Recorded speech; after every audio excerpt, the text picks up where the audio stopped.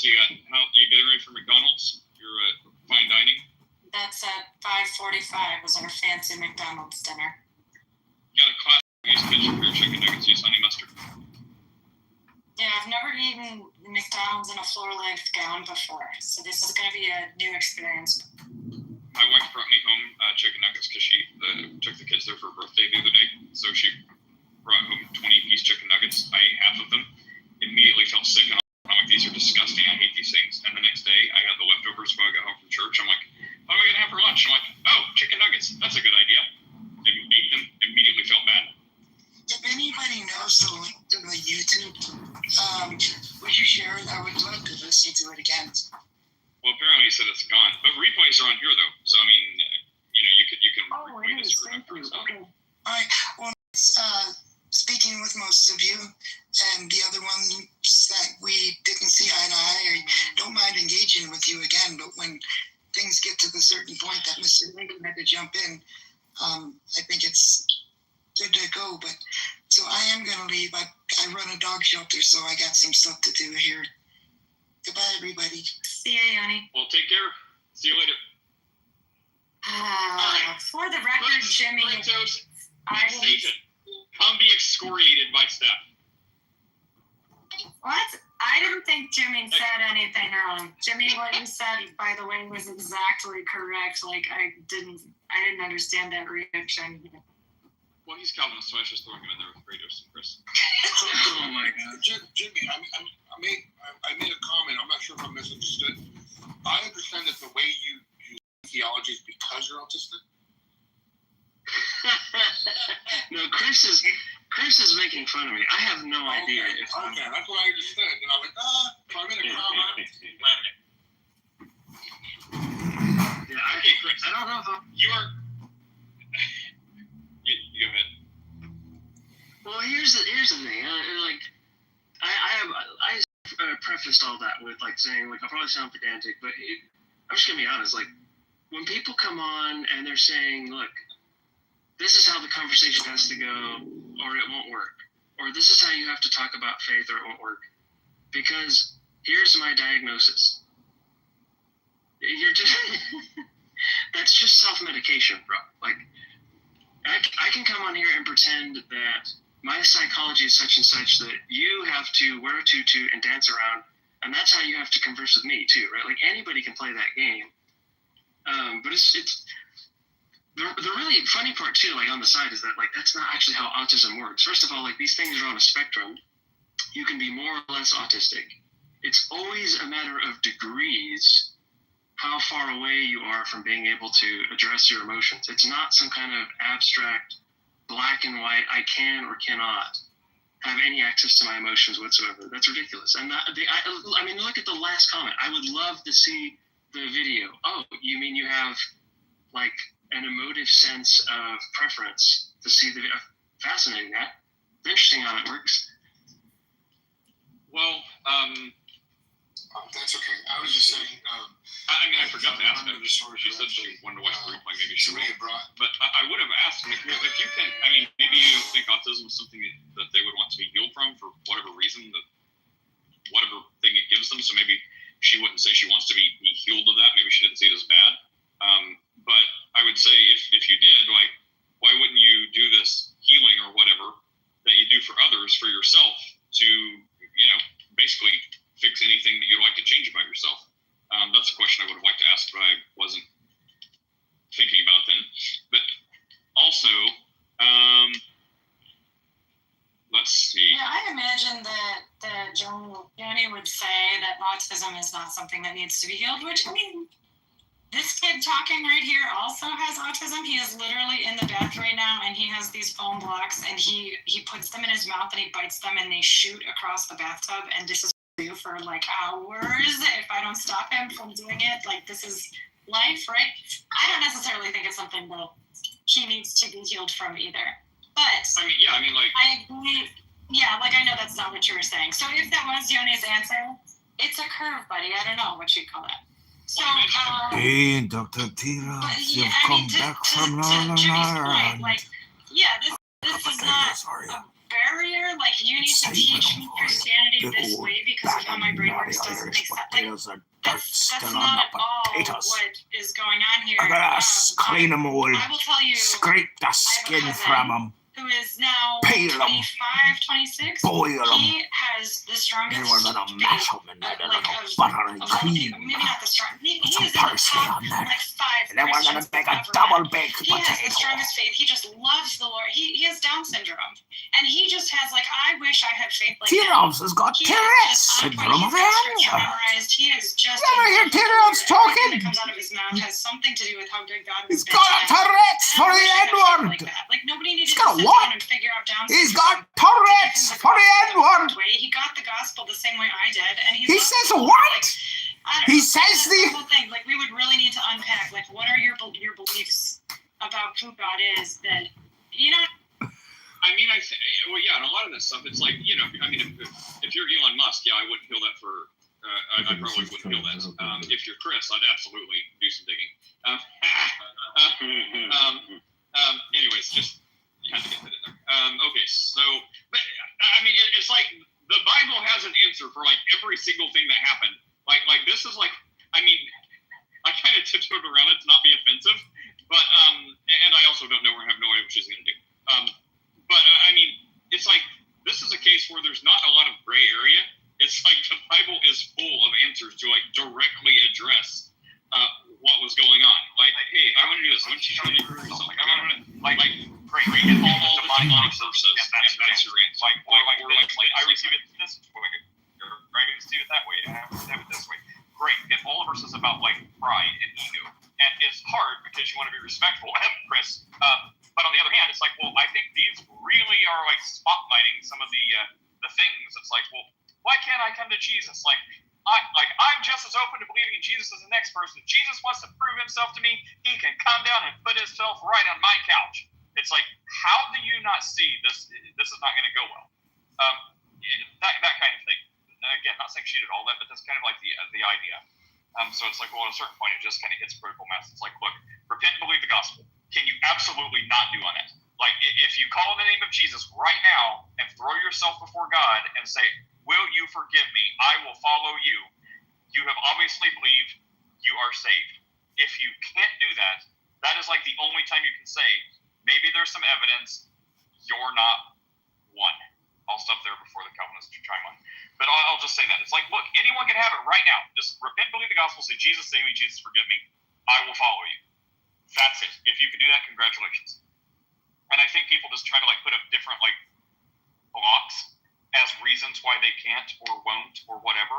It's like, well, I can't believe a lie. I can't believe something I don't believe. Like, Mojo, what's up? Hey, I was just wondering if I could reserve 60 seconds of your precious time to read some Bible flashcards. Sure. Be happy.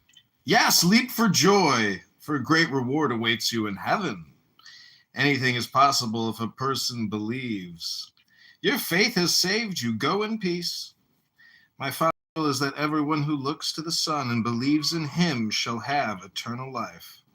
Love is patient, love is kind, it does not envy, it does not boast, it is not proud, it is not rude, it is not self-seeking, it is not easily angered, it keeps no record of wrongs, it always protects, always trusts, always hopes, always perseveres. Love never fails. I am the Lord your God, who takes hold of your right hand and says to you, do not fear, I will help you. The steps of a man are established by the Lord when he delights in his way. Train up a child in the way he should go, and when he is old, he will not depart from it. It is not that we think we are qualified to do anything on our own. Our qualification comes from God. Well done, good and faithful servant. You have been faithful over a few things. I will make you ruler over many things. Here's what I want you to do. Take your everyday, ordinary life, your sleeping, eating, going to work, and walking around life, and place it before God as an offering. Embracing what God does for you is the best thing you can do for him. Surprisingly, that is one of the highlights of our day. That's true. I'm just gonna say thanks, Mojo. Well, thank you for letting me get 60 seconds of your time. It's hard to even get 60 seconds of people's time, but if you read Bible flashcards, you can kill two birds with one stone. You know, maybe we'll take that up.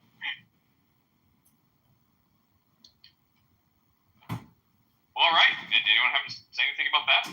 I mean, those were Bible verses. To go with the faith comes by hearing conversation we earlier had.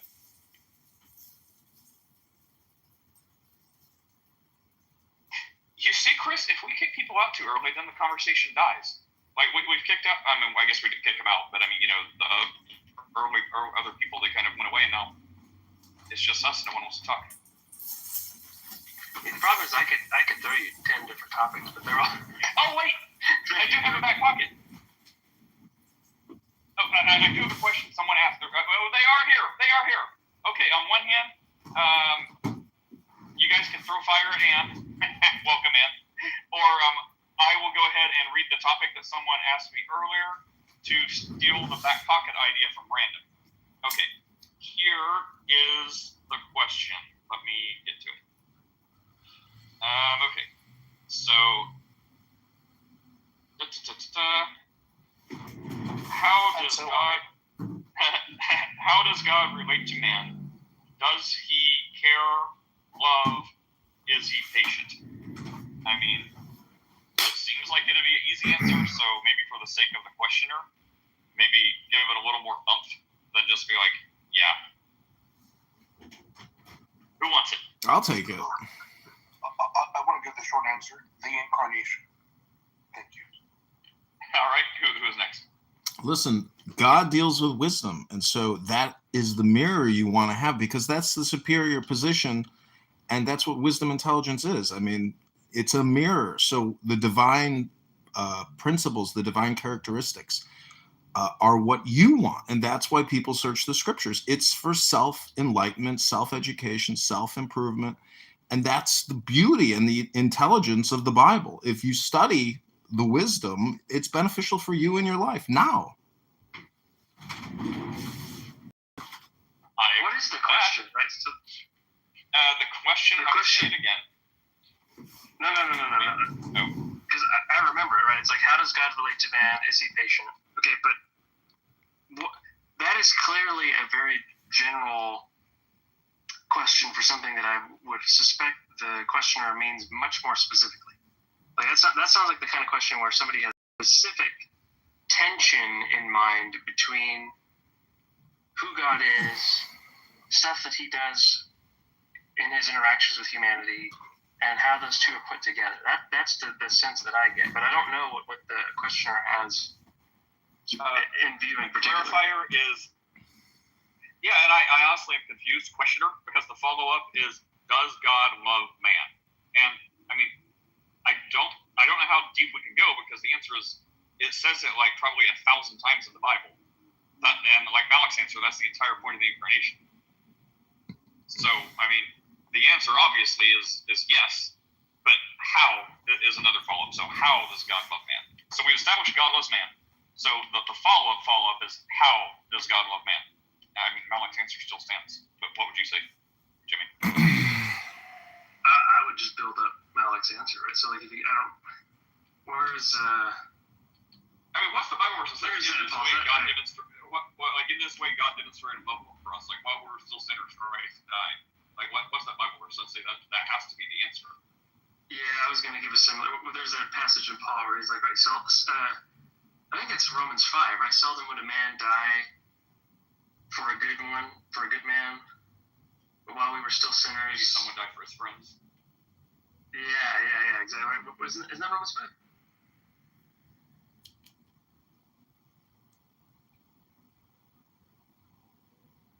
Nobody knows. Random, I like your back pockets better.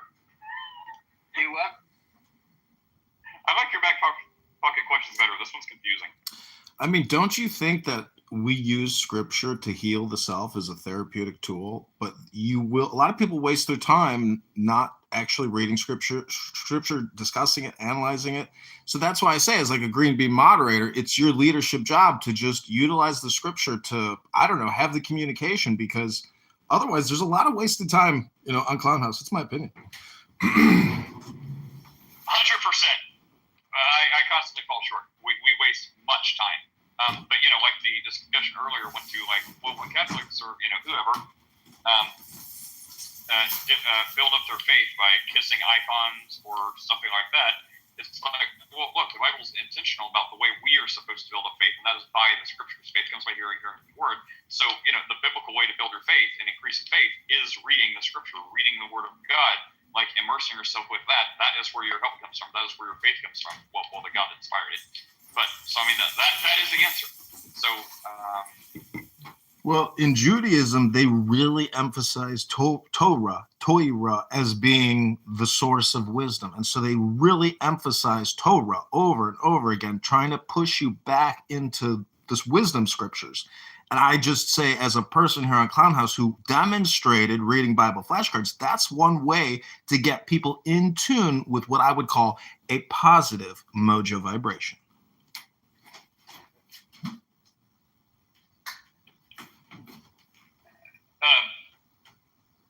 Did anyone think about that? Jimmy, were you still looking for the Bible verse you're looking for? Or? Hey, Mir, good to see you. Let me look it up. I got distracted.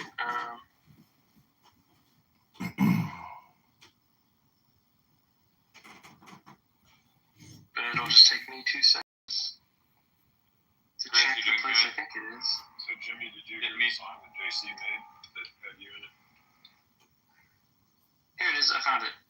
Sorry, 1 second, Chris. 1 second. It's Romans 5, Romans chapter 5, verse 6. Right? For at just the right time, while we were still powerless, Christ died for the ungodly. Very rarely will anyone die for a righteous man, though for a good man, someone might possibly dare to die. But God proves his love for us in this: while we were still sinners, Christ died for us. Sorry, what did you say, Chris? Thank you, Jimmy. Did you hear the song that JC made that he wrote? Yeah, Brooks shared that with me. It's hilarious, dude.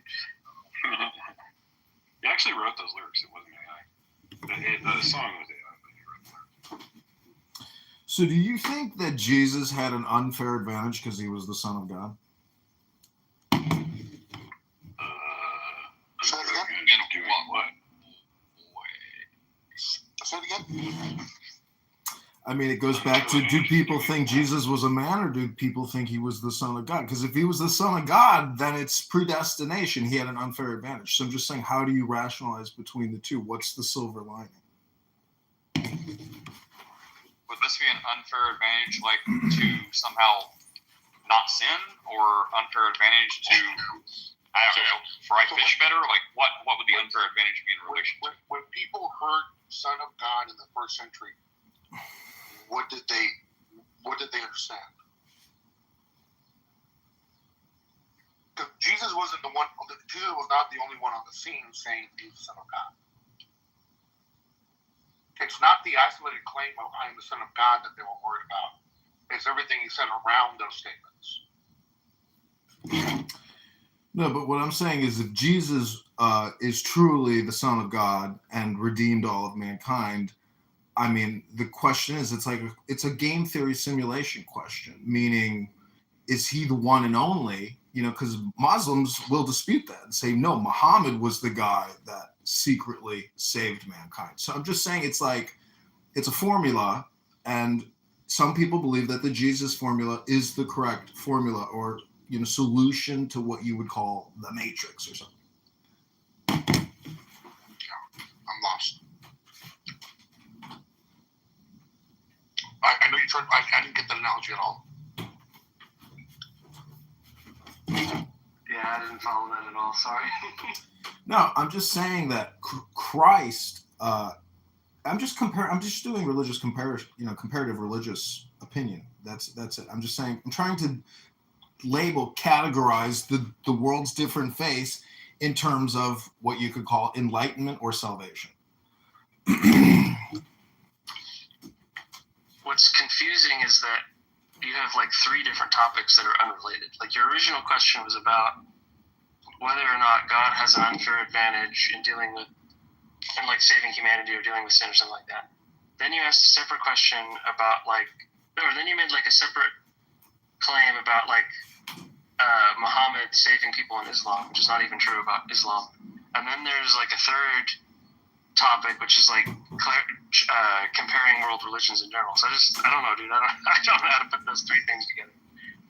Well, you go by the name Satan, so I can't tell you what your problem is. I was just talking. Is that okay, Satan? No one will dispute that, brother. I have Satan's permission to express myself. Thank you very little, Satan. Great name, by the way. Get a life. What? Term self? I mean, I guess let's say I think it's technically Satan. for Christ. So I rather than did he have an unfair advantage for anything, like I think what's more is you could say it was kind of unfair, right? Like, why did God, being God, bother to take the problem on himself of coming and letting his own creation murder him? I mean, if any of us were in that position, would probably be like, no, you can all just perish. So, I mean, if anything would be an unfair advantage, or I guess the opposite of advantage, I'd probably focus on that and be like, which is why so many people completely missing it, focus on that. And they're like, you Christians, why would an all-powerful God come down and sacrifice himself for his creation? Why would he do that? I'm like, dude, that is the actual absolute gospel. You're saying it. You're completely letting it go over your head. Oh, shit, So that is the point. God loves us so much. That's why he did that. So rather than focusing on some, like, I guess, advantage, unfair advantage, I'd say, well, what happened was kind of unfair to him, but still, he decided to go ahead and do it because he loves us. Don't know if any of us would have done that given his, given the same opportunity.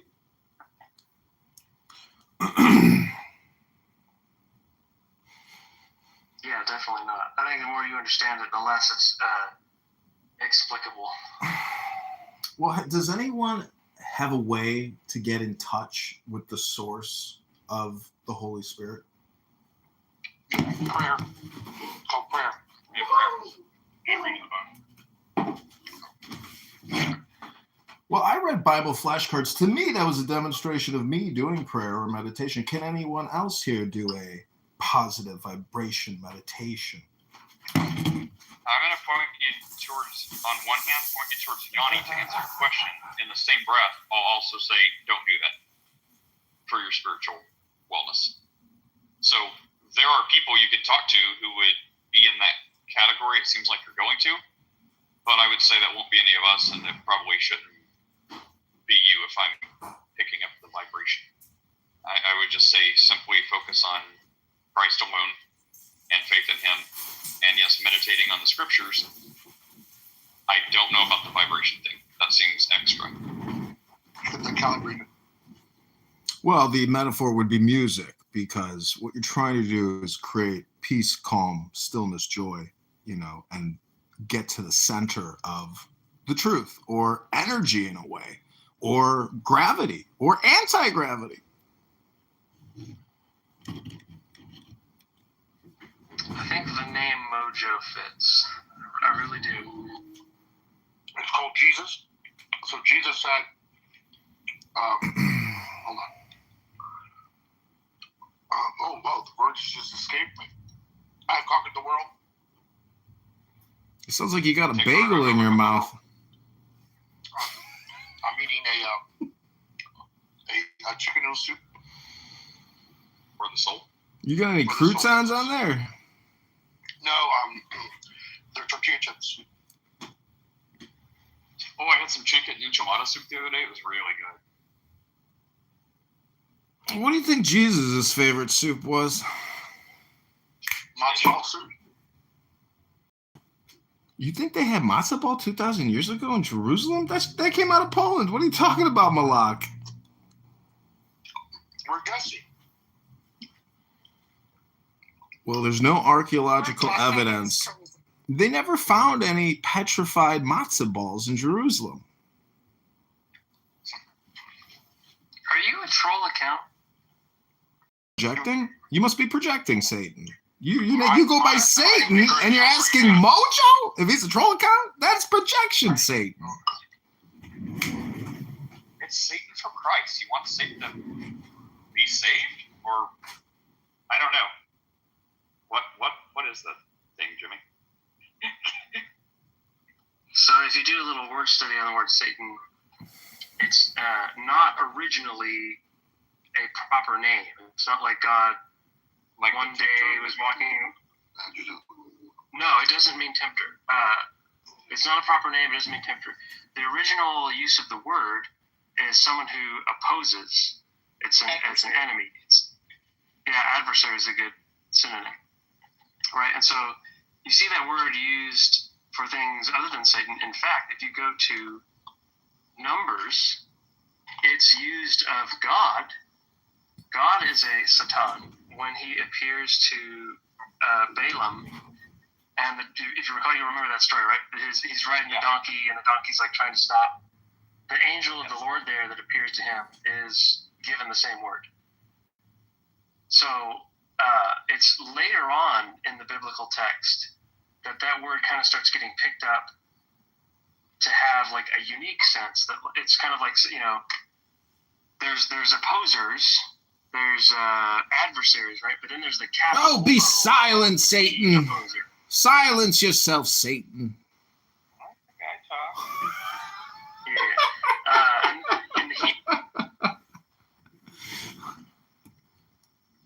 This definite article before the word, and that's like a cue to tell you, like, oh no, we're talking about like the guy, the enemy, the Lord Morgoth of the real world, blah blah blah, that sort of thing. So so Satan just means adversary, right? So if you were to like transliterate it from the Hebrew, it would just be adversary for Christ, one who opposes others on behalf of Christ.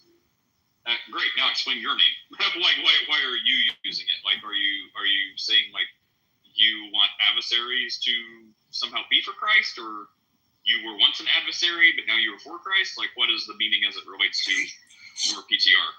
He opposes people on behalf of Christ. Right. It's a play on words, right? Like the point is, if you're on Jesus' side, then you have to be against the people who are against Jesus, right? There's no such thing as just being on somebody's side. Being on somebody's side is being against anyone else who would oppose them. You can't be for anyone if you're not against anyone. Let's just say the meaning of the name is against anybody who's against Christ. Question. That's like 13 degrees of go ahead, Jacob. What's up? Sorry, I said thank you. So if you're married and you have like sexual thoughts of another woman, are you breaking your vows? Yes. You get turned on by another woman just from looking at her. Is that breaking your vows? Are you married? No. So let's cross that bridge when we get there. Do you guys know though? Like this is a right? Oh yeah. Well, I mean. The Bible, probably you're familiar with the Bible verse that says if anyone, looks at a woman with lust in his heart, he's already committed adultery. So, there's kind of that. And then there's like, well, does that mean we just have to rely on the grace of Christ to forgive us like 1,000 times a day if we live in Santa Cruz Beach and are on the beach and we see like all kinds of lustful like people running up and down the beach and like bikinis and stuff? Well, are we having like 1,000 thoughts? Or is it if this thought takes hold, or if you're like, well, I can't unsee that, how deep does it go? And then it reminds me of the Billy Graham quote that's like, well, look, you can't keep a bird from flying over your head, but you can keep it from building a nest there. So it's like, well, do you assign like a line where it goes too far, where you're like, if you see something, that doesn't mean anything. If you see something and fixate on it for a certain time, now you've crossed a line. Or do we just say anytime you see something and think about it for a second, it's like, hey, don't think of a clock. Now everyone's thinking of clocks. do you just throw up your hands up and say, this is the whole point? I cannot keep track of my sins. I rely on the mercy of Jesus. Jesus, thank you, forgive me, save me. What do you think, Satan or Malik, about that? Which way would you lean? So that's a Martin Luther quote, by the way. Oh, it's not Billy Graham? No, well, he could have said it, but I know Martin Luther said it. Oh, okay. Well, go ahead. So what do you think about that? Yeah, I mean, so no one's perfect. I mean, and that's not an excuse anyway. So we, like, the statement there is meant to show how grievous sinners we are. We have to be aware of that. Like, that's making you, it's not a threshold of, oh, here you go, it's done. It's a statement about how much we are sinners. That even when we try to have a good day, it doesn't happen. We're still sinners. So you're better off just, relying 100% on the grace and mercy of God instead of trying to perfect yourself. So in this case, yeah, like I go through all kinds of thoughts and I go all kinds of, upset and all kinds of things that I say. But I'm trusting 100% in the Lord that He's going to be gracious and merciful to me because I failed to be the person I need to be. That doesn't mean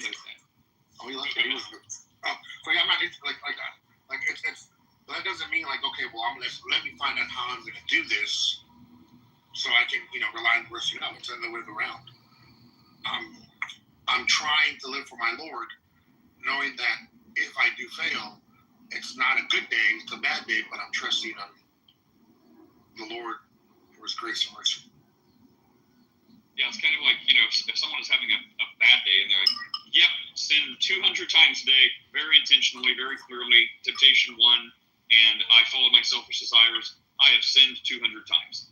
And then someone has a good day, it's like, oh, today is a good day, yes, I didn't do these willful acts of sin, I didn't do these willful things. Oh, thank you, Lord, I have only sinned 150 times a day. It's like, oh, well, okay, that's still not great. So, that's like, yeah. so low, dude. You're doing fantastic if you can only send 150 times a day. I can't even believe that. Yeah, seriously. Like, we totally misunderstand the holiness of God. We don't even know that. I would say, yeah. I would say, as a practical matter, I do like that. I don't know where that quote comes from, but sure, sounds like Martin Luther said it, right? So I think the quote is accurate. That like, there's a difference between suffering or experiencing or enduring some kind of urge that's set upon you because of your experience, your psychology, your body, all those sorts of things, versus consenting to ideas for the sake of sexual gratification, right? Usually people fantasize about things in their minds, right? And that's sort of like the tool that they use for that, right? So all that to say, like, I think the practical matter is like, hey, you have the ability to be self-conscious about what you're thinking about and what desires you're consenting to. Just choose not to gratify yourself in your mind about those kinds of matters.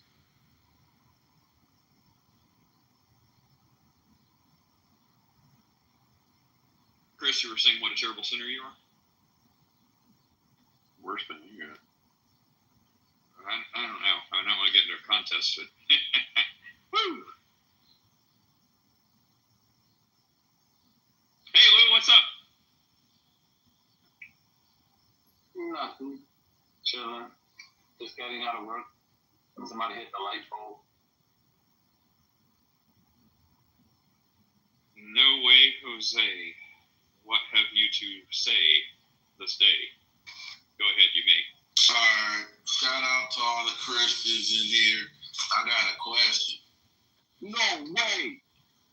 Now, I want to know, do y'all speak with logic or y'all just going to go off of y'all so-called beliefs? Now, I done asked a few Christians in my life this question, and I always get the craziest answer. So here's the question.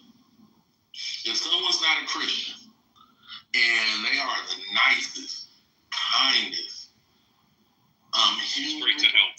human-loving person on the planet. They ain't stole, never killed, gave to the poor, did Everyone stole. If they don't believe it, if they don't believe in Jesus, can that person go to heaven still? No. All right, cool. But someone that's a killer, a thief, a rapist, a murderer, all of the above, Yep. Straight to heaven. on their last second of they living breath, the last second, if they ask Jesus for forgiveness, and they acknowledge Jesus as their Lord and Savior, that person could go to heaven. Yep. Yes. It's called the power of grace. That is a mighty thing you just mentioned. Thank you. So Reminding me of the God power of doesn't. grace. So y'all God or whoever this God is doesn't have grace for the people who were outstanding human beings. No such thing. Could you read John 3:17? There's no such thing as being an outstanding human being. There's no such thing. All right, so there's such thing as being a bad human being. Yes, like right now. Jose, if you have the presence of mind, go to John 3:17. No, I don't want to go to none of that shit. Because the thing is, all right, see, what you're doing as a Christian, I want you to just keep it. Oh man, I was gonna say I didn't want to drop him yet. Can you stick around to the answer? Look, I want to give you the answer. You come in here acting like you're a man of logic and get beside yourself in 2 seconds. So that makes me think you don't want to be a man of logic because you're illogical to ask a question and then go completely crazy. So listen for a second. Here's your answer. Everything you said, you got your answer. Can the most kind, loving person not believe in Jesus go to heaven? No, straight to hell. Can the most wicked, evil person, let's just say you, just for example, can you reject and be evil and all this other stuff, but right before you die on your deathbed, can you confess Jesus as Lord and Savior, ask Him to save you and forgive you, and go to heaven? Yes. What you're missing, which you couldn't calm down for 2 seconds, hold on. I'll actually bring you back after this. You can be patient. I'll bring you right back up and let you respond. Please respond to this. The Bible tells us sin hardens the heart, so the chances of you actually doing a life of incredible evil and then having the presence of mind and being able to believe Jesus and call on His name on the last moment on earth, the chances are incredibly small because you've got a hardened heart from a life of sin. So can you? Yes. What are the chances of that? Probably very small. That's the answer. Okay, come on back up and watch the language too. But all right, let us know what you think. Please be logical. See, you want to say basically that I'm illogical, that I'm not speaking from logic. But how are you logical when the first thing you do is run to that book? That book doesn't speak the truth. That book speaks to your beliefs. There's no fact or truth. So you're the one being illogical. About our Can I speak? Be slow. Are you going to cut me off or are you going to let me talk? No, we're not going to let you. Which one? No way. Yeah, go. Yeah, you fake ass Christians hate to hear the truth. It's Okay, go away, Jose. Look, bro, you're like, hey, what do you believe? And we're like, well, based on the Bible, you can't use that book. You just asked us what we believe. Are we supposed to pull a rabbit out of a hat? Like, bro, that's illogical. So really, what you're asking is about yourself. Not the good person. I mean, I think you can demonstrate your character. So I would say, instead of trying to do a deathbed confession because you've lived a life of evil your whole life, I would try to read that book that's full of our beliefs and call on the name of Jesus sooner rather than later so you can repent and believe the gospel. That's our advice. And yes, that is completely based on our beliefs. Goodness. Oh, I bet you believe Jesus is white. Now, Nate, what I want to know is, are you going to use your mind or are you going to use your beliefs? See, I mean, that's just a true dichotomy right there, don't you know? It's your mind or your beliefs. I don't see you using your mind. You go into that book to get your beliefs, which, by the way, is in your mind. But ignore that fact right now, brother. Oh, boy. It's like, man, what do you do with that? Remember that JP and Lou? It's like back in the day, like this was a time for Royism stuff to run free. It's like throw a rock into a pack of dogs, how do you know which one got hit? The one that yelped the loudest. Like, that applies to that dude all day long. Hey, I want to be logical and understanding. Can you be logical? Okay, I have a question about your beliefs. Well, our beliefs come from a book. Y'all gotta use that book! Get Kanye logic. Hey, what's wrong with you? Slow down, Kanye. I just said it. I'm a cop. Well, Jesus is, I mean, you know, I don't know. Was Jesus white? Like, what shade of white?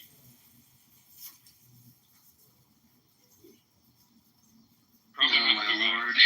I'm probably giving that.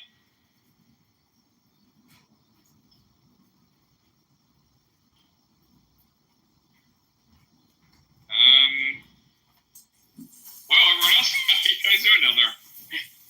Apparently, it's been a crazy day. Even when I was away. Who's this? But Tel Aviv heat Where are comes the out of Tel Aviv. Where are they playing? In what field? In what? So funny enough, they actually play in a great sector. So they play in Europe against No, but where? Georgia. In what stadium? Like, where they're from? I don't know where they play in Israel, but they're part of the European League.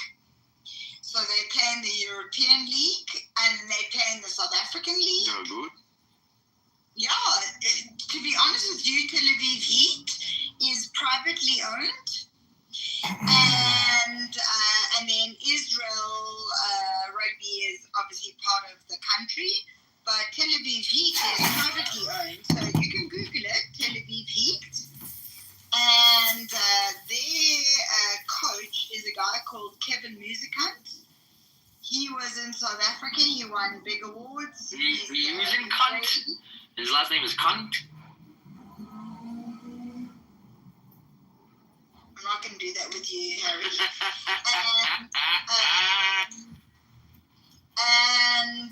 Yeah, so they're doing very well in the European League, and they're a great team.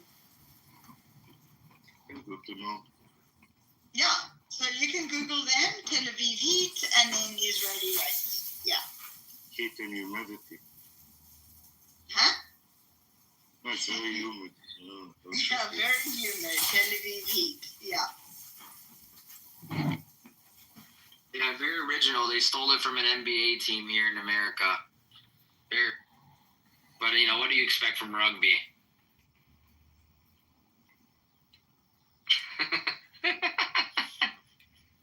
Losing cunt!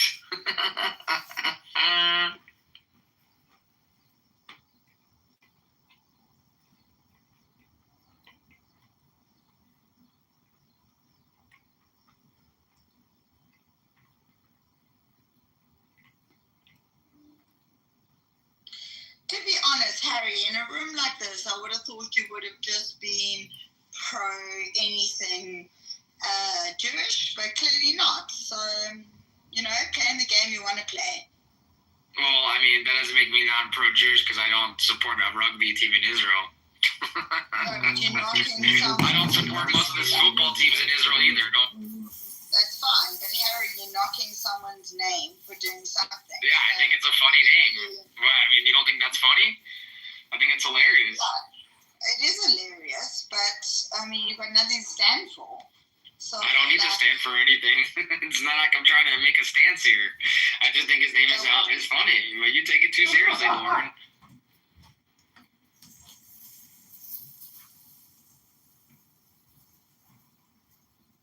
They have a website.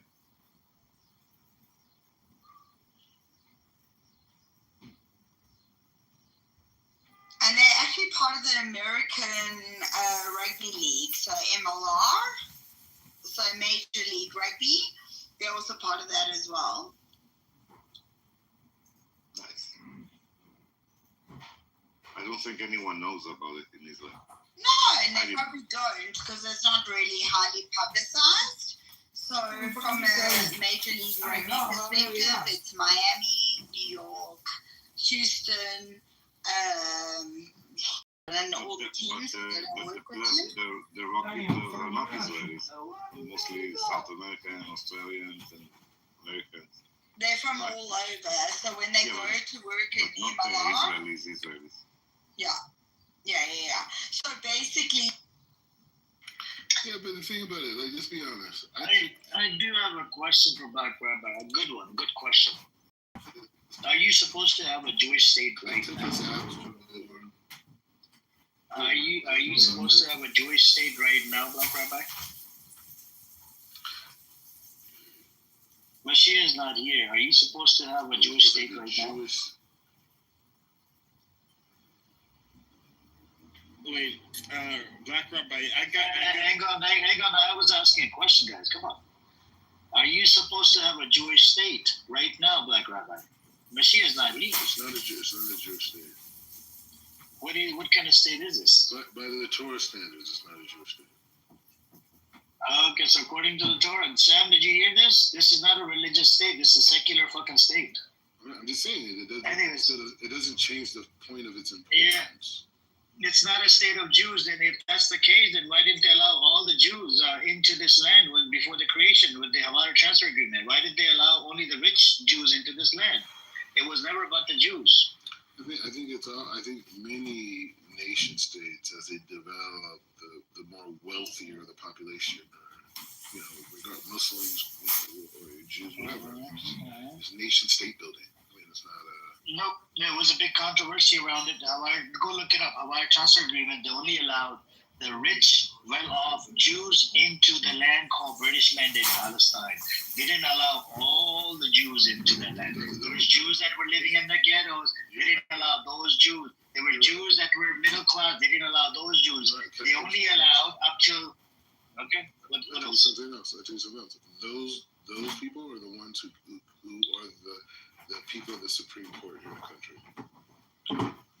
I didn't ask you those people. I said before the creation of the state. I'm not making the claim right now. Those same families. No, I'm not talking about those people right now. I'm talking about the state from the jump. It wasn't about the Jews.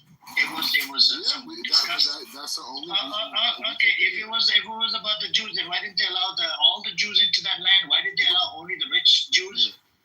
Yeah. We have a book in our Talmud. It's called Kitover, right? Which is like contracts, and it talks about us reintegrating in the land of Israel, right? The point is saying that the fact that you had people who hated Judaism, who formed this state, allows us as religious Jews to live here, because there was no desire to create a religious state. A Jewish state can only have a king. There's no prime minister. There's no you can have a. There's no capital city. No, right? For sure. No, Jerusalem's a capital. No, you're not supposed to have a capital city because it's under a kingship. It's all one thing, correct? But the capital was always Jerusalem. King David said. No, but you shouldn't have a capital city, right? According to the scriptures. No, we did. Jerusalem is the capital. Does it say capital city in your scripture? Does it say capital city? The word capital city? No, nothing without a covenant. It doesn't say that. But we all are returning to Jerusalem.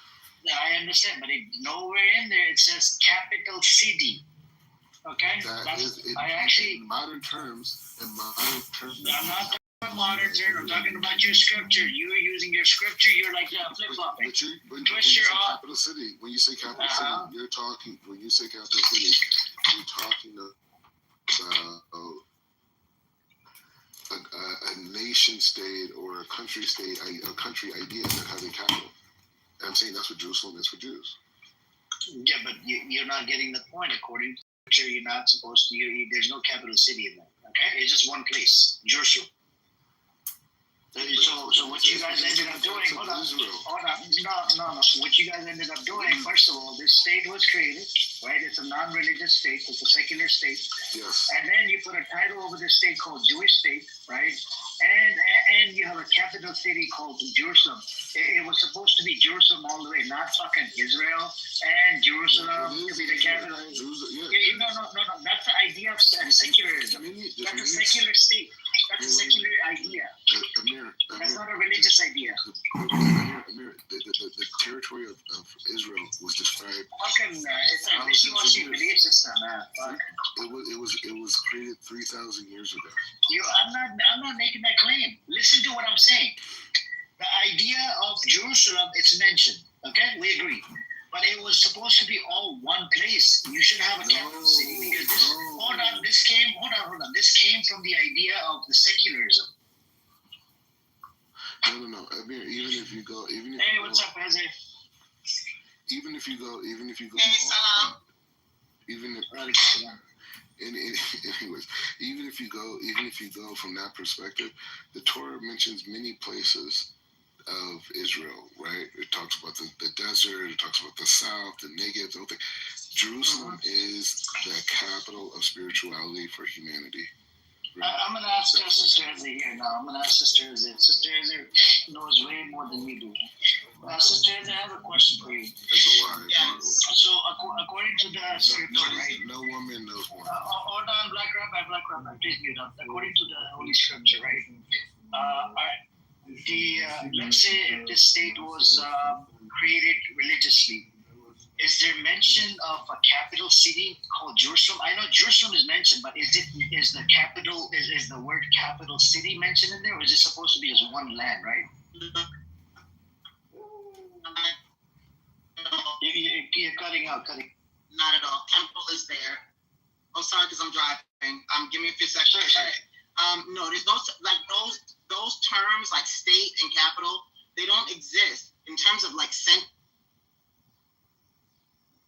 Yes, but the term capital is a secular one, and I think unfortunately what happens is that people like to superimpose spirituality on things that are secular. You can't conflate the two. If Jerusalem is supposedly our spiritual center, then we recognize that it's not just our spiritual center, it's a spirit, like he said, a spiritual center for all. How does it then work that only certain individuals are allowed to come to Jerusalem and pray? Only certain individuals are allowed to assemble there. It doesn't work. You can't have one without the other. Because of the Muslims. The Muslims created that, not Jews. Hashem stated that his house will be a house of prayer for all people, not Jews. Not Jews. It says all people. Do you need me to give you chapter and verse? She's speaking right now. How does all people become just white Jews? How does that work? Well, you think? Never mind the fact that there are plenty Jews of. in the temple now? I'm gonna say again. What I'm saying is, when I say, well, it's we all want Christians people. there too.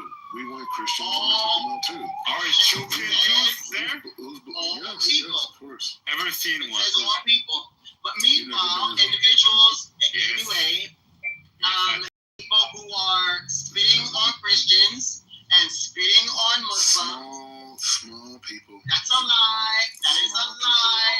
That is a lie. Not Israel. Israel loves Christians. That is Can you a stop lie. interrupting Sister Heze, Black Rabbi, please? Stop doing that, because we're having an intellectually honest conversation. People like you, You're freaking all it. And I made the claim, and Sister Heze agreed on this, right? That there is no capital city. This is a, what you call it? This is like idea. Hold on. This is the idea of secularism. You see what I'm saying? Yeah. Jerusalem is certainly a religious center, a spiritual center, but not in the way. The difference is one is political and one is spiritual. The difference is that, let me finish. What? The difference is also that we are not ever allowed to tell someone else some other. We are not allowed to be there. There are several spaces in Torah, 30 plus, about the way we're supposed to treat individuals who come from another place. We don't hold that way. That is a lie. We don't hold that way. That's the Muslims. That is a lie. That is a lie. Who is we? The Jews here in Israel. We want everyone to have equality on the temple. Don't hold like what? We don't hold that. Hey, and you're full of shit. Everybody. Why? You're full of shit, and you know it. Because there are very few people who will say, let me finish. There are very few people who will say that Muslims and Christians.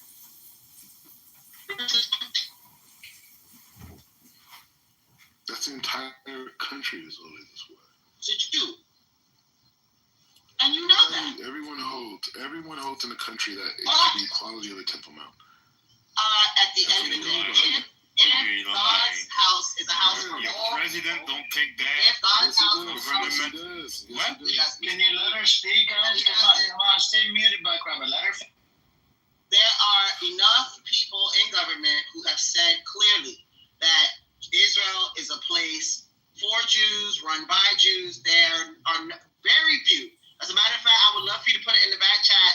If you have sources that confirm what you're saying, I would love to hear the Smotrix and the others say that, oh, God's house is a house for all people. Bring the Muslims, bring the Christians. Let's all bend the knee before God together. It's nonsense, and you know it's nonsense. It's cute in terms of Hezbollah. It's cute in terms of what we're saying on a public stage, but the term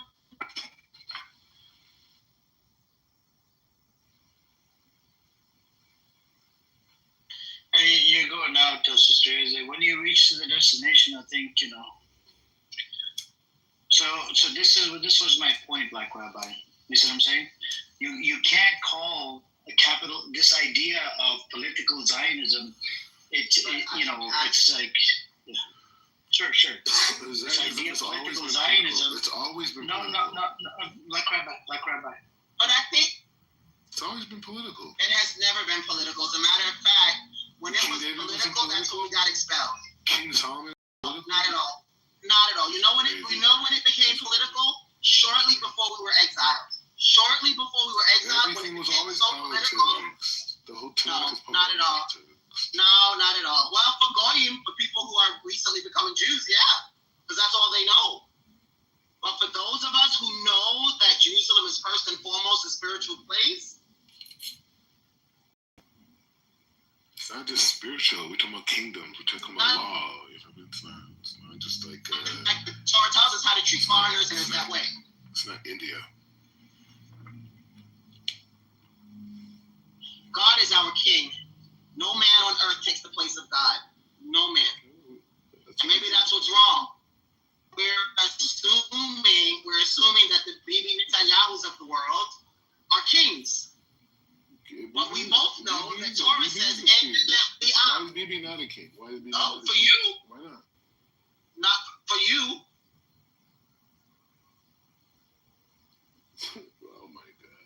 They're not marching.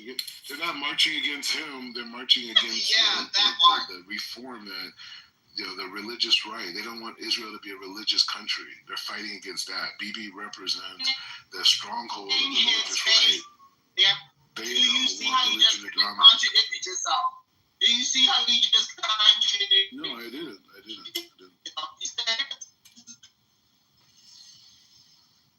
The spiritual center of the universe. It's the spiritual center of the universe. 300,000 people are marching. Because they want it to be spiritual, and it isn't. Wow. They don't want it to be spiritual. He does it all the time, Sister. They just he doesn't want to acknowledge that this state, he said it earlier that this state was created. It's not, it's not according to the Torah. So then why do you support the state? Hold on. If it's not created according to Torah, then why do you live there?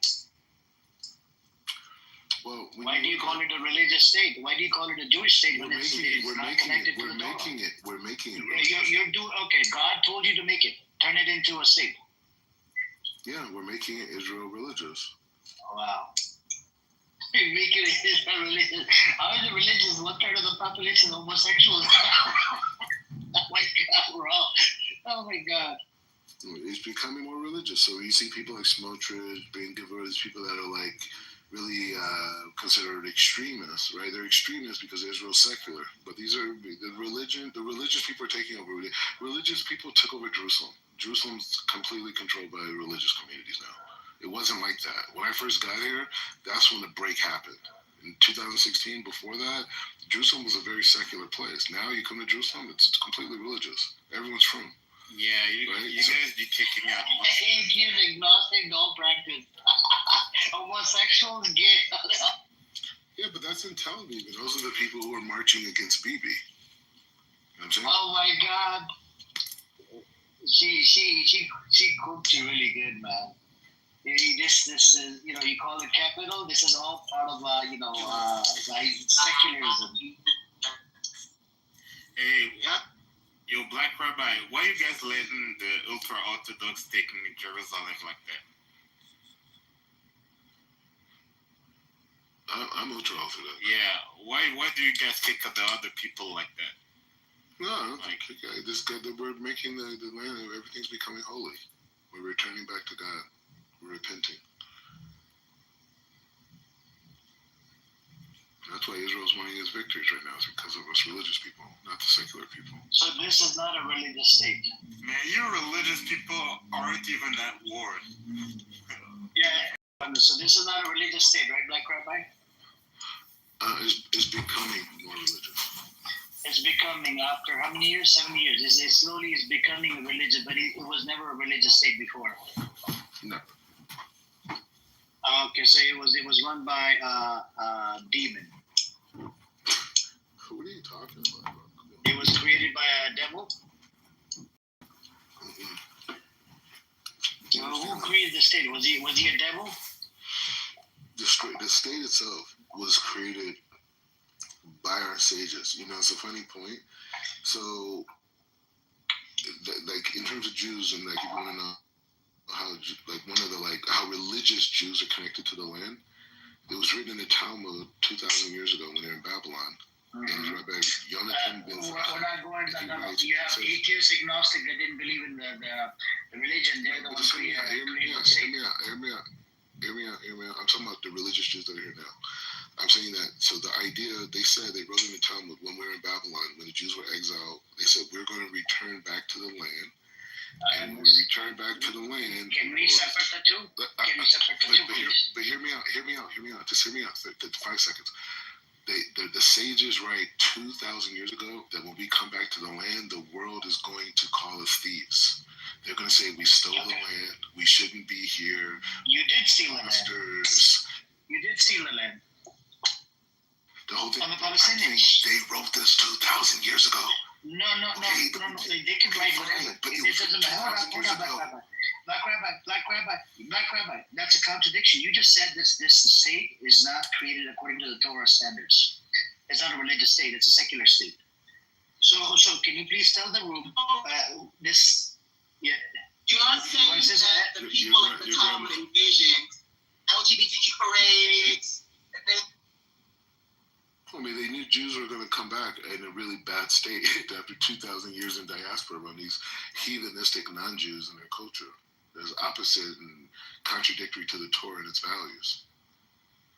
So whether it's gay or whatever, I mean, being a businessman, right? I mean, that's a problem too.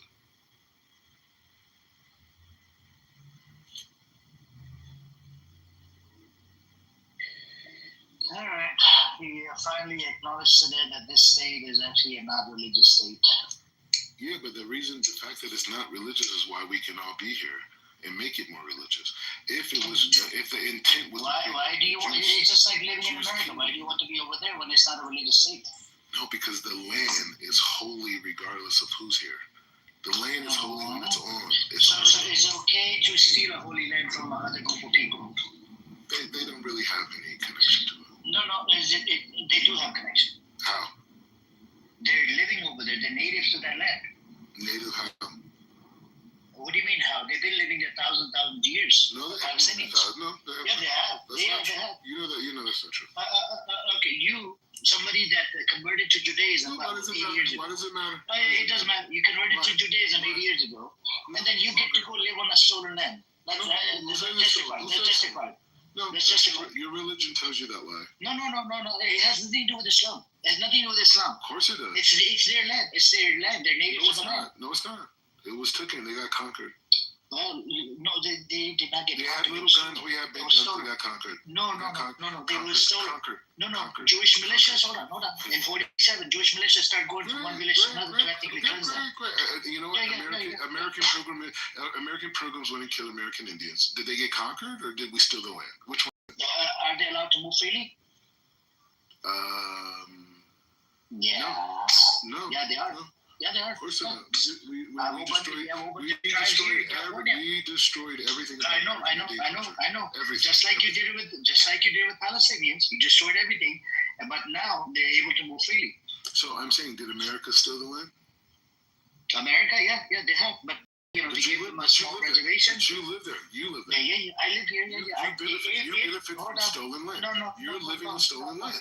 You're not from America. You weren't born there. You're coming there and you're benefiting from stolen land. Hold on. If tomorrow Native Americans, they come to my property and they take over the government of America, California, whatever. Sure, let me take over. They can't take over. Hold on. It doesn't matter. We'll blow them up. Just mute up. I haven't done finished speaking. If they come back and they're like, okay, we need to get the land back or whatever, we have the paperwork, and they talk with the government, whatever. Then I don't mind. You know what I would tell them? You're a liar. Hold on. Do you know what I'll tell them? I don't mind. You can take the land back. Can I coexist with you guys? Yeah. Can I coexist or probably leave back to wherever the fuck I came from? You know what? You're an opportunist. You just proved to everybody. Seriously. You are an opportunist. This is the problem. You live on stolen land. You live on stolen land. I just told you. You can't point the finger at anybody. You're not born in America. You chose to live there. American Indians, Spanish people, other indigenous groups that live there. They don't even have any. You're all killed. And you live there. I can leave. If I wasn't born here, I can leave.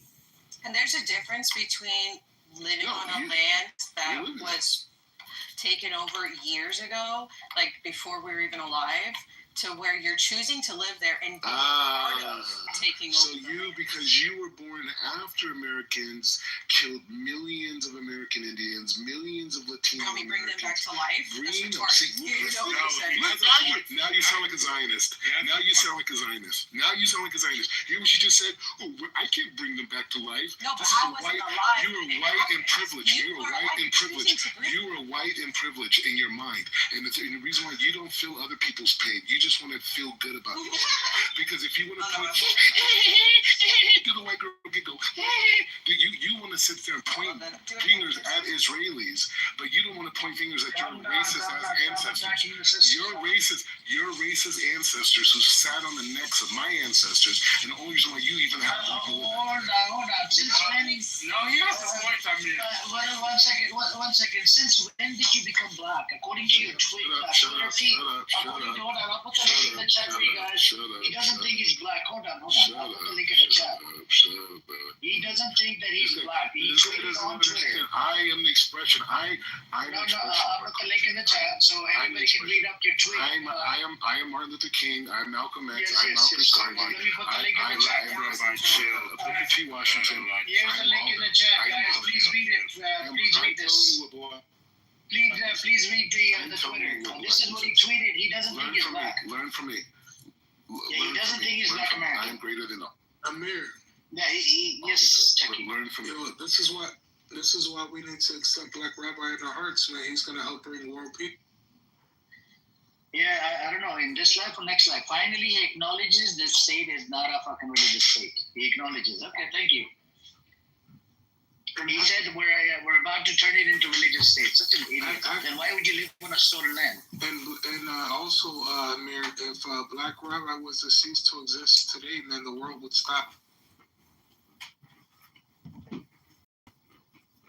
Probably in his dreams. I don't think in reality anybody will give two fucks about it. Even if he goes missing tomorrow, I don't think anybody will give two fucks about it. These people are so crooked. They're mad at me saying that I'm a human being.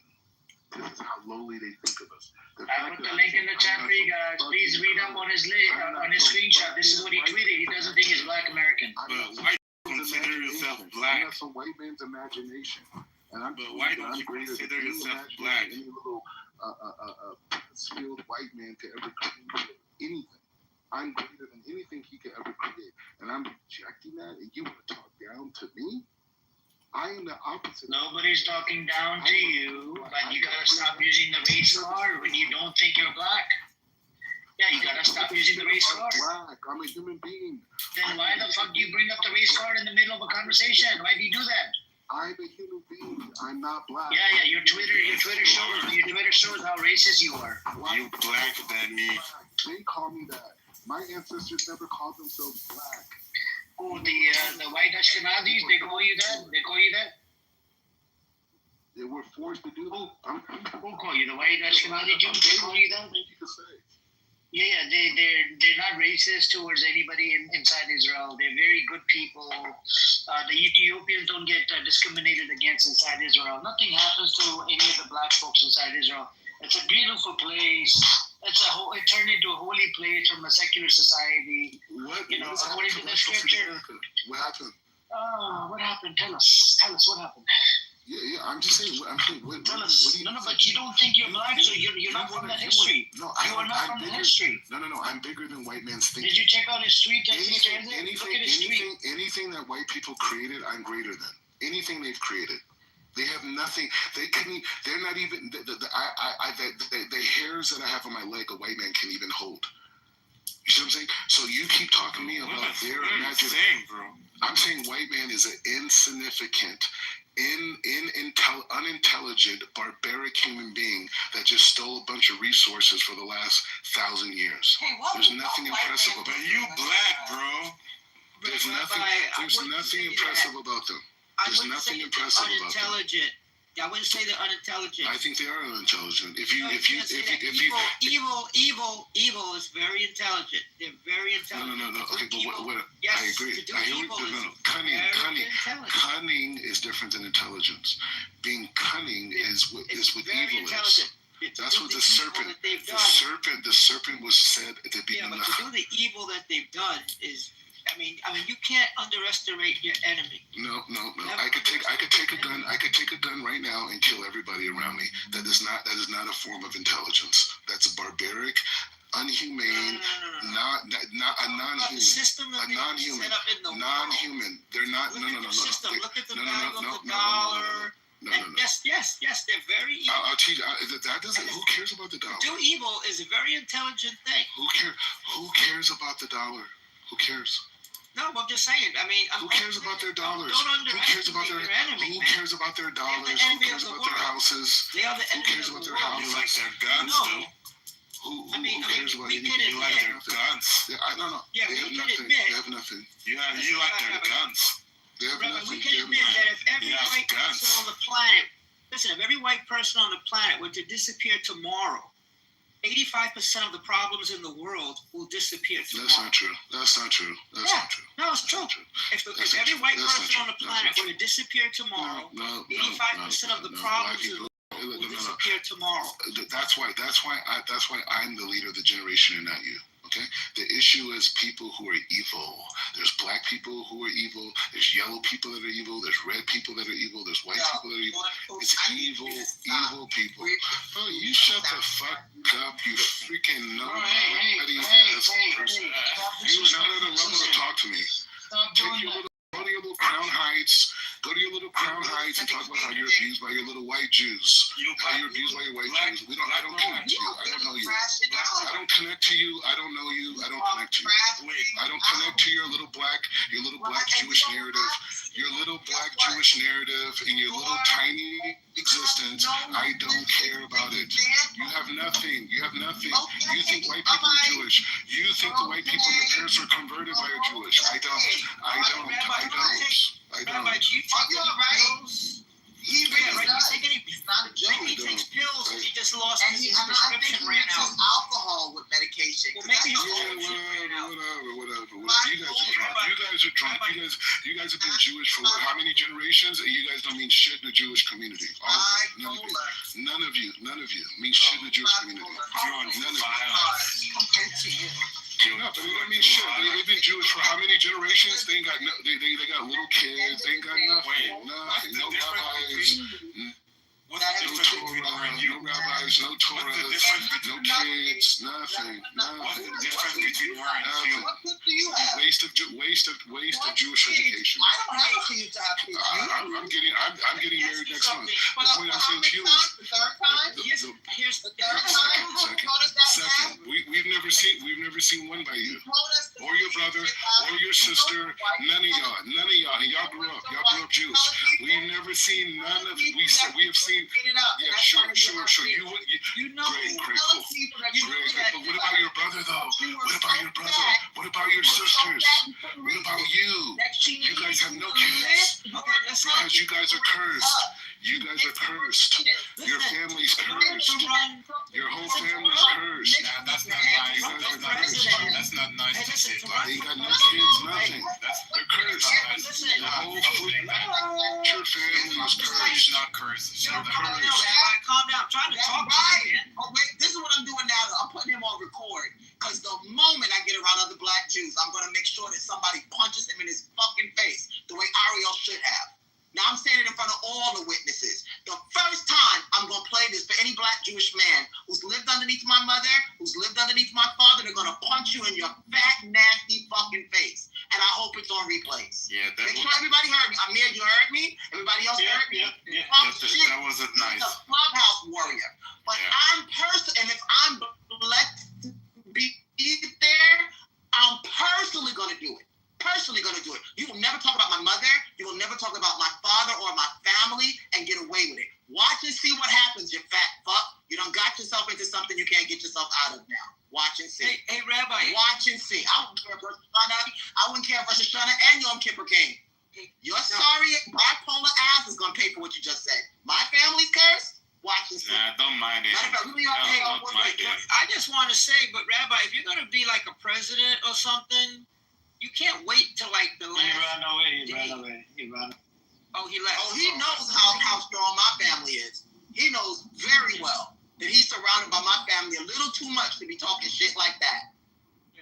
I was gonna say, because like, if he's gonna be like the president or something, then he needs to come back to America and start setting himself up. You can't like, what year did he say he wants to be president again? But 2032. You have to understand something. You can't wait till like that year to show up and say, "Oh, I'm going to be president." You need to start establishing yourself like 10 years in advance. At all, he has a mental health condition. He does. Yeah. We know that though, Easy. I mean, why are you freaking on this guy? I mean, just no, I'm not freaking on this guy. But what happens is even people get a little too crazy. At the end of the day, he has a mental health condition. He's bipolar. He suffers from narcissistic personality syndrome. He has a serious issue.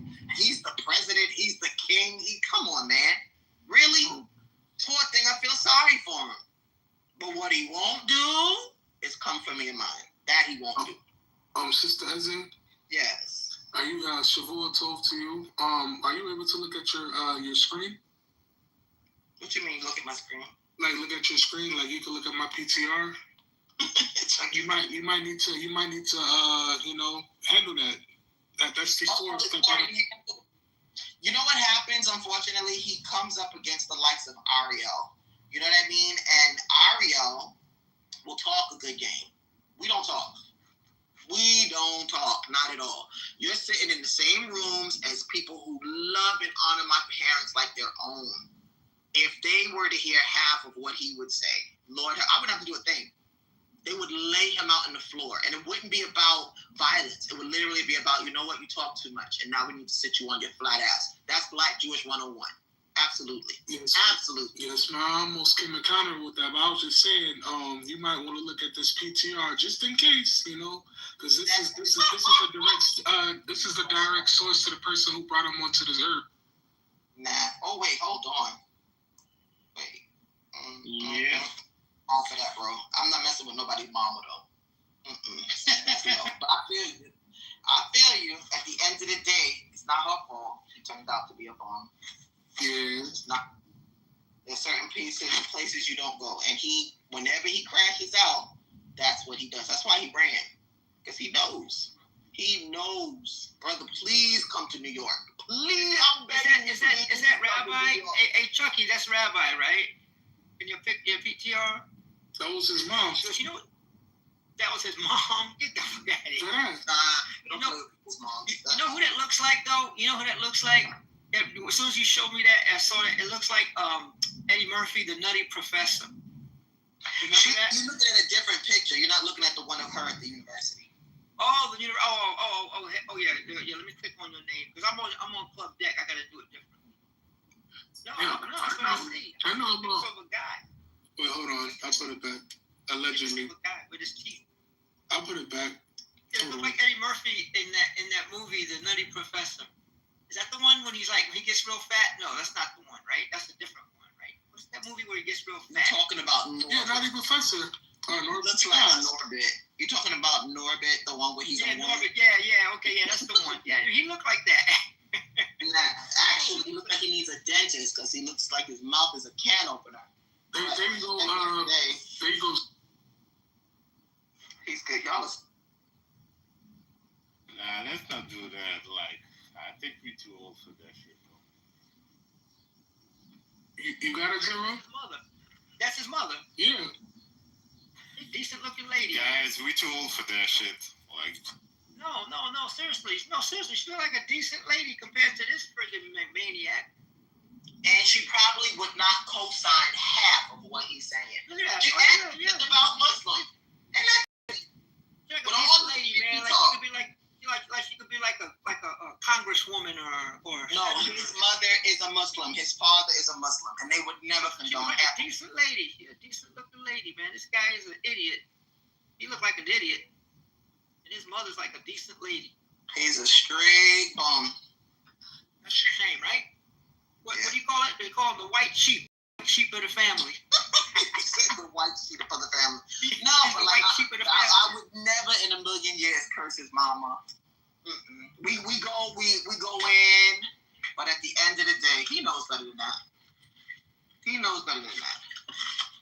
And the sadness is that my brother has asked me 1,001 times, don't even talk to him because he doesn't even want an excuse to knock him on his ass. Just leave him alone. He's crazy. He's tick, 3 seconds from boom. Have little or nothing to do with this, bro. But as a disclaimer, that wasn't his mother. They just look alike. I think that's his mom, but it's not. Well, his mother teaches. I think she teaches at She's very light skinned. She's very light skinned for him to be that black. That's one thing for sure. His father's gonna be black as night. I got nieces and nephews who look like they're Yemenite. So I get it. But at the end of the day, listen, black comes in every kind of shade, light brown all the way through. But no, we're not messing with his moms. No, but that's his mother, man. I keep saying, man, she's a decent looking person. She looks very professional.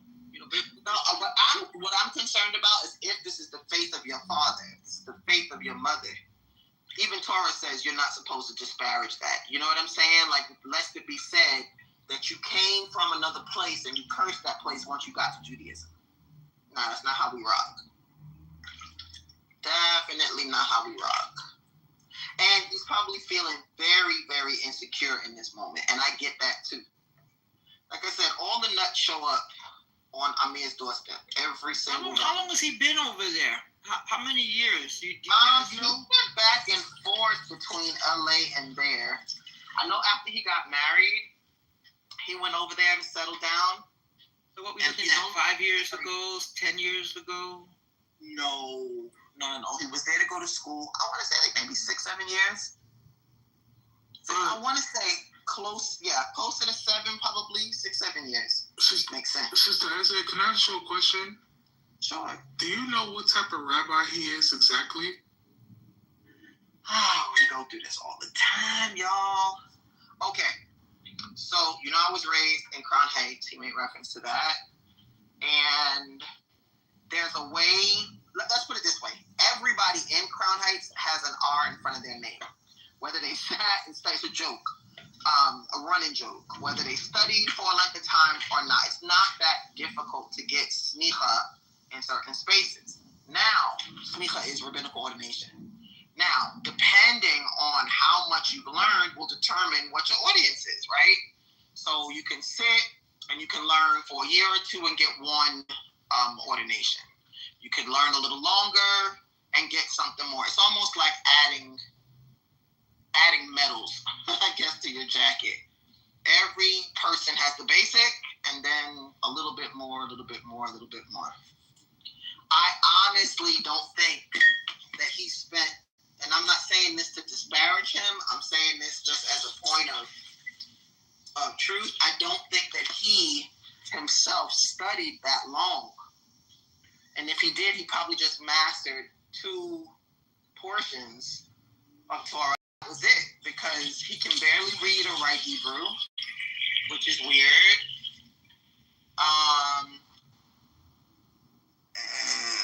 Wait, now that was funny. He has Micha and Basar B'Chalot. Because the reason why I'm asking you, Sister Ezra, is because you're a little more tapped into the Jewish world, you know. And no, I said the reason why I'm asking you is because you're a little bit more tapped into the Jewish world than I am. You know, I hang out with my Chabadniks, and that's why I choose to stay until the day I die. But it was brought to our attention on this app that you know, the school that he claims that you know, he teaches at, they can't find it. It's not registered in the state of Israel, and they're saying that they can't find anything on it. No, it's not like that. What happens is, okay, he went. You know how you go onto an online pastoral, like you can get CPE, you can get pastoral. What do you call that? It's like a CPE license. I know what you're talking about. Like, you can go online and get that, and it doesn't take much. You know what I'm saying? If you have a bachelor's, you have a degree, you take another couple of courses, some insight. You know what I mean? World religions or whatever else, and you're done. And you still have the certification. Now, how much do you know? Really depends on your continued study, right? Yes, ma'am. I'm almost positive that he went to Pirchei Shoshanim. And that's it. I don't think he did much more than that. Okay. Because I kind of broke it down to them. I was like, I'm not really exactly sure what type of rabbi he is. And when I asked him the Black Jewish spaces, nobody knows. No. But because, like, you can listen to him and know that there are things that he's missing. He didn't go to Orson. He didn't get Smicha from Orson. Okay. At all. He got Smicha from Pirchei Shoshanim, which is an online. I'll put it in the back chat. Which is an online ordination. That's what he got. No more, no less. That is the truth. Because I'm thinking about getting a sneaker when I return back to the U.S. How are you going to use it? What do you want to use it for? I'm not sure yet. I haven't really thought that deep. Well, don't do it before you know what trajectory you're trying to move for. I mean, I'm back. Everybody be a leader, but not everybody wants to be a leader of the people. You know, are you doing it because you want to learn? Doing it because there's something that, you know, you need to grow in? Be clear before you even get started. Yes, so because I've always been a leader, you know, my whole life, and I would love to lead people, you know, back to Hashem and His Torah. But as far as the area expertise, you know, I'm not really sure yet. You know, there's so many things I would love to do. It takes a lot of work, a lot of effort to be a good rabbi. Yes. Not for everybody. Yes, ma'am. And one day, Sister Ezra, when that day comes, man, I would love to have you at my Shabbos. Oh, you can do that without becoming a rabbi, I promise. No, I know. I'm just saying, but it's gonna hit a little bit, you know, harder. Rabbi Chucky Shabazz here. Yeah, I definitely want to sit at Rabbi Chucky Shabazz's Shabbat table. That would definitely be rich. Yes, ma'am. And the only requirement to come to my table, you gotta wear your Timberlands. That's it. On Shabbos, okay. I don't do my Timbs on Shabbos, but I hear you. You're so funny. Yes, ma'am. You are funny. Hey, vey. Poor thing. I think he's got serious issues. Tell that nigga to stop rapping. That shit was whack. What happened? What did he say was whack? Who is that? I think you need to wear diapers. Did you say you're getting wrapped in a diaper or something? Tell that nigga to stop rapping. What is No, whack? tell that to No, but what is a whack? You're not listening to what I'm saying. Oh, he said, tell that person stop rapping. It's whack. Tell that whack ass nigga to stop whack. Yeah, a whack. Like what is a whack, man? Is that something like the 1980s or something? Is that like is a whack like something from like the 1980s? Tell him to stop running up that whack. Are you talking about like white boys like Eminem? Whack. Y'all just y'all saying that so I can make sure that I get a clear recording. Can y'all just make sure that I can say that? Because he's the type to sell a whole lot of wolf tickets. I cannot wait for folks to hear him. Cannot wait. Keep talking. Who's he referring to? I don't know, but whoever he's talking about is gonna hear it. Keep talking. I hope he took his medication this time. He's a little bit calmer.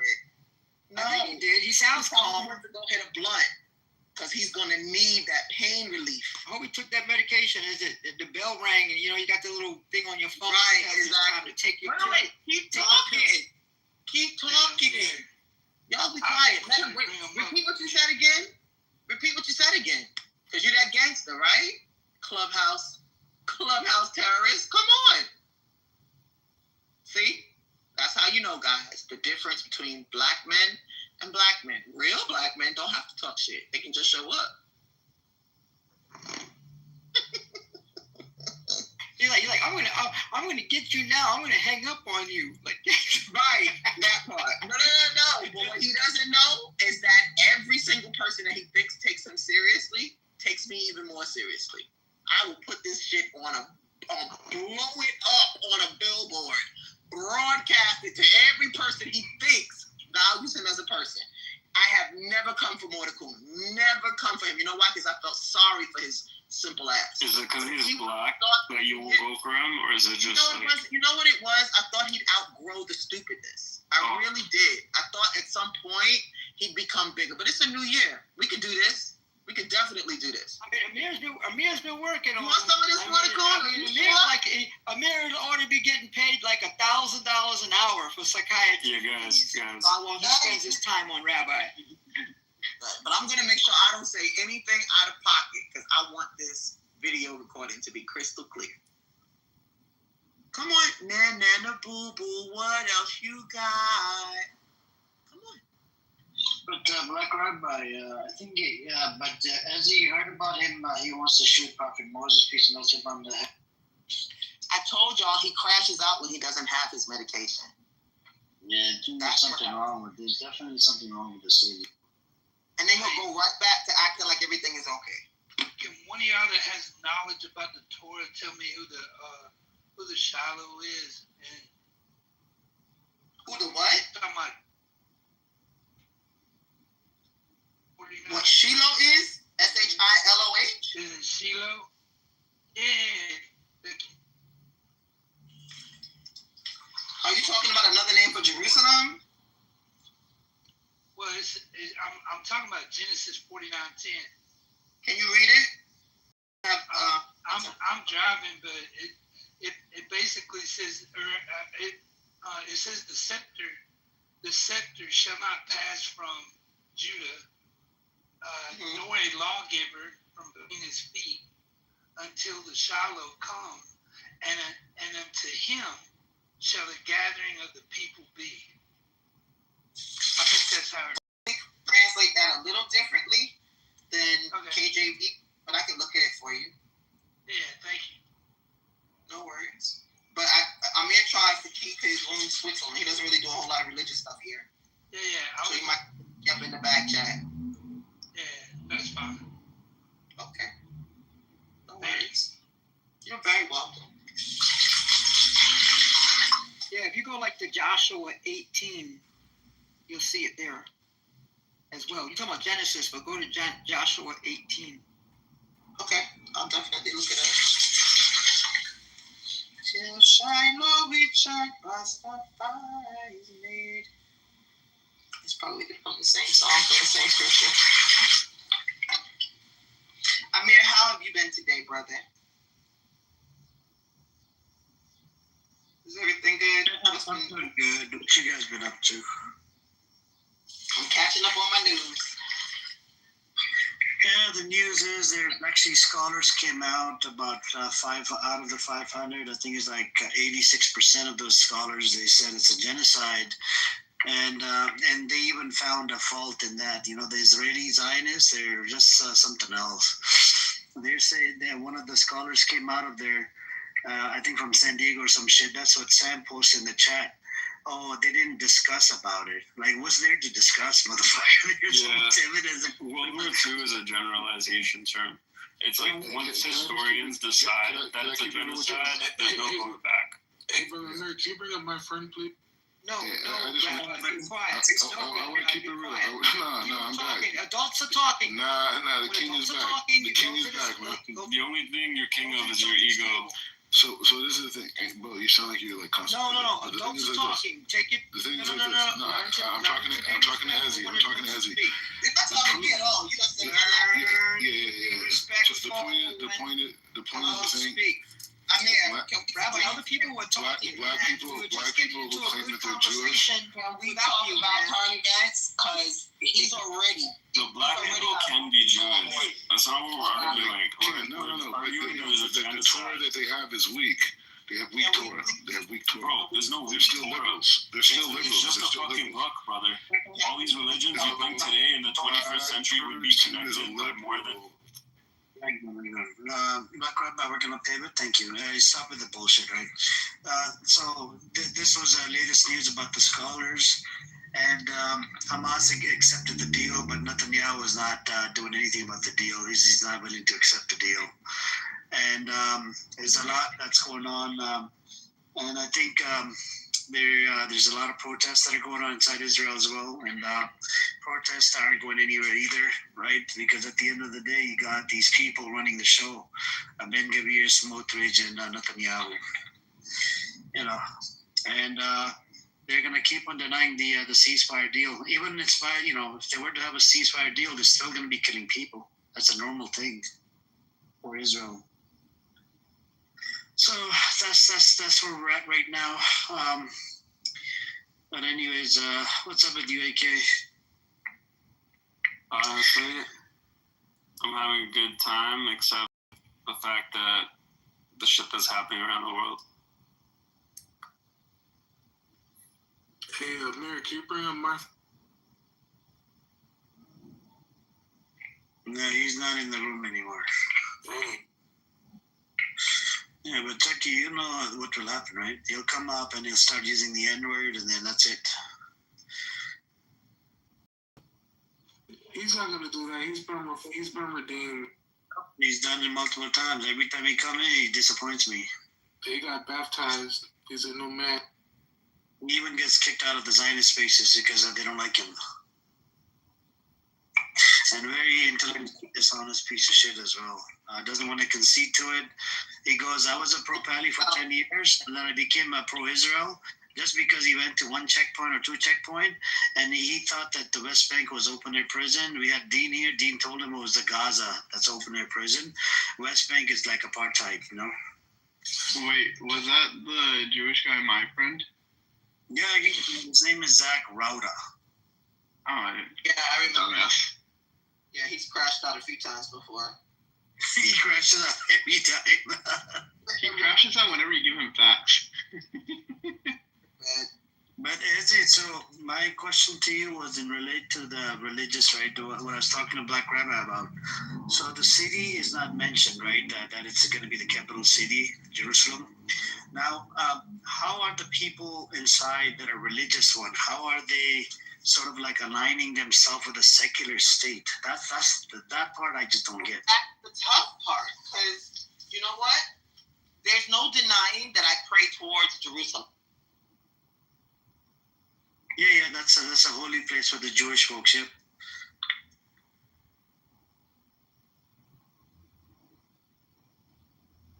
Yeah, you're on mute, Ezzy. Okay, I'm sorry.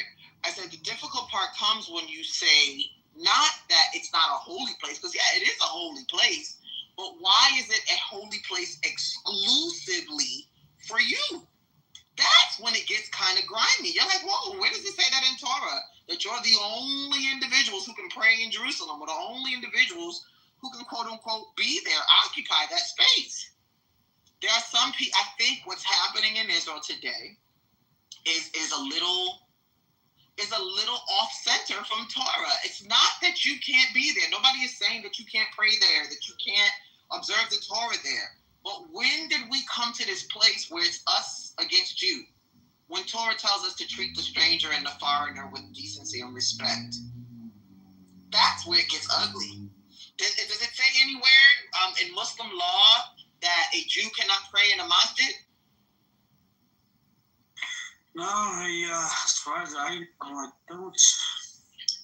don't think we have a ruling of such sort. I'm gonna have to look at it. Now, interestingly enough, these people don't have any problem being buddy with Christians. And rabbinical law says we're not supposed to even associate with them to some degree because they believe, I should say spiritually, not associate with them as people. But, there's some who even hold that might not be a good thing to do because they're idolaters. They don't observe like a Muslim. A Muslim identifies God as sovereign, as one. There are many who don't believe that about Christians, that they see, the triune God, like with 3 parts and all the rest of this stuff. That's antithetical to Torah. But why would you be standing in unison with Christians against Muslims? And Muslims are your cousins. Muslims probably have the closest faith that's similar to Jews. So how does that work? A little bit crazy work if you ask me. Some Jews today have a stronger relationship, get that, with evangelicals than they do with Muslims. You don't hear them saying, kill the Christians. You don't hear them saying death to the, you don't hear any of that. But you'll hear that about Arabs and Muslims, which tells you that something is upside down. Something is really off. It's not who we're supposed to be.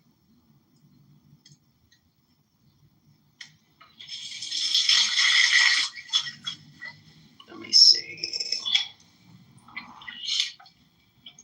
I would love for you to find out for me whether or not Jews are allowed to pray together with Muslims, because that would answer a lot. It would answer. They can't. I know a lot of them don't do like you. They don't pray in a particular direction, but they can't pray with a Muslim because if a Muslim is facing the Qibla, which is going to be toward Mecca, how are you going to do that? I've actually, my bad sister Isaiah to cut you off, but I've actually I have a imam out here that I talk to a lot. He actually says that Jews and Muslims are allowed to pray in the masjid, and he said there was a hadith about it or something like that. Well, my understanding is that Jews, even if they can't pray alongside the Muslim again because the Muslim is facing a certain Qibla. We're facing the Mecca. We're facing Mecca. Same direction? Mecca's in the east, right?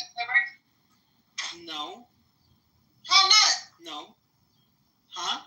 Do you guys face the Kaaba? If you're in what they call like Moab, right? Let's say you're in Moab, right? Okay, so then Jerusalem's going to be in the north, and Mecca's going to be in the south. You're going to turn your back to our Qibla. Oh, so wait a minute. If we're all in America, here. Well, if you're all in America, then that's, you do what you got to do. But what I'm saying is there's going to be instances where it's going to be like facing entirely different directions. Or we might be facing Mecca while you're facing, to the west or something. You know what I mean? Well, truthfully, we're only really facing. But that's not everyone, because I know a lot of you, well, not you, but a lot of the people that follow that faith don't have a direction. Well, they don't have a direction necessarily for certain parts of prayer, but certain other parts of prayer they do. See what I'm saying? Like, there are certain, silent meditations that you face.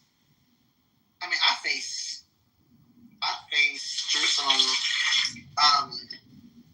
for all of anybody else in the room. Yeah, I carry a compass in my bag, man. So I always make sure I'm following these before I dive in. How about the ones you call reform? Right? They don't have a Qibla, right? They don't have a direction, right? The reform. That's a good question. I would assume that they would. Why would they? I don't know, but I thought they didn't have. I mean, they tend to be a little less orthodox. I'm not just saying. I mean, but you can because if there's a guy, I have an article where a guy was talking about how he was in the airport and who followed Judaism, and he needed to find a place to pray, and so he went to the Muslim, room, where there was in the airport to go pray. I mean, you can do that. Like if you're on your own, you can pray where you want. That's an interesting question. I gotta ask. Let me see. Who's in the room? I've never heard of Reformed Jews not facing Jerusalem. Well, one would have to assume that they do because a lot of Messianic Jews, they pray towards Jerusalem. Yeah, that would be kind of weird. I don't know. Like I said, I'm not aware. I'll definitely look into it. I thought we all did. Yeah, Rabbi Khalil said Reformed Jews face peace. It would be weird for them not to even, like, where you put, like, the way the synagogue is situated, the place where the Torah is kept, or the Torah scrolls are kept, are usually in the east part of the synagogue. I don't know, bro. Anything is possible. Anything is possible. That's kind of... Go ahead, Winston. Sorry, I just wanted to say Assalamu alaikum, shalom, hello, and thought design. Shalom, wa alaikum salam. That should be her, like, radio call. Shalom, salam alaikum, and... Thought designers.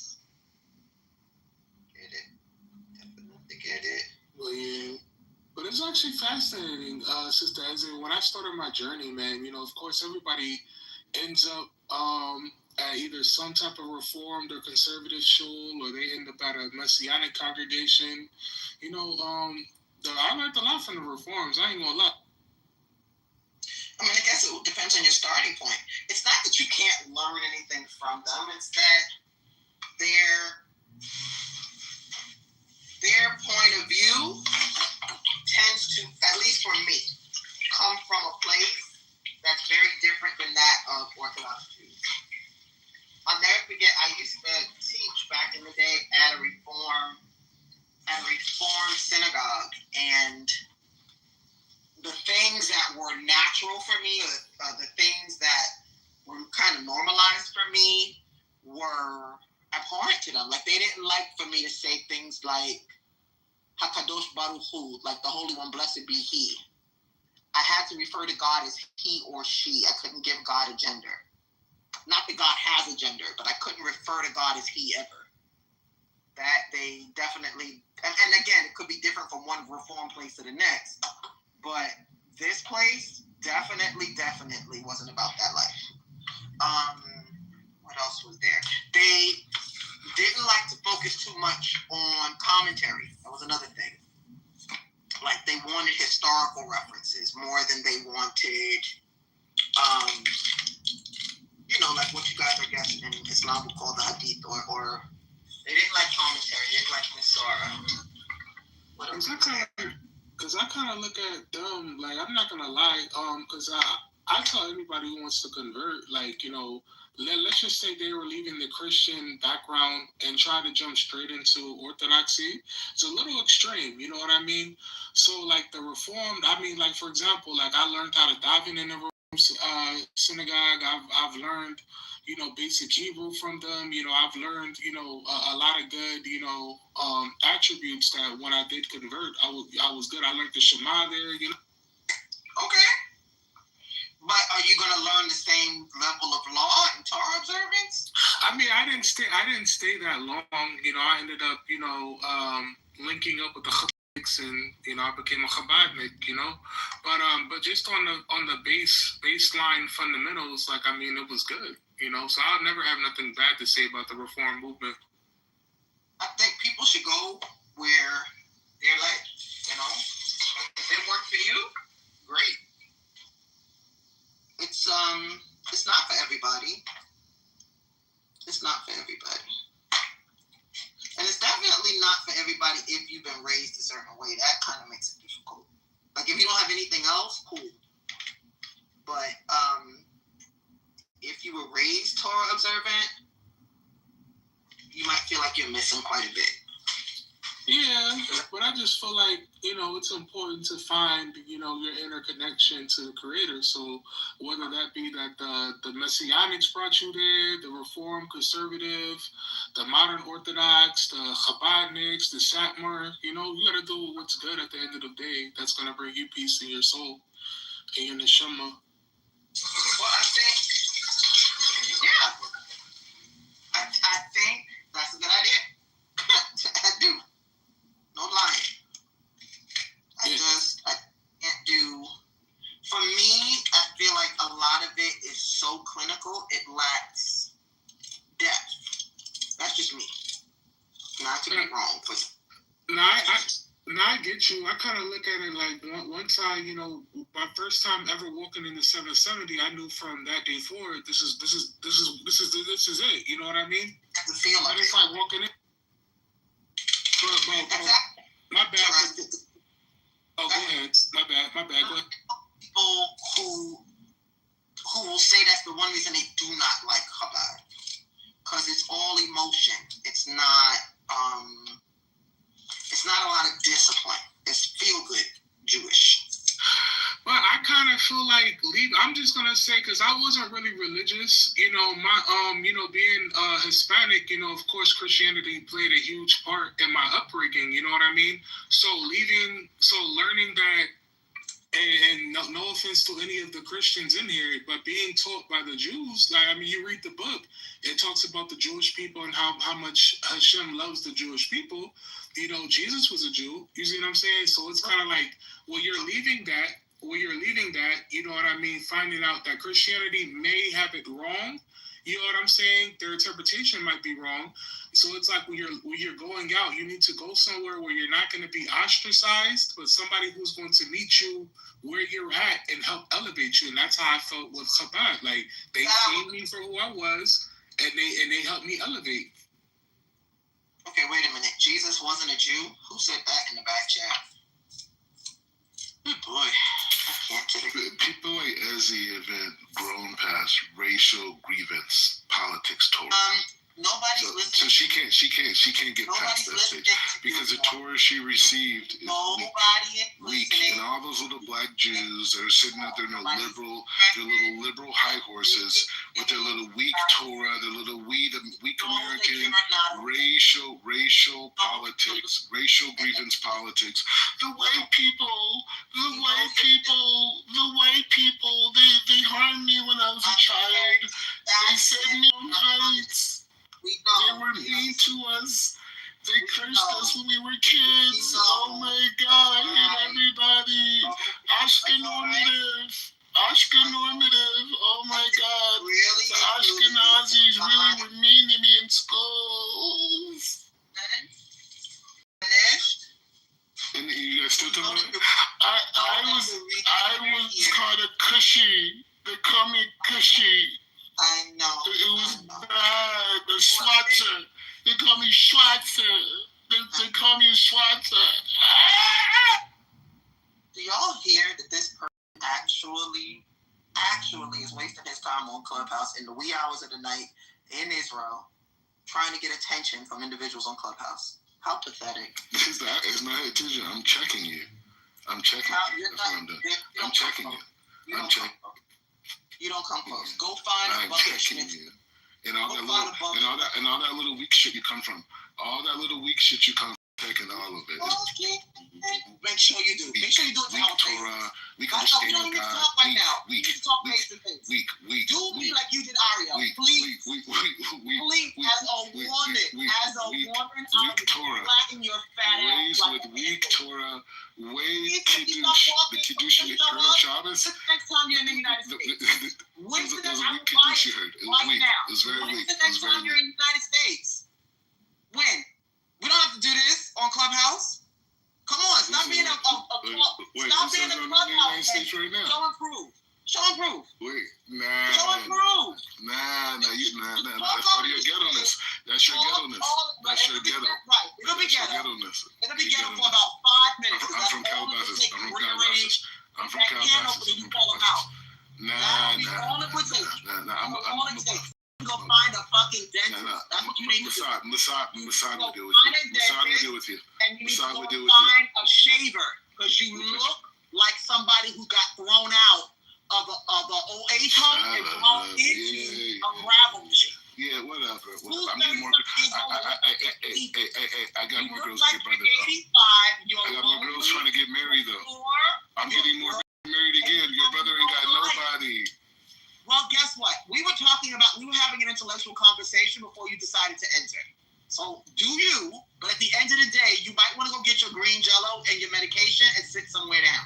I don't take medication. You do take medication. No, I do not. No, I do not. No, I do not. Bipolar, and you take medication to get yourself on. Yes, you do. Stop. Yes, you do. Matter of fact, I need to get her on Clubhouse. Stop. You ain't got no connection to her. She would never talk to you. Yes, you do. You're just mad that it took 3 years to realize that you couldn't give her kids. Yeah, that part. Oh my God, she would never talk. That part. Or she's upset about that, and that's why she divorced you. You did not divorce her. Fine. Okay, fine. That's right. Imagine a woman telling the great black rabbi, "I don't want your sorry ass." Imagine a white woman telling a black woman that you're not equipped. That speaks volumes. Whatever you just say. It's not okay, true. Little boo-boo. It's not true. We understand. It's not true. You could not satisfy her, and she kicked your sorry ass to the curb, and now you're making the rest of us suffer. When's the last time you had sex? The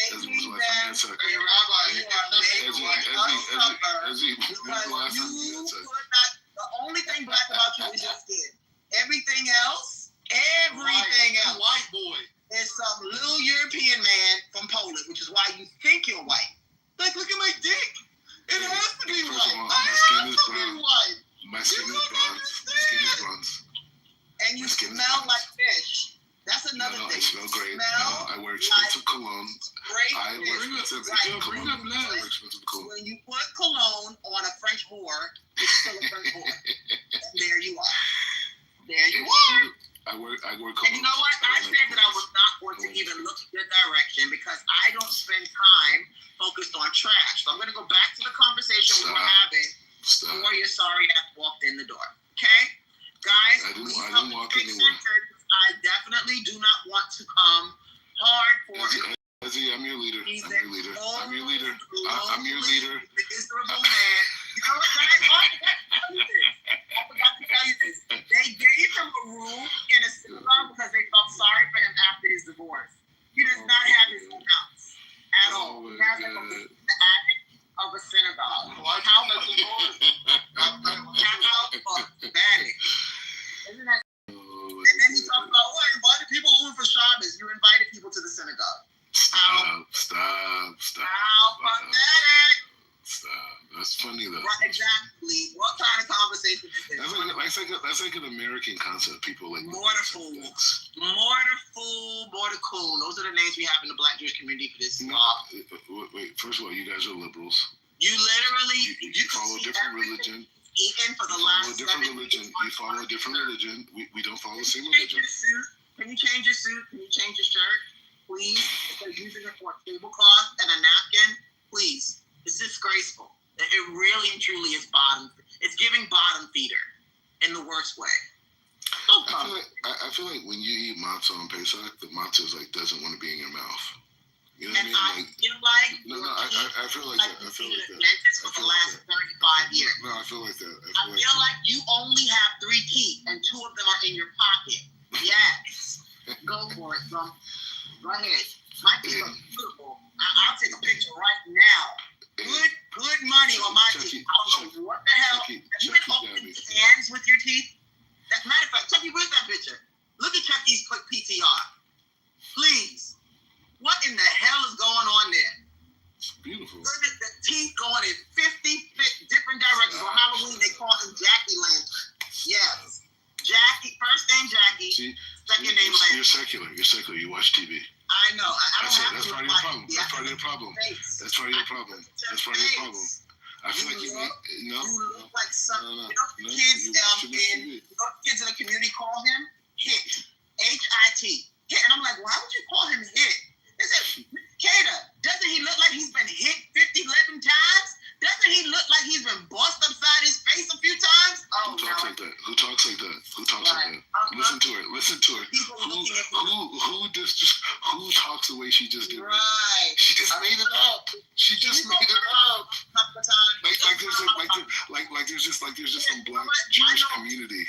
We should tie a stake around your neck and let dogs chase you. That's the only way that you're going to lose that 200 pounds you've been trying to lose for the last 10 years. The only way. Come on, anybody got a stake? No, wait. First of all, I have body. I have body. You have body underneath your chin or on the back. I have body. I am a heartthrob. Your chin literally looks like an anvil. I am a heartthrob. Literally looks like an anvil. That's why I'm getting married again very quickly.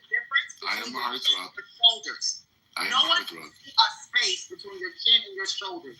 You literally look like an M&M, growing and coming. Hey, I am a heartthrob. You're an M&M. I am him. That's not lying. That's not lying. That's not lying. I am him. Please, I'm about to hurl. Wait, Ezzy. That's not lying. I am him. I know that. You know that. You know that. God chose me. No, you look like a chicken nugget wrapped in a bag of hair. Ezzy. Hey, Amir, thanks for the invite, bro. No problem. I mean, do we have characters like Rabbi? I actually just got back. I was trying something in the background. This idiot, man. I asked you not to go out that way. You take a tipper. Sorry to book it. I know. I'm just saying, you guys are blessed because you guys are to me, though. Like, I'm humble. I'm humble. No, I'm humble. Okay, you can't. And he wants to be the president in 2032, is it? He wants to be the president of America. 29 followers. Right.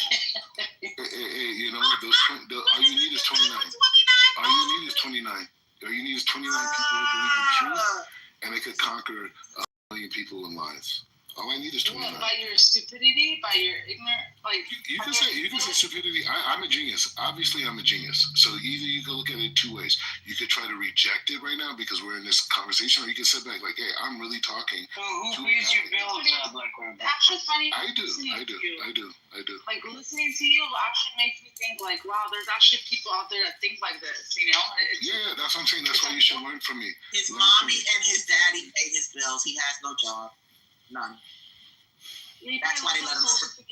That's why they let him sleep in the synagogue, because he had money for an apartment. His wife had all the money, and when she left, she took it with her. He sleeps in the synagogue. I didn't know that. You can ask any of our people friends. He has no income whatsoever. That's why he fought so hard on these classes. He tries to get people to pay for them, and they don't want to after the first or second class because they know he's a fraud. Sorry, but not sorry. Real talk. He has no Ezzy, honestly, if you were younger, I would really check you. But because you're older, I'll give you a pass. No. It's you're kind of senile. You're senile. No, you're the crazy auntie. You're the crazy auntie on Thanksgiving. You're the crazy auntie on Thanksgiving. You come in drunk. Oh, I come in drunk. We actually have heard you talking about your wife and little penis while drunk. There are people who have. Yes, we have. I mean, has he not come on about his drunkenness? Yeah, her and Ariel. He's been up here drunk. People have recordings of it. Right around the time he was getting ready to get a divorce, he came here sloshed.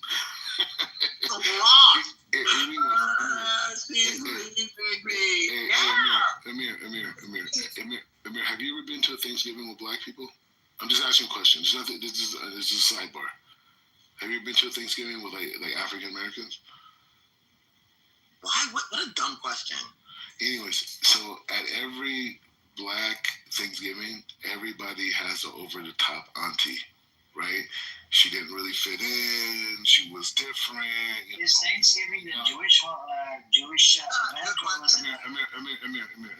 But I mean, is it a Muslim thing or is it a Jewish thing? I mean, you know what you can relate to? Every single person has a crackhead uncle with bigger than big dreams and ideas about what you should have done and could have done and would have done. I am doing it. We've been on Clubhouse. I am doing it. Ma. We've been on Clubhouse for at least 3 years. And in that 3 years, you have not done shit from shit on what you said. Okay. You told us that you were going with the delegation to Saudi Arabia. It's political complications. It's political complications. We're going to get to that. We're getting there. We're going to get there. We're going to get there. Saudi Arabia. Yes, then he told us that he was going to go to Nigeria. Then he was going to, that's right, I forgot about that when he was going to Nigeria.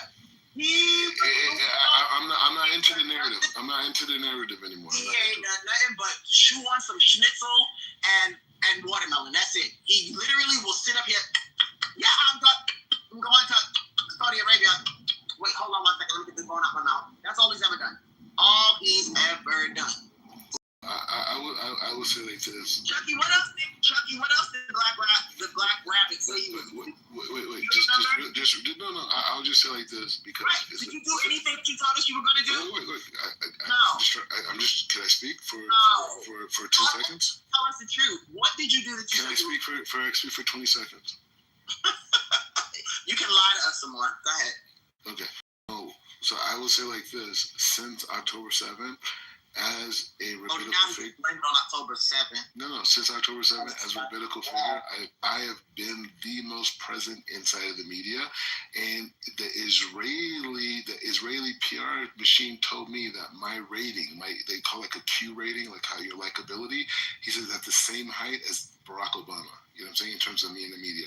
So I've been everywhere. Do me a favor, make sure you say a giant outtakes for that big ass lie you just told on this public stage. That was such a Trumpian lie. It's not even funny.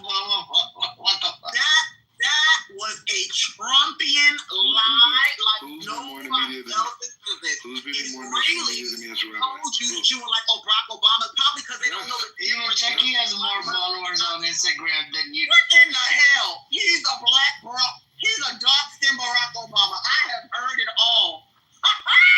That is hilarious. No, I think what they meant to say was that you couldn't shine Barack Obama's shoes. Maybe that's what they said. Picture that. A Harvard graduate is in the same league as brother community college. Get the fuck out of here. I never went to community college. You didn't go at all. At the end of the day, you didn't go at all. You didn't graduate. He's a dropout. I am a college dropout, like Kanye West. The album came when I left college. Oh my God! But I did go.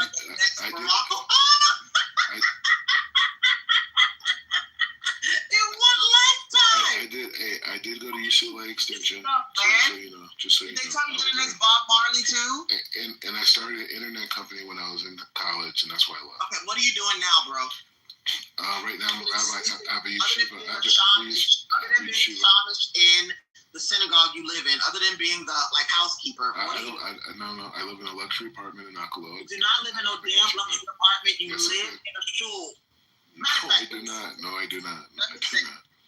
That is so sick that you gotta lie. When you breathe, you lie. You know that? I live in a luxury apartment in Akalo. And when he wakes up, he's lying. He breathes, he's lying. When he opens up, he's lying. I throw at least 2 events at my house a week. So. Oh, can you stop? I have Nakaloon in lockdown. I do have it on lockdown. Unlike you guys, unlike the black peasants, Unlike the black peasants who just want to be accepted. They just want to be accepted.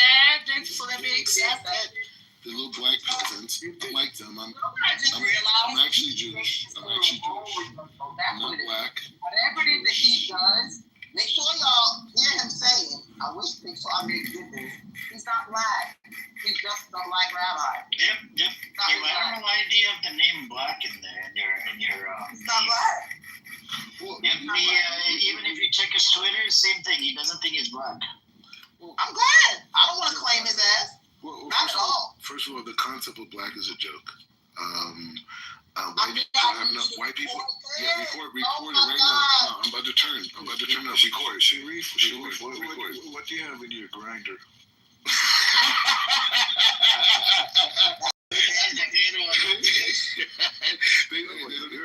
Palestine, they don't even know what you're talking about. Anyway, but the point is like, everybody knows. I used to sell a grinder at my store, Black Rabbi.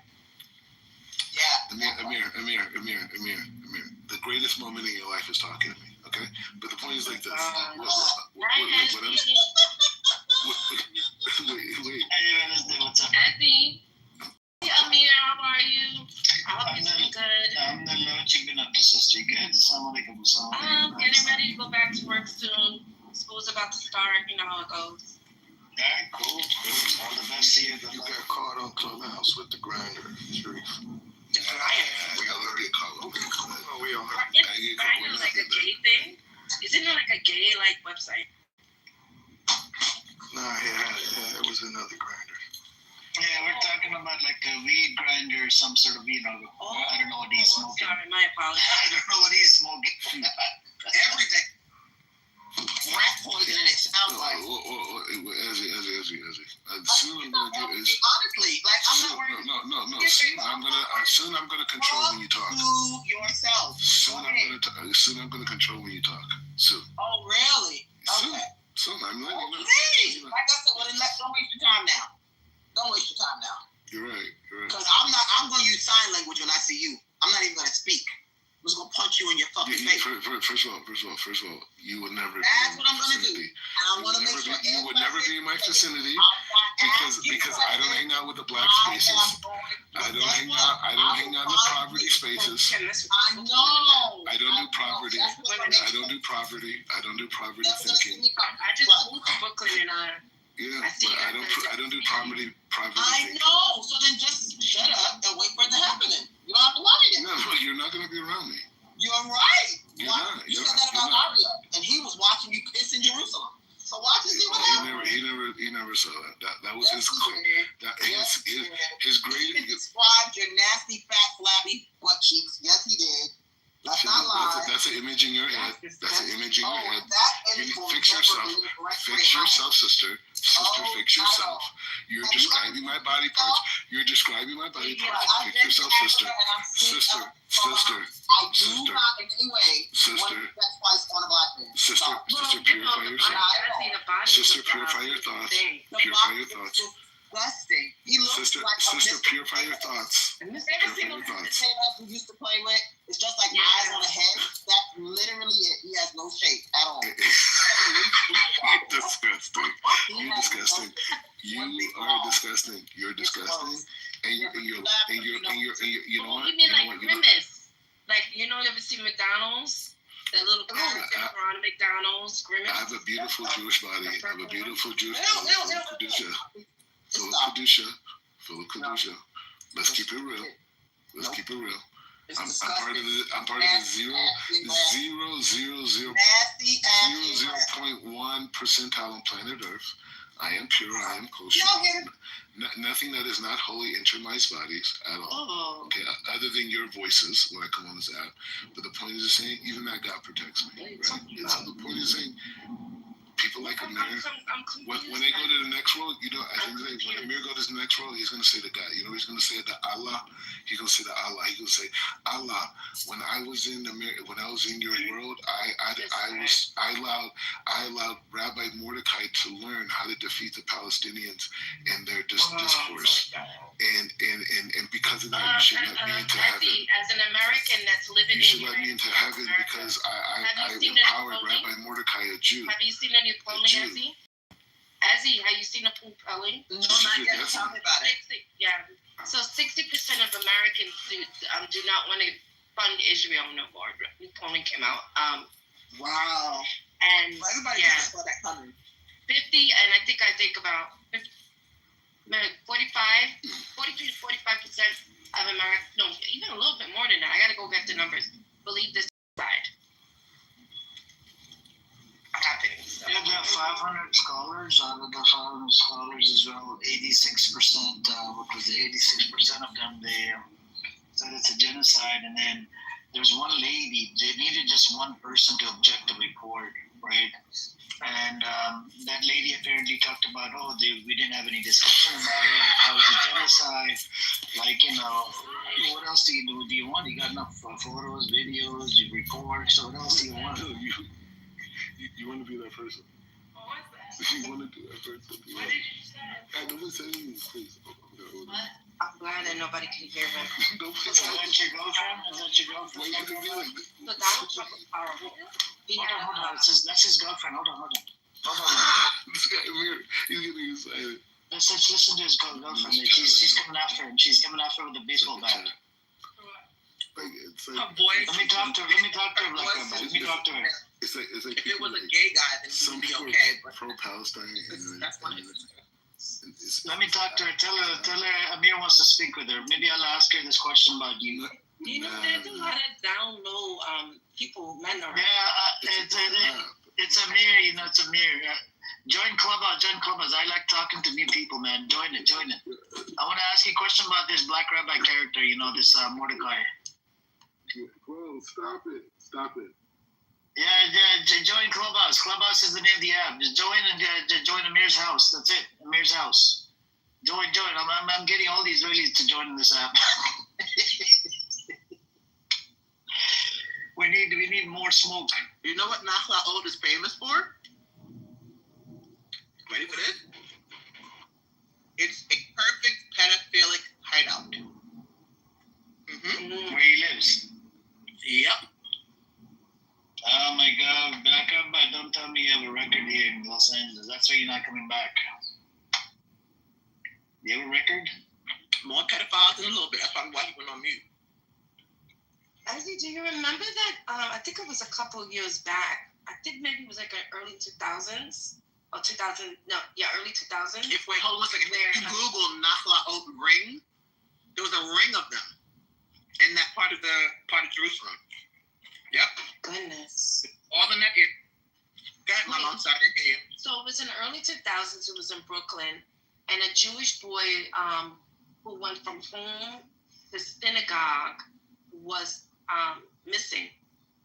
And at first, Levi Kletzkorty. I was on the job. I think. Yep. I remember it like this. Remember? My time. Mm-hmm. Yeah. So it was the summertime. It really was. The guy, the predator, was Aaron Levy. Yes. Yep. I remember it like yesterday. Kidnapped him and butchered him and put him in a freezer. Yep. Very sad. Very sad. You know what was even sad? That those people ran around going to Harlem and Bed-Stuy thinking that some black or Puerto Rican person. I was about to say that. A black or Puerto Rican person had done this to him, kidnapped him, and come to find out, the kid was only a couple doors down from his parents. They really were going in Harlem, and they really were. I was like, what is going on here? It was like about cars in them. Putting up signs and the whole nine, and come to find out, if they had only checked their own, it's a classic example that I've used 1,001 times. If they had only checked their own neighborhood, they might have been able to save that boy's life. Yep. Sorry, guys. I ate all day. That's okay. And I'm crunching on my salad. I'm sorry. I think there's some sort of war that's about to happen with Venezuela in America. Is it true? I think so. I think in the Caribbean right now, supposedly a ship that was supposedly carrying drugs in the Caribbean Sea, Navy ships is bombing it right now. But I don't know. In this administration, I really don't know what to believe, to be honest. I honestly think they just want Venezuelan oil. Hey, Amir, calm down, man. Calm down. Let me talk to that girl, man. Let me talk to your girl. From what I remember, this is a religious Jewish when woman. Saudi Arabia and hiked up the barrels of oil. Biden took some of it. Can we talk for real? Nobody gives a fuck about your fucking things. I ain't gonna let the Venezuela speaking. Just hang on for a second, Becca. Right, yeah. So when I remember when Saudi Arabia raised up the how much barrel of oil the United States was gonna pay, Biden did something. He took some of the sanctions off of Venezuela because Venezuela has their oil is pure. It's pure oil. But I think this administration just wants it all out, to be honest with you. And they're using the scapegoat as the cartel. Well, I'm not saying there isn't a drug cartel there. I'm just saying that a lot of the drugs that are in the United States are not from outside sources. It's easy to make fentanyl, okay? Like, what are we talking about? And a lot of people, it's an opium crisis. A lot of people are on these painkillers. So, like, I just think it's the United States trying to get Venezuelan oil. 100%. It's there's always a mission behind it. It's never about the actual thing that's going on. But anyways, Black Rabbi, let me talk to your religious woman. Maybe I'll ask you some questions. She's very religious. She's very religious. Okay. Let me talk to her. Tell her this is Amir. Tell her bring her on this app. I gotta ask her this question to see what her position is related to the state of Israel. She's very religious. Why is she with you and you guys are unmarried and you're together? It's not something that a religious woman does. She's a seminary girl. Okay, put her on the phone. Put her on the phone. Oh, so you do a seminar and then you do a little grind with them after. All right. She said she doesn't fit it. She's here? All right, she's not a seminary girl. She said she's not. Okay, let me talk to her. Let me ask her some questions.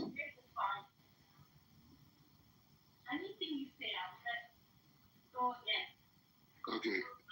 Anything I say right now, she's going to go against. So she's already gave that. You can ask her for ID. She sounds like she's 14. That's right. That's what she's at right now. She's going to go against it. Tell her, put her on the phone. No, she's like, she's taking care of stuff. Tell her it's very important because we need to know, does she support Israel? Does she support this non-religious place called Israel? Okay, so wait 1 second. So the guy asked me, he says, does she support Israel?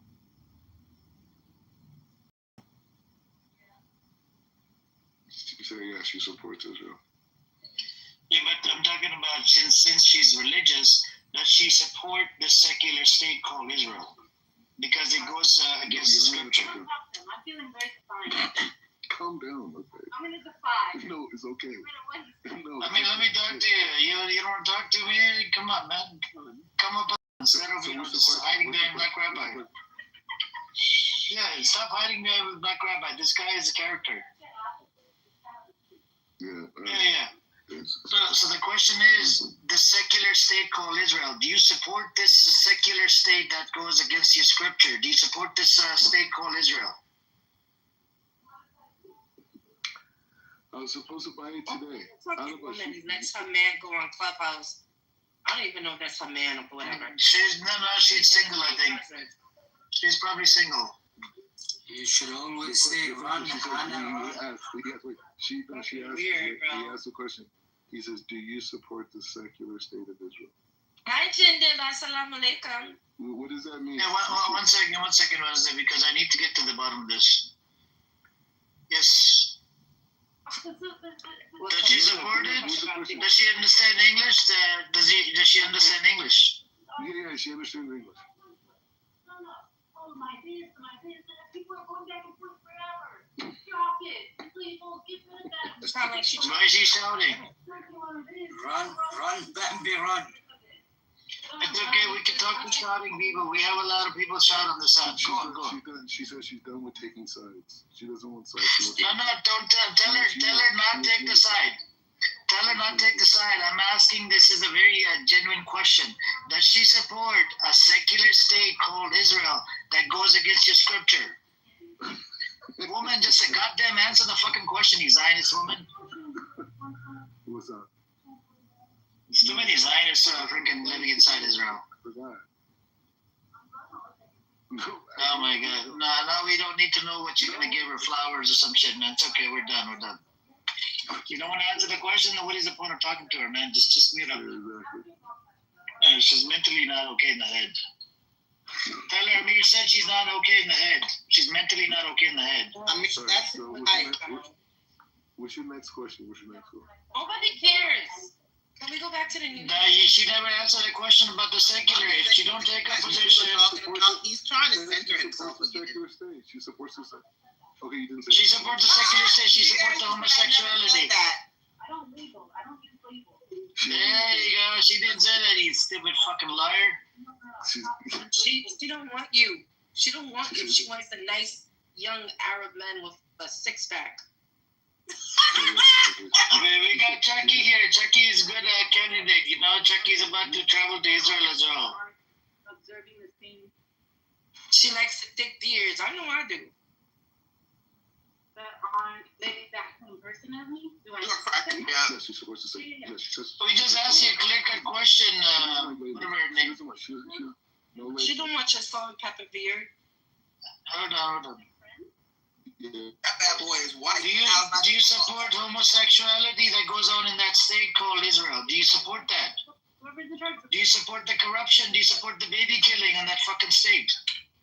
Why are you going crazy? You support the killing of babies. It goes against your scripture. Killing babies, it goes against your scripture.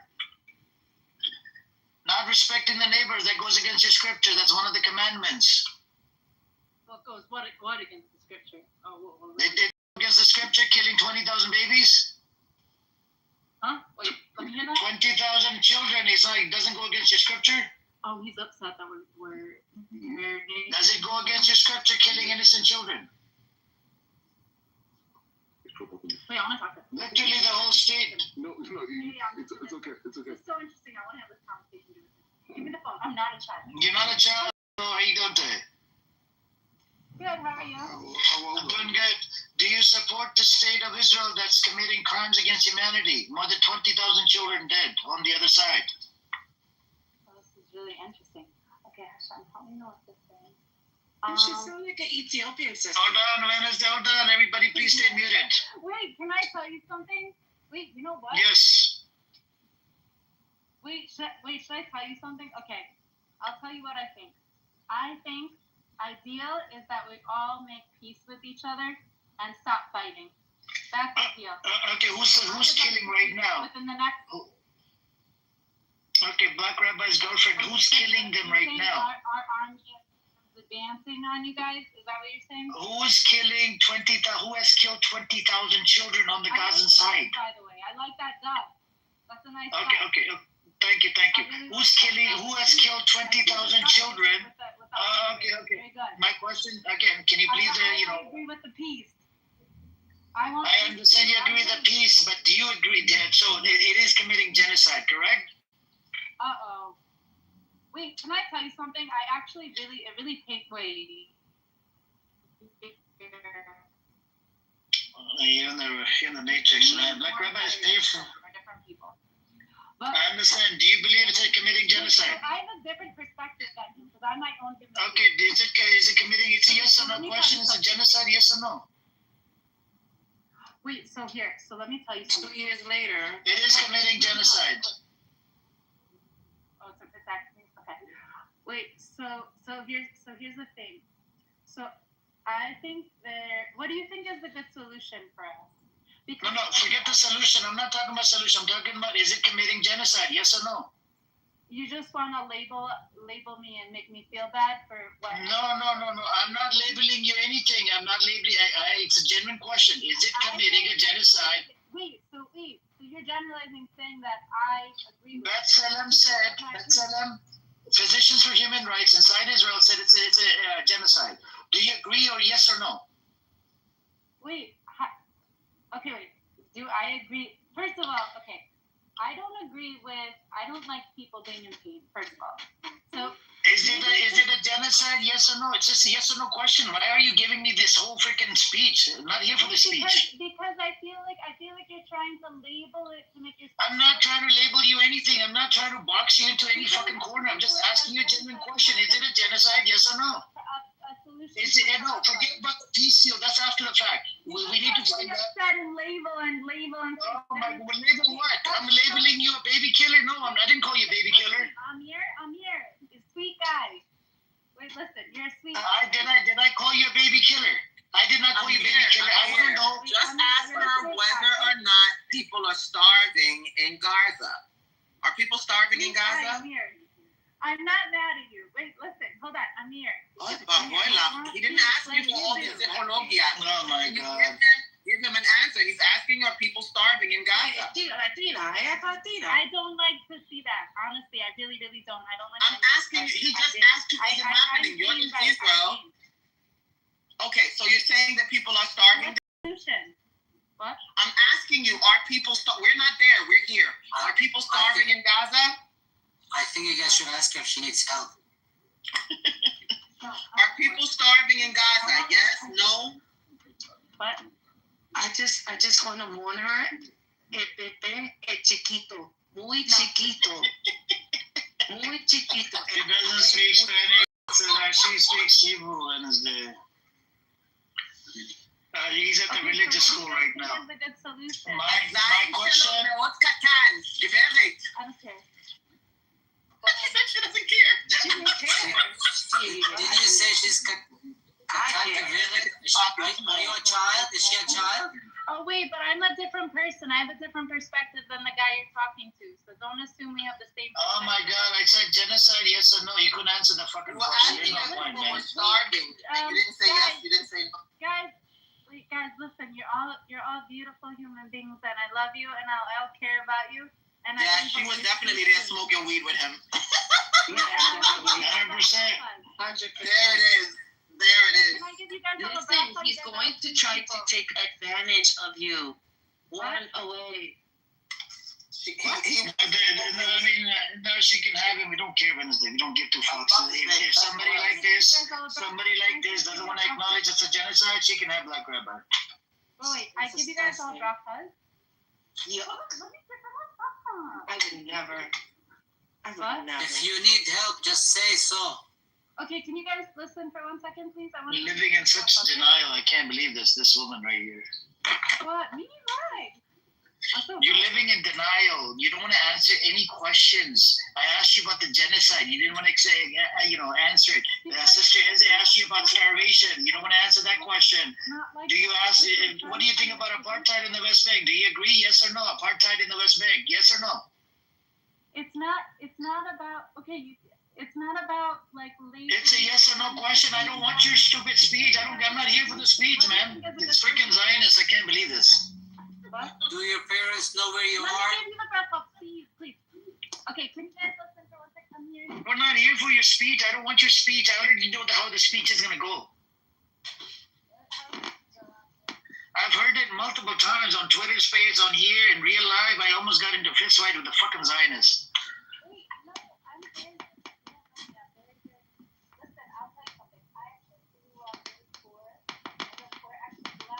We can't hear you, Black Rabbi. Get her a phone and tell her to come on this app, and let's see if she knows what the hell she's talking about. She sounds American. I've been through a lot, so I actually empathize with you guys, and you guys are really going through a lot. I just asked you about the genocide. You don't want to accept. You don't want to say yes. Okay, Amir, hold on. Do your parents know where you are? You don't have to suffer anymore. You're right. I don't I'm serious. See you guys Do your parents know where you are? Do you need help? Do you need help? What? Do you need help? I like this. It's fun. Do your your parents know where you are? What?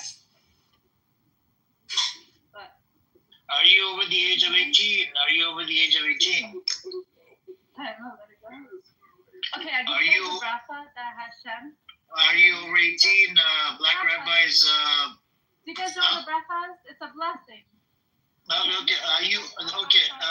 Can you pray for us that let's pray on that land? Whoever's the oppressor, may Hashem curse them. Whoever's oppressing one group of people. Can you make that? Can you make that prayer? Let me get blessing. I don't do that. I only cherry pick which prayer I'm gonna do today. Oh my God. What?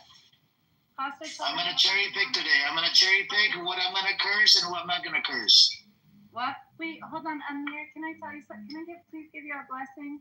Can I give you? Are you over 18? Are you over 18? What? Are you over the age of 18? Why are you asking me that though? The reason why, because in this room I don't allow kids in my room. I don't allow kids in my room. Wait, Amir. What year were you I'm trying to give you a blessing. What year were you born? Thank you. I don't want your blessing from a baby killer. I don't want a blessing from a baby killer. Thank you. I don't know. She sounds kind of young. Wait, Amir. No, he's entertaining little girls. Fucking pervert. Are you over 18 or under 18? Like, what's your age? Are you over 18? I'm so sad. I really wanted to give you a blessing. Are you over the age of 18? Yes or no? Wait, I don't feel comfortable. I feel like you're. I am worried about your safety. That's why I'm asking you. Are you over the age of 18? Yes or no? I don't know, man. This black rabbi characters. What's the Ezzy in Israel? Because I know in the UK an adult is like 16. What's an adult in Israel?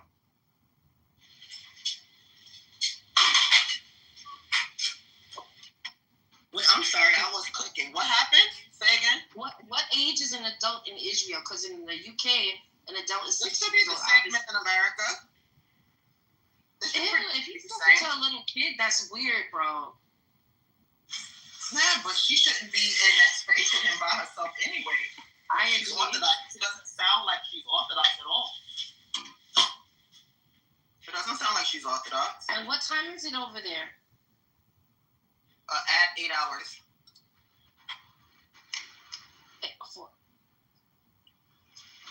Yeah. No. She should be in her room, sleeping. Yeah, but you know, like I know. He nasty. No, I mean, she reached 18. That's fine. If he's out of school, when is he out of school? No, he's at a synagogue. A synagogue, yeah. It says, you know, people come from different backgrounds. I mean, even at the mosque, there's people, you have kids, you have adults. He lives at the synagogue. He said he lives in a 3-bedroom apartment or some shit. Oh, he lives in a synagogue, like in a part of a synagogue. He pays rent to them, or he lives there for free? My understanding is that they gave it to him to stay there after the divorce. Well, but I can reconfirm that for you. Are they allowing him to live there? Like, what synagogue is open now? There's service. Well, our synagogues are open 24 hours, but if he's living there, it will be open.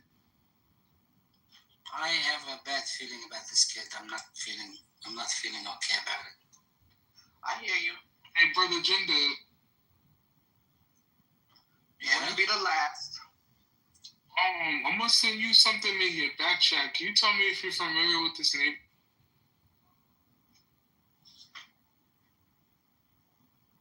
Hello? Send it to me or something else? Not to Brother Jinder. That's why there was this guy called Freddie on this app, right? He used to do this. He used to open up drama rooms, and they would get big, like 500 people, 400 people. Every 2 seconds, he'd be like, "Hello." That was funny. Every 2 seconds. If you've been in his spaces, his name was Freddie. He used to be on here. Chucky, no, I did not receive anything from you, Chucky. I think he's Black American. He used to open up like those content rooms, you know, where he's calling out people. They're opening up rooms of people's name, and his house name is Freddy Cougar or some shit. And now he's on Twitter. Not on anymore? No, because this is a dying app, so after the stupid update, a lot of people left, and he went on Twitter now. He's on Twitter. Oh, okay, that makes sense. Thanks to his room, some people even got shot. Like there was a fire, you know, there was some guns were fired or whatever in Texas. Because of his room, because of people fought. That's kind of crazy. Yeah, but you know, sometimes you don't have any room to go to, and you just jump in there to listen to the content. You know. I get you. Yeah, and they'll be like, "Hello." He'll make a statement and be like, "Hello." every 2 minutes.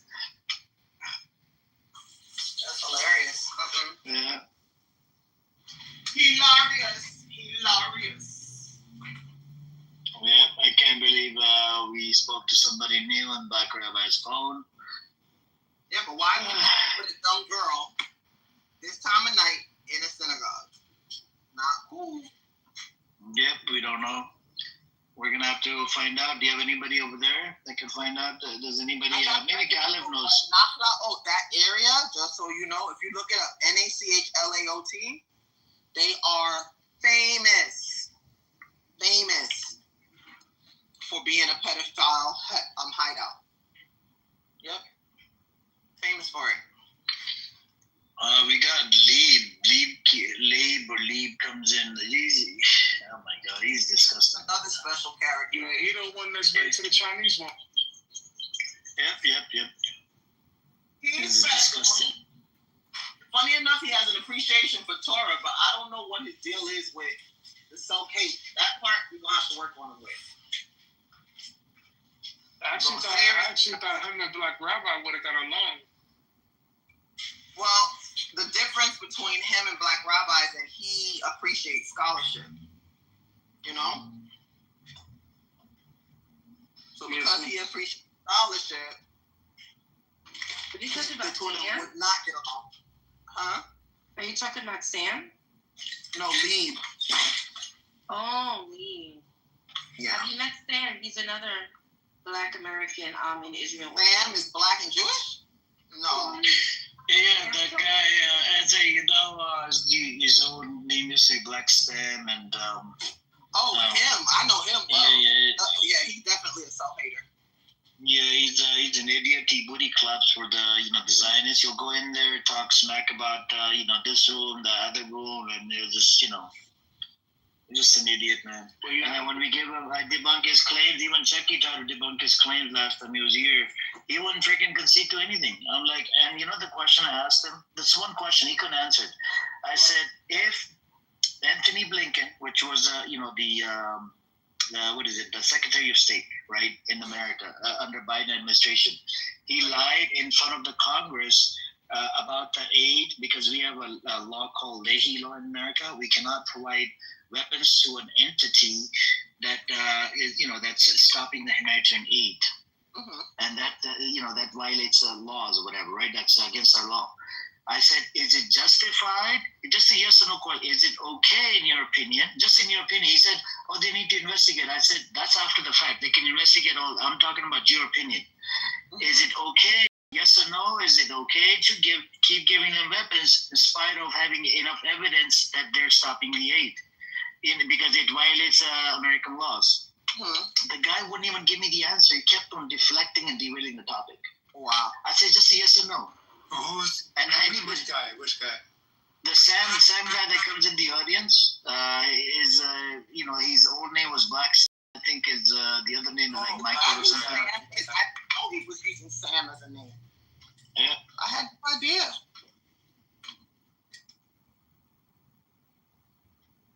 Yeah, because he knows that's a checkmate. He knows if he answers yes, Yeah, the reason I asked him that, I said the loyalty part. I said, if America and Israel was to go, to war, which side would you be taking? Right? He couldn't answer the question. Black Rabbi, is this girl under the age of 18 or over 18, Black Rabbi? Why do you think she was under 18? Because she sounded pretty young. She sounded pretty young. Was she under 18 or over 18? Well, definitely over 18. Come on, man. Okay, cool. Does she have a phone? Tell her to come on this app. Stop, she ain't calling us app. She's like a religious girl. She barely has a smartphone. Yeah, that's fine. She's got a smartphone. Tell her to download Clubhouse and go to this app. Barely. I'm saying she barely has a smartphone. Get her a phone. You got a phone, right? Barely. Yeah, barely. Anthony, but why is an Orthodox Jew with a man at this time of night in Israel? Why? I mean, is it only does she gotta have a guardian or somebody protecting her from nasty, disgusting men who might manipulate and try to get into her box? I didn't know you live at the synagogue for free, Black Rabbi. You were pretty much glorifying or promoting that you live in a 3-bedroom apartment earlier. Bro, I don't live in no synagogue, bro. I don't know what you know. That's what I heard. You live at the synagogue. I know, bro. I don't live in no synagogue, bro. Yeah, I don't Hey, what's up, Ace? Nobody lives there. Hey, Ace, Mr. Girl. Ace, Mr. Girl talking. It was a young girl, sounded like under the age of 18. I kept asking her, are you over 18, under 18? She's like, no, I don't want to tell you my age. And then I asked her this question. Yeah, Black Rabbi lives at the synagogue. She was like a young girl, you know. Asked her about the genocide, if she agrees on the genocide. She's like, I got different perspective, different. She kept on giving me this stupid speech. I'm like, no, I'm talking about genocide, yes or no? Did you like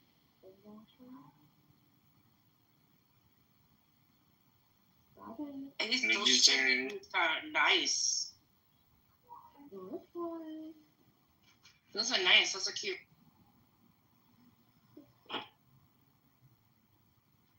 Aww.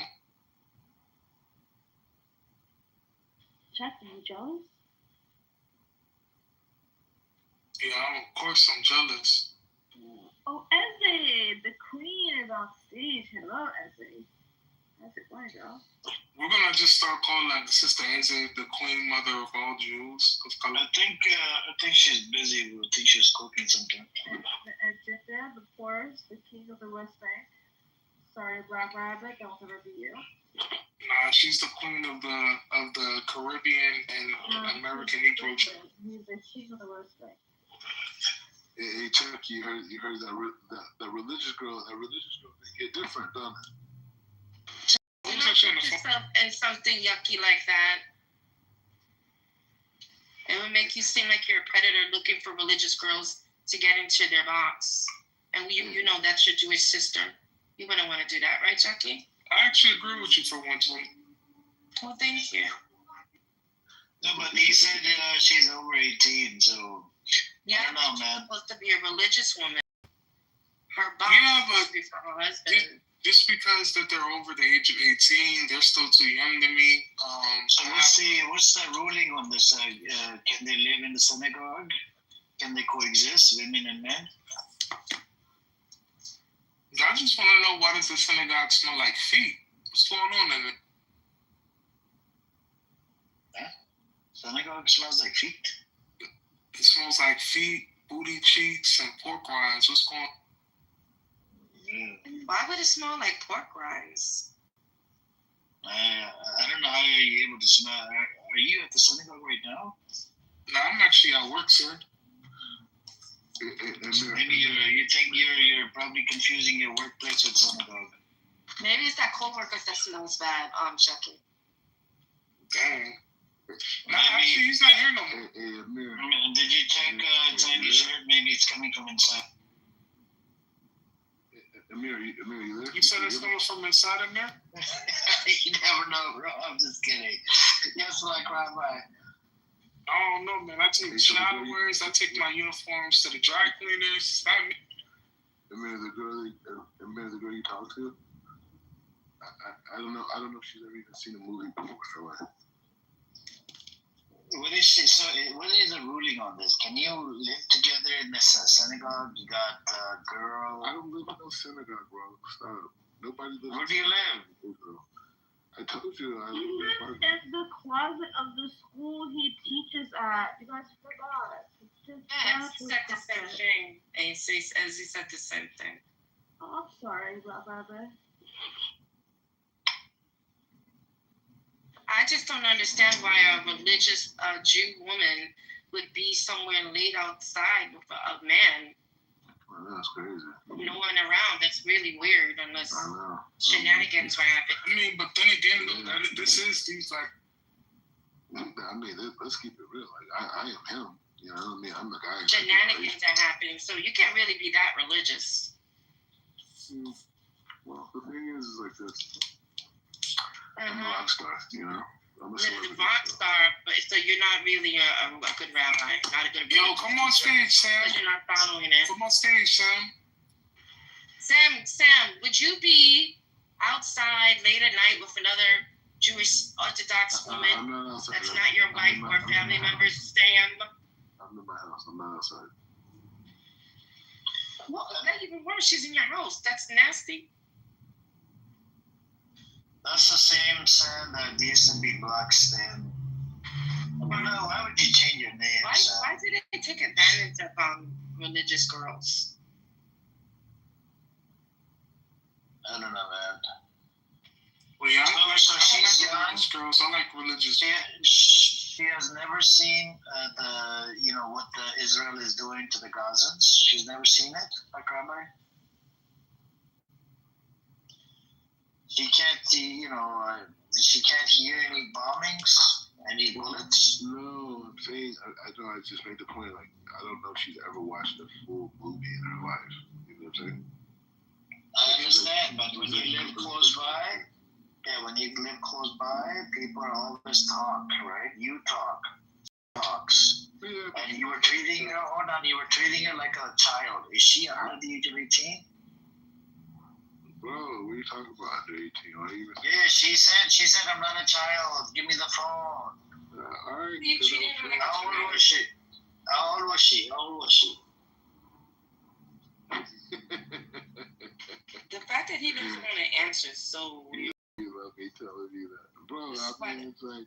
Is she in her 30s or 20s? Bro, I'm getting married very soon. That's all I gotta say. I understand. Are you getting married to this chick? Probably. No, you're not. Oh my God! Is she Indian? I thought you were into Indian chicks. I know I was. I tried. I really did. Unfortunately, she's gonna have the worst wedding. Amir, he tried. He got rejected. No, I didn't get rejected. It's just hard. It's very hard. You can't eat chicken tikka masala every day, Black Rabbi. No, you can't take it. But I'm with the Indians though. She works with me now. She works for my school. But are they allowed to have sex? Chucky, are you guys allowed to have sex out of marriage? No, ma'am. Oh, okay. Men and women are separate. So this is why I like the Muslim way. There's always like if you guys decide to go on a date, there's someone chaperoning, No temptation. Amir, you there? I mean, so how old is she? Do you see the purity of a Jew? She just wanted to give you a blessing. I don't know how she looked like. Nobody cares. It's like is she short? This young is she short? Is she taller than you are, or what? I don't know, but they're asking questions about you. What are they asking? They're asking how tall you are. Well, listen, it's 1 o'clock in the morning. Where's your parents? No, she's getting married to this guy, so I don't know. Are you doing it with consent? So they can be together? Hang on. Are you doing it with consent? What's her name, Black Rabbi? What's your name, young lady? What's your name? Can you hear us? This is Amir speaking. What's your name? I don't think that's gonna be his wife. I think they're in his apartment smoking weed. Yeah. Do you smack him in the head sometimes because he talks a lot of nonsensical bullshit? Black Rabbi, this Mordecai character. Can you smack him right now for me? Can you slap him in the back of his head right now? Can you do it? What's your name, young lady? What's your name? She doesn't want to say her name. Okay. Make up a name. Give me a fake name. I don't mind. I call you with a fake name. Stop. That's no. What do you want to be called? I don't know. We can call you Michelle, Tina, Mina, whatever name you want, man. He's gonna put his blubber on your body. Oh. What do you want us to call you? Should we call you Black Rabbi's fiance? What you said? I said blubber to blub. I don't know if she's blubbery. Maybe she's a blubbery girl too.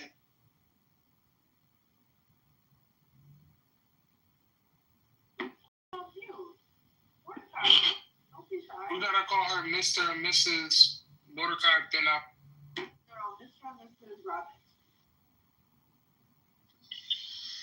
So what should we call you? Black Rabbi's fiance or girlfriend or whatever you want to be called. That ain't his fiance. That's some chick he said he got weed and she over there smoking weed and hooking up.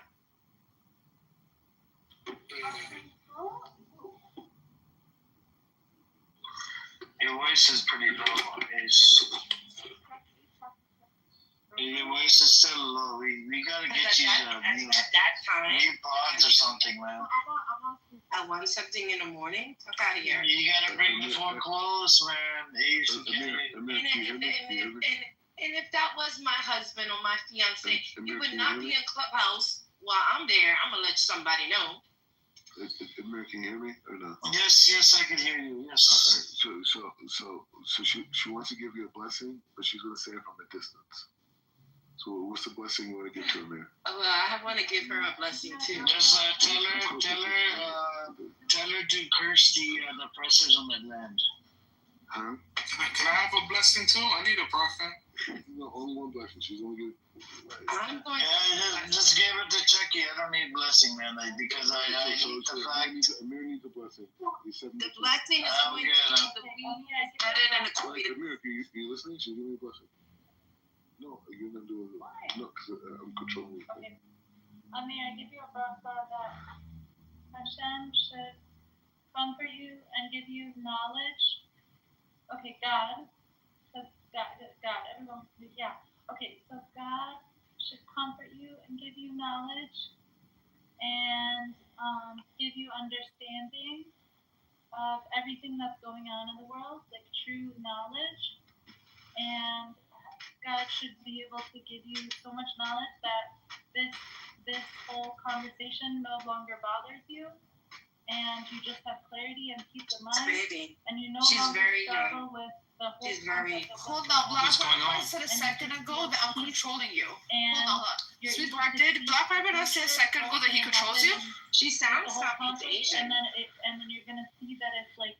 Doesn't she sound Southeast Asian? Yeah, she sounds Southeast Asian. Yeah, let her finish and then let her finish. Happy and peaceful and I give you another blessing that you should have really good night's sleep.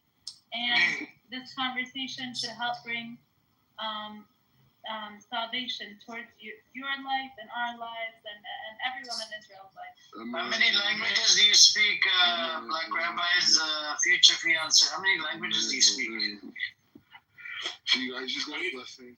Is she from the Okay, Philippines? hang on. How many languages do you speak? Amir said thank you. We gotta give him Is she from the How Philippines? many? Hang on, Chucky. How many languages do you speak, Black Rabbi's fiance? How many languages do you speak? She said Hebrew and English. What is her ethnicity? Is she from India? No, she's not from India. Is she white? Ashkenazi? Are you Ashkenazi? Are you Ashkenazi? That part you can answer. That's not a big deal. You can answer that. Ew, why you letting him control you? Oh, he said that. Wednesday. He said that to her. I'm controlling. Hang on. Is she Ashkenazi? She said is she Ashkenazi? She said I understand, but is she Ashkenazi? Is she white or is she black? Is she white? Brown? Is she white, brown, orange, yellow? I just want to say one thing. Young lady in Black Rabbi's phone. I just want to say God bless you.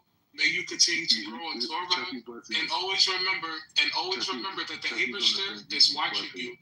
The Abishter is watching you. Yeah, what Chucky said. Watching, no fornication, I just wanted to say, no covenants without marriage. Chucky, say no covenants without marriage. Wait, hold on, Wednesday. I just wanted to say to the young lady, may Hashem bless you. May you learn more and grow in Torah. And always remember that the Abishter is watching you, so be very careful with the things that you do. Oh, that's scary. I think I'm going to give blessing to both of you as well. May Hashem curse the oppressors on that land and, bring peace to the Palestinians and, destruct the fucking Zionist entity. May God curse the Zionist entity and spit them out of the land, because they're not from that land. Amen. All right, so I would like to also bless the young lady. She doesn't understand that he's a scammer. The weed is better than a coitus, young lady. The weed is better than a coitus. You will not be satisfied. You will not be satisfied. You will not be satisfied. You will be sad the next morning and regret it. You'll be sad when it happens. She would do the walk of shame home with her head out low, I'll be back, knowing maybe. that she has defiled her body. Wednesday, she Not her did husband. happen. She did happen. Wednesday. She did happen. Did Is it in? It's okay. Let him go. Yeah, it's okay. Right, go on, Shirley. Get lost. Bro, we don't have him. We're not holding on to him. He can go. What's that? Let him go. Let him go. Just know every time I General, I think if it was up to you, probably push him down the stairs. I think. I fucking thought of the Burj Khalifa. every time I bring Never mind the blessings to stairs. she wants to give another blessing. No, we don't want any more blessings. That's okay. Thank you. Go tell her to get educated on Palestine, Israel, then come and talk to me. She said Listen and pray. Whatever you did with him, you don't get an HIV. Yeah, but get this. He's on here when he has a guest in his house trying to prove something. You fucking scumbag. Go and enjoy that person. Go and entertain that guest. Get off the fucking That's what I'm saying. That cannot be his wife or his fiancé. Because I couldn't give a shit who it is. No It could be someone he's paid for the night. I don't know. It doesn't make a difference. It doesn't make a difference to us. He's got someone there in person, a guest. Go and entertain that person. He's proving to us that, oh look, I can talk to an underage girl. Yeah, but this is what Sister Eze has said several times. He always comes on here to prove his fucking delusion, and we entertain it. He left. We don't give a shit. He's gone. Thankfully. You're embarrassing him. Hey, welcome. Hey, we gotta invite new people to the What's Up with the General. Welcome, A. Good evening. Good evening, A. Did you want to say something, A? A, where's B at? I think this is I'm not gonna think. A, can you speak, A? Can you come up to mic so we know who this is? Yeah, just say hello really quick, do a drive-by and say hello so I know who this person is.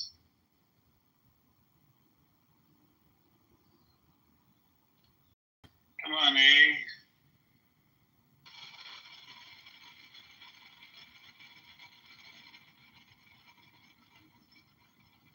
It must be crazy to make all these numbers just to come up to someone's room. Look what house he's part of. He's part of a house called Amir Terrorist Call. Is it? And there's a live room in there. Amir is a terrorist promoter called the FBI. That's a good one.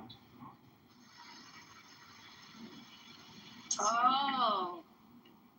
That's that. Hey, do you want to come up to mic? That stupid weirdo. He's not at work. Okay, hey, have a safe flight to the hallway. Bye-bye. Good luck. He's on the permanent block list and a safe flight to the hallway. Aiden, go F yourself. You're the same guy who's begging for money on this app for your stupid fucking campaign. His name is John Kitover. John, he thinks he's going to win something. Can somebody put a commercial on So if anything, YouTube will. Oh yeah, it's okay. It's okay. We don't need the commercial. Sure. It's okay. We do. We need. Okay. No, we don't, bro. It's annoying music, bro. Your commercials are pretty long. Yeah, the ad. They're about 50 seconds. They're so long. American commercials, real quick. 1, 2, 3. Next. Anyways. Wednesday, these commercials. You're getting paid for these commercials. Nobody's paying me, man. Don't lie to us, Amir. That's what the Zionist saying, that I get paid, and especially Caleb. He goes, he's definitely getting paid. Honest with me. Nope, I don't get paid shit. Caleb, I actually want to ask Caleb as a married man, I think he has daughters too. What do you think about a rabbi entertaining a woman in his house at 1-something in the morning that is not his wife? It's a secular society, Vanessa. They can go out and date. But wait, this is supposed to be black rabbi. He's not a rabbi. He literally cursed Prophet Moses, peace and blessing upon him. Sister Edna, I love your PTR. What is it?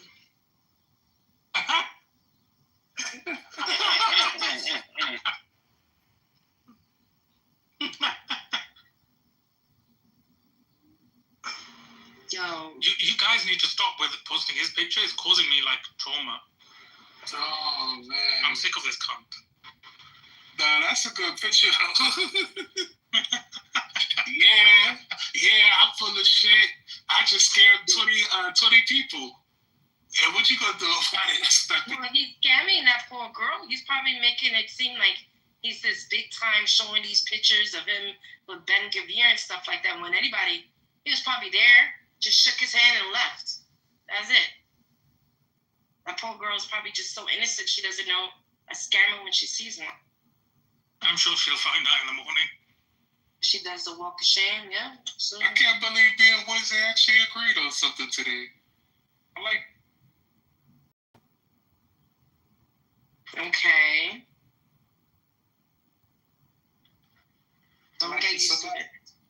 I like this feeling. I feel something tingling on the. I don't even want to ask. Anyway.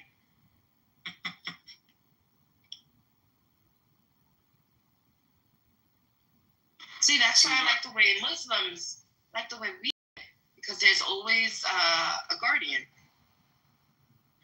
It's similar, but the thing is, he's not rabbi. He's not rabbi. I just told you he wants to kill Prophet Moses, peace and blessing. That doesn't make you can't be a rabbi or Jewish. No, but he's not a representative of the Jewish faith. We're not going to judge Judaism by what he does. But we do have bad apples on Muslim side as well, by the way. Exactly. Yeah, true. There are Muslims, they're dating, sleeping with each other. Exactly. Well, we do have chaperones, they'll set up dates, we be that's what I understood as well. Fair enough. Yeah, we do. It's almost exactly the same.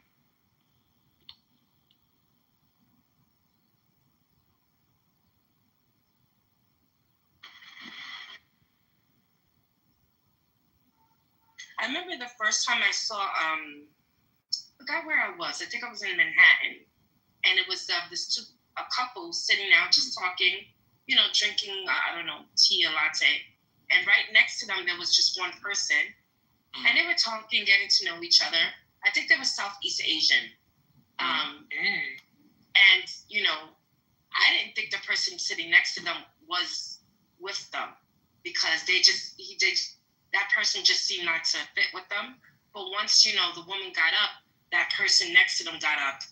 And he was like, oh, it was so nice to meet you. It's such a lovely conversation. I had a lovely time. And I was like, oh, okay. Then years later, I found out, I guess maybe that was the chaperone and stuff like that. I was like, maybe.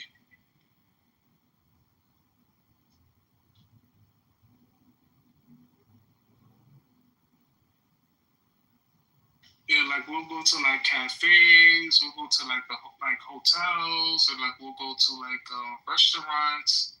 I can't wait to be a chaperone. Public people. I'm gonna have snipers trained on the target. Well, you have sisters? for his sisters? But they're already married. Oh. They're older. Thank goodness. Yeah. Thank goodness. So Wednesday, can I ask you a question? Sure. So, how's the chaperone thing gonna work with us? When we go get some coffee and a slice of pizza. I'm going to chaperone you. Yeah, General's he's gonna snipe you. There's actually a really good pizza spot in the Bronx. He's gonna be like, Where's there?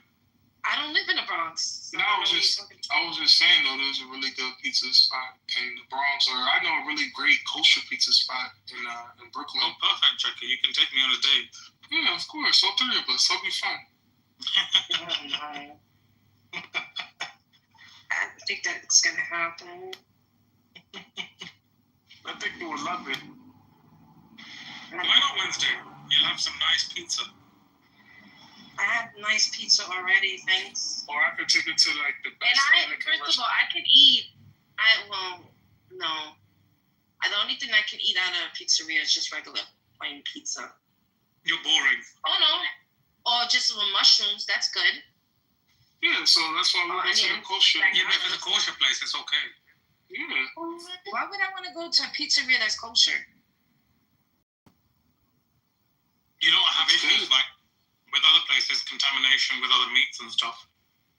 Oh, makes sense. Kosher, you're allowed to eat the meat.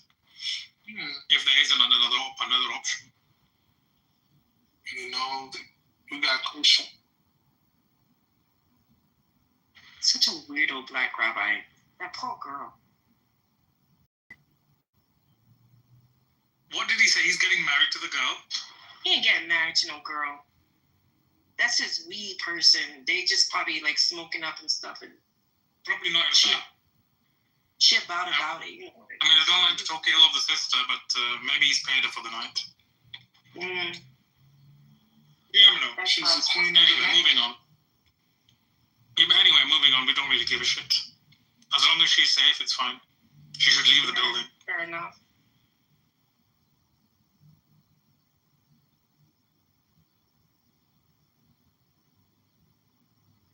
There's this woman. There's this woman that I found on TikTok, and she's a New Yorker, but she used to be an ex prostitute, right? Right. She tells the story of her clients and stuff. Mm-hmm. And she said she had this one Jewish Hasidic client for years. Because she used to live in Chelsea. Mm-hmm. I don't know where this person used to live at, but he would know where to find her. She was like, it was going on 10 years.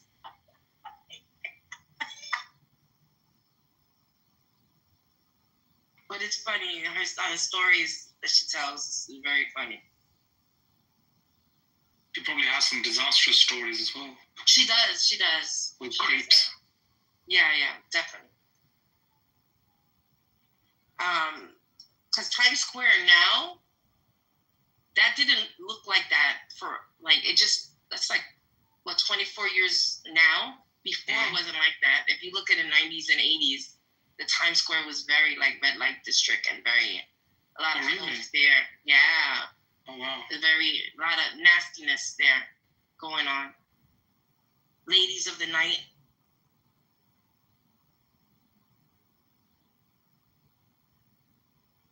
I think it was Bloomberg that cleaned up that area and bring businesses in. No, Bloomberg is quite a recent mayor, isn't he? Has he been the mayor before? He was mayor 3 times. Oh, okay. I didn't know that. He was only supposed to be 2, but I don't know how he got to be 3. You know, he found a loophole or something. Maybe.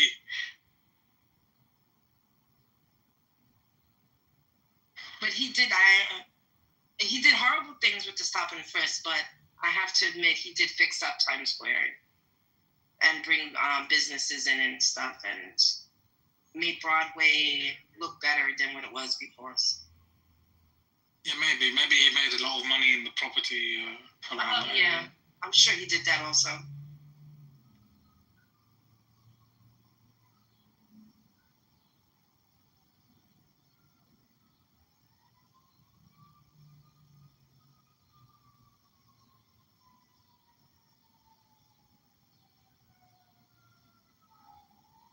Boy, there's Stufala. Is it a Stufala or Stufala? Stufala. Stufala. Josh. Yeah, twice. Josh.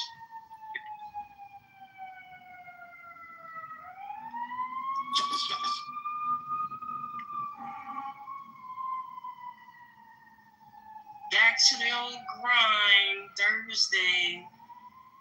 Josh, I want.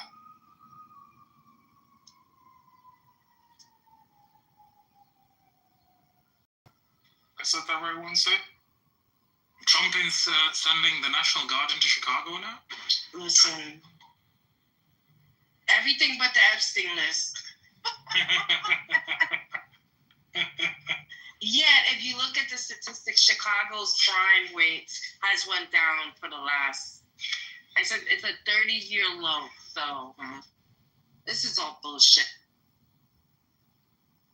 And he looks horrible. He looks really bad. He looks bad. I saw his press conference, and he looks bad. That's a lot of makeup. I'm sure he hired the most prestigious makeup artist in the world. But you can't hide death. It's knocking by your door. You can't hide it. He's not going to last 3 years. Another 3 years. He's not. I disagree. I think he's in a much better state. I told you yesterday, I think. He's in a much better state than Biden was. Yeah. But then again, we don't know when going to drop, so it could be. Yeah, mentally, Biden was probably like wandering around, and he had just good people watching him, especially his wife, Jill. Biden. Yeah, Biden was literally like a robot that they were remote controlling. Right. I'd rather have somebody control the president than a lunatic, narcissistic piece of shit going on with that can like touch the red button. Once he got to no. I don't honestly think he's gonna last another 3 years.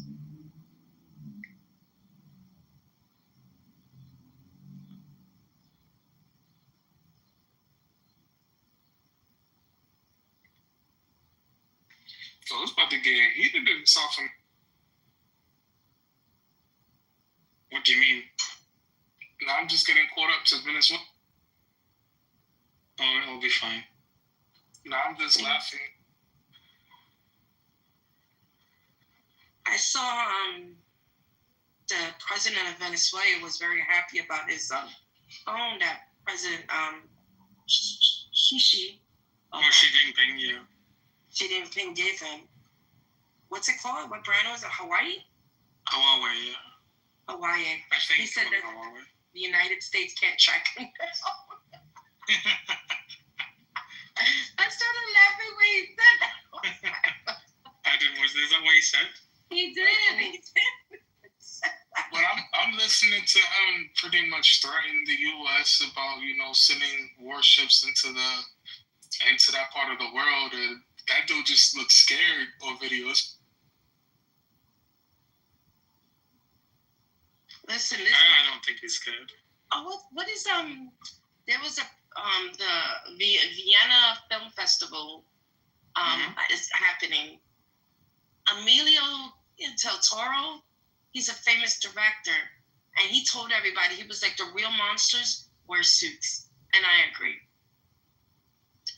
I have a question though, Wednesday. In your personal opinion, right? Let's just say that the U.S. went to war with Venezuela. Who would back Venezuela? I can see Cuba backing them, but who? What do you mean? Listen. I honestly think it's just smoke and mirrors. They want Venezuela for their oil, and Venezuela has one of the purest oil there is. I said it earlier in this room. When Saudi Arabia put the prices up for the barrels of oil, Biden took some sanctions off of Venezuela, and they started trading oil. So it's all oil. It's always about oil. It's starting to get annoying at this point. Yeah, but Venezuela has more oil than Saudi Arabia. Yeah. My question is, right, this is the hypothetical situation. Let's say that this war does pop off. what countries would join that war, because majority of Latin American countries like fuck with the U.S. Excuse me.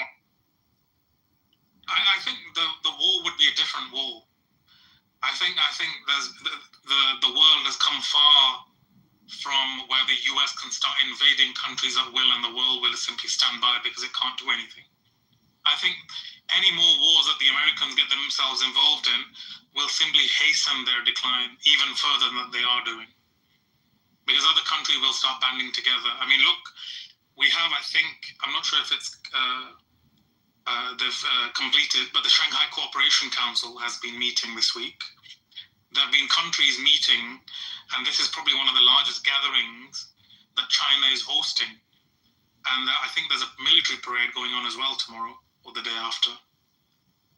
So the world is shifting, and the Americans are kind of stuck in their imperialistic mindset that we can bomb, take over countries at will, but the world has moved on.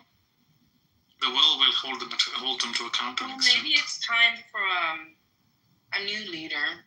I mean, I don't like China either. They do a lot of fucked up shit to their people and stuff like that, and they're doing a lot of messed up shit to the Uyghur Muslims, but nothing that America hasn't done. So yeah, but it should go from a unipolar world. You know, when you're moving from a unipolar world, when you have a single superpower, and you're transforming into a world where there's several superpowers.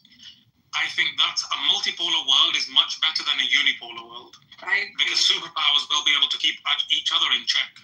I mean, in my hypothetical utopia, there's no such thing as superpowers, but that's just me. Okay. So I just tried GPT the question that I asked, and it says the key partners for Venezuela would be Russia, China, Cuba. But I can see Cuba like playing devil's advocate because they need the U.S. as well. But and Iran and Turkey. The Cubans don't get anything from the Americans.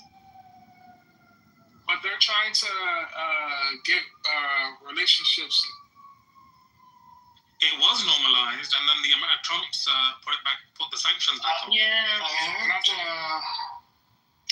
Sorry to interject. I heard they're putting drones over flotilla again. Is it? Oh no! Really?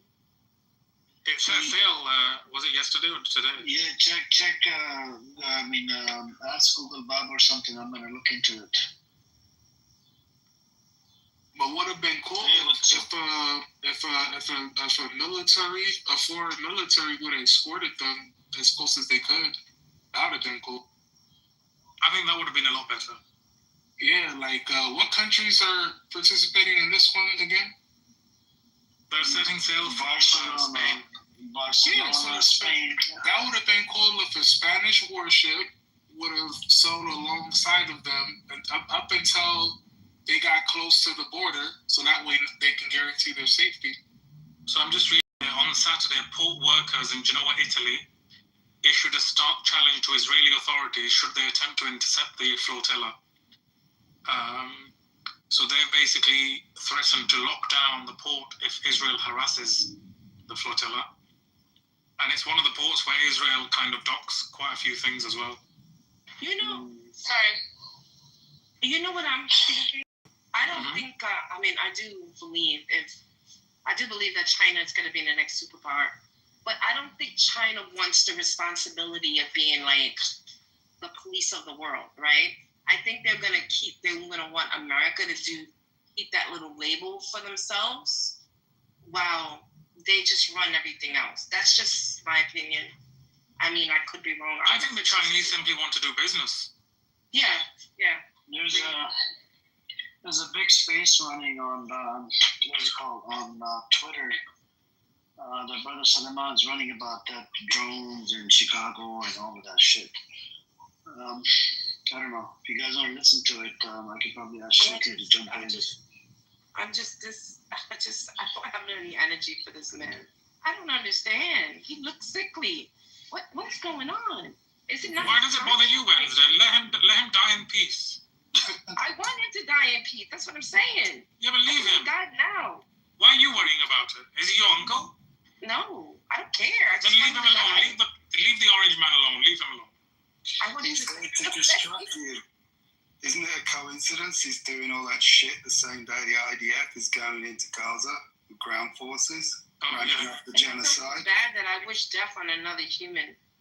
But this man, I think the world will celebrate if he died. I think some people will mourn him.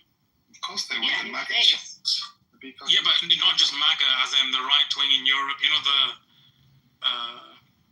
what's his name in Hungary? Tommy Johns. There's all over the place. Tommy. Tommy will. What's his name in Hungary? Yeah, they're everywhere. These fucking morons. Yeah. Yeah, but they're basically, the right wing has been funded by Musk and his crew in Europe, and it's caused chaos. Yeah. It's all strategic. It's all planned. Very strategic, because what it's doing with Europe is, for example, it's creating that culture war, and it's creating an environment where people argue and fight with each other, whilst these billionaires make immense amounts of money. Exactly. Like the same thing that happens to America is happening to Europe. Yes. Mm-hmm. Yeah. All orchestrated. Operation Chaos in the 60s. Same thing. I just want to go. Because people have literally started fighting amongst themselves, and it's like I personally don't get it. Like you've got to understand that the issues that are facing everyone are not your fellow man's fault. It's the politicians, or it's the billionaires that are divide and conquer basically, or setting policy. I'm surprised you say you don't understand it when this is how common people have been duped for centuries. I mean, this is nothing new. I would concede that point, but I don't have a lot of experience. That's why. I see. Well, the book 1984. It's written in 1948. Yeah. And that's what that was about as well. The dumb fucking proletariat. People forget the large part of that book was a commentary on how dopey fucking working class people are. They just give them a bunch of stupid baubles and trinkets to get them all excited while they're being herded around and manipulated. Fake war propaganda, never any war to keep the military machine going. It's the same old shit. Yeah. Even H.G. Wells was moaning about it at the end of the 19th century, how dumb and complacent the working class were. This is time-honoured. It's just a law of physics that the majority of people are dumb fucking morons and so easily manipulated. And they're never going to learn, apparently.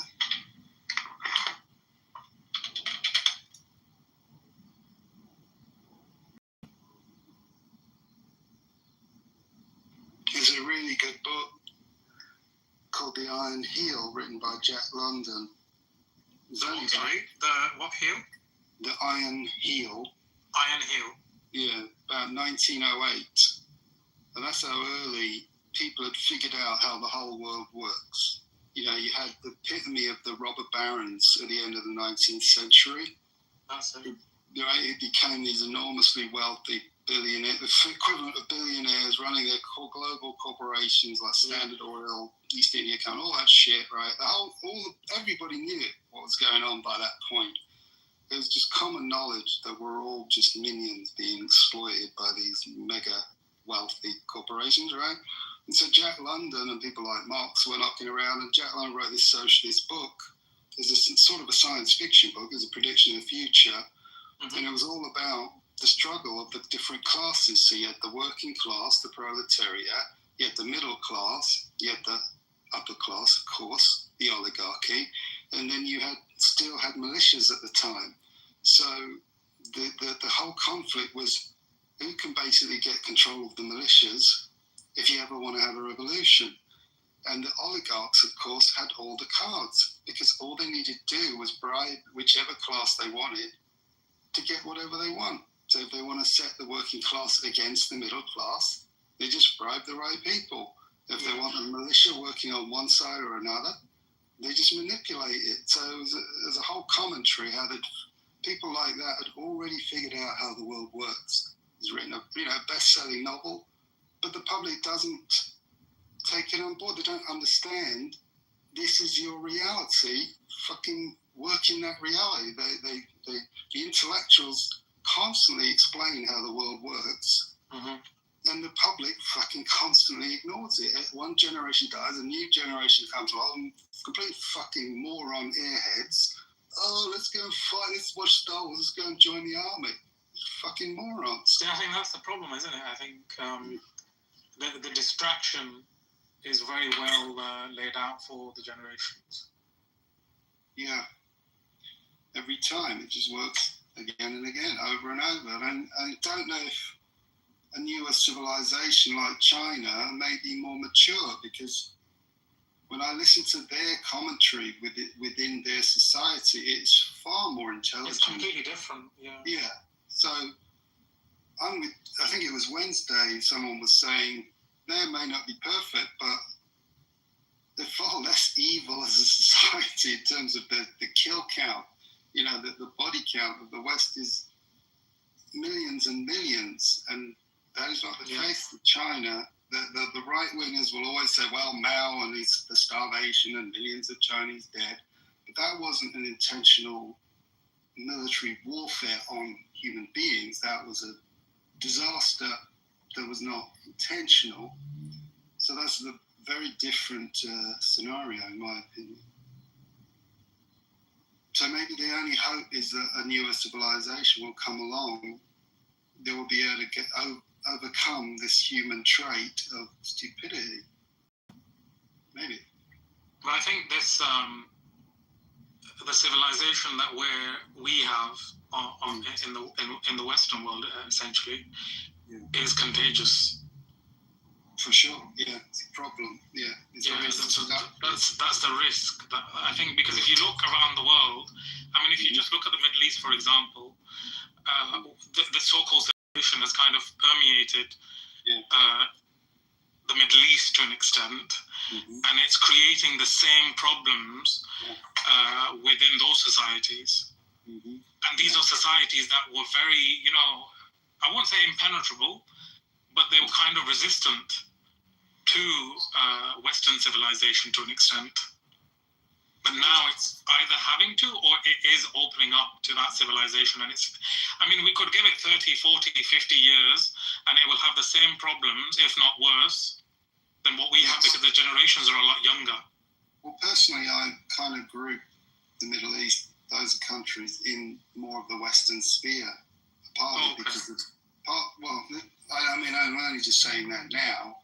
Nobody should make that assumption, but the reason I'm saying that is largely because of the religious dimension. And I had a big rant about this on here the other day, that fundamentally the Bible is the most corrupting influence in our world, and China is also influenced by the Bible, but I believe less so. I think their Confucius philosophy changes their perspective of the way the world works and the way humans interact. And so the West is encumbered with this idea of righteousness, where it's all about judging one group against another.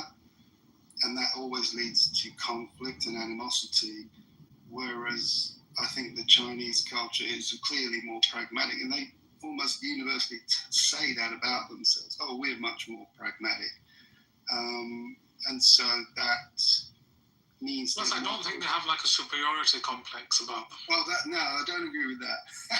No, they with do. The Chinese? Big superiority complex, yes. Well, maybe I've not experienced it. Yeah, they do, and that will increase as they become the dominant power. Their superiority will increase, because it will prove to them, oh, see, we're the master race, and they're already. But the point is, they don't translate that supremacy into slaughtering people, right? Yeah, that's what I mean. Our supremacy is we will slaughter people and we kind of dehumanize. Yeah. Now, their supremacy, they may say that we're better than you, but they're not going to, start slaughtering en masse because someone's a different color, or they don't deserve to run their own country, so we're going to take over and give them democracy. Yeah, currently they're displaying the opposite behaviour. They're going to places like Africa and doing really good deals with them, treating them with respect, whereas the West always looked down on them as inferior societies. The Chinese are treating them as partners and not ripping them off, not insisting on, installing military bases in exchange for getting access to all their fucking infrastructure. The opposite, they're building infrastructure, not imposing military rule, They do get, obviously. It's a different kind of imperialism, if you want to call it, for the lack of a better word. An economic imperialism. Yeah, it's an economic imperialism rather than a land or something. I would say it's not as imperialistic even at the economic level because they work in a much more fair manner.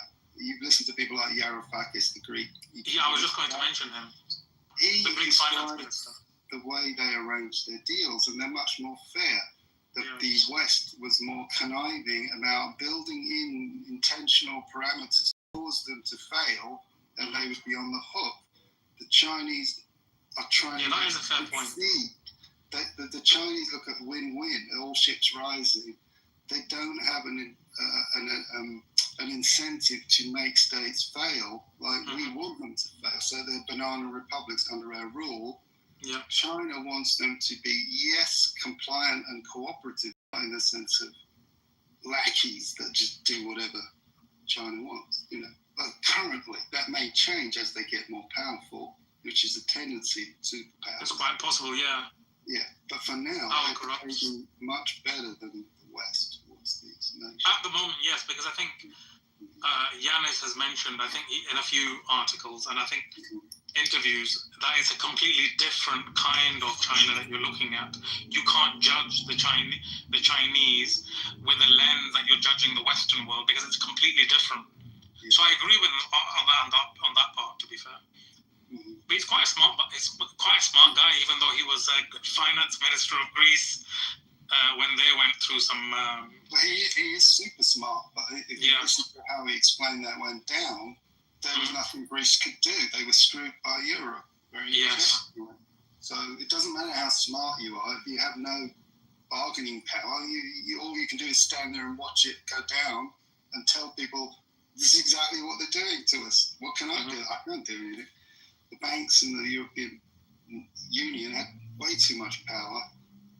And of course, I'm sure there were bankers within Greece cooperating because there's cooperating, bastards. It's that fifth column that always seems to kind of. There's always one. Yeah. I've added that book that you mentioned in my list, so I'll probably get around to reading it in about 2 weeks. Cool. Right. So hopefully I'll provide you the feedback. Yeah, I'd be interested to hear what you think. It's been a while since I read it, so you might refresh me on some interesting details that I might have forgotten. And I think you may be shocked at how completely and fully aware they were back then, how the things work. And you will see a lot of echoes with what's happening now.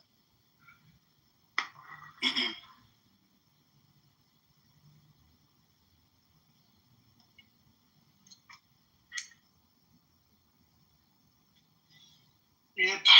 Anyways, if anybody else want to come up, you guys are welcome to come on up. Let me see if the hand raising is off. Okay, come on up. What are you doing in the audience? Yep. You're in bed anyway, doing nothing.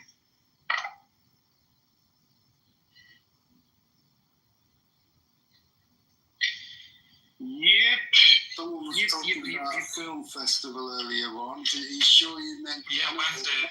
Did you mean Venice? I think she meant Venice, yeah. What did she say? Vienna. Yeah, it's the Venice film festival. Sorry, it's Vienna Film Festival, yeah. Well, there's one right now in Venice, but that's Venice, California, in LA. So I don't know if you might be referring to the Vienna in Europe then. Yeah, the Vienna one.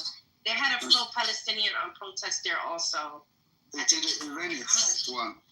It's in the news on the Hollywood Reporter. There are thousands protesting at the Venice Festival. And Brad Pitt announced his exec producer on the Hind Raja murder. Really? The 6-year-old girl. Yeah. Really? So that is a really big deal. So props to Brad Pitt. Did you see the car in Netherlands, Roth? Was it Netherlands or something? They put a car up. And they put holes all around it, and they put pictures of her, reports of her, how she was shot, 300 bullets into the car. Yep, they set up a little place in Netherlands. That's pretty awesome, but nobody cares about Netherlands. No. It's making a headline that's on Twitter all over the place. No, that's great. seriously, that is really good. But the point I'm making is that is a big shift in Hollywood for someone of that clout, because he has a big production company, Plan B Films. He made that F1 movie. He's a big deal now in Hollywood. So for him to back that and promote it, there's a big shift in Hollywood that the celebs are coming out and they're not shy. They're not scared of Israel anymore to be able to do that.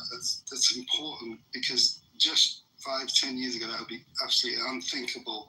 They had so much control in Hollywood, that wouldn't have been possible. Yeah, but Rolf, what's the reason for that shift? Because, I mean, correct me if I'm wrong, but there is still significant Zionist control of Hollywood. Of course. But, well, hold on. Depends what you mean by Zionist, because Hollywood classically, in reality, is about 60% run by Jewish Americans, right? Including some Israelis.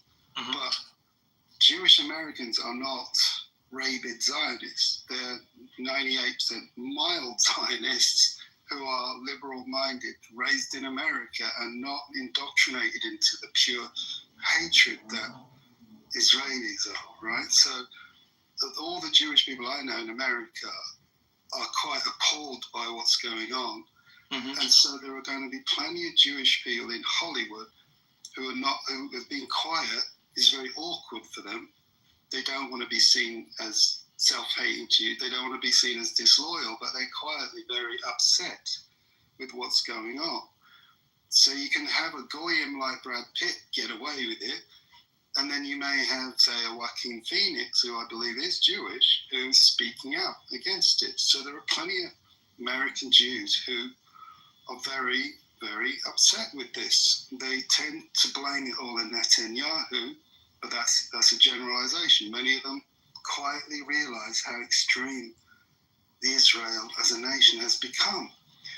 And many of them, of course, never moved to Israel, right? They stay here in California or New York, where it's comfortable. So that's part of the shift, but also the shift in financing. I think the finances in Hollywood are not so dominated by pro-Israeli groups anymore. There's more and more funding coming from outside, especially the shift towards the Chinese market.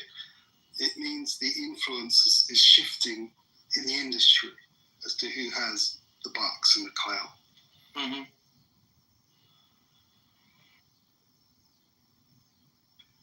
But Rolf, you said the American Zionists are not as wild. I believe they are.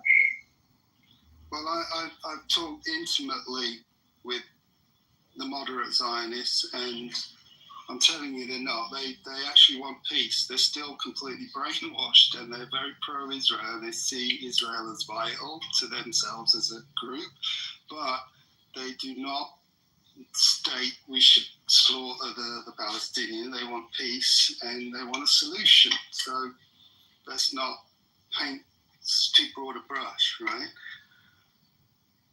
I don't know. I've spoken to them in person. I lost friends because of this.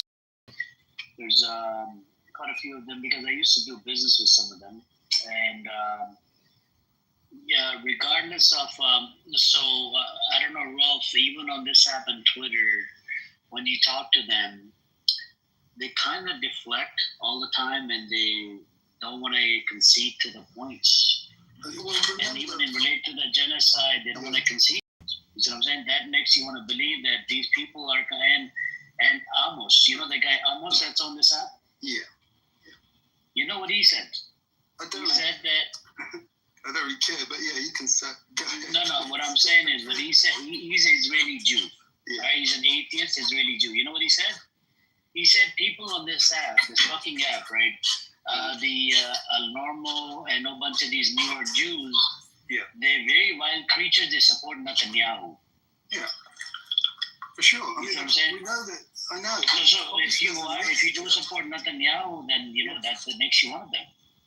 Of course, I'm not saying they don't exist. There's still a huge number in the US who are fully backing Israel and will never back down. They're rabid, fully Zionist. I'm talking about there's an increasing number of moderates who consider themselves Zionists, and that by that definition I mean they believe in the state of Israel, that it should exist. That's all I mean by Zionist, right? But they're not saying we should murder and slaughter people in order to keep Israel alive. They say we have to try and find a solution. That's all they're saying. Now, maybe my personal friends might be different from the people you do business with, right? I develop long-term friendships, and I'm in the creative industry, so there's naturally a more tendency to be liberal and wishy-washy and lovey-dovey, right, as people. So my cross-section is probably different. Yours probably reflects a more typical cross-section of society.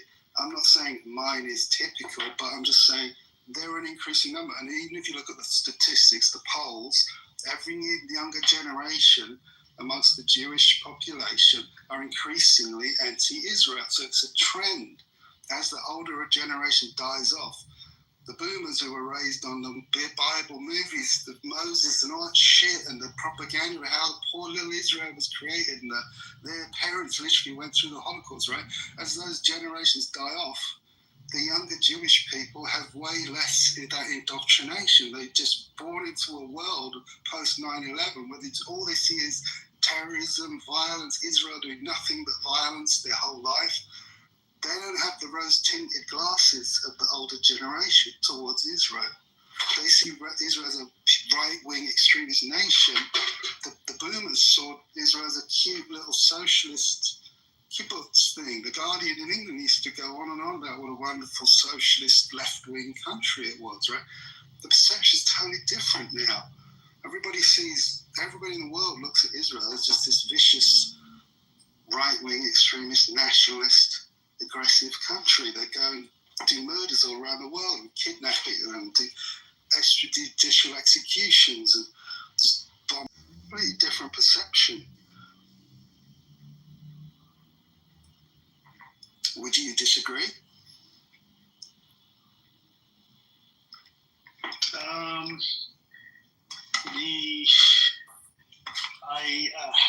don't know what to tell you. I mean, every experience. Yeah, I'm not. I'm sorry to say, I'm not satisfied. Well, I'm not satisfied either. But there is a trend. The kids, yes, the kids are changing, but the older generation, they're not changing at all. Yeah, but they have less influence financially as well. They're losing their grip on Hollywood, which was the question General was asking. So it's also just a practical thing. They don't have as much financial influence. Although, of course, I say that, but they've literally just made a massive move to re-grab influence, which is the Skydance takeover of Paramount, because that's Larry Ellison's son, which means Larry Ellison, and he's the guy who created Oracle.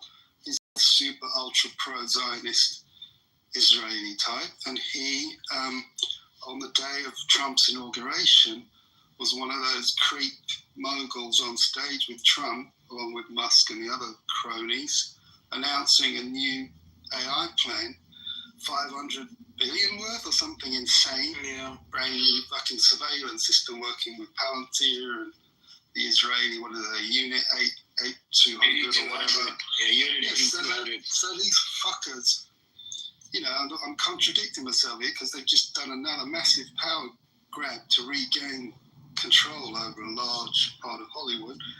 So yeah, I'm somewhat contradicting myself. But I've worked for Disney, and Disney are super liberal progressive. They're still run ultimately by the pro-Israeli camp, but they're much off the liberal end of the pro-Israel camp, and they're very, very diverse intentionally. As you know, they're famously diverse. So the people you're working with in Disney are people, Asians, Chinese, Arabic people. Disney was known for Jew hating.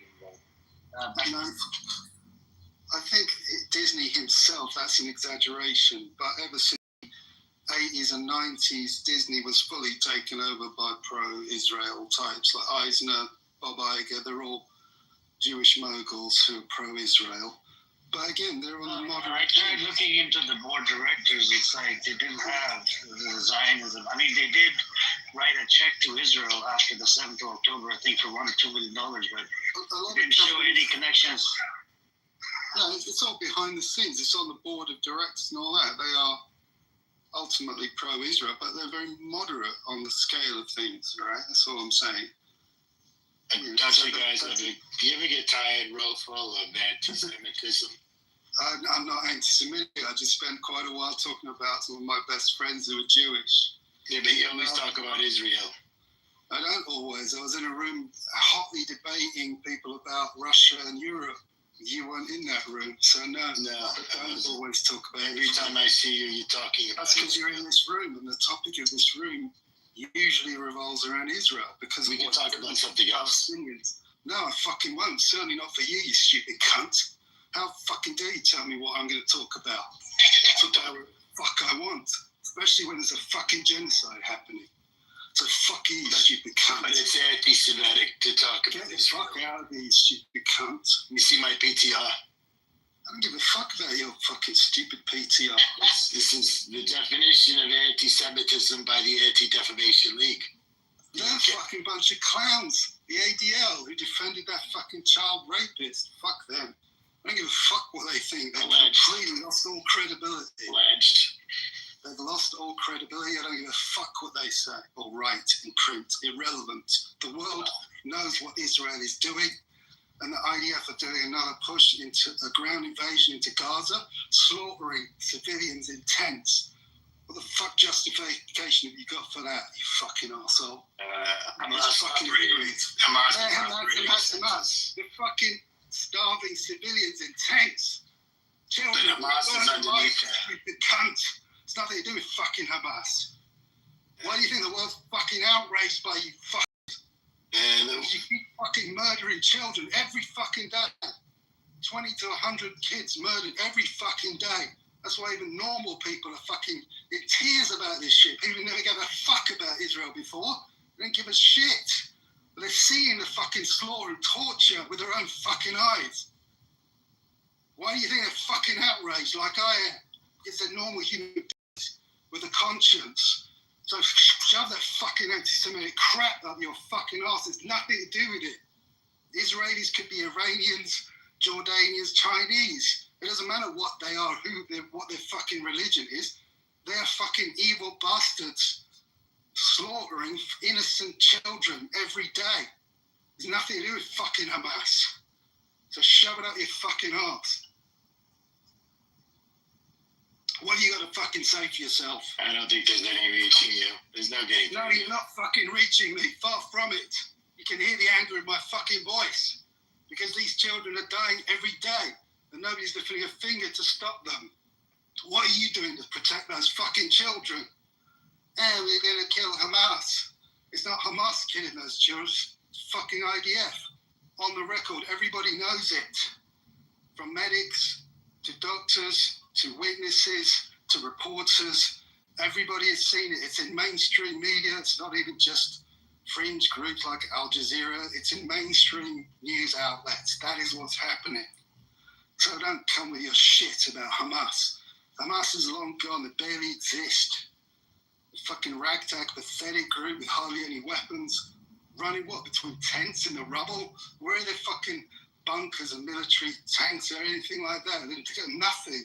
A few people with fucking rifles and homemade explosives, that's it. They're fucking irrelevant. This is a slaughter and it's an ethnic cleansing, it's a genocide. And Netanyahu and Trump have all announced it, that they want to clear Gaza out because they've got plans for it. So don't come with this shit about Hamas. It's nothing to fucking do with it. It's an excuse. Everybody in this room knows that. Except stupid cunts like you. Do you know who Alan Dershowitz is? Of course I fucking do. One of the biggest cunts in the whole fucking world. One of the most hated public figures. Because everybody fucking hates him. He's a lying, slimy douchebag. Why would you mention that cunt other than to get me really fucking angry? Eh? Well, I was going to say, he said in order to get to a resolution here, we have to get beyond the terms like ethnic cleansing. Yeah, well, he's fucking wrong, isn't he? Because it is fucking ethnic cleansing every day. And the more you ethnic cleanse, the less we have to remove that word, the more we need to emphasize that word. Because it is fucking ethnic cleansing. And it's worse ethnic cleansing every day if you keep adding more people getting murdered and slaughtered and relocated and starved, you're increasing the ethnic cleansing. So no, let's not remove that language. Let's increase that language and emphasize that language, just as the South African report did to the International Court. And the International Court absolutely recognized everything in that document and agreed that what they said was true. And they're fucking sitting on their ass debating whether it's a fucking genocide or not. It was a genocide a month in. And the fucking Western media, BBC and Guardian's just come out today. They fucking collaborated with Israel to keep the story fucking straight so they can keep a lid on it and propagandize stupid fucking Westerners that Israel's going to defend itself when it was a pre-planned fucking genocide from day one. This is why they allowed Hamas to do that. It's October 7th stunt, which the fucking Israel does. It's our fucking 9/11. It's not fucking 9/11. It's a pathetic little attempt at an attack that was completely used for justification for their plans that they already had for Gaza, all in service of Greater Israel, because they want to expand their territory, which they're doing into Jordan, into Syria, Lebanon. They're trying to pick a fucking war with Iran that they can't fucking win because Iran's much too strong for Israel, and so on. That's what's fucking going on. So yes, we will continue to highlight that is an ethnic cleansing going on. What else bullshit have you got to say for yourself? Are you always this contrarian, or only when you talk to Jews? You can have a break now. I think you've riled them up enough. Rolf, I wanted to pick your brain with regards to Iran. What's your assessment? Do you think the Israelis will attack Iran again? Because there's been a lot of talk about it. Yeah, there'll be another round of stupid exchange between them. I was in a room earlier today talking about what's it all about. You know, is this really a war with Iran? Is one side going to win? Did one side get an advantage over the previous exchange? The consensus was that Iran came out with more advantage because they had more intel as a result. But I pointed out Israel is not stupid, nor are the Western allies of Israel. You've got the US, Britain, the Europeans all collaborating on the intel against Iran. They had it surrounded. So whatever Israel did was a calculated provocation, again, to assess Iran's capabilities. It also appeared to highlight collaboration with China. So all of these were useful data to help the West replan. And so that's what I expect to see, increasing exchanges where both sides recalibrate against each other. China ultimately is more capable of increasing weapons production. It's now faster at innovating, and Iran's now going to probably start using their satellite GPS system, which will all help with their missile technology. So as that trend continues, the advantage may well go towards Iran rather than against it. But then again, China doesn't want to get directly involved militarily. The West is happy to wage all-out war. Yeah. And Trump's just announced the change for the name of the Department of Defense to Department of War. So the kid gloves are off. They're not pretending anymore. Everything's going to be wars of aggression now for the rest of Trump's term. And so they're happy to go full-on war with Iran. Trump announced that way back in 2023, November 23. He put out an ad campaign saying he wants war with Iran. So this has been long in the planning.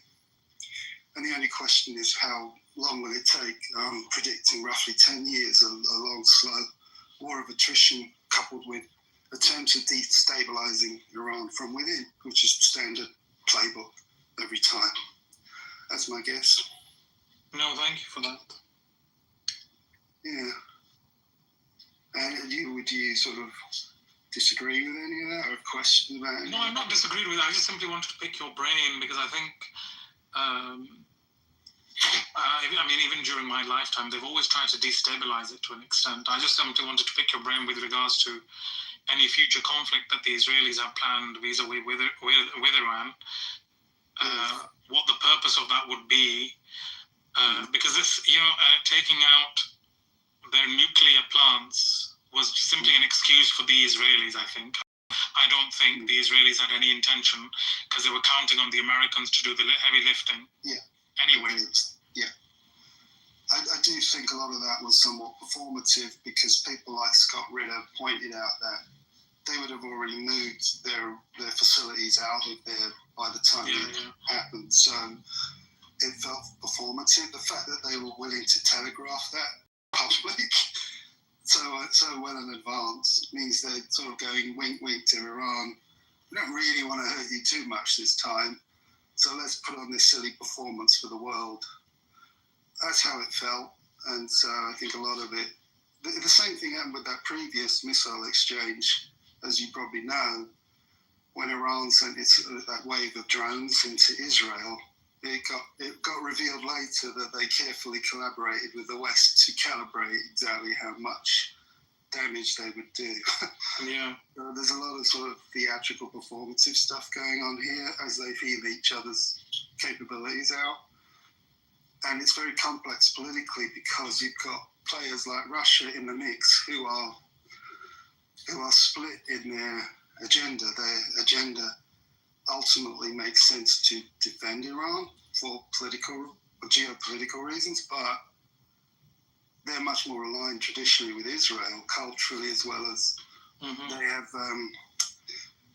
They've been fucking Iran over recently with Azerbaijan and Armenia, the different pipeline plans for those areas. So they're less and less of an effective ally for Iran, which is why Iran's pivoting much more towards China. To be fair, I'm not sure if you agree, but I always find that even, for example, with the Iraqis and the Syrians, to an extent, the Russians have always been an unreliable partner. I mean, for example, and I'm not sure if this was the Iraqi campaign or the Syrian one, when the Israelis went in and took out the nuclear plant. One of the books I read on it was that the Russians had given the Israelis the codes for the S-300 systems that I think it was either Syria or Iraq was using at the time to defend the plant.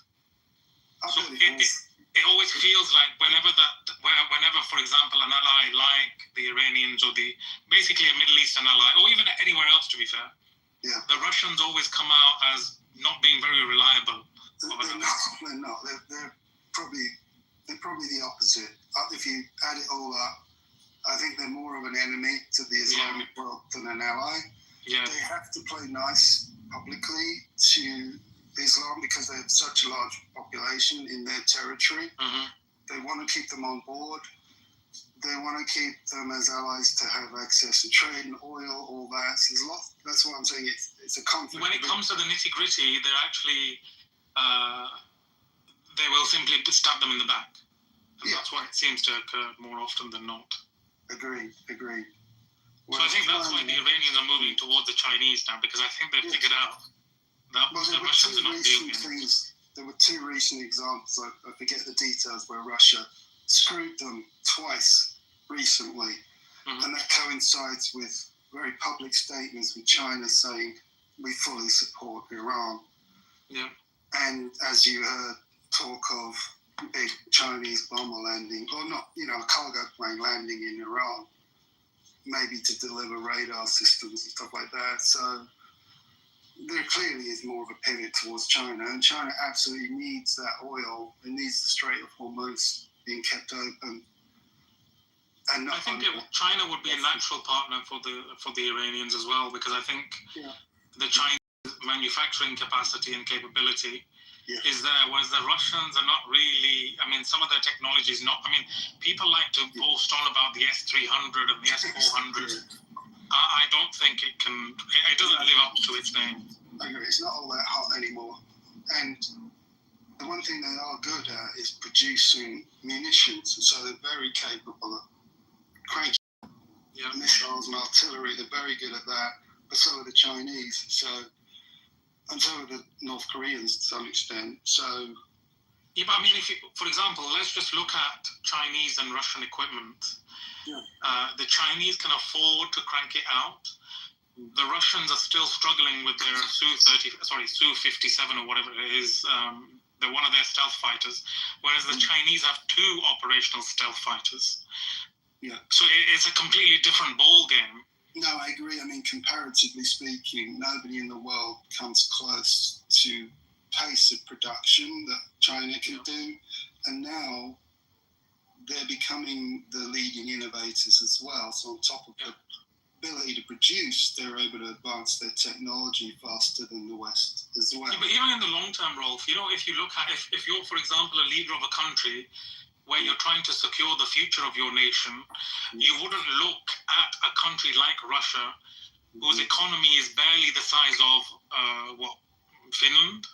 Or maybe Italy, I don't know. Italy, maybe Italy. I mean, it's a very regressive, because if you look at population growth, it's not really growing. And this obviously, it's all to do with demographics as well, where their population centers are, mostly centered around Moscow and that region. They're not really reproducing. The economy is really not really doing much. It's like Japan's is stagnant to an extent. And then manufacturing, it can't really do much. And then it's bogged down in Ukraine at the moment. Whereas the Chinese can afford everything they kind of throw out. I totally agree. I mean, I think we're arguing the same point here, but we are. I take on board your points that you're emphasizing more how much Russia is kind of the weak partner if you were going to go for an option. It's just a gas station at this point, at this moment in time. It's just a gas station for the Chinese to power. I mean, I think I was reading today in the FT that they recently signed the Power of Siberia 2. So they had one, which they did a few years back, which was worth, I think, $500 billion over 30 years, which is transporting like 34 to 40 cubic feet or whatever it is, million cubic meters, sorry. And the Power of Siberia 2, which they signed, I believe, recently in the last few days, is another 300 billion. So essentially, Russia is a gas station for the powerhouse of, tomorrow. Yeah. It's nothing else, I don't think. Yeah, maybe, obviously, the Russians would kind of help. I still stand by my statement that Russia is very good at producing munitions. I think they No, I won't contest that, to be fair. I won't contest that. But if you look politically, I think politically, the Russians, because of their, legacy influence in international organizations, Security Council and so on, it's good to have them on your side. So what I'm talking about for the Chinese. But for the Iranians, I think naturally they should really pivot. I'm not saying shut the door on the Russians, but they need to pivot more towards the Chinese, because that's where they will actually get something done.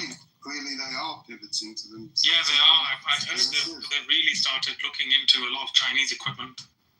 Yeah, the other scary thing then is that if the signs are all real, right now, Europe and America are really amping up the brainwashing, the propaganda against Russia. Have you heard about all the...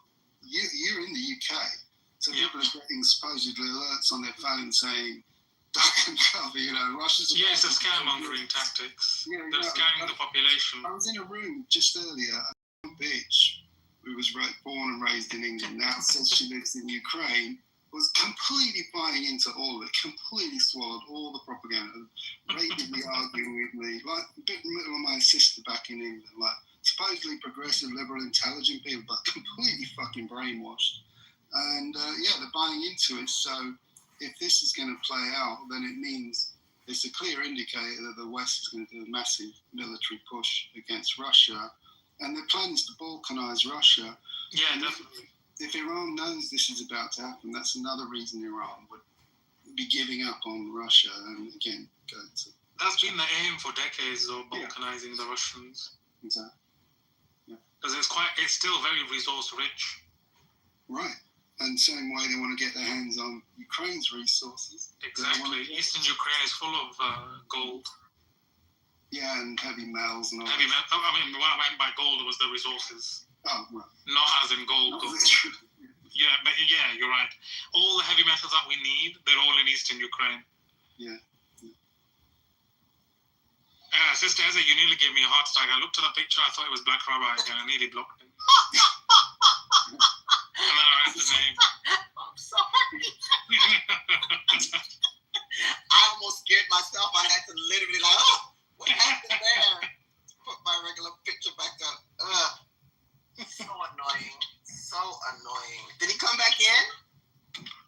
Not to my knowledge, no. Thank you, Lord. By the way, I think did I fall for honest you again for a second time? Yeah, you did, Roll. Sorry, I completely thought it was El Normo with another name. I keep You doing did? that. My I thought it was El Normo. Sorry. You know, I thought you knew me, Will. We were going through all No, I'm surprised we were getting so fine. revved up. I'm fine using it as a stimulus to sharpen my fucking bullshit. Yeah, apologies. I can't believe I fell for it again. He I had another question. just like El Normo. I do, yes. I copied his voice. Yeah, you did. And I had another question lined up for you. We were going to keep dancing, but General saved you. Yeah, I had to intervene. I knew where you could hear it in the voice, and I was like, I know, I was getting a bit. Well, I was getting very emotional there. You know what the next question would have been, Rolf? I'm too scared to ask, but go on. It would have been, are you always this contrarian, or only when you talk to Jews? Oh, yeah, nice. Yeah, I am. Even my friends, I'm a natural contrarian, so that's the one area we would agree on that. Yeah. I actually would have not thought you to be. I would have thought you to be a very sane and civil man, very deliberate and composed, except with this topic. Yeah, I get it. I thought that question would really get under your nerves, regardless. Yeah, well, it would have, but at the same time, I like being called a contrarian because I am a contrarian on every subject. So I embraced it and I don't mind. Interesting. Yeah. So I'm flattered that you think I'm the real deal, by the way. Really, I know. That's fucking fell for it again. What an idiot. So funny. I mean, does that chump still come in here, El Normo? No, he stopped coming in. Okay. He doesn't come in officially anymore.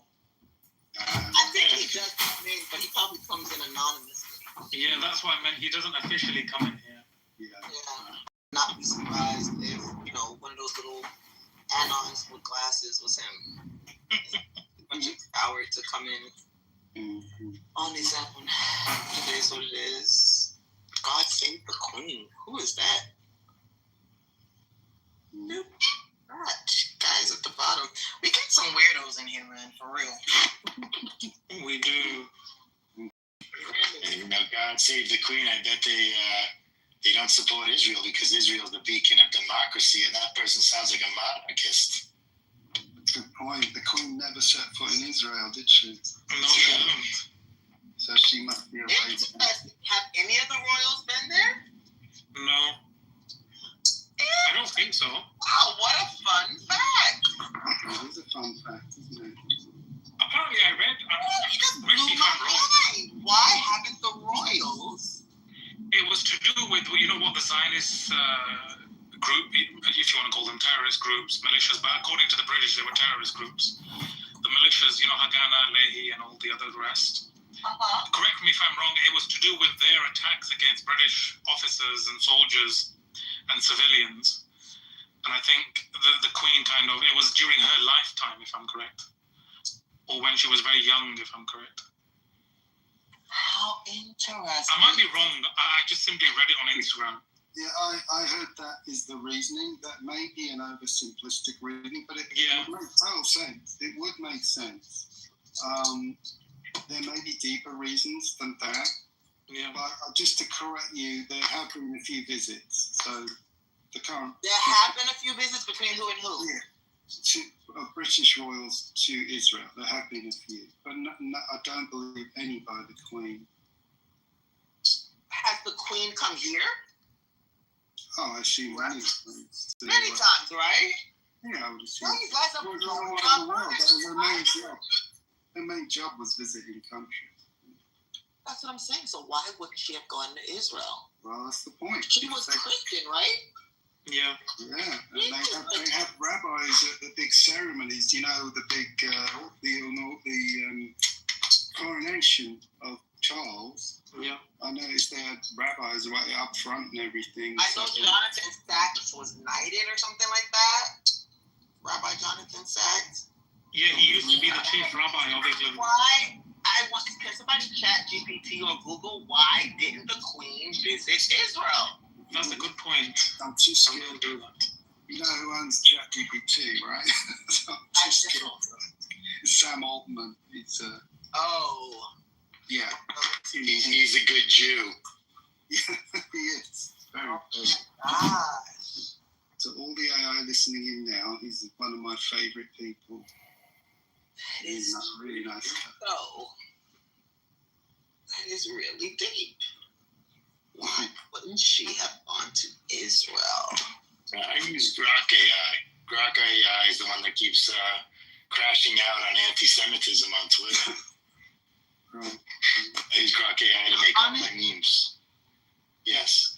Honest Well, let me give you a quick quote. Go ahead. This is a pretty simple one, just from Quora online, not even AI. It just says 1948.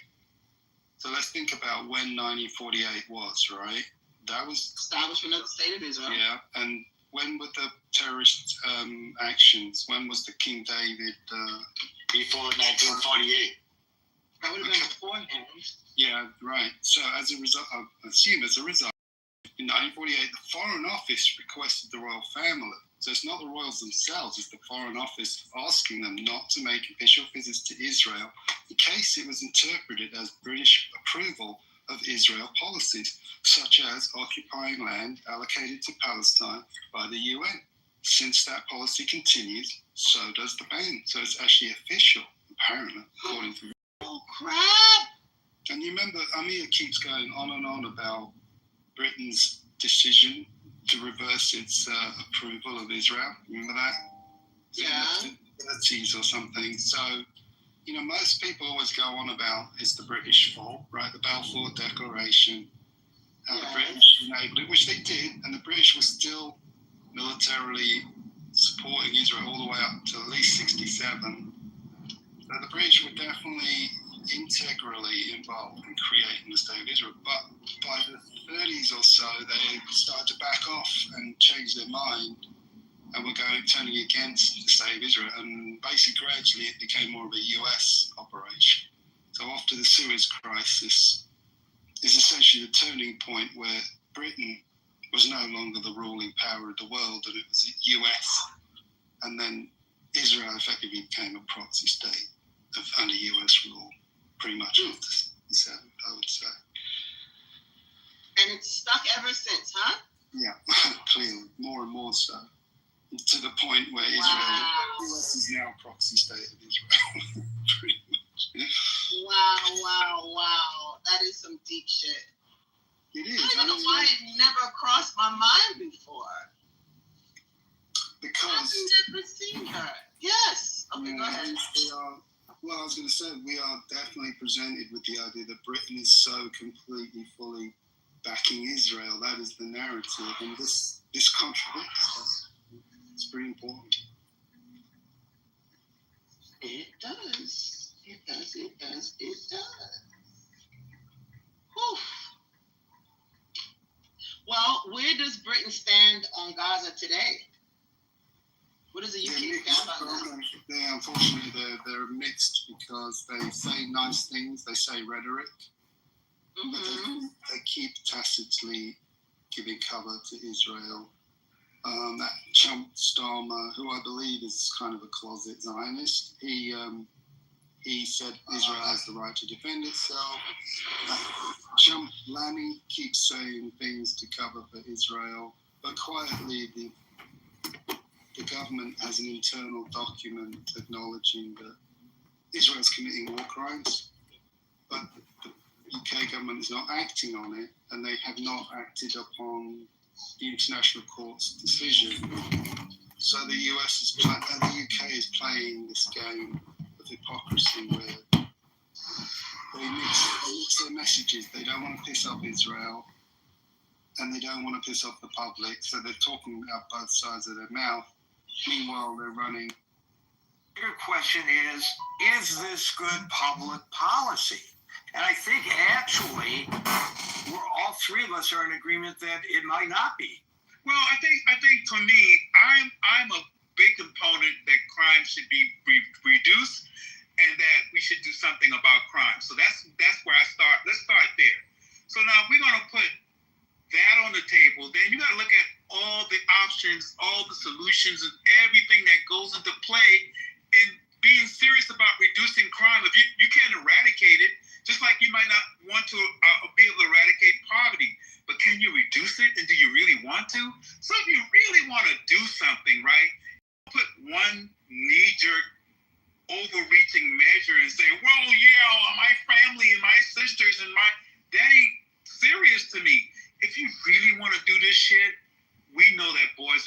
clubs helps. We know that summer jobs, and we know that tutorials, we know that housing, we know that these things reduces crime. Right. And Leroy, I'm going to cut you off because you've had it for a while, but I want to just say that's the second time you mentioned the Boys and Girls Clubs. I will tell you, it's very anecdotal, but I can tell you from my personal experience being involved in a program with the Boys Clubs in Detroit, that we had tremendous success with some of the youngsters, not quite men, but no longer boys, kind of like mid-teens. So I say youngsters, which dates me a little bit. I don't think people use that terminology that often anymore. But anyways, who were it not for the programs that I was involved in. I mean, I'm not saying that I had anything to do with organizing the programs, but I happened to be involved in one of the programs. I got suckered into participating, and I did. They would be ripping and running if it weren't for our program. So I don't want to get into the details of it, but I guarantee you that they would, a lot of them, maybe not all of them, a lot of them would have been ripping and running if it weren't for the program. And you know what? The most discontented individual among our group, the biggest miscreant among the group I was involved in, turned out to be a natural leader. He would have been lost to the streets, but if it weren't for that opportunity with the Boys Club to make him into a leader, because someone recognized that he had this potential and redirected his energy into something positive rather than to something negative. And I'll tell you on the back end of all that, I covered Southern Michigan Prison for a newspaper in Jackson, Michigan for many years, and I met people who were absolutely brilliant, but were wasting their brilliancy on trying to figure out how to get around the system and break laws. Whereas if they had been directed and pointed in a better direction, they would have been leaders of the community. If they'd been given the opportunity, they may not have been given the opportunity. So, but anyway. So one last thing, Gary, I promise. One last thing. And shout out to Detroit. Somebody should tell Donald Trump to visit Chicago and go to Michael Jordan's Boys and Girls Club. It's been there for years. Michael Jordan has a beautiful state-of-the-art tutorial. Matter of fact, I'm an artist. I went there to teach art after school, and I'm telling you, the Boys and Girls Club that he has is phenomenal. Amazing. He should go to Chicago and study that shit before he do some knee-jerk shit, and that's my land. I know a guy who's about my age who talked about his childhood and or youth and said if it weren't for the Boys Club, he would have ended up being a perpetrator. That's from him. And he turned out to be a pillar of society. Thank you for that, Leroy. And I don't know how you got onto the stage so late, and I apologize. I'm going to get to you. Oh, it's all good. I just wanted to give a shout out to whoever was from Detroit. I am. Oh, are you from Detroit? Yeah, born and raised there. Well, then wait a minute. Maybe I ought to give you an opportunity. Where do you live in Detroit? I'm in Grosse Pointe. I'm in Troy right now, but I live in Grosse Pointe, born and raised. Yeah. Oh, very nice, very nice. I will be against Alter Road there, right by Alter Road. That's road before Detroit. Yeah. Right, that's a demarcation line between. That's the DMZ, man. Do you remember when Jam Sounds used to be at Alter Road in Jefferson? Yes, I sure do. Oh yeah, well that was. I can picture that. The big yellow building and everything.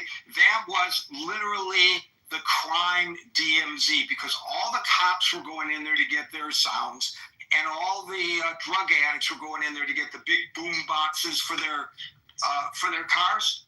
And so the rule was nobody gets arrested at Jam Sound. so they coexisted there. Yeah. That's awesome. That's amazing. That's amazing. Yes. Well, I will be in Grosse Pointe actually at the end of the month or the beginning of the next month, because My CPA lives right there, so Okay. yeah, his office is across the street from Grosse Pointe South High School. Yeah, So- that's like I could throw a rocket to high school. Well, we'll get together for a cup of coffee. Yeah, good chat. Okay. Okay, and thanks a lot for that. That's kind of fun. Okay, Brian, you get the last word. Thank you, Leroy. Brian, did you fall asleep? No, I'm sorry. Something came up on my screen. I had to get it off before it would let me find the mute button. That's why I put it in D&D. D&D. Go ahead, you're up. Was Double talking about, when he was talking about feeling unsafe, was he talking about Washington, D.C. or Baltimore? No, Washington, D.C. He said his girlfriend lives in... So, when was he out of his apartment last? Because if he still feels unsafe, then obviously the National Guard hasn't helped. And according to Donald Trump, there's zero crime in D.C. now. So, I heard him talking about that, and I thought it was D.C., but I thought I better make sure. Yeah, he's talking National about Guard's D.C. been He there a even while acknowledged now. that with the National Guard there, his girlfriend, it's her apartment, his girlfriend still feels unsafe, even with the National Guard there, he said. So, geez, what do we do now? Well, as Leroy pointed out, they're there for 30 days. So what happens when they leave? And he's absolutely right. He obviously is a guy, I could tell from how he expresses himself and also talking about his experiences with Jordan's Boys Club and all that. He's a guy who understands how it works. And he's absolutely right that if you're going to saturate an area, whether it's with the police or whether it's with the National Guard, and if they are, and there's a question of the legality of this, but if they're stopping people on the street with checkpoints, again, probably not legal, but I'm not an attorney, they're not going to be ripping and running with drugs and guns because they don't want to get caught with drugs and guns, and they don't know when they might get caught with drugs and guns, so it's a deterrence. But when they're no longer on the street, then they're going to be back out doing what they were doing before. And you will see that. And when it happens, the president probably will say, see, this is why we need the National Guard. Or maybe he'll ignore the crime statistics at that point. But I will put my money on Leroy's prediction that in a couple of days, whenever this thing expires, this 30-day limit, I'll have to check to see when that might be.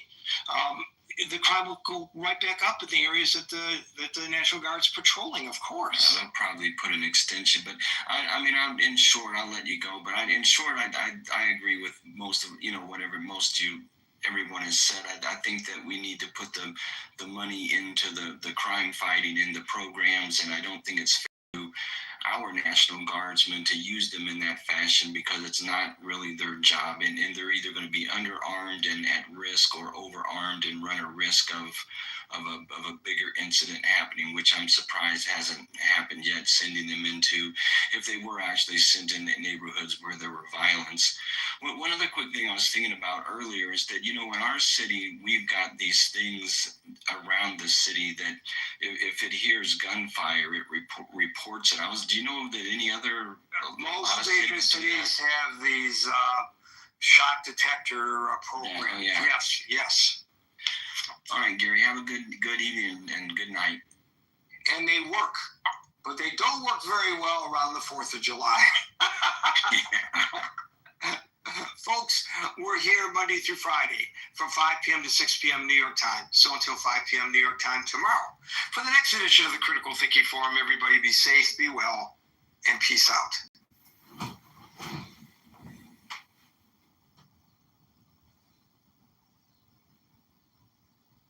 I think it's people. Money to they're going to set up there because they know ain't nobody really gonna fight that. That's why they won't do no shit like that. Like in New York, they couldn't build no mega situation like that in New York. Room in the they're gonna go take advantage of the rural people. That's what they doing. They taking advantage. They ain't got them people out there. Most of the people that work out in Huntsville are coming from somewhere else. Right. Yeah, they gotta have. Yeah, there's a specialty. in that area. So they're about to mess up the environment. I want to know they didn't. Like, we don't even have an environmental protection agency anymore to evaluate the impact of their build. Nobody's gonna be watching how they build that shit. They're gonna do it whatever way they want to do it. I thought that shit was in Texas and Florida all the time. I didn't know. what was in Texas and Florida? That NASA, somebody said NASA is in Alabama. I thought that shit was in Texas. So they got one in Texas, Florida. Yeah, they got one in Texas. Virginia. They got one in Virginia and Hampton, Virginia. And NASA is it. That's what they're saying, that they're putting it in the red states. Yeah, but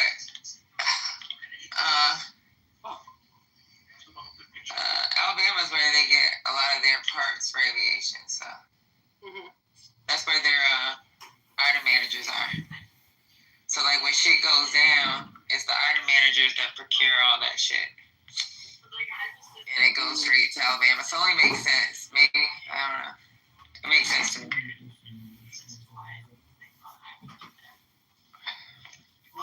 Let that man run his business.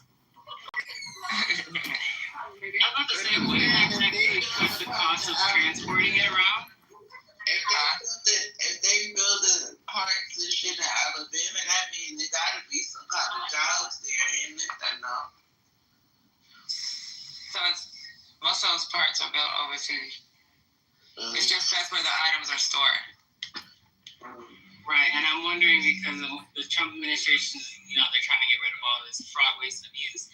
Does technically them trying to build a facility down there at least cut the cost of transporting the items to different states? I don't know. I just know that they've been talking about it for a while. This happened to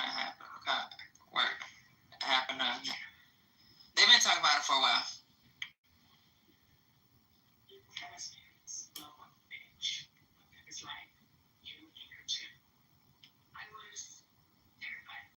How's your day gonna be this morning? I think it's a big deal. I don't even know why that was such a grand announcement.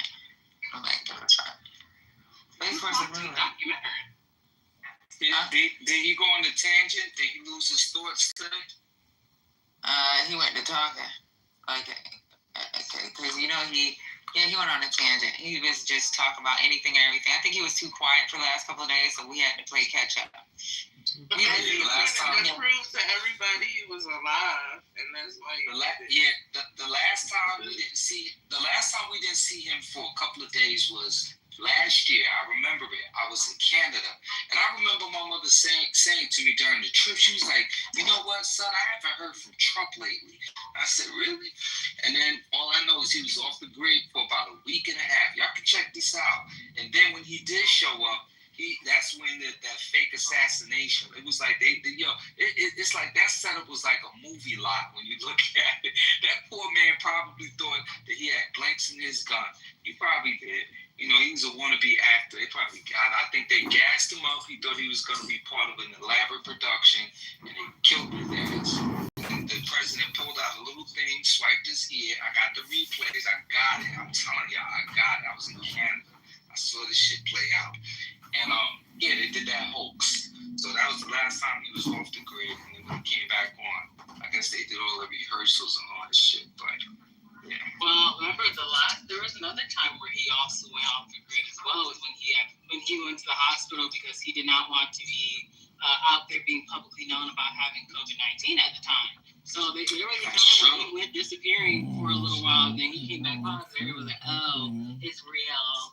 Oh my God. That's true. That is true. I remember that. They think we so stupid. That's what kills me. Like, they really think people are just like they sit in the office and come up. They're so disconnected from everyday people. They operate in a world of their own. They just really think that people are really that stupid. Are you saying we're not? I'm sorry? Are you saying people are not? No, they are. Yeah, no, we do. Yeah. That is true. I'm talking about us, but people do fall for this shit. You're right. My bad. I said they think we're stupid, but America, I don't know, man. I'm like, damn, is it really this easy to manipulate motherfuckers? Like, is it really this shame? I said, if they better be glad. The world better be glad I'm not an evil dude. I swear. Oh man. So, shit. As Trump called them, dummies, they are dummies, and they are easily manipulated, very easily. Like, man. Okay, so look, I've been going through these Epstein stuff, and so here's what I can tell you, the most important thing. There's a set of files that go through the flight logs, where they left, where they departed. It says numbers of passengers between 5 and 7. Epstein is listed as a passenger. The other passenger names are redacted under privacy exemptions B6, B7. No names. Of course they weren't going to get the full thing. Why would they? We still can connect the dots, ladies and gentlemen. I think we still can. All I need is I can read the story. I'll put that shit together. Well, I mean, it's not hard to be. I mean, if we're putting things back God, like we're just realigning the story, then all we have to do is take the victims who came forward and told their actual stories, go through the actual times and the dates that they have mentioned, and actually look at that record log. And if they are telling the truth, they will actually been on the plane or they've been at the island, etc., etc. Agreed.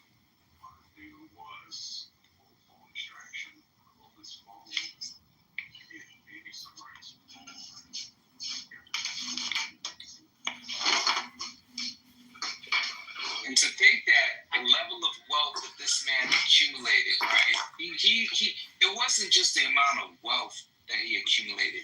It was the power that he had behind the scenes. He just had incredible power behind the scenes. So that means that he was engaging at a level where, you know, in the stratosphere, the few people moving these rings.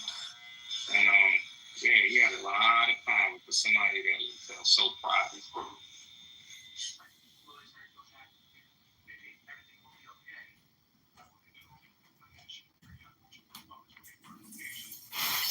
I guess maybe what we were kind of talking about earlier is just where is this gonna go? Is he gonna be sentenced to jail time? Is he what is this going to be? Is who gonna be sentenced? Yeah, I want to know what the Is who gonna be sentenced? for people. What are you talking about? Is who gonna get sentenced? Yeah, you better not say Trump. Trump is not going to prison for this. I can tell y'all that. He might now. The country might be in an upheaval. Some other shit will happen. But that shit will never make it to court. He is an expert at piling so many lawyers and appeals on situations that he typically wears out his opponent. They just get tired and just like, fuck it, they don't quote. But he just keeps going and going. He's relentless. But I doubt very seriously if he serves any time for what he's done. He is more likely to be impeached or some other things probably can happen before he does any time for his dastardly deeds with Mr. Epstein.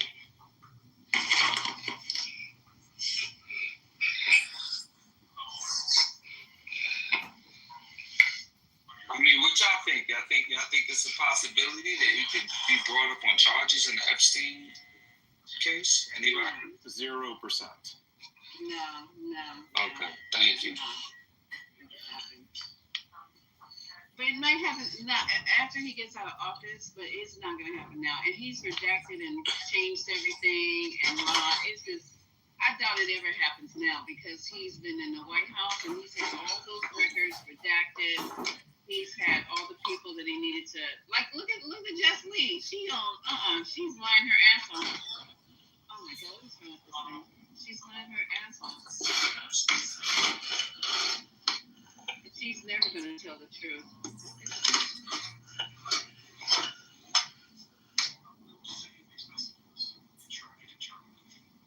Okay, I'm going to get ready to open, y'all. I'm going to put the link in Telegram. Did you guys hear about the U.S. military forces striking Tren de Aragua? Whoever people are. No? Yes? Maybe? No, he's bullying some small country somewhere? Is that what's going on? He struck some terrorists from, what the hell is that? Alleged terrorists. Well, they terrorists now because he said that early this morning, U.S. military was conducted a kinetic strike against positively identified Tren de Aragua narco-terrorists in the Southcom area of responsibility. And what region of the world? The Southcom. Hold on. He said they're a foreign terrorist organization operating under the control of Nicolas Maduro. Isn't that Venezuela? Yeah, he said it happened while the terrorists were at sea in international waters transporting illegal narcotics headed to the States. They killed 11 terrorists. No U.S. forces were harmed. Please let this service notice to anybody even think about bringing drugs to the U.S. of A. Beware. Thank you for your attention in this matter. So he's calling drug Isn't Maduro Venezuela? Wait, Robert, isn't Maduro Venezuela? Because he's been sending boats down that way, and now they doing their thing. I'm not sure. I have to confirm. I'm shaving. Sorry. I can't confirm that. But I believe so. So basically, they're taking the story. They attack some drug dealers, and they're going to call them terrorists. Boy, these guys, it's crafty. Like, you can't name one terrorist activity that the group probably did. I don't know. I have to see this story. But, like, what attacks have they lodged against Tren, whatever the hell they're called, TDA, I don't know, that's what they shorten them down to. They are like I thought some cartel shit going down with them. Their cartel? No? I don't know. I'm just reading what he said happened this morning. Anybody? That's why he was late. Yeah, they're a cartel. Cartel. Oh, they're drug dealers. Okay. If Trent was here, he could tell you cartels run drugs, Robert. What's up? I know that, but I mean, I know he's labeling them as terrorists. What are you trying to get me to tell you here? I don't understand. I'm hype. Yeah. But Maduro said that Trump is going to try to take over Venezuela.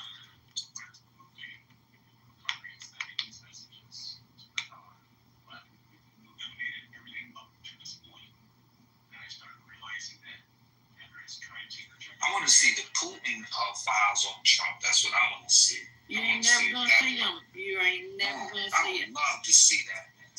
You will never see them. Maybe 50 years from now, people will see them, but they won't see them now.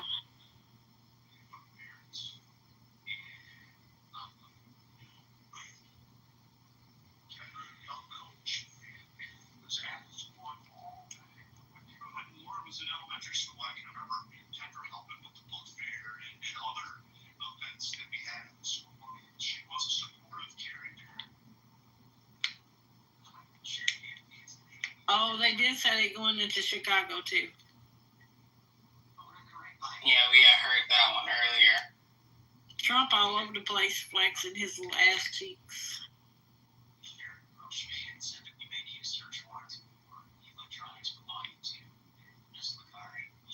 I need to know where Trent is, that he didn't come here and break this news. Where's he at? Well, hold on. I was reading here that the assassin for the president, Ryland Weasley, has, if I'm reading this right, has challenged Trump to a golf-off? Huh? He's told the president he wants a golf-off. Okay, like they're a goof-off. I don't even know who that other person is. Who is this person that's challenging? That's the one that tried to assassinate the president. Huh? Yes, the same one. I want off this fucking ride. He said that he wants to go and beat a pig. His words directly. I want off this train. I want off this rock, please. Let me get this link from like. I told y'all I'm trumped out. Right now, I have enough understand of who this man is to never ever have to tune back in. I can tell you where this is headed, where it's going, and everything. It's just so clear. It's just clear. It's so clear, plain as day.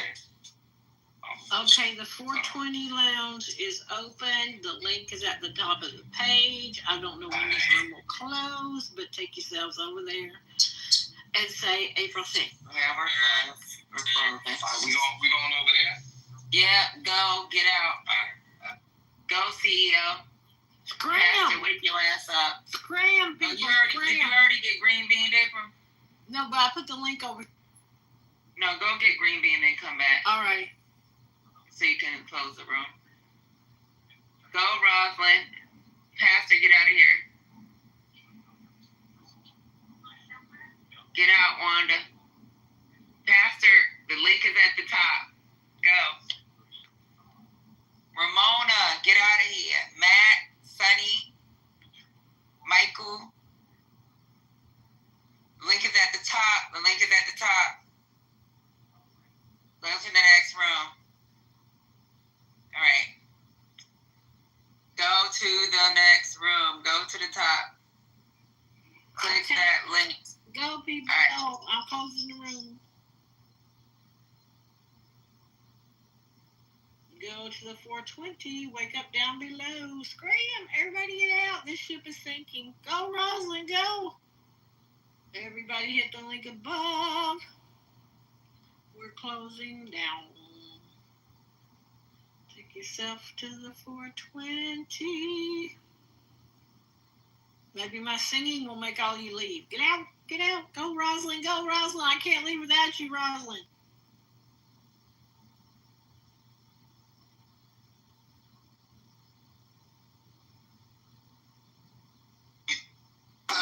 Mine, who you want, Stephen? I can't have a room without mine and heat and levels. Like, those are my dogs. Yeah, they don't blow rooms, so yeah, mine. And those are my dogs, like, for real. Even A Major, I feel some type of way down out there. You know we want the content, Stevie. Nah, yeah, my brothers for sure. I don't give a fuck. I don't know what happened with this nigga tonight. Like, what the fuck? He did his head back in head. Who boomed it? I don't know. It was good, though. But niggas hating. I mean, shit was good, though. He started getting to the point where he said, so he sounded like he was in the courtroom. He was inside. He waved at her and everything. Oh, so he was inside. And she waved back, yeah. They gonna whoop his ass. He keep fucking with them people. Yeah, I ain't gonna lie. I'm a little afraid for him, to be honest. I'm a little afraid for him, to be honest. Yeah, and I raised supposed to Dia too. That's my dog. Dia is my dog, so at the end of the day. But you know, shit's crazy. Wait, Shakira said it wasn't her. Listen, I don't know, but that's gonna be big because you know Cardi is one to respond though. She ain't one of the celebrities that don't respond. You start pushing her against the wall too much, she start responding to her shit, and that's the only scary shit. Cause it's like Level said she will pull up because last time some fans were fucking with her in New York, and she pulled up on it was on some Nicki fans. So I think like she legit will, you know, he does have to kind of secure himself, but I don't know, it's kind of a conspiracy too because I know the media and how they give it up. And bring up Chicky. And he literally said, Chicky, they boomed my last room. What's going on? Whatchamacallit was just in here. Dana, did you hear the content? Yeah, I seen it. That shit is wild. But I ain't gonna lie, Levels is right. Like he cause Cardi is different. Cardi is not like the other celebrities. Cardi is legit different. She'll pull up on you. She'll have somebody pull up on you. I mean, Nicki's like that too, but not Nicki. It's not Nicki. It's the people that surround them. You know what I'm saying? So, do gotta be careful because Cardi is fucking crazy, and I know that for a fact, a Fendi fact that she's crazy. But yeah, he was just in here saying how he asked her that question, but he still fuck with her. Chinky, he said he still fuck with Cardi and shit, but I don't know. It's like level set. She gonna apply pressure, and if it do look like what y'all saying, I know that. Matter of fact, let me ask my wife. Y'all know my wife's a lawyer, right? Let me ask her. Oh, I'll be doxing myself. Give me a second. Not the game in y'all. Hey, you saw what Cardi did? How she just hit a reporter with something, and you know that she's in court for throwing a mic. Would they be able to use that evidence or with that situation? Not for that long, but she can get a new case. She get a new case? Oh, okay. All right. Damn. Now that's the reason why they be scared to dox me on this app. When they be doxing me and see my wife, what you do. No, but anyways, yeah, so that's what I was telling y'all. They can't. Trust me, they can't use that. Now, the jury or the jurors might change how they feel. But let me think about that. Give me a second. Oh, that was your wife? Yeah. Give me a second. Hey, would the jurors, I told you I'd be gay fish here. Would the jurors, like the jury, would they be able to change their, decision? The jury haven't made a decision yet.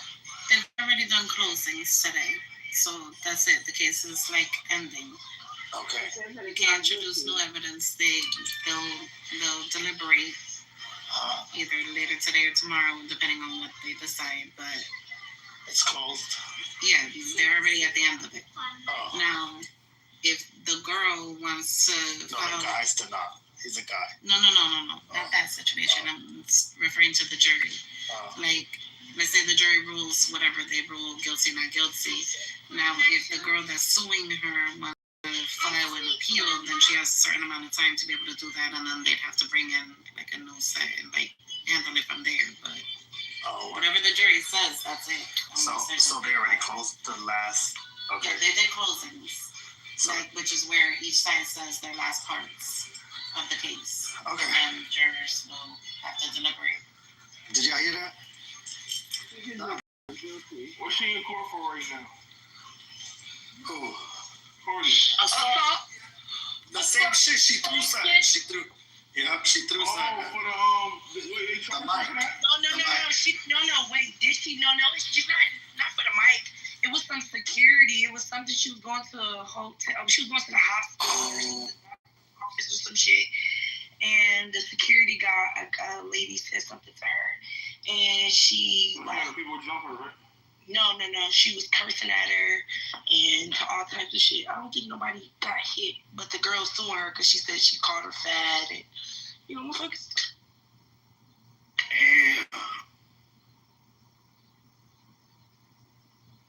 Hey y'all, so I want to confirm it. She's been found not guilty 2 minutes ago. We saw you all charging. We saw you typing. Also, she's not guilty. So this is. She's not guilty. That's what. Okay, so now that the Not's not here, I know how to weigh I know levels. He's on another level now because he literally just said here. That's why I asked him the Illuminati shit. He was like, and he had to breathe hard. He literally told us that he spoke to somebody, academics. And academics told him to ask this motherfucking question. Y'all ain't gonna blame me. Listen, Chicky.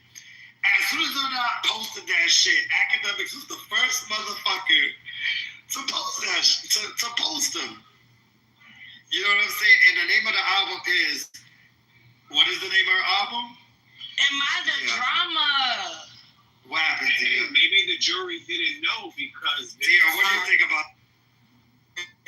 Stevie? What do you think? First of all, I'm sorry, Stevie. I know you called me your Latino cousin, and I shouldn't have done that. I should have came with some more etiquette. But we haven't rolled in a while, Stevie. So that last interview, he has no interview etiquette. So what do I think about it? When I saw it, it just immediately took my mind back to the Krishan Rock interview when he literally, the first question, when Krishan Rock got on the stage And he didn't even say hello, how you doing, anything. He just got in his wires and was like, so Krishan, do you think that your father's and mother's substance abuse had anything to do with the fact that you like being beat on by Blueface? Like, what? You don't say hello or anything, and that's why she was like, I'm gonna speak to her, and I was able to curve, got my clout in, like however that went, but he doesn't have interview etiquette. He gets so excited and so ready to, get a wow factor or a shock factor that he dorked himself out in the middle of the fucking interview. There's so many things he could have said that would have been great content, great feedback. His own audience has turned on him. He's a complete fucking idiot and total dork. He blew it the fuck again, and I was happy to see it. So no, he didn't blow it this time because this time he was. Not to play devil's advocate, and I love you down, but he blew it. You did to him what he did to Krishan. You came right in and you came in hot. Oh yeah. The parents, that's like child abuse. Yeah, why is it? I guess you're famous because somebody's in here being an weirdo. It's weird that your son or daughter is like going not to school at all. Yes. And you're like, climate change. And you're like, do you know that she actually removed the tweet on the 23rd of, I think it was June 2018 or 2019. She put a post, if we're not going to make draft. I'm in Indiana, and the highest I've been paying around here is $3.30, going on $3.40. Sometimes in certain areas, the cheapest gas bill was $2.75. That's the cheapest, but it's almost $3 now. It's like $2 something now. Was that recent to $2 something, Brooklyn? Because I ain't never paid $2 for gas, $2 nothing for gas. Well, I just get regular gas. I just get regular, but it's cheaper in Georgia though. It's $2.77 in Dallas. In Garland. I'm in Garland. $4.30 in California. That's crazy. It's always cheaper in the South. I was gonna say, Lisa, the one that you're closest to, that 270 range, from what I know, I have a friend in Virginia, and he did like 271 for his tank. Yeah, y'all need to hold this man accountable because right now he ain't doing nothing but being on a revenge tour that I'm aware of. He's loving this shit, Lisa. Oh my God, I know he's getting a fucking heart up. The more we suffer, the better he feels. He's pretending to fight crime for y'all and thinking y'all ain't gonna notice the groceries because you're gonna be so excited about him fighting crime. John, someone is saying it's low in red states. I'm in Indiana, the most conservative state we can possibly get, and it's almost $4 here. We're pushing it. Gas is cheaper in the South. But that's always so. It's always cheaper, but it's not the cheapest that it is, though. It's kind of high for the South. Yeah, gas is like $2.45 in Texas. That's fairly cheap for us.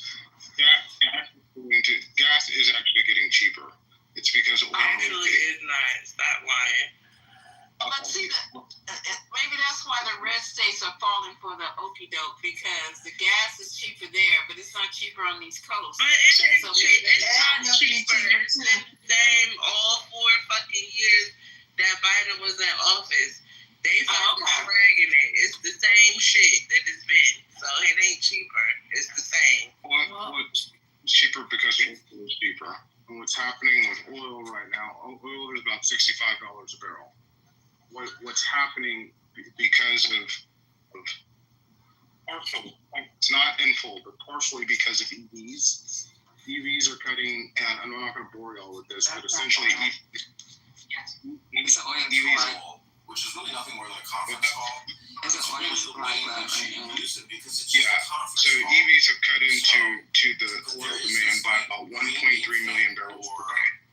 We're expecting by the year 2030 that could get up to 5 million barrels. This is actually not good for Texas. And the reason why is they're now forecasting that oil could be in the 50s, which was $50 for West Texas crude. And that is bad because we need oil to be around $72 to $75 a barrel for us to make money profit. We can go down to 65, but once you get into the 50s, we start to have mass layoffs.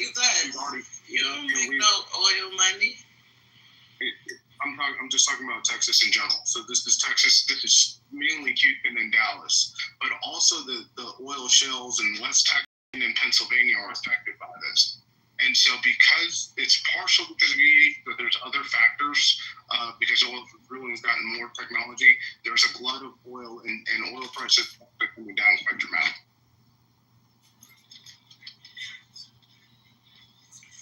Okay, so now that we know that Trump's a big ass liar about that, because you guys have just proven my point. He didn't do anything. He didn't do anything for the price of gas. He ain't your eggs and your meat, everything. Everything is way super crazy. So today, can somebody just go over what happened? I'm going underground for a minute. What happened with the press conference today? What that exactly entailed? All he did was come out late and say. Hey, bro, you got it. I'm going underground. Give me like 6 minutes. Okay, so he came out 43 minutes late. His hair looked a little mussy in the back, like, you know, he hadn't had time to fuss with it. And he stood up there and said how they were moving Space Force to Alabama, Huntsville, which will now be and forever known as Rocket City. I'm quoting him here. And yeah, so Tommy Tuberville was up there, and a couple other men were all up there, you know, glad handing and fellatio type of thing. So that's all that really happened with him talking about that. No mention of Chicago, no mention of the strike on the narco terrorists near Venezuela. It was just moving the space program the Space Force to Huntsville, Alabama, which you can now call Rocket City. Get with it. He didn't say anything about Baltimore or Chicago? Nope, not this morning he did not. Nope. He just said negative shit about him. He just said negative shit about Chicago.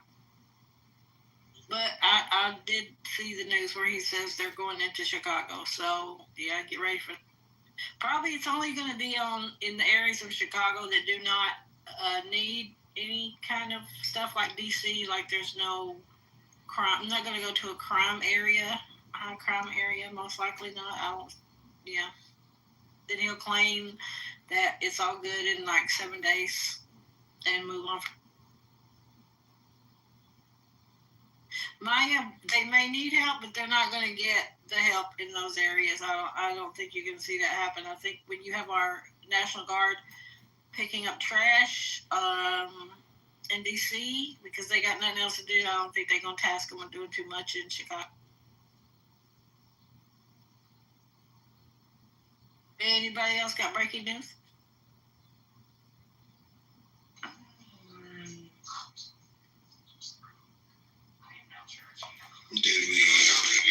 CEO, you want to talk about the Epstein files while they were released? Yeah, I was going to say, yeah, that's what I was actually going to mention.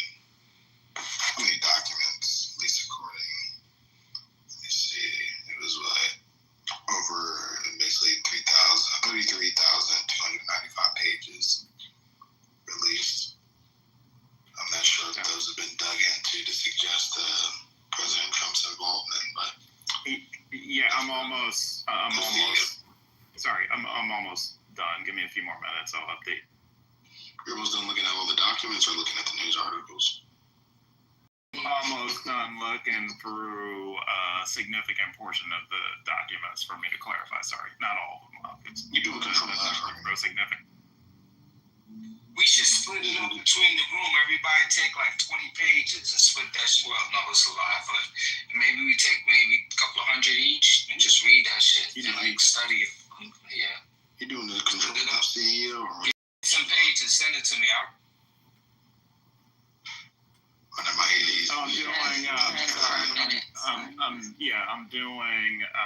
I'm downloading, putting them in the chat GPT and all that.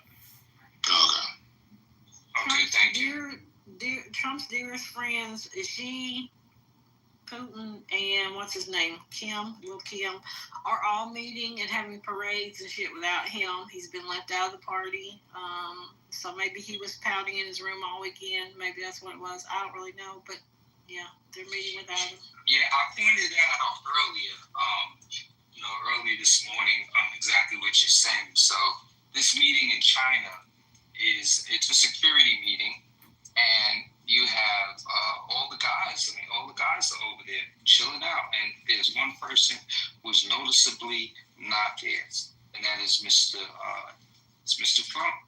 His favorite guys are there. They didn't send for him. So can you imagine? So the meeting took place in Tianjin, China. And yeah, that's what it's going down. They have this summit annually, but you got Russia, India, and China all meeting together along with other leaders of the world. Yeah, I forgot about Modi. Modi and Putin were like holding hands, like for real. Yeah, they're buddies, and apparently, Mr. Putin is staying, I believe, 4 days, which might be extended. So he's having some extended meetings. So it is just and then they're having a military parade as well. So yeah, this is just going down. Mr. Trump is not even on the radar. Yep, they do not respect us.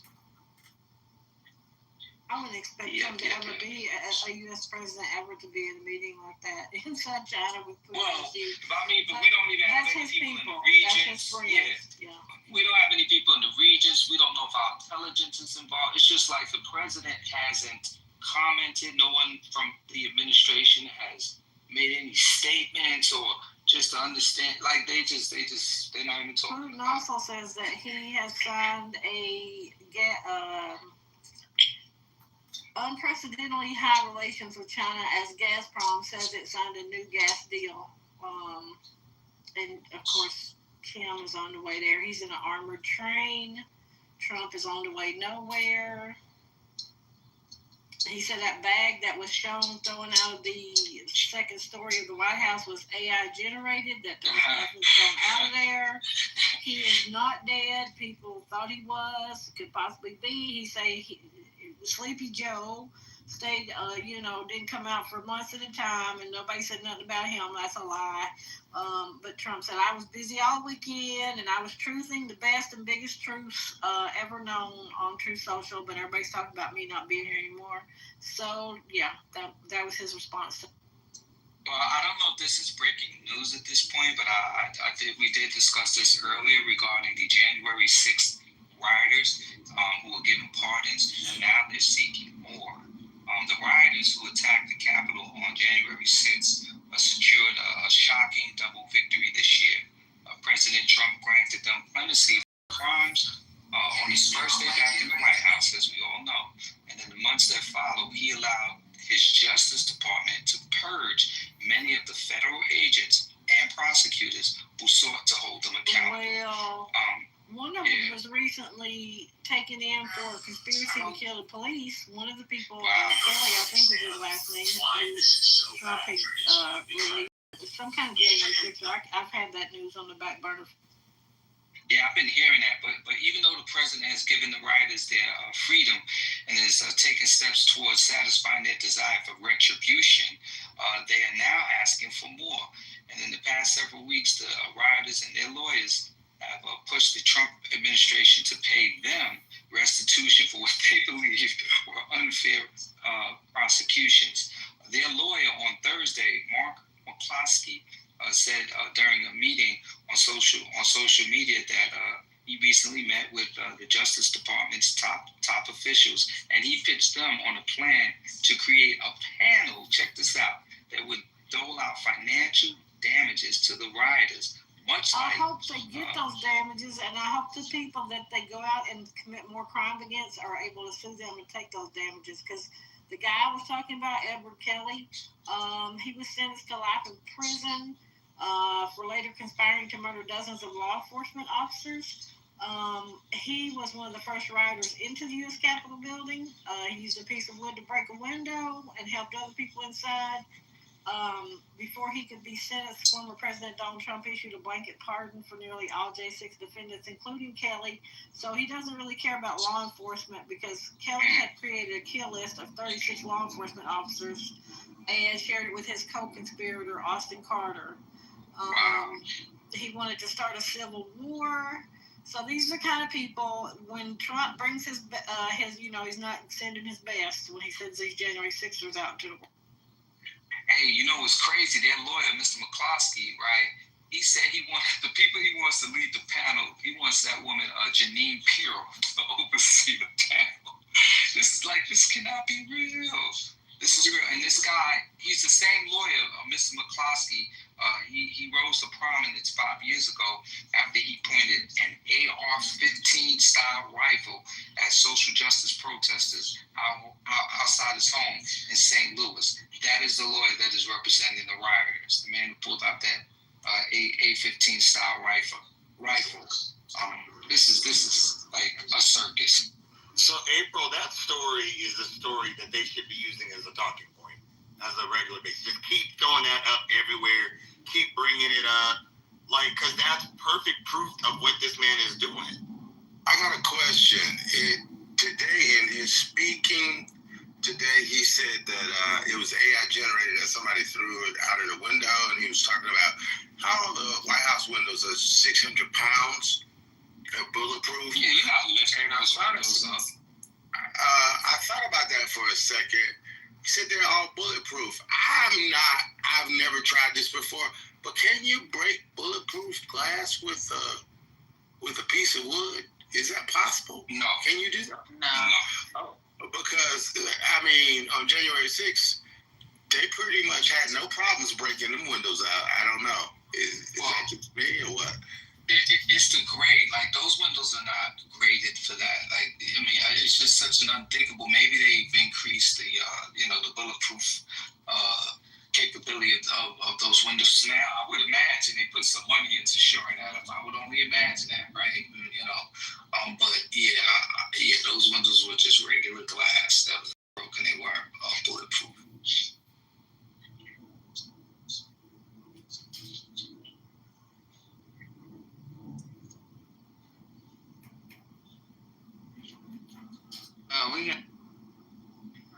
We got this tool that we carry in our uniforms to break bulletproof glass. And we're stuck in a Humvee, so. I gotta get some new, what's that Kevlar that you put in your bulletproof vest? I have my bulletproof vest. And I like it because it goes under a blazer. You would never know I have it on. You would never know. Patty, what is that tool called? We call it a rescue tool. Firefighters have them too, so. No, because I'm wondering if that's the same thing they're using to break into cars, a bit bin or something like that, a bit? We just call it a rescue tool. I know firefighters have one. It's not that big. For us, it's these little, it's not that big. Looks almost like a box cutter or whatever. Yeah, it's no bigger than a small screwdriver. A regular, That's what they're using out here, too.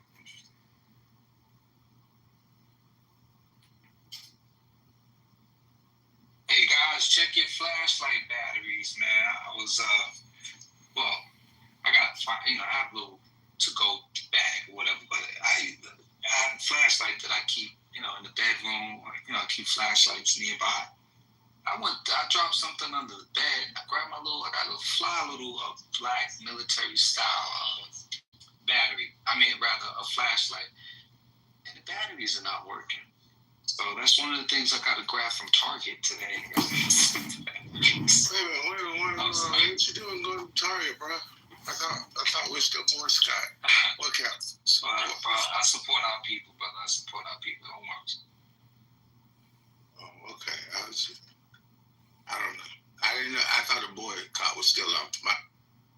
It is. And I frequent there, but, under these circumstances, man, I gotta go. I gotta get that and some paper towels, bro. They saw battery. Well, Devin came out of the closet. In a room like this is so ridiculous, and you folks don't even mind being this ridiculous. You just lie after why. You keep on agreeing with one another, no matter what one another says. You know that there are people dying, and you're unconcerned. People You dying on what side? you just hate the Jews, and What that's side? it for you. It's a What very side? simple-minded approach. Can you tell the room what You side are hate you the dying on? Jews, Is it on the and Gaza as side long or as the Israeli your side? anti-Semitism is the topic of your discussion. She's Jewish. Perfectly Sister Ezra is with that. Jewish. Yes, Amir. Everybody knows what you I am Jewish as just well. a Jew hater. Just I'm a a Jewish. low-life How can a hater. Jewish be a Jew It's as hater? simple as that. I'm Everybody a Jew. knows you How can I for be a what Jew you hater? are. Everybody talks about you. Do I live The rent-free in your head? anti-Semite of Clubhouse. Hey, you got a real good thing going for you. You are the number one Jew hater. I got the biggest title on this app. That's who you are. That's what this room is about. And hey, good luck. Enjoy yourself with your silly pursuit of Devin, before you do a anti-Semitism. drive-by, can I ask you a question before you do a drive-by? Hang on, one second, David, one second. You're a silly How am I anti-Semite? What did I say about hating the Jews? And that is all that What you did I will say ever about be. hating on the Jews? What did I say? A low life. What did I say on the Jews, man? What did I say? What did I say? Stomach like a low life, like the worm that he is. Can you tell the room what did I say that's Jew hating? Oh my God, that was diarrhea that came out of his mouth. Every day diarrhea, every fucking day. What's up with the Abu?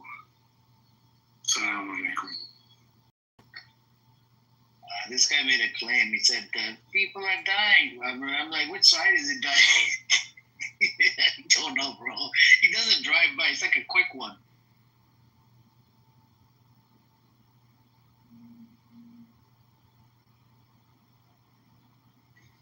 Yep. So this agreement is pretty good.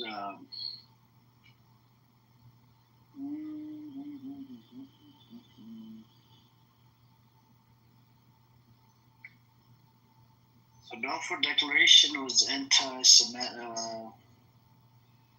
Where I became a member, I do feel.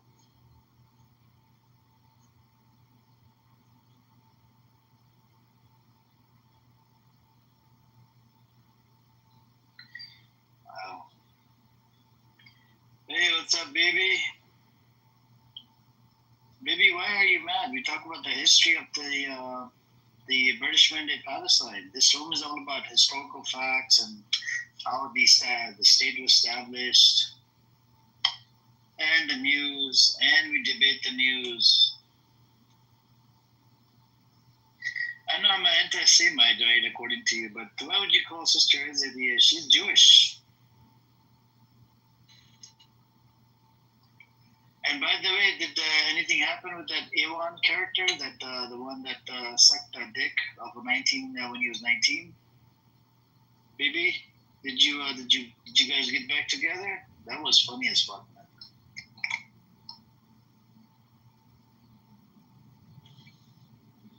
I never made a pact with that guy. Seriously? No, he's a piece of shit. Come on, man. I want you to make a pack and just troll the shit out of him in the room, man. Who cares? I troll him without being shit.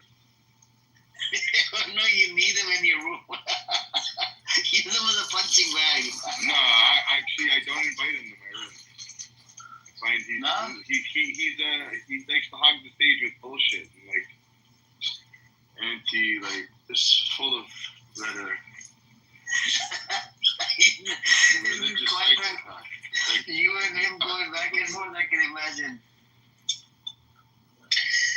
Yeah, you need like a punching bag, like a proper one. I think he's a good one, man. You think so? He makes up bullshit. That guy just makes up bullshit every day. He keeps stuck on that grooming gang shit, right? Him and his wife get on the app together. Seriously? Who's his wife? Separate account, Sarah. That's his wife? Yeah. Oh fuck! She's always in the audience when he shows up here. Yeah, it's the weirdest shit. Like they're in the I same thought- fucking house, bro. Yeah, and she was agreeing with him with the grooming gang data. I asked him for data. He doesn't have any fucking data.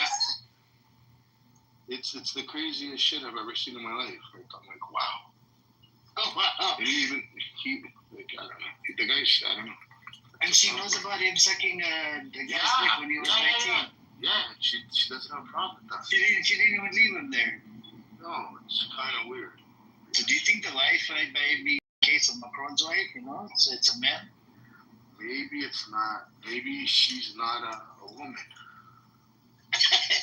It's like with Macron, like with the black rabbi here. Black rabbi, I don't understand what's going on with this guy. Why don't you invite black rabbi to your room, baby?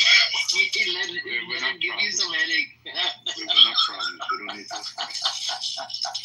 Let him give you some headache, you know. Take away my headache and then I like it, but he's your problem. I have my own headache. But he's your Jewish brother. How could you leave him behind? He's schizophrenic, bro. One day he's one, the next day he's another. I'm waiting for him to identify as homo. Like something's gonna happen with him, like weird. And I'm worried for his mental health. On this app, anybody could be Jewish, you know. You just sound like you're a white guy. Yeah. See, there you go. He's not white. He's not white. I'm not even white. And you guys He's not white. Oh shit! Like it's the funniest shit. Maybe can we put you in a bracket called Mizrahi Jew or Sephardic? Both. But mostly I would say Sephardic. So which one is more native to the land? Is it Mizrahi or Sephardic? I don't know. Because you know there is I know, but there is a little bit of that, right, on the land. That it depends who's more Mizrahi or who's more, you know, to the land. No, it's not even that, bro. It's not even nothing to it. Nobody was talking. I'm just saying, you guys. All it takes is for some guy to say, "Hey, I'm a Jew." And you feel like you're a Jewish sticker on your PTR. The crazy thing is, it's 2:30 in the morning. This guy's on the app. Yeah. Bro, he had some young chick on the phone. I don't know if she's under 18. Where you at? It looks like. I told him, yeah, what's her name? When she under 18, I was scared. I feel bad for him. You don't know what a religious Jewish girl sound like. That's for you, the innocence of that voice, you know, it's like shocking. So you assume that's like a younger. Was she a religious Jewish girl? Are you sure? Anybody can see well, you know nothing about that. You know nothing about that. You know nothing about that. Why not? Why not? You don't, because you're one of the weirdos on this app, bro. Why not? What year did you convert, bro? Black Rabbi. When did you become Jewish? How do you know you're Jewish? I was born a Jew. How do you know? I was born. How do you know? How do you know? How do you know? My grandfather was a rabbi. My great-grandfather was a rabbi. My father's a rabbi. My brother's a rabbi. So I'm pretty sure I know I'm Jewish. You fucking retard. Were you like conservative or something? No, not at all. Not like you. Either way, I don't care. Like, then why do you ask some questions if you don't care? No, I don't, because I'm saying then why do you start with these dumb shit if you don't care? I don't know who you are, so it doesn't matter. Then why do you speculate? If you don't know who I am, why do you speculate? You started by saying white, I'm just saying I don't not Jew, I don't care. and then now you're saying I don't know who you are. I mean, I'm just saying, like, you're not. Does that mean did you not like you're a player in the Jewish world? This guy right here. I'm not a what? It's not like you're a player in the Jewish world. You know why not? You're just not. Like, I would know who you are. You wouldn't know who I am. That's the problem. Maybe you do, and I wouldn't let you know who I am. Maybe you're not a contender in the Jewish world. Maybe that. Maybe they put you on those little shit thing. It's for those underprivileged children. You could be anything you want. All you gotta do is imagine. And here's What is going on here? Please allow this. Hang on. Check you. Please allow baby to call a black rabbi. I want to see this where this goes because I am tired of black. But I'm tired of him too because he'll come.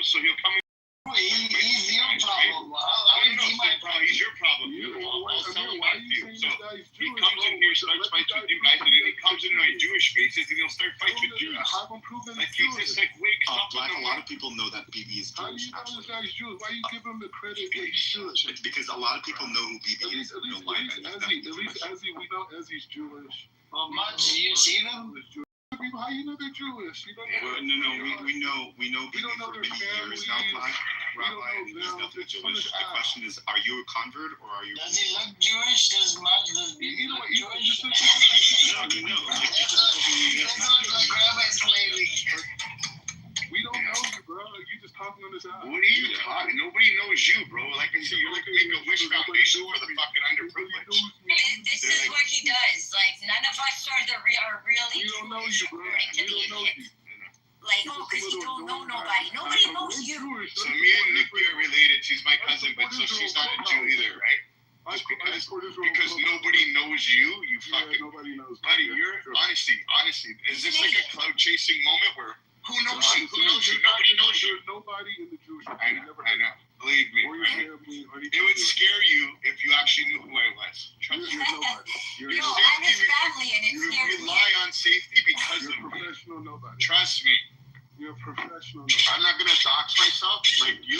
The Who problem is cares? I don't care, bro. You're mediocre. You're some mediocre guy. Maybe you're Jewish. You're still mediocre. You're nothing to compare to. I heard you in a platform the other day saying, well, I'm in Israel. It's the best place to make money because everybody thinks I'm a rabbi. So I'm going to use that token chip. Cool, whatever. Yeah, bro. You're LARPing. You're mediocre. You're playing. You think this is going to make you rich, but everybody knows who the fuck you are. You're a loser. Mediocre nobody, BB. I know. You're mediocre nobody. Yeah. You got your clubhouse room. Black Rabbi, can you feel the representation of the Jewish community? He is huge misrepresentation. Maybe for sure is Jewish, Black Rabbi. You seem like you're nobody, like. Yeah, well, you guys are on Clubhouse. I mean, You're just a new government, man. You're also on Clubhouse right now. I'm on many different platforms. I did 3 podcasts today. Look in the world. I mean, no one listening.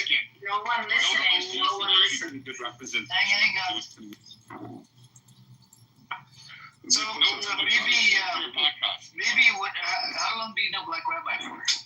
I only met him in this room. I've never met him in my life. He never came into your room. I don't know anybody that knows this guy that's really Jewish. How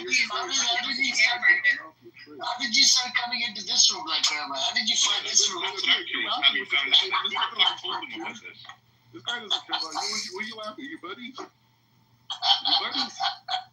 He's my neighbor. Yeah, we're just we're neighbors. You know, he runs this other Zionist room. I run the anti-Zionist room.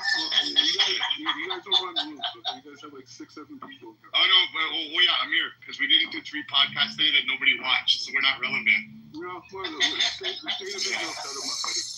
It's Israel. It's Israel. It's the country. They need you as a pawn, bro, to say, listen. Yeah, whatever, but you're nobody, though. It's like... Maybe you can use him as a punching bag. Nah, this guy... You can use him and Iwan. Get Iwan together with Black Rabbi. You know, Black Rabbi's into guys. But then it was you're nothing going on, bro. You're a loser. You're like Amir. I know. So then why are you here? Why are you here? Why are you gay? Why are you gay? Why are you here and gay? Are you gay? I'll say like this. Why are you gay? In the last 3 years, I've been dominating media on 2 issues. He's been dominating this, bro. You haven't dominated your own shit, bro. You have diarrhea. And the other one, yeah, you dominated your own fucking shit. Yeah, your own ass. Both of which I've got really dominate your ass. He's dominated. That's what he's dominated. Yeah. Well, go to your room. Go to your room and change the world, little baby. Go to your little Jewish room. What are you doing to change the world? Put your little Jewish room. You got the mic for a minute. What are you doing to change the world to be a better place? Tell me. It's like chasing Ariel around Israel. You're helping us so much. You see this video? Oh, it's an embarrassment, bro. Every one of your family's rabbis, and we're embarrassing. Yeah, because you're the real one, and we're fake. No, I never said that. See, that's the difference. You're calling out Jews saying that they're fake. I never did that. You did that. You're a joke to me, bro. You did that. You're a joke to me. Then why are you talking to me? You and all these other Jews, just like you. That's I know. That's the problem. I know. You think you're the superior Jew. So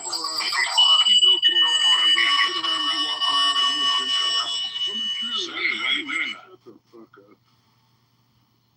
Go talk to your little Hebrew rabbis, man. Make you feel better about yourself. tray-feeding joke to me. So Bibi, in your opinion, I think you met him about a few months ago, right? 3 months ago? Yeah, about 3-4 months ago. I was embarrassed. Yeah.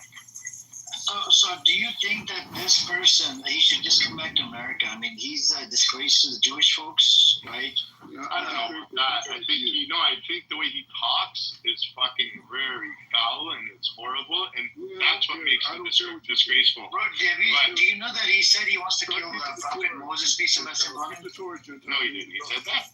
Yeah, he did. It's on YouTube, man. It's on YouTube. Yeah, he should go back to the This guy wanted to shoot Prophet Moses, and I had to move him down like that's blasphemous. Wow, that's horrible. And listen to him, he's the super Jew, this guy.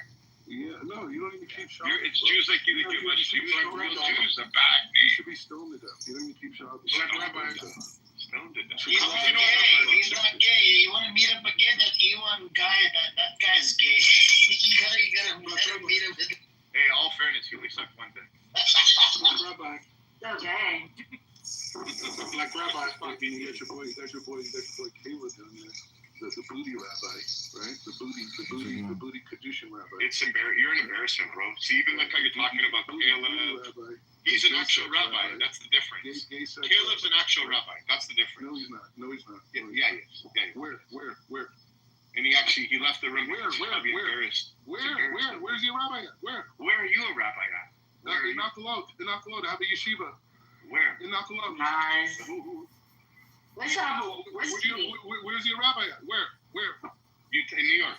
I give shir. You have a yeshiva? I give 3 shirs a week here. Maybe you check his credentials. He's got no certification from Israel. Where's your rabbi at? I'm gonna find out right now. Make some rules. Your circle is pretty small. Everybody knows everybody. Can we read about him? Can he come up? Can we read about him? Can you put it in the chat? I don't see him in the room. Where can we read about him? Where is he? It's okay. He's busy. I'm the only person that's out there. Refresh your screen. I don't see him there at all. I'm the only person that's out there. No one. Hey, Black Rabbi. Why not he's fornicating with a young lady? She sounds like she's let younger things years old. Please don't get involved. Your mother's is wrong. This is what I'm trying to avoid. This is what I'm telling you not to get involved. Stop. Your mother's is wrong. Sister. Black Rabbi, stop. That's very Jewish of you, Black Rabbi, to talk to women like that. It's extremely Jewish of you. Exactly. That's the problem. You don't care. Always like that, baby. Every woman, she has No, I know. This guy is a fucking piece of shit. How would you? Okay, so hold on. So how would you know if I pick Shabbat? Prime example. So then you're not keeping Shabbat. No, I am, dickhead. You see me on the app on Shabbat. What a fucking bitch. You're such a moron. You're a loser. That's why. You're a loser. I know. You just got caught in your own words. You're a little small-time Jew. You're small-time. Oh, I know. You're a big little boy. What is a small time, big time Jew? I don't get the hell is that small time and big time? Jewish is Jewish. Come like my menorah. And most of the time, it wasn't services that they were providing. They were like doing living. Now, that girl that you were speaking to, is she really young? Don't incriminate yourself. You're not Black Rabbi. My grandparents and them were doing. Because you're probably going to go to jail for that. I heard how you They were doing domestic work and things like that. Wow, you always make fun of your mother on the app. Hey, can you tell me exactly what yeshiva you run? You eat trade to that boy? So I'm not this guy's calling me fat. You don't even know what I look like. You can eat your girls. What are you talking about? Boys, your girls. You Black Rabbi. He's gonna convert down to Buddhist. I guarantee you. That's the Black Rabbi converts this. I laugh at people like you, man. Yeah. I'm about this life. You're a joke. Nah, bro. In real life, you would. Your ancestors. Maybe your ancestors were who? In real life, you would be laughing. Everybody would fucking hear him. They're gonna high five in the fucking head with a chair. Black Rabbi. Maybe your ancestors. Maybe. Buddy, shut your fucking trap. You're an embarrassment. That kept the Torah. Black Rabbi. Great grandparent, you know. But you ain't. Black Rabbi. Yeah. Yo, if I said Baruch Adonai, Amivarav, how would you respond? Why would you guys even give Leolam? Why would you even give this guy? Why would you even call him rabbi? I would just call him black. Yeah, I know you because you're racist. His name is Mordecai. You don't deserve the word. Yeah, okay, Mordecai. That's it. But baby, he tweeted on Twitter he doesn't think he's black.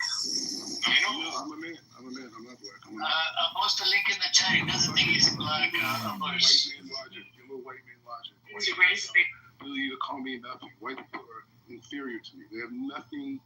The guy just called somebody else a racist. Listen, no. Race baiting. Race baiting. When is the please don't get involved again? When is the plea? Yeah, he doesn't want you on the recording Wednesday. Yeah, record it. What did you say? Amir doesn't want you on the recording Wednesday. Nah, bro, I don't record. Because I hate this idiot when he attacks women. So do I. He's disgusting, and I don't know why we platform this moron. He hates his own people. He's not even his people. He's just a punching bag. Yeah. It's so weird. He's just so weird. And I'm here talking. I'm Jewish, but I'm talking to pro-Palestinian people, and I'm talking, bro, kiss my ass. You're a joke, bro. What are you doing here? You're a joke, bro. What are you doing here? I'm demolishing people in discussions and debates about pro. You don't do shit. That's funny.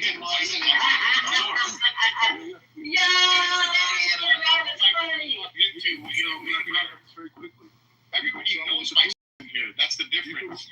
I don't booty call everybody. Yo, that was hilarious. He demolishes them. This guy doesn't demolish shit. Maybe you're underrated. That's about it. You don't demolish. You're mediocre. That's what you're mediocre. Hold the room. I'm not going to challenge you. I want you to hold the room. I challenge you to hold the room. Nothing. No talk to your name. Hold the room for your. Hold the room. Do you say rum or room? Baby, how do you say room? Is it rum or room? I say room. But it's room. Hold the room. Hold the room. That's a Canadian accent, right? Why not? Let's see. I want to see your cloud chaser. You have 3 podcasts today. Let's see how many people will show up to your room, how long you can keep it running for, and if you can provide content to keep people there. That's how stupid you are. I'm not stupid. I'm calling you out in your bullshit. You just said I did 2 podcasts today. I'm the irrelevant. I'm the most relevant Jew. I'm a super Jew. You're a super dirtbag, bro. Forget about you. He's a Superman. He's a Superman. Are you Superman, Black Rabbi? I'm a mainstream bro. Shit, I'm fucking. I think first you need to work with your tie. It's too small, Black Rabbi, for you. Yeah, but you know what, Amir? The places my ties have been, yours have never. They never. We need to get you a right tie. Have you seen his pictures, baby? They're like, even the coat that he wears, it's just too small. It's just like, you gotta get a bigger coat. Yeah, whatever. That tie is secured in the U.S. State Department. Can you tell me the yeshiva, please? Just for record. Why not? What are you afraid of? What are you afraid of? I'm in the news. So then I dare you to tell me every day. Go on research. Tell me the yeshiva. My yeshiva? Yeah. The yeshiva you say you own. I want to hear. Yeah. Yeshiva Sanhedrin. Where? Saint or Sanhedrin? Yeah, figure it out, boy. He calls you a boy. Don't be upset if you get checked out.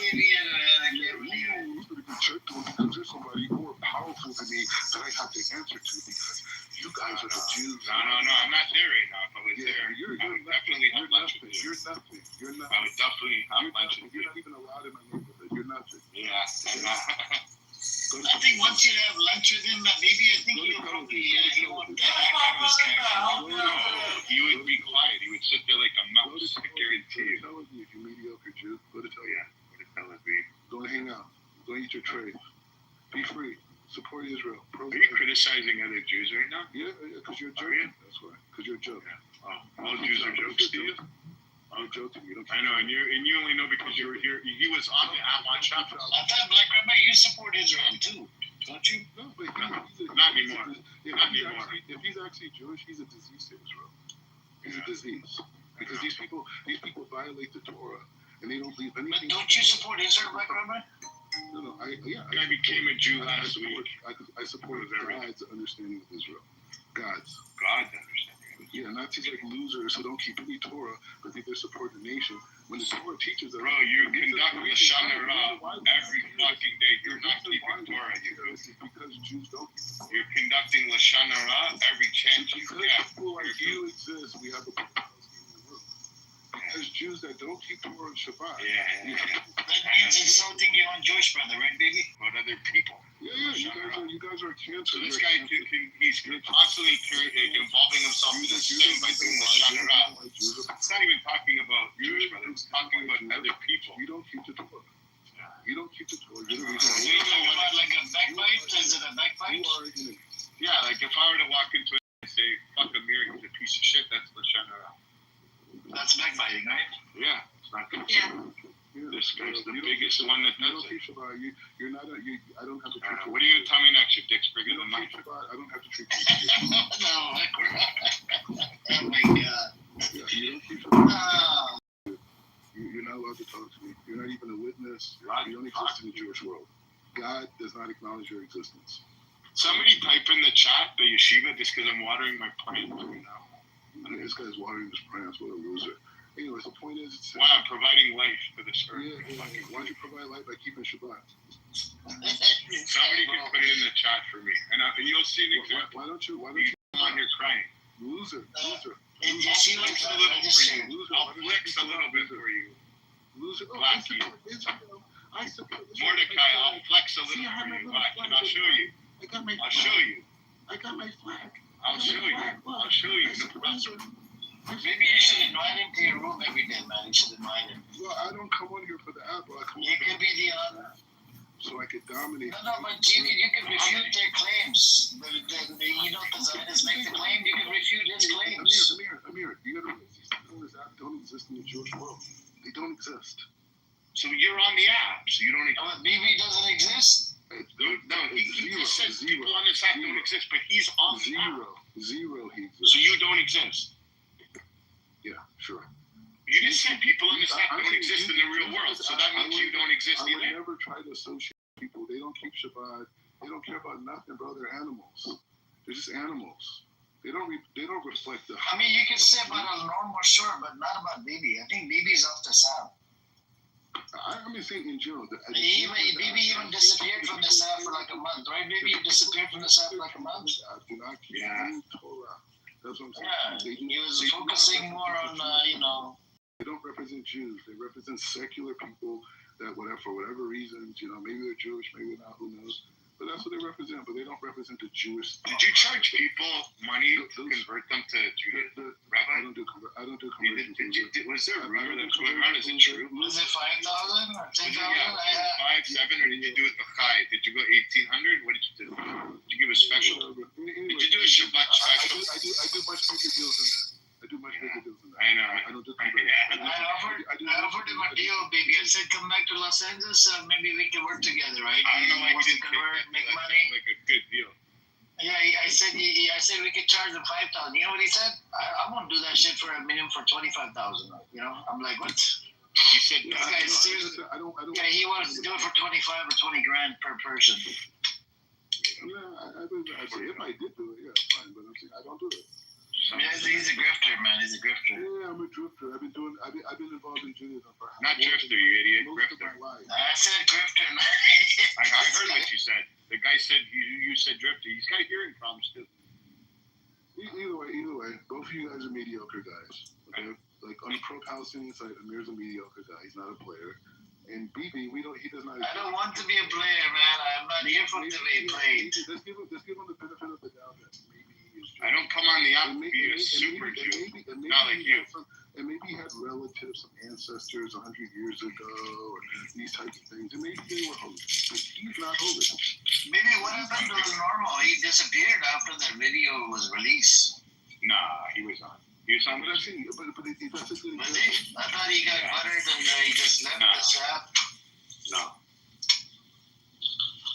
Either way, you guys do what you do. Thanks for coming, man. I'm pure. Appreciate it. I'm chosen.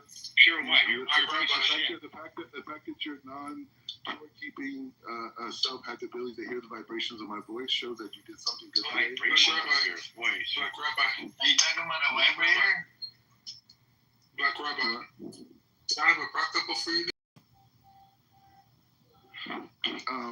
I give you a bracha that if these people in this app who call themselves Jews, that you never follow in their example. The way they live is disgusting. Do you think Yigal is Jew? He lives inside Israel. He's Jewish. No, I don't know. I don't talk to these people. If I talk to them, maybe I can figure it out. I mean, I'm saying, I don't. You guys, because you guys are right. So you think Jews are? I don't want to be racist, man. No, I'm gonna explain to you. So you think You're the one that started off by saying you dirty white guy. You're the one that started off by saying that. What happened to my bracha, Black Rabbi? Yeah, I'm trying to get there. Do a nice bracha for the whole room. Wait, hold on. Isn't it like Come here. a bad thing that a rabbi speaks like this about other Jews? Who cares about Huge what problem. Like, It's isn't a huge problem. I don't know. Like, do you know any rabbis that speak like him? None. Who's that talking? Like, I remember thinking, wasn't he the same person that doxed your pictures or something? Oh yeah, he likes to do those things. Oh yeah. Was it this scumbag? Yeah, it was him. Okay, I'll get the name of his yeshiva. Just back Oh, now you're done. Because your little Jewish ass is gonna do something about it. Because you got power. Fuck you. Okay. It's very easy to find the name of his yeshiva. He follows us on social media. He's a clout chasing fraud. Yeah, Hold on, guys, I'm sorry, just jumped in. The Black Rabbi just talked about someone else's appearance. Have you seen yourself? Rabbit, have you seen yourself? Of course.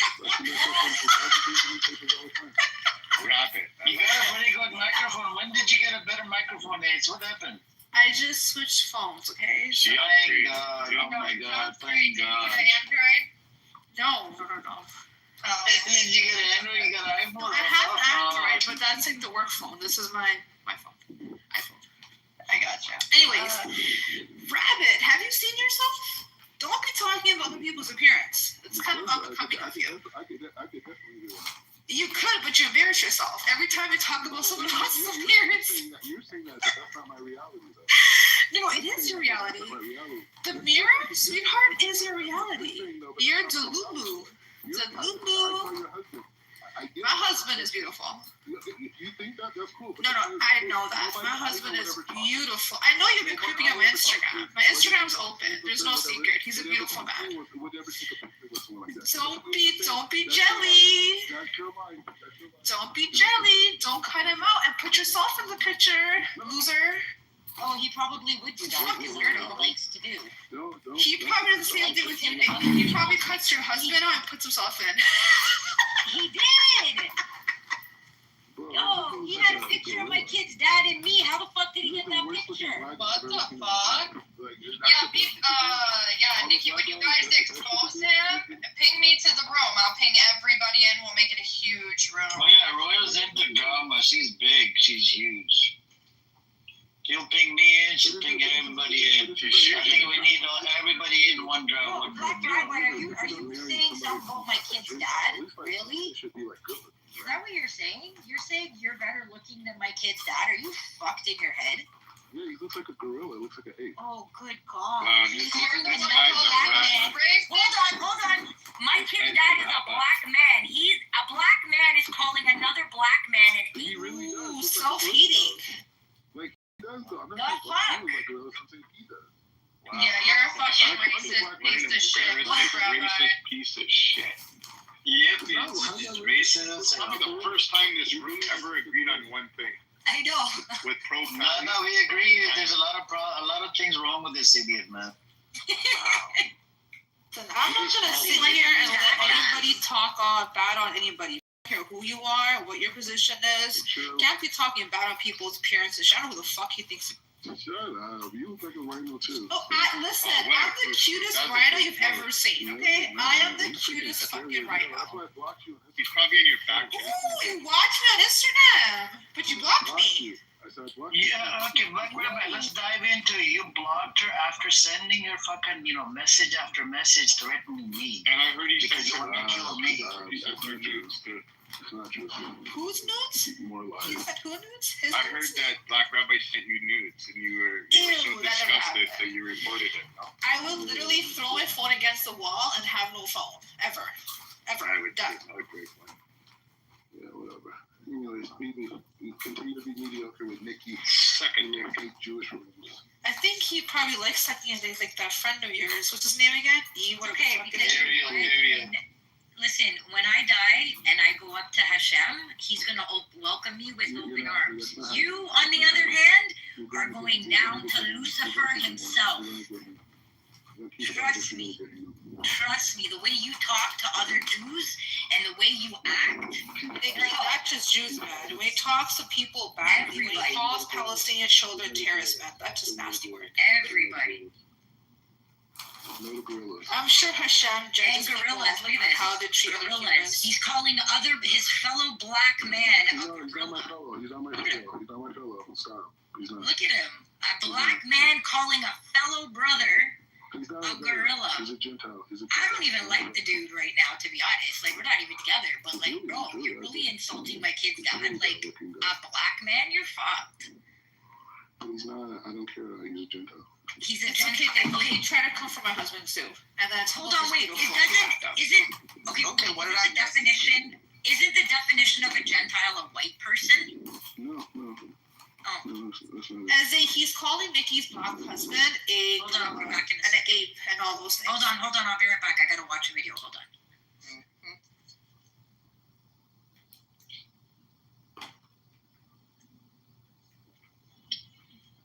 Well, Black Rabbi, what's that brother, man?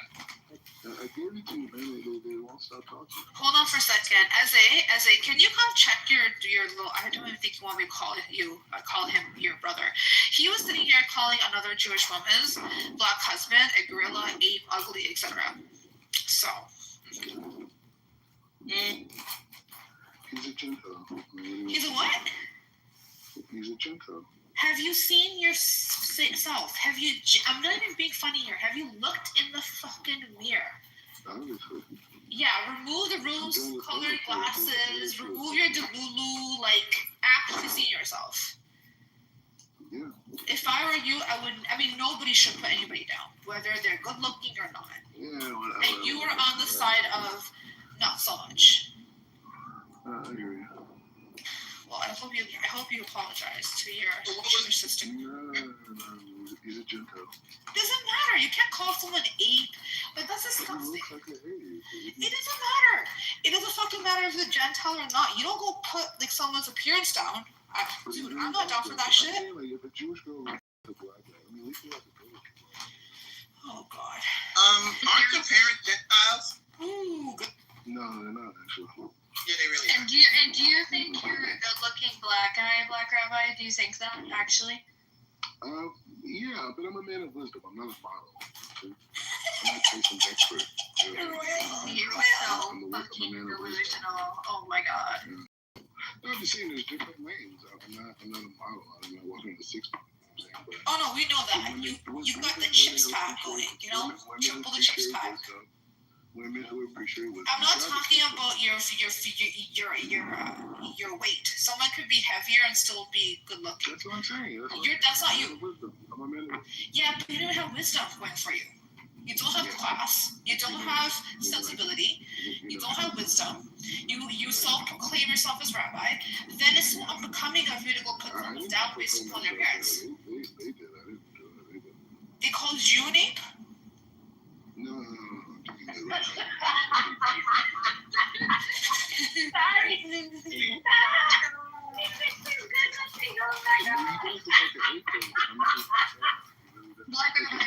Like we said, like you're not a great looking.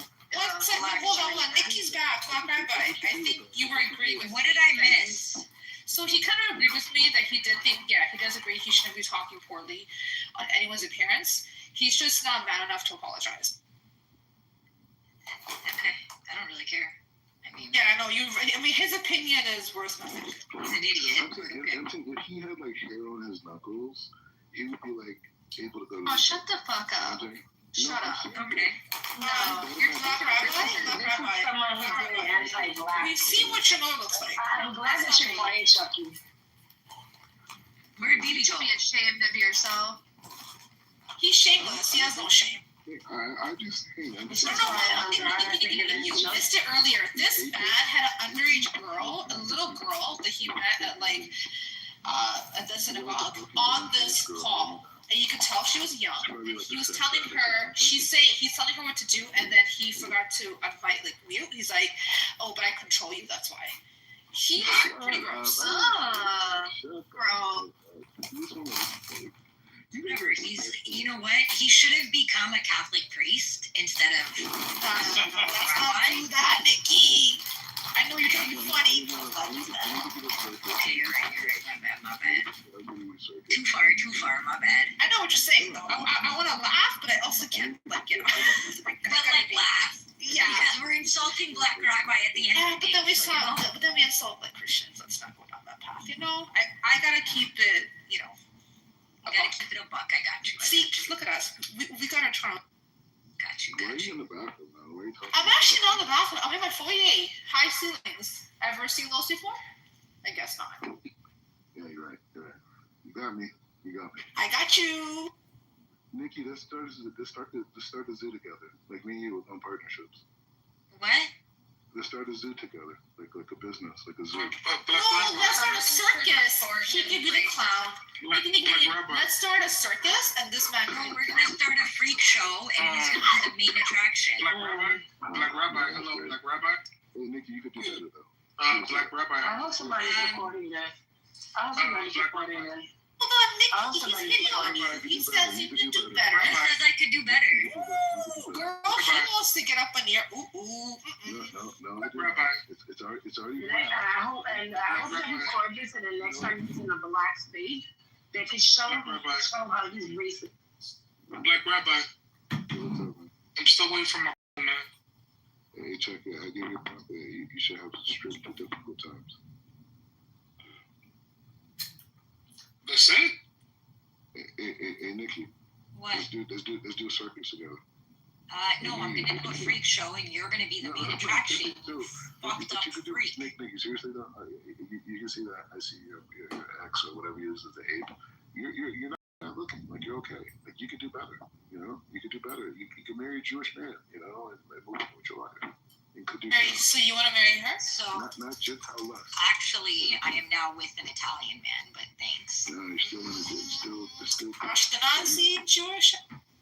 No, Italian. Ooh, Italian. The real Italian. Italian. Oh, okay. The real Italian. The top of their hands and shit. Maybe Nikki is like has a good heart, but she's a very small brain. Like she's not like. John, can we pivot?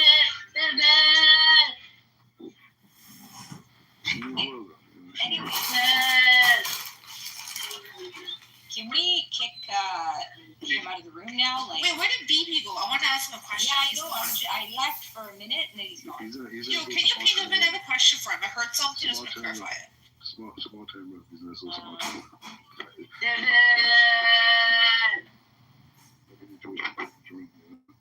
Listen, he's punching back Wednesday. Let us punch him. You guys, I can't say anything because I promised to be our show.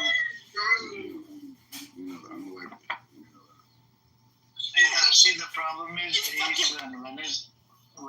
the problem is when Wednesday attacks this idiot, he attacks her son. He's retarded. He's Bro, shut your fucking mouth. Shut your mouth, okay? This is the problem with this idiot. He goes below the belt, directly to the kid. What did the kid do? You know what I'm saying? I heard him in the background before. Bro, it doesn't matter.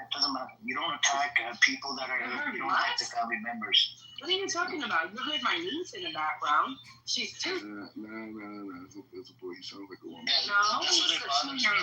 Every time Wednesday attacks him personally, this idiot attacks her son. Why attack a family member? Why? And you see, this is the problem. This bottom, the piece of shit, the bottom barrel, the bottom of the barrel piece of shit, bro, calm down. I asked you this number of times. Yeah, why are you attacking children? Why are you attacking children? Why? He's And then in you have the Israel, nerve to girl. sit That's what here they and do. call You attack yourself a kids. rabbi? Are you kidding me? You're disgusting. Royal, you haven't heard the girl that he was with. We're sitting there and talking about kids the way you're talking about kids. Royal, that girl that he was. You need to get some fucking soap and put it in your filthy mouth. What is wrong with you? Israel taking Gaza. That's who discussed. The rabbis who wrote against Israel. You know what's disgusting? You're sitting here calling little innocent children who have nothing to do with anything and attacking them, calling them retarded in all sorts of vicinity. Yeah, I don't know why he's. I think he likes the boy. I can't even hear you, man. You have such a shitty fucking mic. Like, what are you saying? It sounds like mumble talk. Reparations? You want reparations? I thought you're not blocked. You live in according to your Twitter. Amir, check my PTR. I found a picture. Sure. Him and his new girlfriend. Oh my gosh.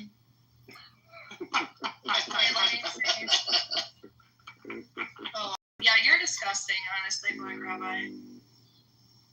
I hope you have nightmares every night you fall asleep. No, I don't. That's what you are. Is that Lila Yeah, Gorilla? you have, like, PTSD. Is that what Or attacking children. Ezzy, is that Lila Gorilla? Get over it. I think everybody cares. Even the Jewish community doesn't accept you. Yeah, sure. You know, No, it's true. Thursday, I never seen this Every area. Jewish room you go into, they all don't accept you. They kick him out, I think, out of the room. No, literally the entire Jewish community on this app does not accept him. Yes, they're not Jews, I'm trying to tell you that. Okay, you're not a Jew. Your mom and dad are Muslim, and your grandmother is Christian. That's just ideological. And then you're sitting here asking for reparations. Yeah. Like, you make no sense. You're completely inconsistent. You're illogical.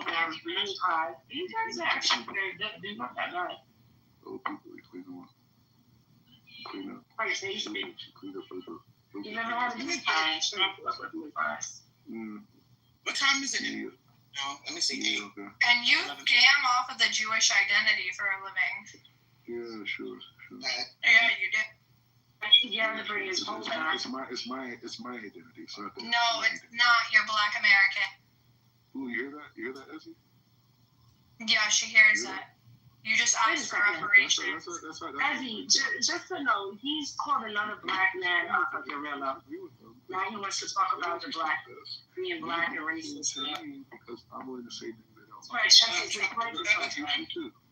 But you need to understand, you ever see those little dark-skinned kids, really curly hair, we call it nappy hair, really, really dark hair, black teased, real bad when they were little, they were fat, they were pudgy, they were dark-skinned. Think about him growing up in California. He was probably ostracized from the time he was born and started going to school until his adulthood. He does look like his mother. He does look like his mother. Now that's why he's like his a white woman if he can, and that's why he ostracizes black people. Because he hates them. What's their PTR? That's it. Wow, very feminist. It's really that simple. I'm a lot of, if you have like a thicker lip, if you have a wider nose, you're stereotypically black. You're not taught. This is the trauma. This is what happens with kids. He perms the hair. He's like crazy, man. He wears Jerry curls. It's get tortured. It's get tortured. So happens. You got this dumbass Nassim. He's like that too. You ever seen Coming to America? But dressed like kids up. Hey, Chucky, you ever seen Coming to Look what black and course. You know where I'm from. Right? Remember the commercial for the Jerry curl? Yeah, song below. That's Black Rabbi. He hates light-skinned, tall, athletic black men because he feels like that's his competition. I'm an all city athlete. Stop. But at the end of the day, He's not even in their league. Not even close. You're an All City athlete, you fucking pig. Yeah. All City. Can you run? All league. You run to the buffet like you fucking pig. Actually, I've seen photos of the guy. Fried chicken in his mouth. He was born with the fried chicken. Exactly. I've You can seen only run to photos the of the buffet. guy that he was attacking and calling a gorilla. He was actually attractive. Yeah, Black Rabbi, you look like a fucking pig. Yeah, but we don't even know how you look though. You know what I'm saying? Oh, no, my picture's right there. So. No, I don't know. It looks like an alien, but the point is, it doesn't really. Yeah, well, you look like a fucking beast, honestly. And your gut hangs out about like 15 inches below. Oh, wow, boy. You're very Past your pretty. fucking belt. Thank you. Why is he standing next to his motherfucker? Pregnant, and he's got like 3 He has a receding hairline. Most of it is gray. He has giant bald spots on his head, and then his beard isn't clean at all. Yes, Royal, you're actually very pretty. I wanted to click into your photo. And see, I can tell the difference between some black men and Black Rabbi. What man worth his salt is looking that hard at the next man? So are you, Ace? Sorry. This is true. A straight man wouldn't do that. Oh, he looks like that. Why are you looking at another man that hard? I got a question. Why is the cow really looks like that? No wonder you were liking those homosexual posts. Oh my God! Wait a second. You like homosexual posts? Yep. I forgot to tell my cousin to send it to me again. Yeah, send it. He was literally on Facebook post. He knows he was. And he gave us his whole dissertation about how he needed to be like more DEI and open. Nigga was looking at black men's asses. You know? Like them cheap, right? I like big butts that I cannot lie. Ain't that your thing too, bro? Calm down. But the point He was all cheap. the reason why I'm untouchable is because you guys have. Like man, he love them flapjacks. Yes, he does. Hey, Amir, you need some more YouTube videos out there, man. Check your head ass up. Chucky, have you ever checked out a man before, Chucky? You never ever checked out a man? Black Rabbi. You can't say Gazans are terrorists, the little kids are terrorists. Why do you? I offered you a deal a long time ago. Do you remember what the deal was? What was the deal? Come back to Los Angeles. I'll pick you up from LX airport. I'll feed you. I'll take you to a military restaurant or whatever. Right? It's your kosher. You could eat. Kosher. You could eat whatever you want to eat. You could buy 2 plates. It's okay. Fuck it.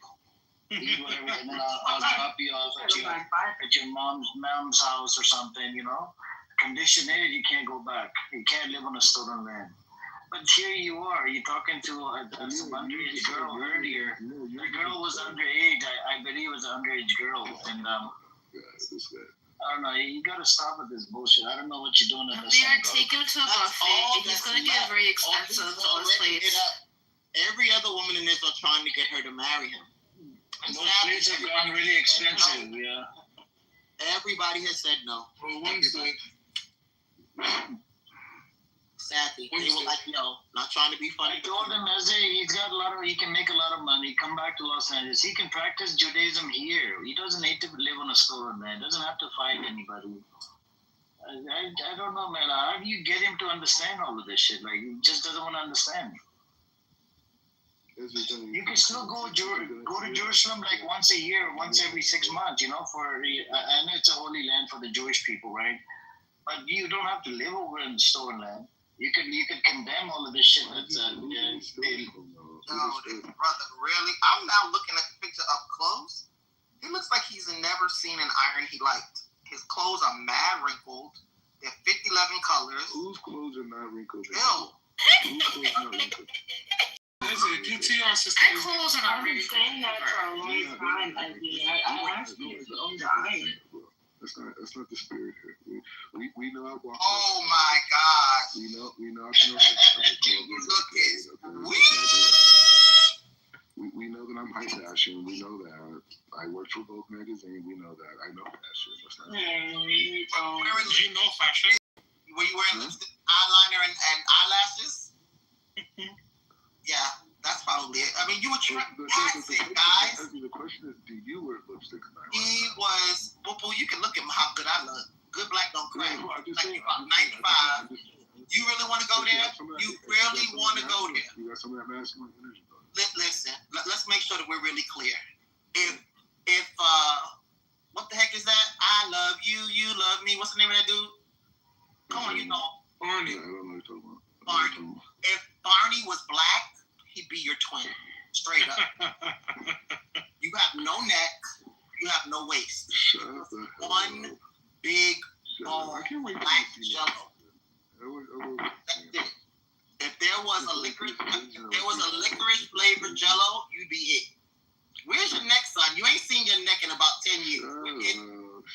Where is it? And where's your dentist? That's another thing I want to find out. Where is your fucking dentist? You know what? Do you open cans with your teeth? That's what you do, right? Anybody else uses a can opener. You just throw the sucker in your mouth and that's why you look like you've been chewing glass for the last 50 years. Sad, man. Can I pay for your dental work? Please, just so I don't have to look at it no more. Do you have enough money, is it? You know what? I can start a collection. We'll provide to that. He needs help. Okay, but you know what else? The hair club for men. The hair club for men called for you too. They said that you got a giant hole in your afro, and they want to patch it up for you. So let me know what it says on, and I'll send it. Can I tell you that we used to crank him like that? We would make a phone call and be like, "Hello, you have run a $300 coupon for the hair club for men. We know that there are pieces of your hair that are missing. Please, let us help you. Let us help you. Let's take something from your face. You have plenty there, and patch it on your head." Why does your this is a serious question. Why does your forehead start at the top of your head as opposed to like right around the edge of your ears like everybody else's? Where is your hair from your forehead all the way to the back of your neck? Literally, it looks like somebody just shaved you. But matter of fact, what's that dude, Avatar? Why did you ask them for an Avatar haircut? Why didn't you ask them for a regular fade like everybody else? Why? Why are you guys still liberal? I'm asking. Where's your no? We're gonna give you a makeover, bro. We want to give you a makeover. Where should we start, guys? Okay. How about we hire a bunch of Palestinians and chase him around Jerusalem? Let's hire a bunch of Palestinians, chase him. That'll at least take down about 100 pounds. They'll be killed. They will be killed. No, they really wouldn't. Somebody would thank them. Somebody would pay them and thank them. Thank them for helping you help yourself. They will be shot dead if they do that. Yeah, I don't think so. As a matter of fact, not the ones I know. Matter of fact, I'll pay some Jewish kids to take your ass. You don't know any Palestinian stuff. Oh, you wish I did. You don't know. Really wish I know your parents. I know your parents. Yeah, right. Sure. Yeah. Remember that lie you told? Matter of fact, not your parents, your cousins. That big old lie you told. Oh, I have Palestinian cousins. I do. Where they at? Where they at? Where they at? One's a successful lawyer that went to Yale. A Palestinian. Successful doctor. Yeah, and you're talking shit about Palestinians every day. No. I talk about Gaza, little ragged. Oh, I see. You hear that, Amir? I've always felt good about this. The people you lie like you breathe. They need to go bye-bye. At the end of the day, your cousins are Palestinians, remember? You forgot? Yes. They're good Palestinians. They're the good ones. Good Palestinians. Good Palestinians are what? How do you get a good Palestinian? What makes a good Palestinian? A good Palestinian doesn't want to die in jihad. I see. Getting all of this, Amir? Such fucking great. That is awesome. It is. I actually know Palestinians. I know that they hate. I'm sure you do. You lie like a freak, bro. Yeah, I lived it. I don't want you to have to lie anymore. It's pretty for the No, I'm the real deal. You don't know any damn Palestinians. Everyone knows it. Because if you did, you wouldn't talk about Palestinians. We don't know who you are. We know you're part of the Crown High Frigates. That's what we know. I'm gonna say again, you know damn well you don't know any Palestinians. You've been with your parents. Who does that? Who spits on the faith of their parents? You say every other time you get a chance. Parents Muslim. Here in Israel. Your parents are Muslim. Yeah. Your parents are Muslim, and you spit on their faith. Your cousins are Palestinians, and you say that all Palestinians are terrorists. I mean, you talk out of your neck. It's sad. My parents got caught into a fake ideology like many black people. A fake ideology, and they never left. Yeah, they did. Unfortunately. No, they didn't. They're still there. So how dare you speak on them? Unfortunately. But it's a fake ideology that black No problem, Shafiq Hassan, because you must have got caught up there too. They were taught to worship Arabs because they're not good enough. So they had to go They're taught to worship Rob Cook. Rob Cook's a great man. He's a great man. Those are just his 90 yards. You would have thought to worship Fred Flintstone in a yarmulke. Go for it. Whatever works for you. Well, you mean black people like whatever. An Arab name was somehow holy. You need help. Let me know when you're ready. Let me know. You're the Black Rabbi. You're still talking about black grievance politics. Black Rabbi. You know? Black Rabbi. Like that's Black Rabbi. Who says they're an Orthodox Jew and Black Rabbi. Little black politics. You know, that's what. Black Rabbi. Oh my God, is this Black Rabbi. Yo, Chuck, Wait, hold on. man. Is this cool still fucking talking? Why you keep calling me to shut up, man? I just wanted to tell him one thing. Okay, but stop talking. He's an idiot. I've been waiting this whole time to talk. I just want to say this. I just want to remind him, be careful what you say, Black Rabbi. The Abishter is always watching. Yeah, but you know the thing is, it's like it's time to rebuke the wicked, right? And people like Ezzy, who sit on here with their little black complaining mouth. I'm black and the Ashkenazis, and I'm black. He is so jealous. And they were It's so really mean sad. to me in school. They were so mean to me in school. And I'm really pissed about it. Really jealous. You know what? I just realized that. You want to be me?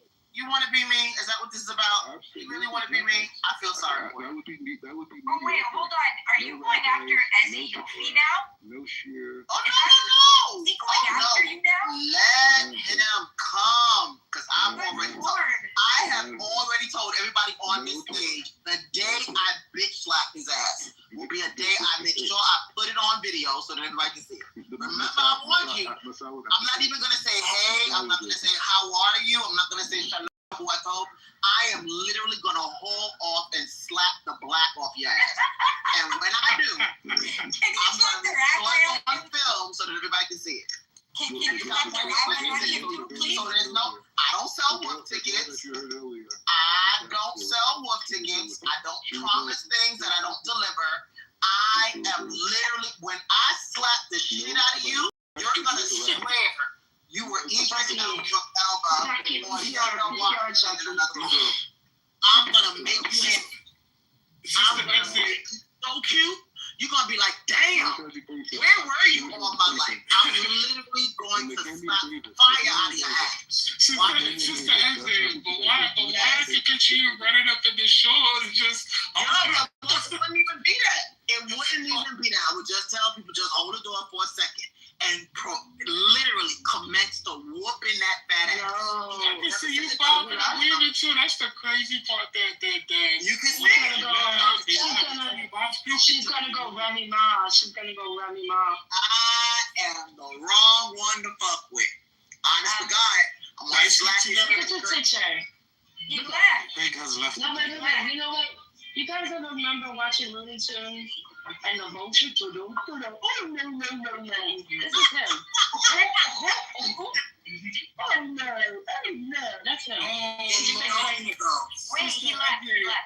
That's why he runs, because he knows I'm the wrong black Jewish person to fuck with. You won't even see me coming.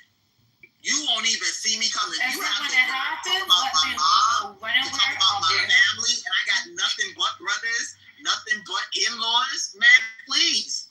You better hope they hold me back, because they could be damaged too. But Sister Ezzy, but why I just seen it while you were talking. I could see you just running up in there real quick. It's not like I haven't done it before. Oh Lord. It's not like I haven't done it before. Ezzy has a heavy hand. Listen, Ezzy got a heavy hand. She'll knock her teeth out. So I wish you could in action, and it wouldn't even be. Ezzy, when it happens, back channel me. If it's in like New York, I'll be there. Listen, I might invite you to watch. Girl, I'll bring every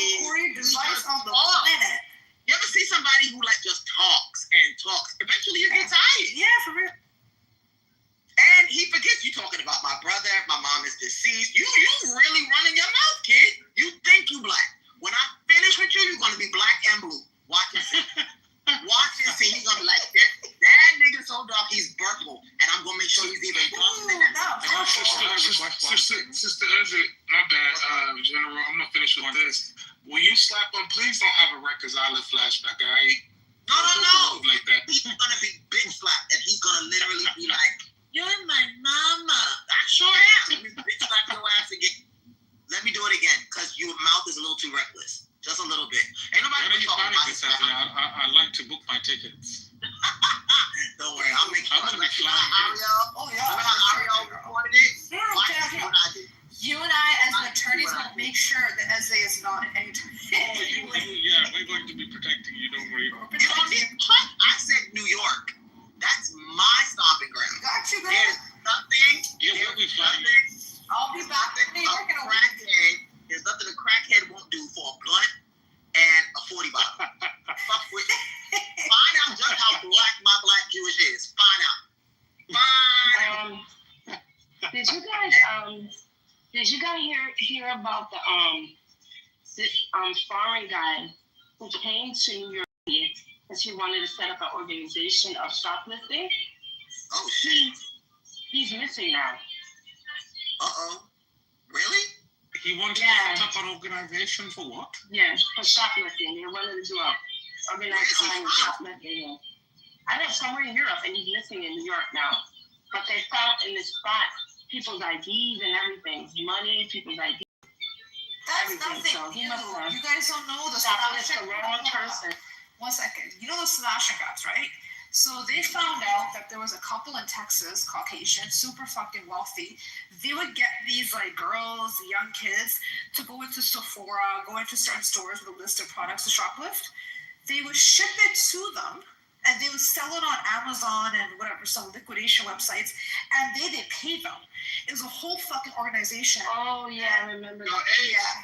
Ace, that Sephora scheme made the ringleader, the lady, made her multiple, like tens of millions, almost like 10 million. Yeah. Are you serious? Yeah. But it was a crazy ring. Yes, it's the industry. You honestly, Jenna? Come on, let's do a joint venture. You and I will never get caught either, so it's fine.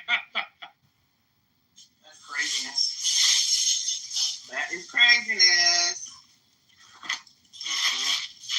You got the right. Y'all get caught. Chucky, we ain't messy and slippery like yourself, okay? Speak for yourself. I'm calling YP. We know the lawyers by now. We know exactly how to break it. Ooh, we do. I'm calling YPD. Don't snitch. Stop it. Snitches, get snitches. We're going to go to the precinct for we won't. No, Chucky, the way that we'll have this set up, you'll end up there. Yeah. Listen. I'm not. Listen, in fact, we're going to send you right to Rikers. Chucky, this is a forewarning. You, my friend, will be the one calling us as your attorney. Guys, help. Help. You're one call. Damn. That would never happen to me, though. Never say never. It's never going to happen.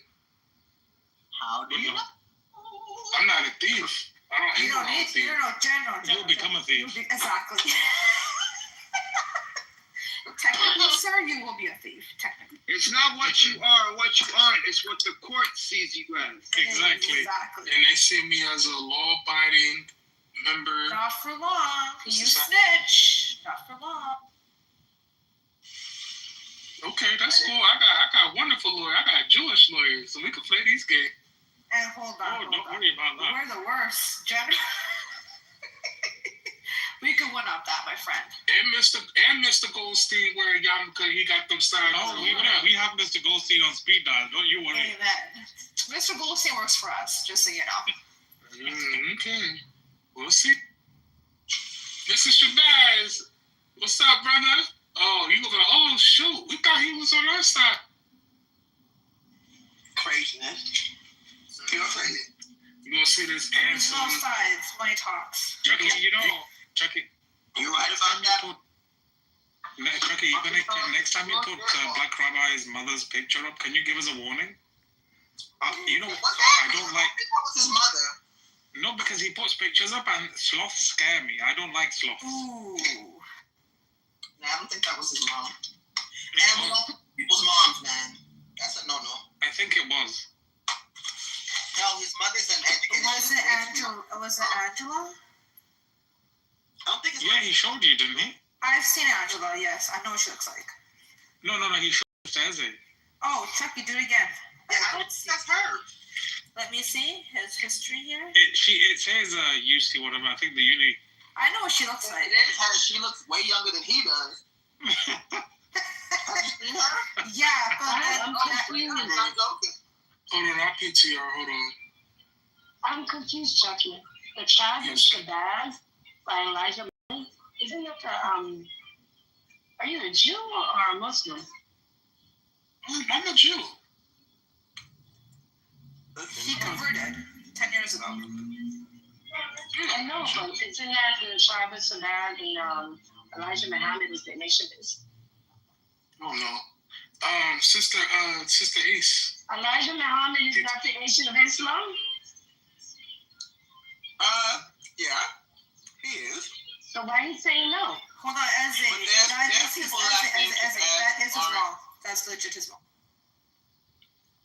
Shabazz is both, I guess. I don't know. Don't start me lying. The tribe of Shabazz is what Elijah Muhammad claimed they were derived from. Right. Yeah, that was his claim, but he got all this information from W.D. Fard, which fed him that information. Yeah, W.D. Fard, who fed him that information, and I mean that's a whole rabbit hole. Do you think they were running a scam? I don't. Okay, so this is the thing with the Nation of Islam. I grew up around them, so this is my whole thing with them. They did the right thing in those times to clean up the neighborhood and clean up the community and organize and make people strong and self-aware and knowledge of self, blah blah blah blah blah. Right. Mm-hmm. So that part was very good. I think that they did, even down to diet. Cleaned up brothers who were coming out of jail. Yeah, and just even down to diet and self-defense and being presentable and making money and being upstanding citizens in the community. So all that was amazing for the community back then, right? Mm-hmm. But if you go down a rabbit hole of W.D. Fard and who he was, it'll give you a headache. It'll blow your mind on. They don't even know where this guy's from, but there's so many theories and the things he was teaching.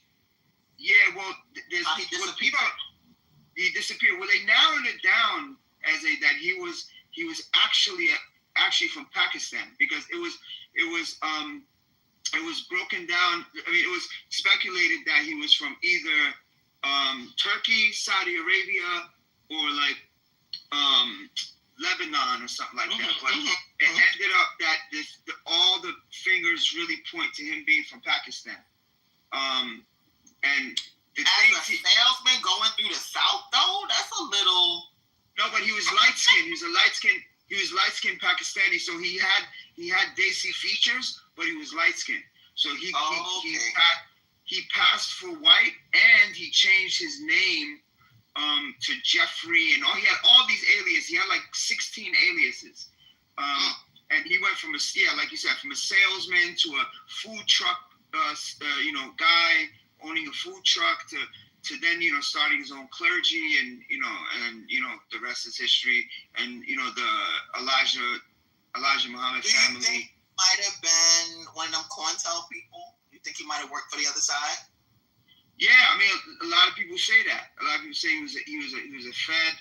It was a Fed implant. So it's a lot of shit. But he was such a criminal. He got locked up so many times. He was married to 2 different white women. He beat one of them. He got locked up for robbery, for drugs. He got locked up so many times. Muhammad? Really? Yes. W.D. Fard. Yup. He got locked up. So if you look at his record, it's crazy. It's ill, because one of the brothers who was on this, who's been on this app for years, he just recently stopped coming to the app, probably this year. He wrote a whole book that just got released. What's his name? His name's Bilal. I have a link to his book. Oh, I spoke to him before. Oh shit. Okay. Yeah, Nice kid, yeah. So he's a professor in Canada and at a university, and he wrote a whole book about W.D. Fard, the mystery and the man, some shit like that. So he just put it out like 2 weeks ago. Can you put a link in the chat, Ozzy, if you don't mind?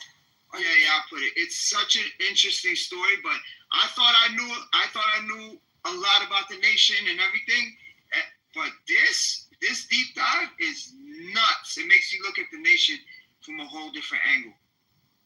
I mean, I'll be honest, growing up in Brooklyn and seeing brothers working as a CO and seeing brothers come home, I have renowned respect. I have profound respect for brothers who can bring other brothers home, give them a job that they otherwise wouldn't be able to get because of their record, and have folks who were, getting high every 3 days and now upright, clean as the board of health and doing something positive with their lives. I mean, I have respect. Absolutely.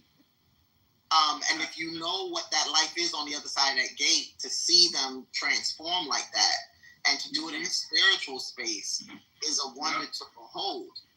That's why I wonder though, who's really. That's why I don't. Yeah, that's true. But that's why I don't like when Muslims really bash the nation. Yes, the nation they're deviants. They're far from. They're not Islam, but they're not. Yeah, they're far from. Right, they're far from the fold of Islam. But what they did, the people who are bashing them don't know and didn't live around them and see what they did for the community, even the community, and what they did for people. Even the 5% nation, even the 5%ers did a lot in their time, in their heyday. Mm-hmm. So it's like, and they were offshoot off NOI. So I just think like, this, good and bad and everything. And yeah, there was tons of corruption. And a purpose, right? And a purpose. You know what I mean? You might not be able to quote hadith, and you might not be, be praying 5 times a day, but you eat clean. And you're trying to live righteous. You're trying to be, I got some concerns about some of the ways that they've treated women over the years, but overall, it's a lot better than what it was. It's definitely an improvement. And I feel in a time where Islam was very minuscule in American society, they came as a way to, serve as that. But then you also got to look at it like this. So many brothers came from the nation and became, quote unquote, Orthodox Muslims. They had most converted. Yeah, that's true too. That was their segue into Islam itself. So you can't be too mad at it. I get it. I get why it's mad. You got to see that side of it too. I often say Israelites are to some black Jews, not all, as NOI is to Islam. Meaning, if you're doing it the right way and you're seeking, you're going to find your way to the other side. If you just want to belong, because unfortunately, a lot of times it's all about an identity. It's not about discipline. Islam is about discipline. You know what I mean? Straight, hardcore fasting, praying, Ramadan. There's a discipline to that. To Judaism, there's a discipline. It's not just, oh, look, I'm black and I'm descendant of the tribe of Judah or Levi or whatever else. There's a discipline. If you're really looking for discipline, you'll find it within the traditional faith. But if you just want a club or a group to belong to, you know what I mean, or attend Savior's Day every now and then, well, that's a whole nother. But you know what it is sometimes? And I look at it like this. Real quick, I'm finished with this. I also think like, yeah, it's the NOI is a deviant sect, offshoot of Islam. It's not even considered Islam by the traditional sense, but it worked for some people at that time. It got people out of trouble. It grounded people. People found their peace. And I'm a firm believer of, I'm a Muslim. I believe Islam is the path. Islam is the way. But if, let's say, Ace worships a sweater in her room, and that sweater brings her peace, and she is a good person because of it, more power to you. You know what I'm saying? I'm not gonna knock you. That's just because I don't believe that. You know what I mean? That's what I want to say. Hold on, Chucky. That's what I want to make a point of. It's sometimes, like, I get it, religion, right, can be very, you gotta be disciplined, you gotta be on the ball. if they take, I mean, it's not Islam to its fullest degree, but taking some elements like abstaining from drugs, alcohol, having some sort of discipline, being righteous. I mean, they would also eat halal, and they would do some prayers from what I've kind of seen, especially within the prison system, as it was saying. And again, there is a belief in Allah in that sense. It's not the fullest extent, of course. I mean, it's hard, to be very honest. I say it. My parents always say it. I'm Sikh. And we have so much respect for every religion. My mom always says it. She goes, Muslims, they are so true to their religion and the Quran. She goes, it's admirable, right? So we see that. It's true discipline. It's true heart. But for people to have that stepping stone to come in, because the intentions are good, right? The intentions are right. It's not using religion. Have you guys have seen how people use religion to get people to do nefarious things? I mean, that's not being done, thank God. I mean, the religion did get corrupted, as you were saying. But then, as you said, people came out, then they got into the fullest extent, the real extent of being a Muslim. To that extent, I don't see it as a negative. But then, like you said, there were some very nefarious things that took. I wonder. Go ahead. I'm sorry. Go ahead, Chucky. Nah, I know what I was gonna say. This is funny because Ace and Mazi weren't in here when we were having our discussion earlier, and it was like when I was telling you about reform, conservative, and all the other sects of Judaism. At the end of the day, man, I've watched. It's all about finding your interconnection to the Creator, whoever you believe that is, and if any form of religion. I don't even like that word religion, but if any faith organization brings you that peace and changes you to a better person, then at the end of the day, who cares, True, but my only issue is, this question my only issue is people that use their religion to feed their narcissism. Like we see some people here, like fucking Black Rabbi. That I absolutely hate, right? They will identify with an organization. Wait a minute, hold up. Let me make sure it's clear. I have asked him point blank, like, why did you convert? And it definitely was, the answer was not one that I was expecting. This is all about like politics. This is all about gain. This is all about attention, being a big fish. It's narcissism. It's narcissism. And crazy enough, Lee told me the same thing, and the conversation, well, why did you become a rabbi? And again, on that same line. And it kind of makes you wonder, like, do you know why Jews are Jews? Do you know why rabbis are rabbis? Like, there's a disconnect. It's all surface. Every bit of it is surface and superficiality. And I'm not sitting here to judge anybody, but if they're saying for themselves, well, what did Lieb say that day? I don't know if he was in here, Amir, but he might have been in here or another room. Might have been another room. No, it wasn't this room. It was an Israelite room. He basically said that he had gone to the hospital and that he looked around, these are exact words, and that Black people were cleaning toilets and Black people were changing bedpans, and all the white Jewish doctors were surgeons and, heads of departments, and he decided that he wanted that power, that he wanted that type of. Are you serious? I promise you. What the? Yeah, I've heard that before. Like, that's why you decided to become a Jew? I was in a Facebook group with that client. But understand that, and this is the sick part, somebody let him convert with that mentality. Do you get what I mean? Like, there are people who love to be worshipped. It's one of the biggest problems I have with conversion. In the event that you come in to, let's say, I have this group. You want to enter the group, but instead of you, quote unquote, worshiping or upholding the standards of the group, the values of the group, you're more interested in mimicking the behavior you see me perform, or you want to be just like me, wear my clothes, wear your hair the same way, or whatever else.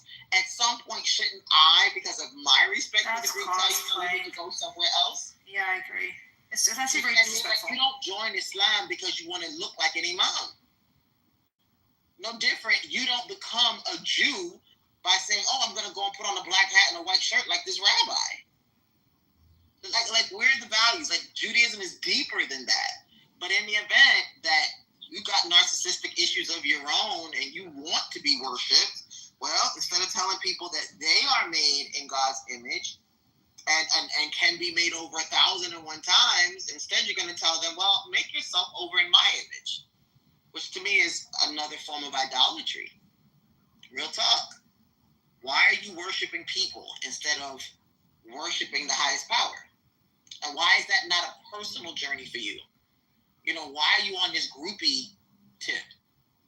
I don't know. I think that, you know, that's the way I see it with the way he presents himself. And there's a lot of those, you know, illegal settlers that get in and they, you know, they're just converted. They're usually from New York. It's like they're bums. They have nothing going for themselves. He may have siblings, or, you know, his mom is obviously very well learned, and he can't live up to the standard maybe that he puts himself through. So he says, oh, I don't have to look good. I don't have to dress well. I'm a Jew. I have wisdom. I don't have to do any of those things. So to him, it's a hierarchy. That's it. What? Sorry? Mordecai said this? Yes. You were just now. He said that, oh, I don't have to look good. I don't have to dress well. I'm a Jew. I have wisdom. Or he'll say stuff like, he basically denounced himself being black and said he's Jewish. If I don't identify myself as a black person, the white supremacy doesn't apply to me. I'm a Jew first. So he has a supremacy in his mind. He thinks as long as he identifies and is a Jew and is a rabbi, whatever he does, he is better than everyone else. It doesn't matter if he's successful in any other worldly way. That's his way of identifying. That's his way of giving himself some sort of relevance. It's actually mental illness, to be very honest with you. There's something up with his brain. You know what's funny, Sister Ezzy? I'm surprised him and Lev, a.k.a. Demas Mitchell, don't get along very well, man, because they have the same ideologies. I'll never forget this man, Lev, a.k.a. Demas Mitchell, went live on Facebook pretty much saying that he was praising his Chinese wife and how he has beautiful Chinese kids that are going to be successful. He felt like, in other words, if he had children with an American black sister, they wouldn't be shit, pretty much. And I was just like, wow, man, we have people like this? Yeah. That the better half of his children are the Asian half. Which is crazy. He got him taking all these piano lessons. He looked real goofy, trying to speak on black issues. You're not black, man. Who you talking about? Lead, a.k.a. my Smith. I don't know who that is. And he will send me a text today. Okay, what do you think about this? What do you think about that? But he knows. He knows I do not stand where he does on his celebration of self. Like, what in the hell? I can't love yourself the way Hashem made you. And that's the issue. My bad to cut you off, Ezzy. I have to address this elephant in the room. What is up with people of color when they convert to Judaism? Why is it like they're so ashamed of being black, man? I've never understood that. Like, it's a catch-22. Like, at first, I thought it was something, you know, that they themselves alone were responsible for. But no. Listen, why would any rabbi tell somebody who's coming for conversion that they have to dress a certain way? They have to look a certain way. I had one young brother who was a part of a family. He was told, he had locks in his hair.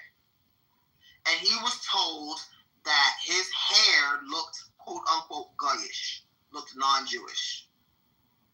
So he, you know, he pulls me over at, you know, while I'm at his synagogue. I said, Sister Katie, can I ask you a question? And I was like, what's up? He's like, you wear your hair wrapped, you know, you don't look like, you know, those other folks. You know, why don't you dress like they do? I was like, well, why do I have to dress like they do in order to be Jewish? And we got to the conversation that, you know, the reverend told me that before I go into the mikvah, I have to cut my hair. And I was like, which reverend was it? I took her to task. I was like, you know what? If you don't have to change that French cut asymmetrical wig you got on that looks more like Paris than it does Jerusalem, he shouldn't have to change his hair. Why isn't your hair go? Why don't you look like a non-Jew? Maybe it's something in your mind that says anything that looks naturally black is automatically non-Jewish. And what kind of lesson is that for somebody who's approaching the gates of Torah? What the hell is that about? Yeah, and I've had if you let somebody indoctrinate you like that, you're off. And if somebody attempts to impose their Eurocentric view of Judaism on you, they're wrong too. So it's a catch-22.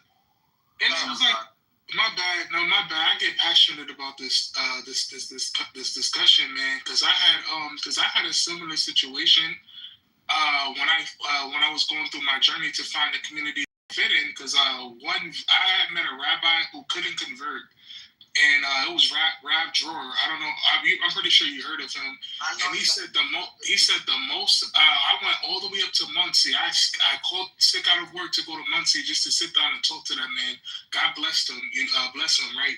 But he told me it's important to. He's like, don't change. He was like, spiritually change to who you are. He was like, but still remember who you were before you converted. And he was talking about, my parents. I had cornrows in my hair at the time, right?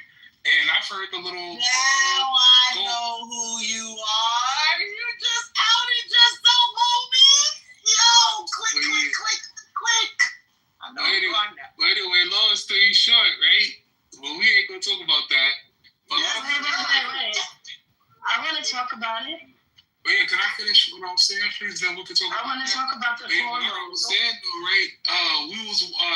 I was like, nah, like, so I pretty much told the rabbi, like, nah, if you can't accept me for who I am, then this ain't a community for me. So I ended up leaving and found the rabbi, did my conversion, had no problems. I grew my hair out into an afro. I was chilling, man. Asher Meza. I got it now. Right? Check if you have any anonymous accounts at the bottom. Check. That's cool. And I believe it's all wrong. Remember he was telling me, oh, I know you. Yeah. Now he's about to tell me. I got it on my own. I got it on my own. That's good, Sister SD. It's Chucky Tom. No, all he had to do was talk a little bit more. I was like, wait a minute. Now it's... Sister SD, I got a question for you. Talk to me. As far as I never knew this about Sammy Davis Jr. Was he a convert or he was like born into a Jewish family? He was friends with Frank Sinatra. He had a bunch of Jewish friends. They say he was in a car accident and had a moment where like somebody gave him a mezuzah, like a car ornament, something like that. He would be somebody who converted because of association, not necessarily because he searched out the faith. So no, he was not born Jewish. Gotcha. But he was an entertainer. And he saw individuals prosper who were Jewish, and he wanted that connect. Pretty simple. He wanted that connect. And it's sad because you can still get the connect. You ain't gotta sell your soul to do it, but you know how that was back then.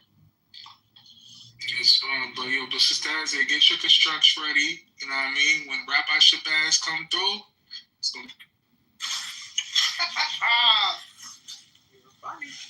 And I know how you know my brother-in-law, bruh.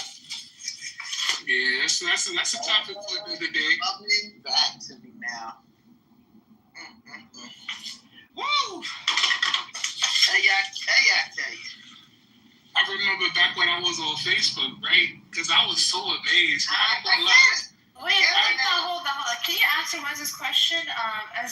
Is he short or tall? Yeah. Who? Chucky? He's not short. He's not tall. He's kind of middle. Like what? 5'9", 5'10"? How tall are you, Chucky? I'm 6'3".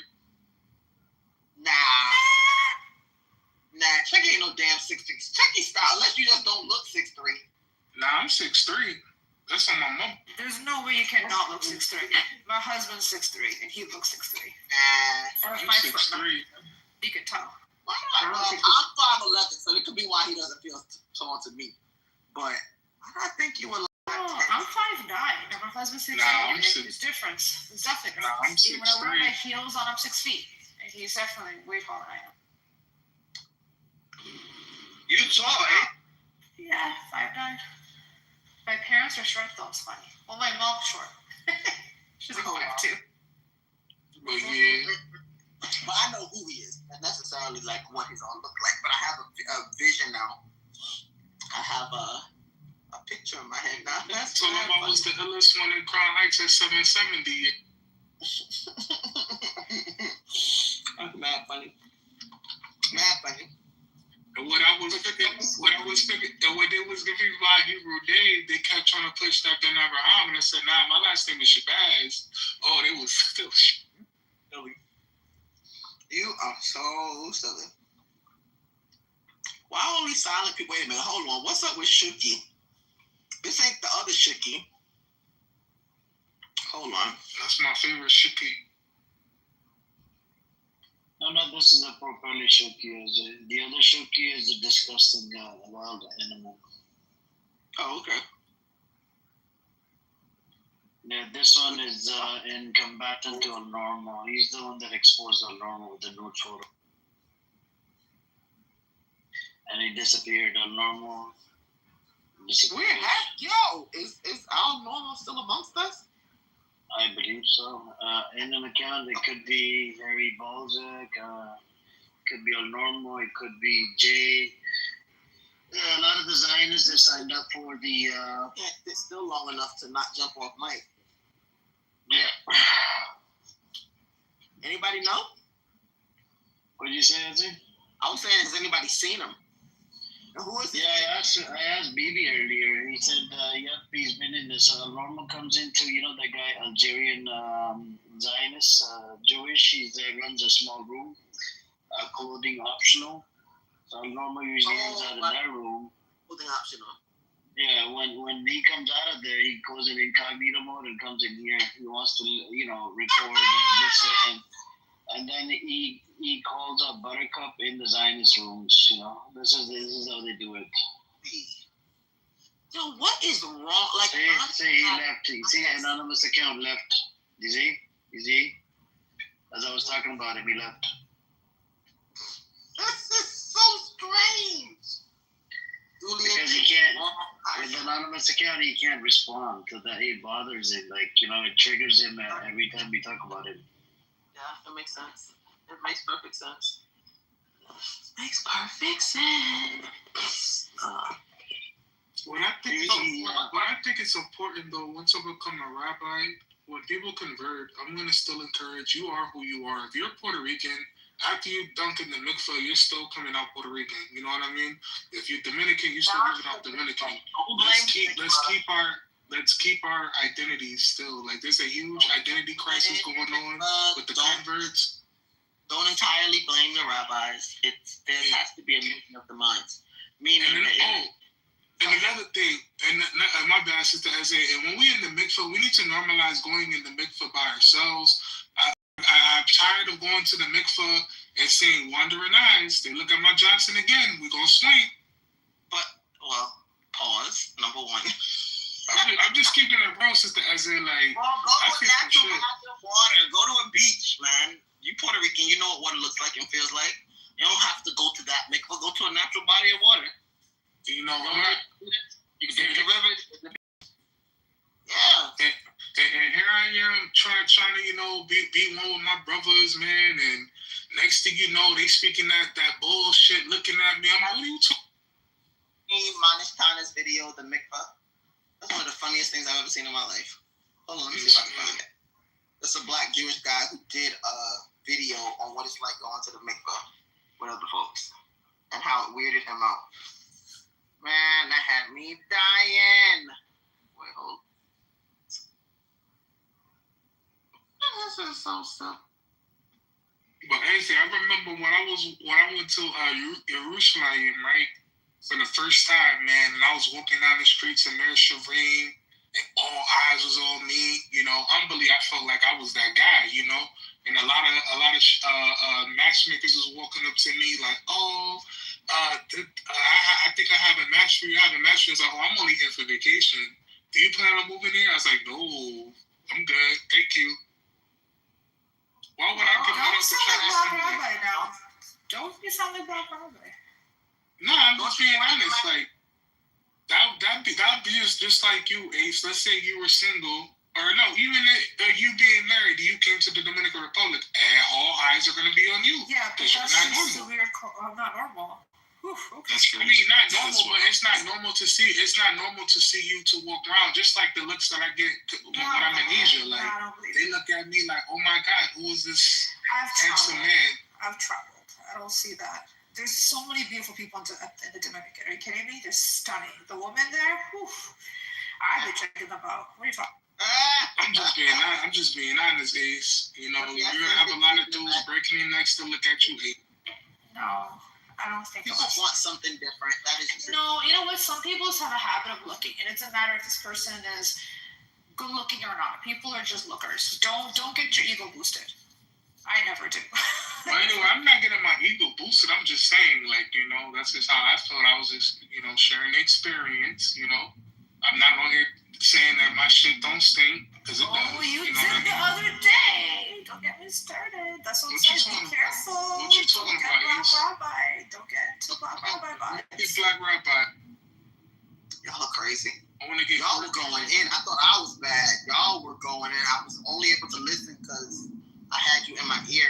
I was taking care of my grandmother. But ooh, baby, y'all were going off on more than going for real. That.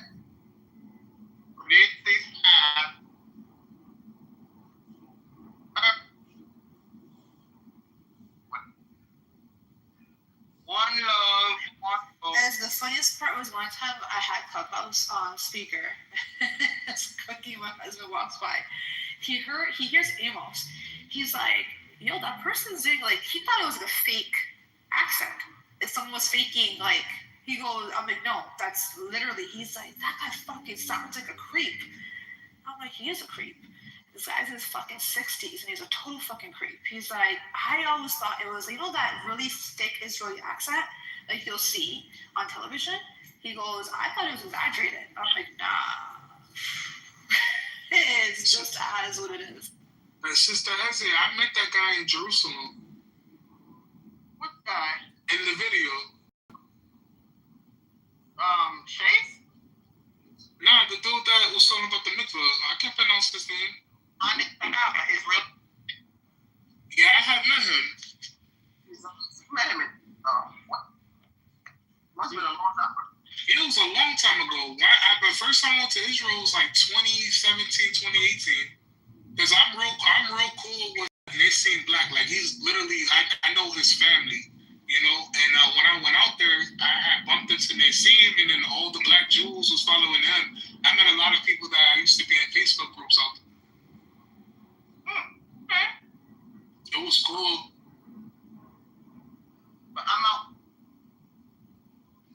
I'm in the bed. You couldn't know. And then she puts him leaving. There she goes. Anyways, what else is new with the peoples? What else? We just gotta hear from Amos and figure out why they do him like that. Oh yeah, the address thing, that's it's dangerous. He put his address in the longitude and latitude. That is crazy. Yep. Come to my caboose. We must put these things together as a room. Who did that? I was in a room earlier. I was in a room earlier before Amir opened up, and some dude was talking about Amos, and I was like, "What Amos are you talking about?" He was like, "Israeli Amos." I mean, I was like, "Yo, coexistence Amos?" He was like, "Yeah," and I was like, "Nah." Like, so I put up his PTR. I was like, "Yo, look at the PTR. You talking about this Amos?" He said, "Yeah." He was like, "Fuck that guy. I found his kibbutz and everything," and he blasted it. I was like, "Oh shit."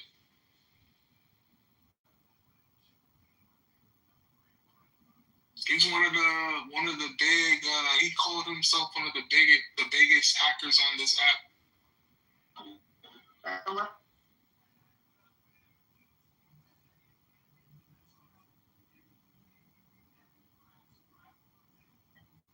What's his name? Can you hear me?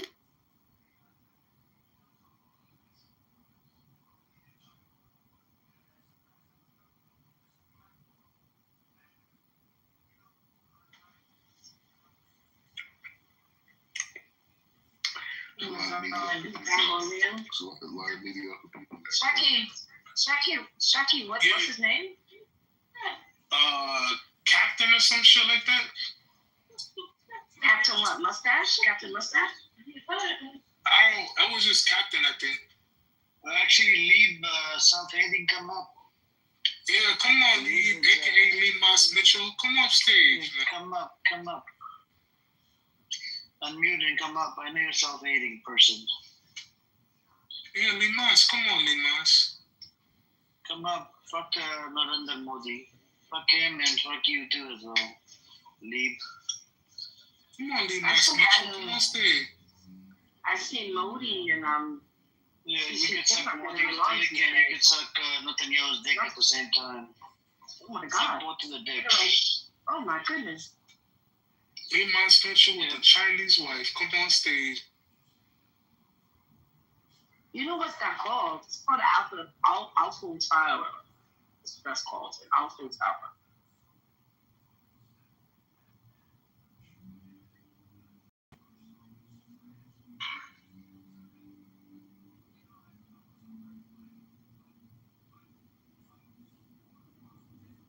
That grandma is about to marry an Indian chick.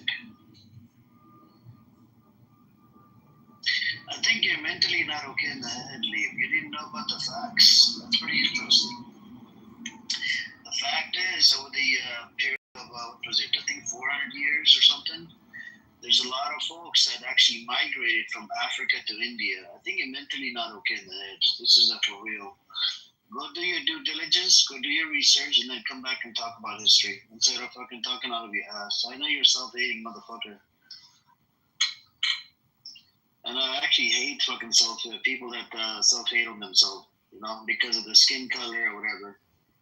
Yo, Lee Moss, should be on stage, man. Should be happy with what God has blessed you instead of fucking being a self-hating. Huh? Maybe you hate on yourself.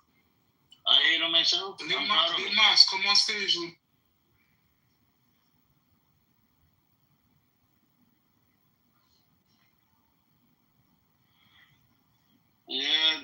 Yep. I don't think any girl would like you, man. I'm sure it probably was a struggle. It was probably a jihad finding some girl that, you know, from a different culture, different background to marry your stupid ass. You know, Leave is just like Black Rabbi. Black Rabbi, you and him, they're the same fucking thing, you know? Lee Moss, is it true that your Chinese wife divorced you? Yeah, I think so. I think he's going through divorce just like Black Rabbi is. Are you going through a midlife crisis, Leave? You sound like a fucking, you know, going through a midlife crisis. Is it midlife or is it old life? What type of crisis are you going through? Or young life crisis?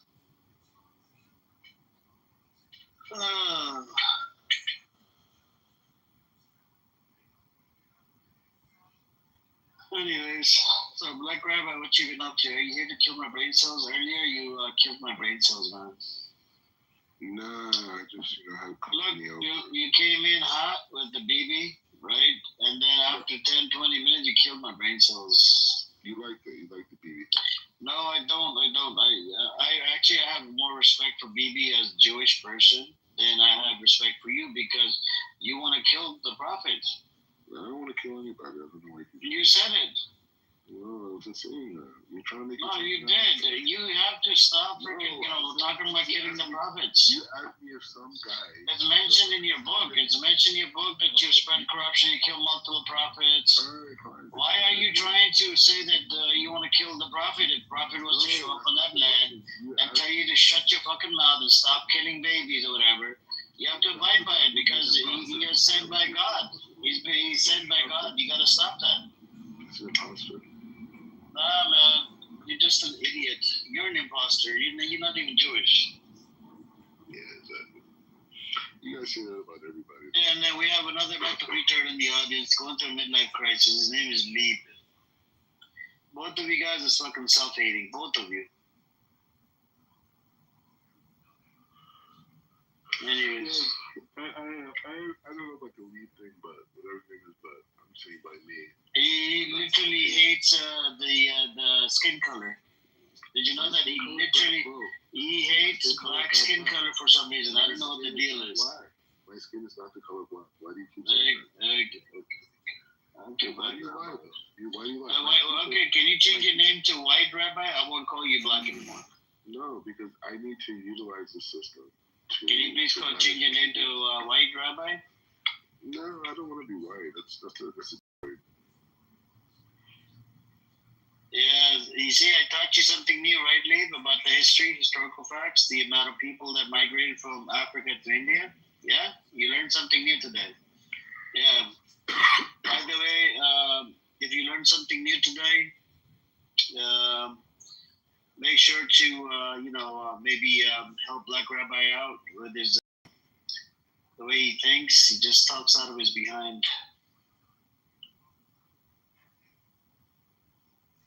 I have my worldview, and I'm spreading.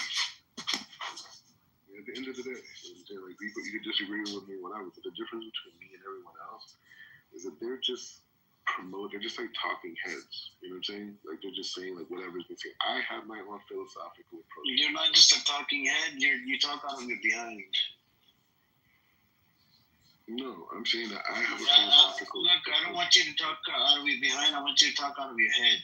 Much better, instead of out of your behind. You want me to talk like the system that trapped your intellect. You want me to speak. No, it's just when you open your mouth, it's like fucking diarrhea. No, I don't think so. I think so. Yeah, but I'm saying your brain has been. And the guy with the NN account in the audience, right? His name is John Kitover. He's collecting money.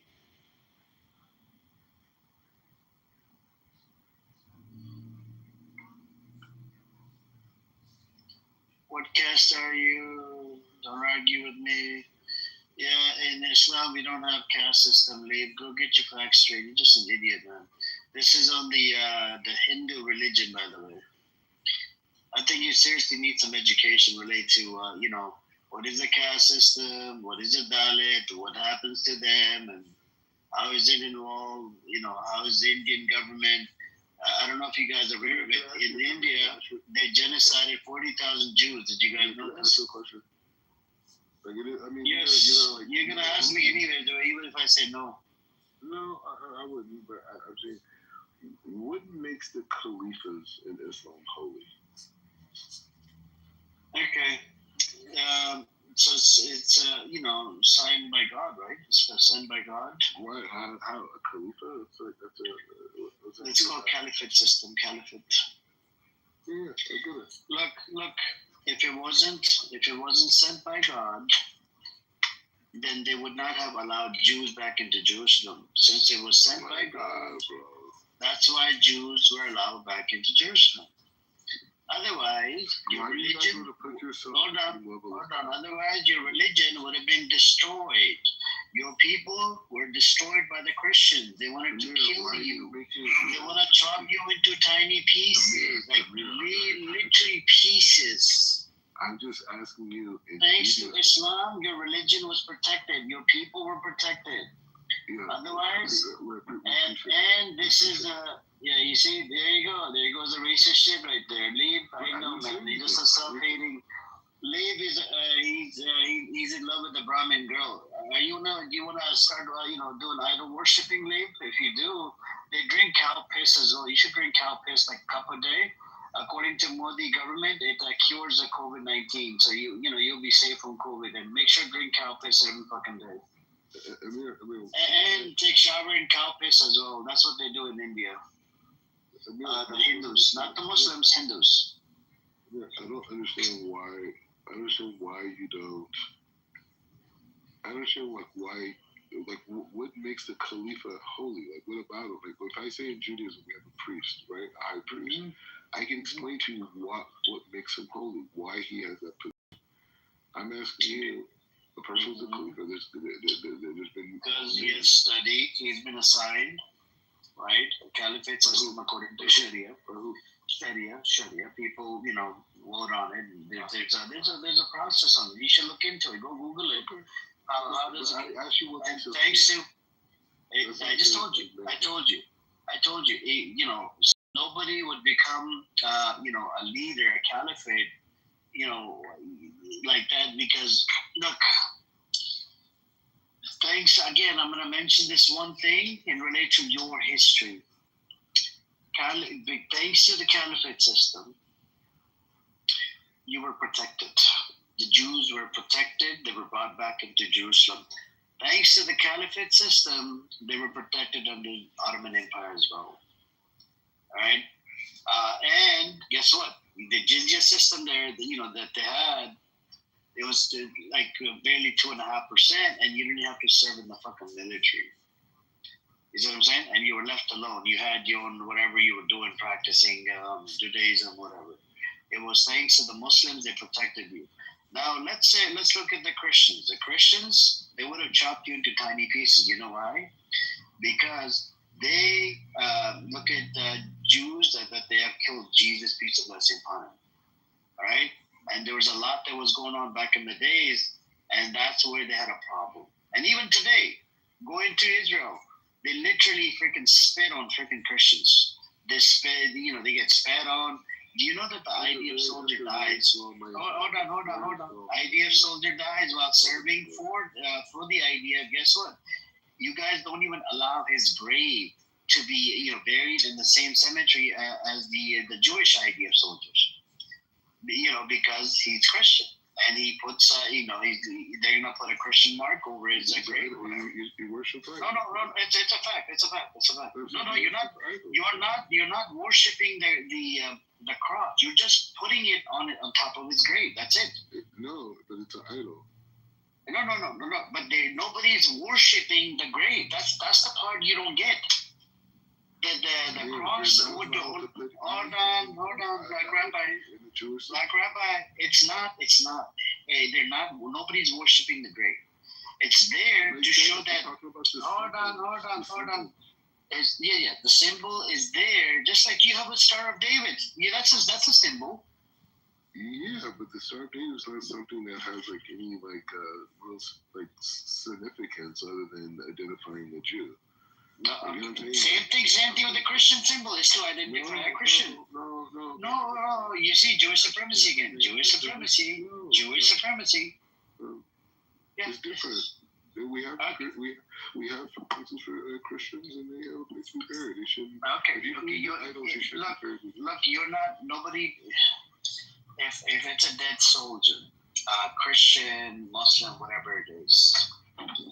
How, you know, he could die, whatever. Maybe he converted to Judaism right before he died. Maybe he accepted a different religion. Let him be buried like the way the family wanted him to be buried.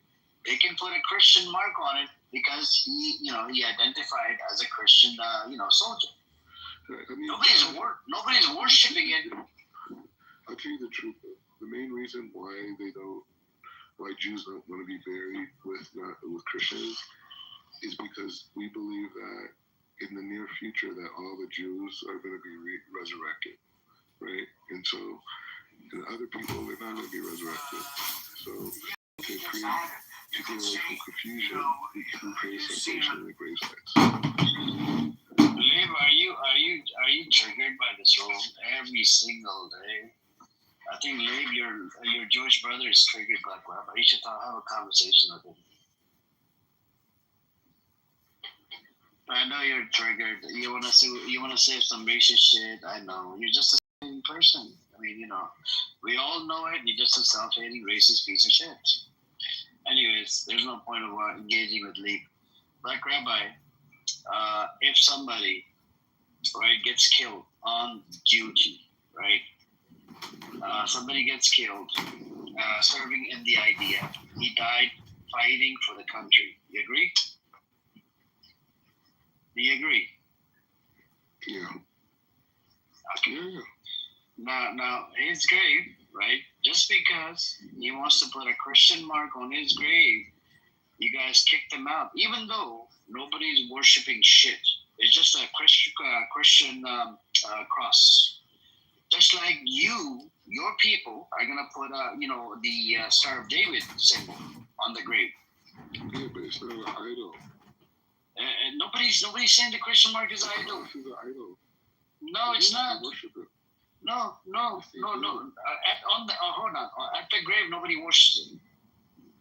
No, but it is in itself is a symbol. No, so you're saying people, right? People actually go to the graveside, especially if the Christian, just because it has a Christian symbol, they worship the Christian symbol. That's the claim you're making right now. You're gonna have to prove it. The burden of proof is on you. Go and prove it. Assalamu alaikum.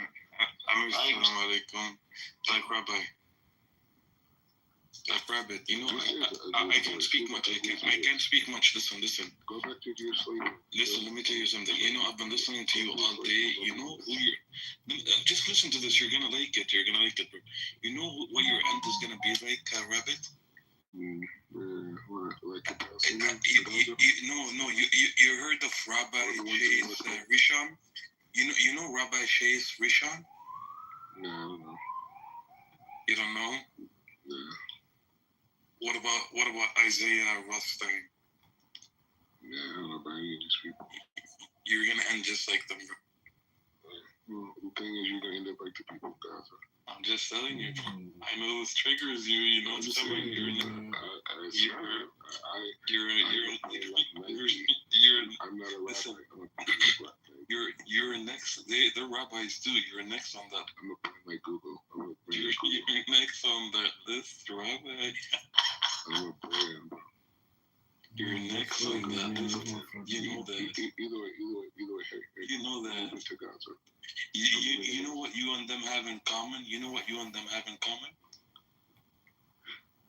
What little? What is it? Take a guess. What do you both? What you and the two I mentioned have in common? You're all black in Israel. Okay, I don't think they're in Israel. And you know why they faced what they what they had to face in Israel? Because they spoke up against racism, something you can't do because you're a piece of shit. Loser. You're next on that list, right? You're an idiot. And you know you triggered someone to. You triggered someone today who's gonna rip you up. Yeah, good. Bring it.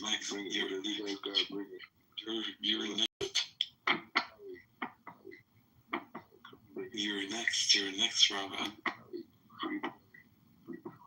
We can't hear. That's it. Now I'm going back down. I know that what I said triggers you. Think deeply about it, and calculate what you say on these platforms. Calculate what you say on these platforms. You know I don't work, right? Go back to work. Listen. Calculate what you say on these platforms because you might be next, buddy. Yeah. Well, you know what? You guys can kiss my ass, and I'm moving to Gaza.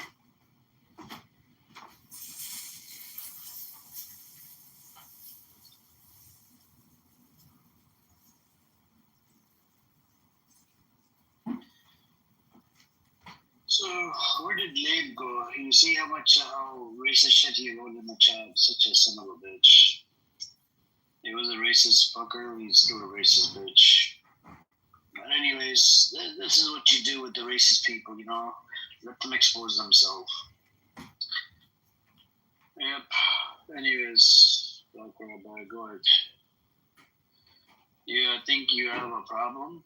You can't agree to anything, right? You live in a Lulu land, and that's the problem. Don't you think it's weird that nobody in Ezzy's family had any kids besides one person?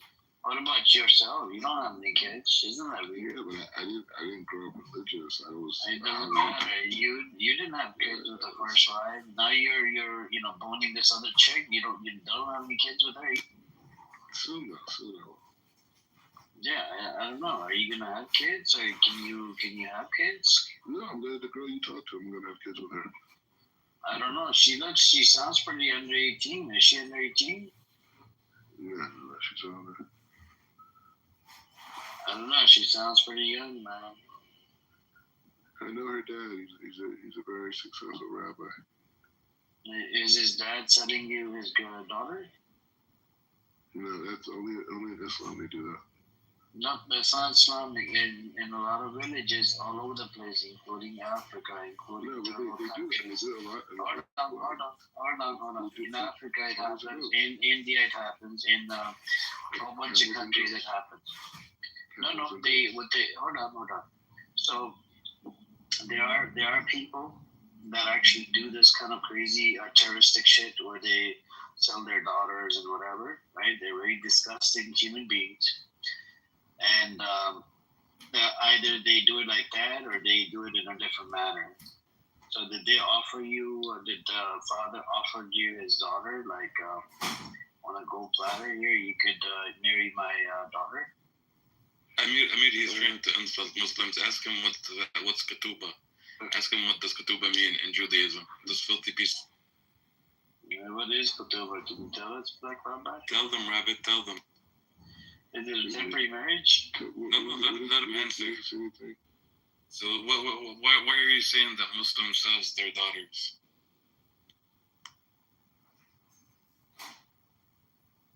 Why did you make that statement?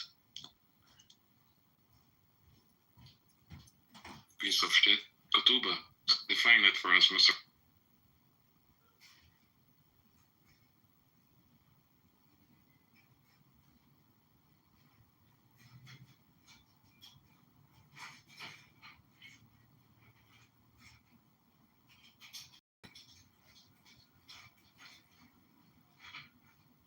Rabbi, you're under a lot of pressure today. Are you about to explode with that big stomach of yours, like Rabbi? Kitover is Mahar, Amir, in Judaism, by the way. What is it called? It's Mahar in Judaism. Dowry? Yeah. How much dowry did they give you, Black Rabbi? Amir, do you realize the girl I'm going to marry, gave you a blessing today? You know how big that is? Yeah, but it's not big because she doesn't know or she doesn't agree to what's happening to the Gazan. That's a genocide, right? Hey, what's up, Rashad? You want to come up, brother? Assalamu alaikum. Well, everybody's got a plus now. You guys want to come up? All the plus VIP members, you guys want to come up? This is a VIP party. What's up with you, Rashad? How you been, brother? Rashad being sneaky with his plus. How you guys doing?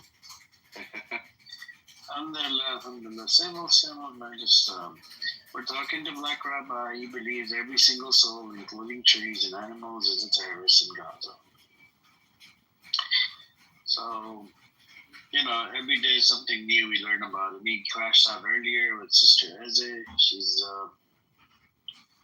Jewish, and she called him out. A lot of people called him out, man. Just an idiot. And not to mention, he even doxed Nikki.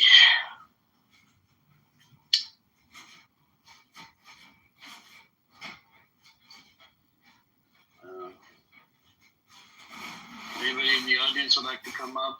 The anonymous accounts. We got two. Egel, Mason. What's his other guy's name? Maish Halala. Sam, yeah, he's a Zionist. He lives inside Israel. Anastasia, would you like to come up and have a conversation? Hey, what's up, G? Assalamu alaikum. You want to come up? Come on up. We have another Anan in the audience. And John Kitover, come up. You son of a bitch. You like to stream my fucking rooms, motherfucker. Shubham. Yeah, too many psychopaths. Amir, you know that question I wanted to ask Bibi? He was in the other room. Remember I told you how I heard him say that it's a holy war, the Muslims are first coming for the Jews, next is going to be the Christians and everybody else? So I wanted him to clarify. He's like, yeah, I said that. He goes, it's a holy war, what's happening there? I'm like, no, it's not. I'm like, it's the Jews have made that the case.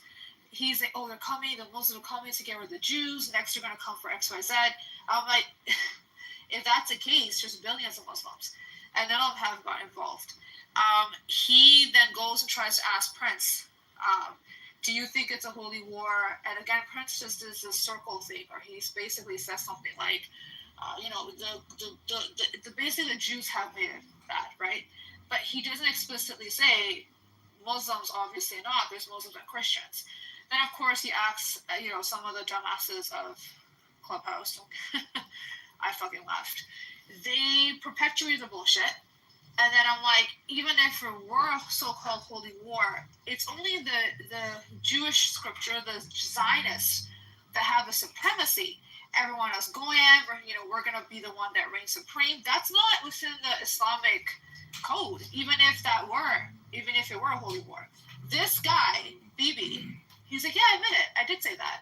So watch out, they're coming for you first. Then they're going to come for you, come for you, come for you. I wish he did it. I wish he was in this fucking room. I kept pinging him. He didn't come in here. So next time he comes, have a discussion. You're going to be the best person to have it with. No, I don't know. I don't think Bibi knows anything about religion. No, it's serious fear-mongering. And I don't think he knows anything about I wish he did, but he doesn't. It's all about Muslims, saying that they're going to first come for the Jews. That's what's happening in Palestine and Israel. Then they're going to come for everybody else.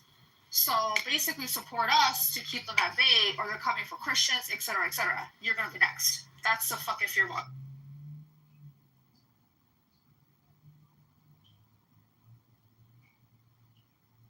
And he stood by it. I want to clarify what I had heard. And he said, yeah, I said that.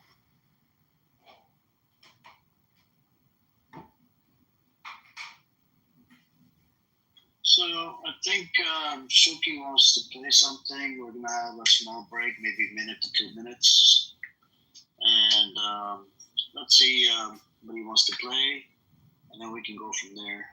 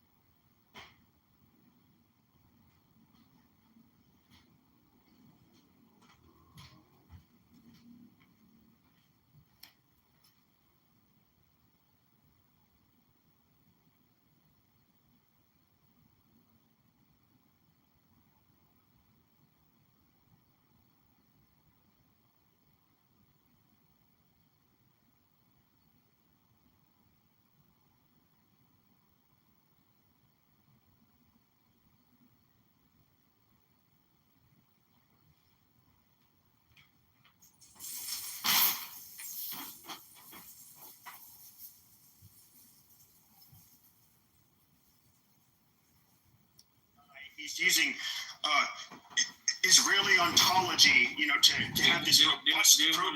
Gaza. I'm cool. But they're just trying to and it's just okay, Jesus Christ. Now, here we go. This.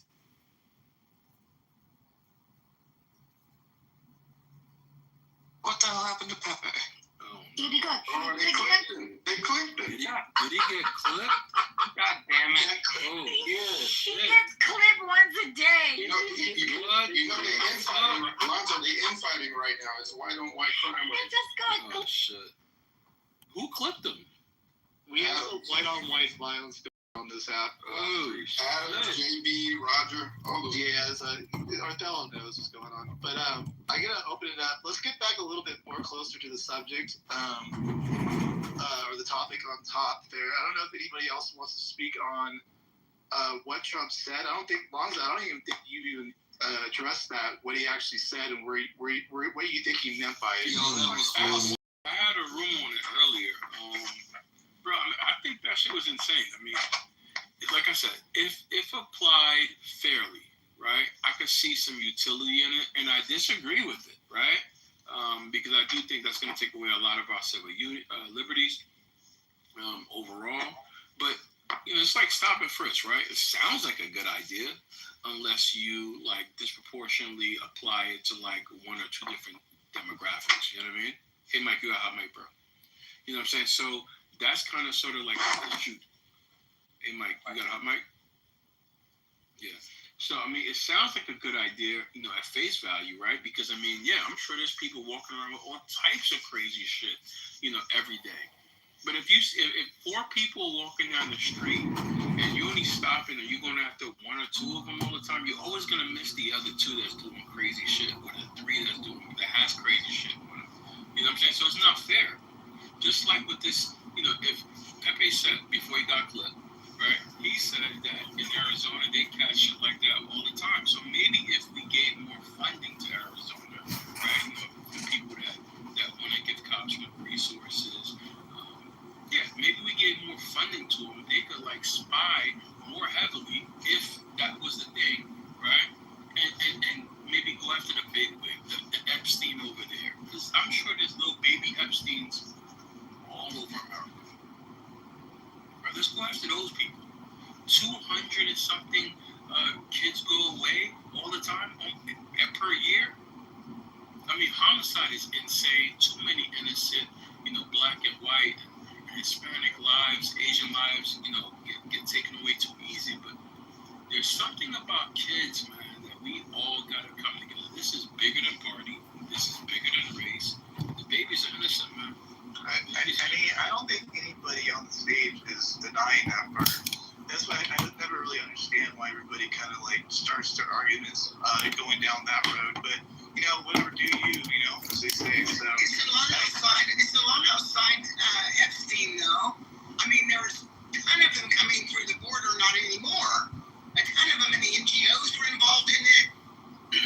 There's a couple really great people, or several really great people on X who are involved in fighting it. On the field. That if you guys were interested. Wait, you mean people who are actually at the U.S.-Mexico border as they're mm-hmm. Well, I don't know if anyone knows. I don't know if anyone knows, but the number but one. you can get the real information, The number one. No, it doesn't matter whether you get the real information. That's dangerous. They don't have the training of law enforcement. They don't have the ability to accept people. If you don't know what you're talking about, I won't let me talk. You don't know what you're talking about. 25 minutes from my front door. If you have vigilantes who are not vigilantes, dude. In any fashion, yes. Oh God, you have no idea what you're talking about. But keep on flapping those gums. You fulfill the definition. That's not what I was talking about. You don't even know what I'm talking about. But keep on flapping those gums. Let's have you were talking about the border. Marshall, let's have more of a back and forth. Hey, man, Nancy did have the floor. I think she opened up her mic. Nancy, go ahead and land, and then Marshall, if you want to rebuttal, go for it. But Nancy, are you done? Or? No, I just wanted to let people know that if you're interested more in what is the reality of what's going on with the child trafficking, that there are people who have organizations that they are very close to Trump too. That you might want to go to X and participate on some of those spaces because they could get more information that way. That's all. Okay, fair enough. Marshall, I don't know if you want to respond to that, but I'll push on. Push on, man. I said my piece. All right. Sister, do you want to speak to the title of the room? Where do you think Trump was going with what he said? Do you think he was referring to race? Where do you line up on what Trump was saying there earlier? By the way, the clip is on the Jumbotron if anybody wants to know what we're talking about. Okay, I'm about to listen to the clip real All right, no worries. The floor is open. One mic. Did you want to take a shot at this? Where do you fall on the same question I just asked? No, I have to listen to the Jumbotron, then I'll be able to speak on it. All right, fair enough. Okay. The floor is open if anybody wants to talk. I don't know if someone wants to fill it. Or Hulky, what are you doing these days? So if the National Guard comes to Chicago, what will that look like? Okay, are they just going to be standing out on the streets in fatigues, and then where's Mike at? I want to ask him. Like, is this going to mean less drive-bys, less looting? Like, what's it going to look like? Just deterrence? Yeah, it's deterrence. Okay, well, yeah, Arthelo, you're saying that the National Guard. I actually don't know one way or the other. Do you say that it's a good thing to have them there, or no? Regardless of what they're doing, I don't know where you stand on that. Well, no, I think it's a great thing. Like I said, if done fairly, if the intentions are to actually do what they want to do, I don't want this to be stop and frisk to the 10th power, where they're only targeting black and brown bodies. I think it's going to deter a lot of the criminal industry. And so when we brought up the child trafficking industry, I was only looking at the top 10 industries that affect the inner cities. Do you guys know what the number one illegal industry is? It's counterfeiting, making fake money. That's like $1 trillion industry.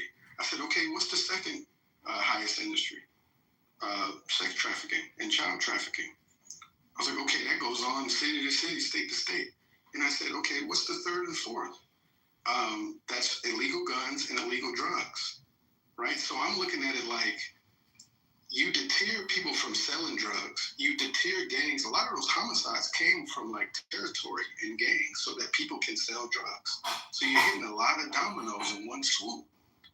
And it's going to affect not only the microcosm, like the kids on the corner that just want to be in gangs and shooting each other. It's going to affect the burglars. It's going to affect the pimps. It's going to affect the prostitutes, but it's also going to affect the traffic people who are doing the things against their will. And it's also going to have an effect where it affects even the bigger conglomerates, the plugs, the cartels, the Russian mafia, the mafia, like the people who actually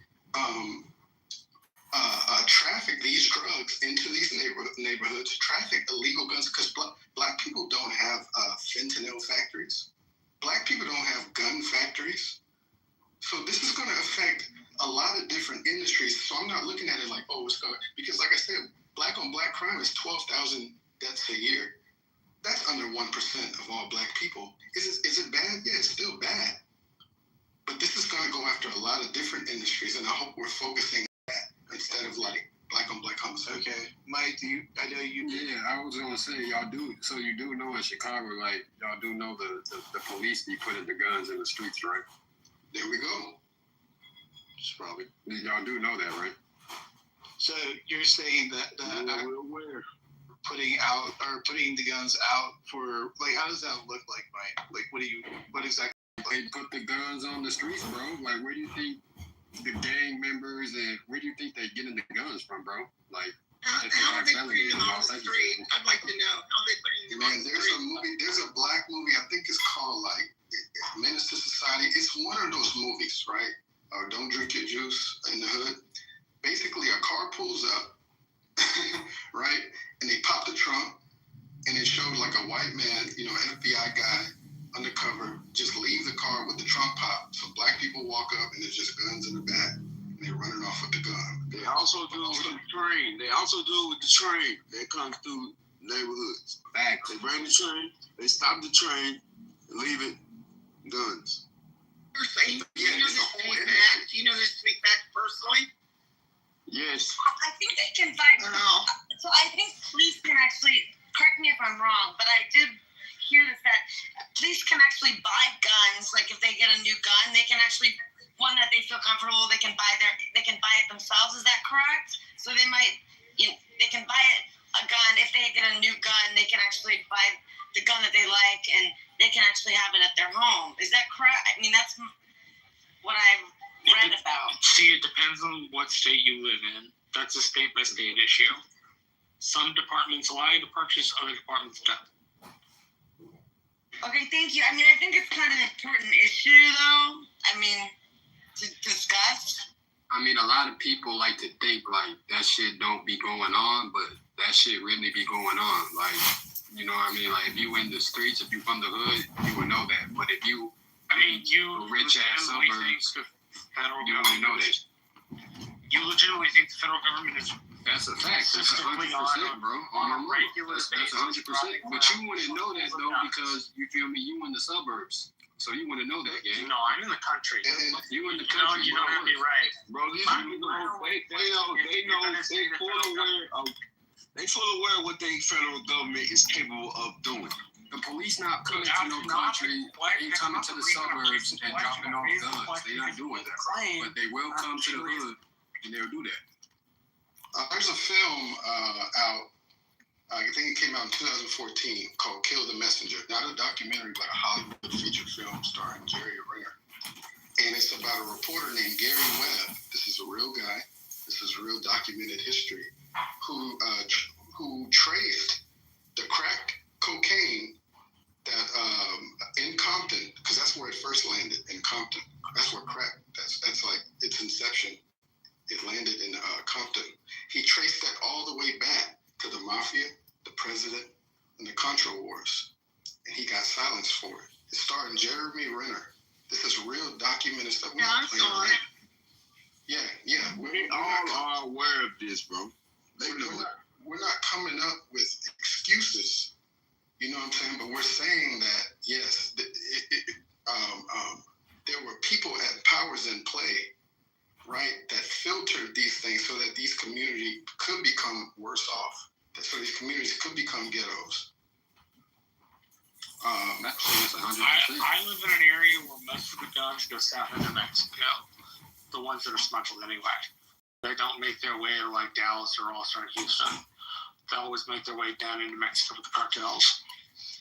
I've always wondered how come with all the social media and ability to like film shit, why doesn't if that's the problem, like the federal government's giving guns to the street gangs, why don't you all just like rat them out, like just like catch them, Mike? What do you say to that? Like, if the street gangs to like rat them out, like black people, we don't snitch, bro. I mean, that's just that's just in our culture. I mean, I know that's what white people do. I know y'all doing it to you.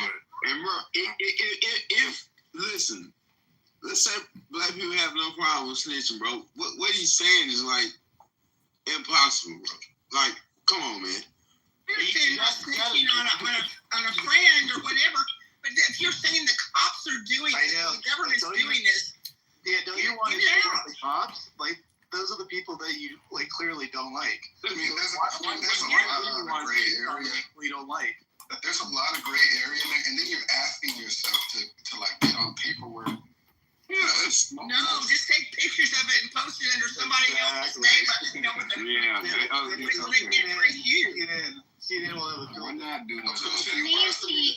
Nancy, are you one of Steven's friends from X? Yeah. It's good to see you. Good to hear you. Thanks. Matt, yeah, go ahead. Hey, I actually, the movie The Hate You Give, Angie Thompson's movie, book and then movie, it elucidated why there are some cultures that don't snitch. Because they don't trust the police. And if they do, the police are not there to protect them. Tupac said, the very people that white people are afraid of that are in my neighborhood, I'm afraid of them too. They're cold-blooded killers. And then some of them provide for their families. Food, shelter, clothing, electricity. So telling on them would hurt the family more than one way. So maybe that's the answer. I don't think nobody needs proof in here. Everybody is well aware of what your government is capable of doing in the saying the shit they already done. Godfrey, but the mass number of people in America aren't. That's the thing. And if they saw the actual proof of it being there, it would do a lot. I think it would do a lot. Well, hell, all you got to do is look on social media and you'll see clips of police killing young melanated, kids or men or women, and that hasn't stopped. Well, but they kill all, guys, because the one thing they've been wanting to do is they try to keep us fighting down here, because we won't keep our eyes off of them so they can keep on doing what they're doing. That's what they've been doing for decades, right? We got to stop it. We need to be together to go after them. Yeah, let's hold on. Mike, okay, I just want to get back on topic a little bit. I've been trying to get back there. Okay. Did you have a chance to listen to the clip? I think you're one of. I think I don't have opinion. X. What is that? Twitter? Yeah, that's X. So when I click on it, it don't do anything. Shit. Can we play it again for the room, maybe? Yeah, who was it that was playing for us earlier? That would be a good idea. I think it was Dodd down here that just joined the stage. Period. Who? Was it? Oh, was it the dot guy? Yeah. No, our boy is back. It was the dot guy. Back on stage. You're sure the dot guy. Make sure you guys follow. Hey, everybody. Pepe. Bro, you got clip? Make sure to follow the dot guy. Hello, everybody. Do you have that clip again, the dot guy, or no? Can we get Othello clipped? Oh, geez, let's not. Why does he have PTR of my comments? What were you saying? Someone called me a sand N-word. Wait, I don't see a PTR of your comment. But why would you take my comment that says white power out of content and make it your PTR, Othello? What did you say in the comment? What? I just said white power, but that was in response to some black guy called me sand N-word. Why would you take my comment out of content and make it your PTR? So Mary, you're crazy for even responding to someone crazy. Let's say I'm crazy, but the fact that you gotta go out of your way to say I'm crazy, you're crazy and stupid.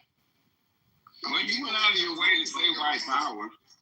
I'm not talking to Othello. I'm talking about something. Hey, why don't you thank him?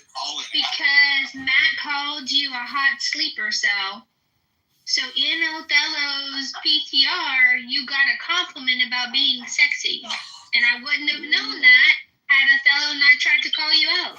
Yeah, just take that. Take the bitter with the sweet. Oh my God, did he call me that? Let me see.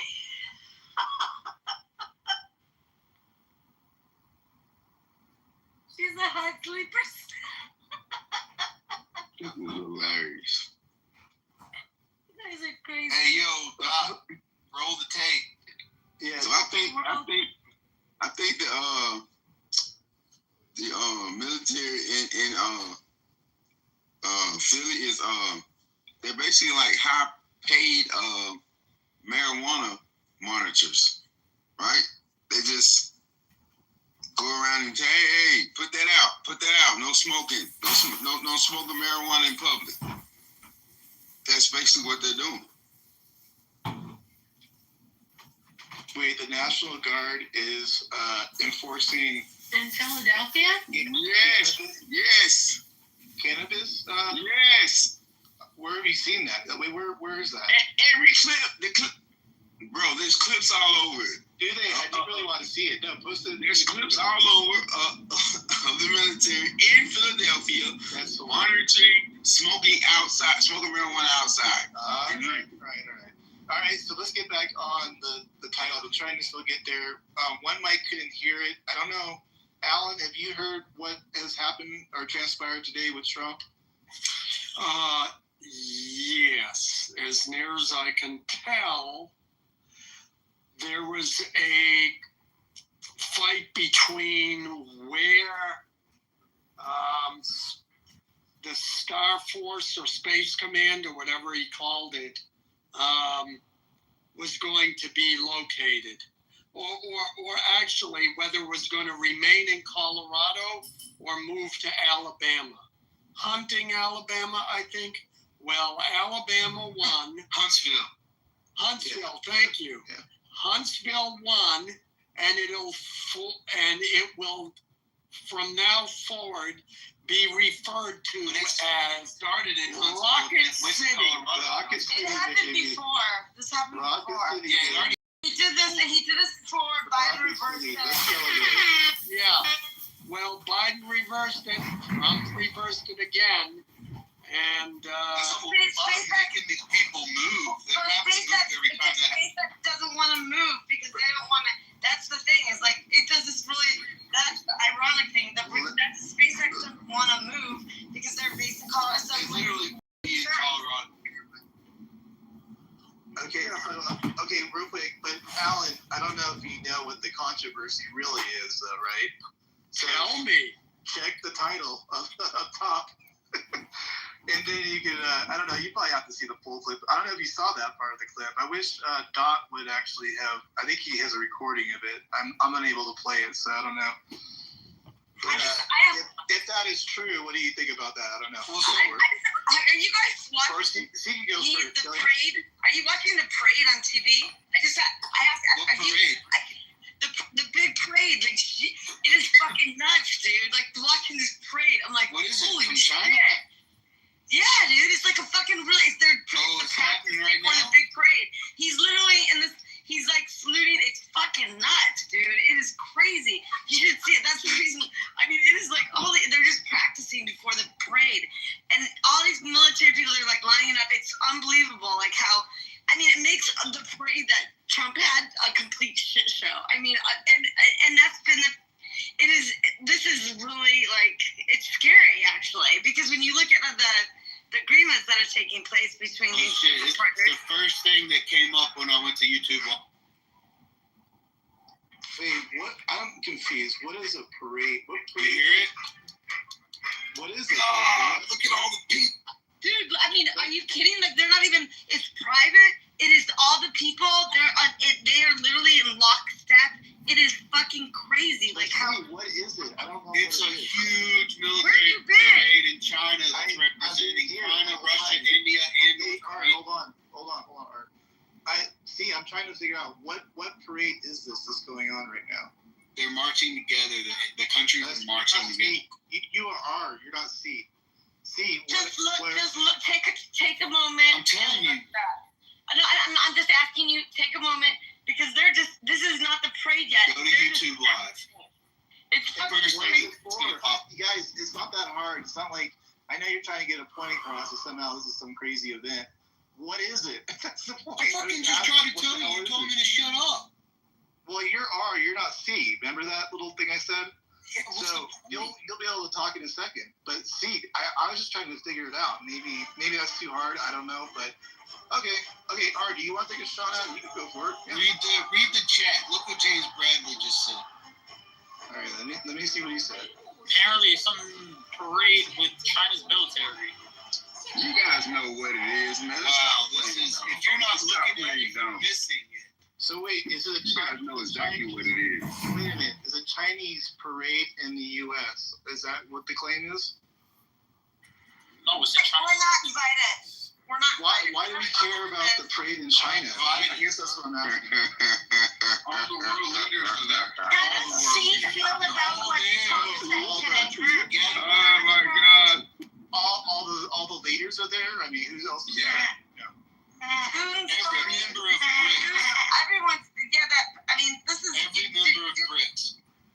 India's leader. I mean, they're all going there except America's not going there. I mean, Trump's penis is probably Europe. I mean, like literally, totally humiliating the United States right now. I mean, it's like projection. It's a fact, though. It's I mean, projection. When the India he's a retard. Is holding the hand. I mean, when India is holding, like Modi is holding the hand of Putin. You know, laughing. Modi's holding the hand of Putin. Holding the hand. Walking to go talk to the secret. They were holding hands. them jumping and looking lovingly into each other's eyes too? Did you not see that? They really are. Did you not see it? There were some. Are they feeding each other grapes? They are. Really, literally. Okay, whatever, lady. You can. Is one of them combing the other one's hair? All right, I'm done with the parade. We're done with the parade talk. I don't care about the parade. I don't give a shit. He sounds like one of the. Yeah, so mad you had about the parade. Can we hear Hold on. Why is everybody coming off mic? I'm just gonna start moving people. Quiet. Okay, Sarah, did you say you could play the clip or no? No, I can't. I said, can you ask C? What does she think about what Trump said? Yeah, let's start with C, then we'll go to Alan, and then we'll go to Monica. We haven't even heard from you from that part. So here we go. C, tell us what you think. Who's that down there? Oh, Joel, you'll go too. Don't worry. Joel go before me. I don't even know what the question is. Let everyone else go. No, what about when Trump said that these are born criminals, to be criminal? You know that one, C. Come on, you have to know that one. Yeah, you asked me that. How do you not know that, C? She's watching a military parade in China and doesn't even know this part. C, do you not know that or no? All right, she's going to take the fifth on that. Alan, you're up, and then we'll go Monica and then Joel. Go ahead, Alan. Yeah, what Trump said, absolutely 100% correct. Too bad if people's feelings are hurt. Number one. Number two, is the world freaking out because Modi's talking to Putin? Let's get, I just thought about this today. Okay, Putin was providing oil to Europe. And the Biden administration was, bad Putin, we got to stop Putin. They blew up Nord Stream 2. They stopped Putin from selling oil. You know why? Who's going to sell oil to Europe now? The Turks and the Azeris. It's going to come from the Middle East. The fucking Turks. So tell me, and all of that money that was going to Russia now's going to go to Turkey and Azerbaijan. So tell me, and all of that money, I'll get to the final question, all of that money is going to be funding their governments, their philosophies, their ideologies, which they are going to use to fund their political beliefs and pay off politicians in our country. So tell me, who would you rather have making that money? Some Russians or some Muslims? Take your pick, because if you're voting for the Muslims to get that money and sell all of that oil to Europe, go fuck yourself. I'd rather have the Russians doing it. Why? Because the Russians are not a threat to our country, our democracy, to anything the way Muslims and Islam is. And the fact is the Democrats, those dumb fucks, selling this Russian collusion narrative, which if you just watch the news, they've released more files about how Obama and other Democrats colluded to undermine Trump in 2016 by creating the false narrative 100% that Putin was trying to corrupt our elections and trying to destroy our democracy. Russia is not trying to destroy our democracy, but I'll tell you what, we see some active participation on the part of Middle Eastern countries. All right, Alan, go hit your breathing machine one time. Good job. That's okay, Otello, you dumb fuck. I can breathe just fine. That's not the dumb fuck. Okay, I think Monica, you're up. Do you want to speak on what Trump said? What do you think he's inferring to, or what the story is? I have been known as the Trump whisperer. Nobody understands Trump like I understand Trump. Ask anybody, they'll tell you. I understand Trump banning speech. So I was thinking about this. Plumbers have their kids around and they teach them the craft at a young age, and the tendency of their children to become plumbers, like doctors and lawyers and such, and car mechanics, tends to be high. They have a knack for it. They have a genetic disposition for it. They tend to run in families. So I asked Grok, hey Grok, can you determine if there's any patterns in criminality like there are patterns in career paths in families? And there's a link in the chat for people to review.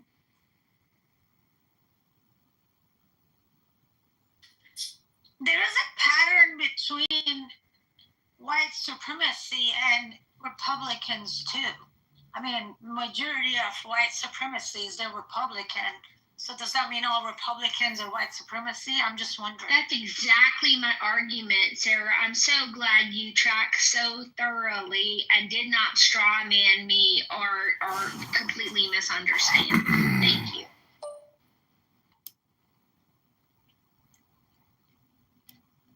I don't know why anyone can take that comment as a racial attack on anyone. Like, we don't have white criminals. Like, we don't have Jewish. I mean, was Epstein born I don't think it's a race. I don't know who was saying it. I think this is like an attack on class. Then why do you think he should resign? Oh, that's a joke. I was trolling. But I'm upset about what he said, though. I am upset about what he said because it's called generalization. And we do have, like, you can't just go around and say, because majority of criminals are from low income class and everyone who's low income class will be born. Well, you can't. He said they were born to be criminals. Right. So that word is a generalization. You can't say no one is born to be a criminal. Well, how about hyperbolic?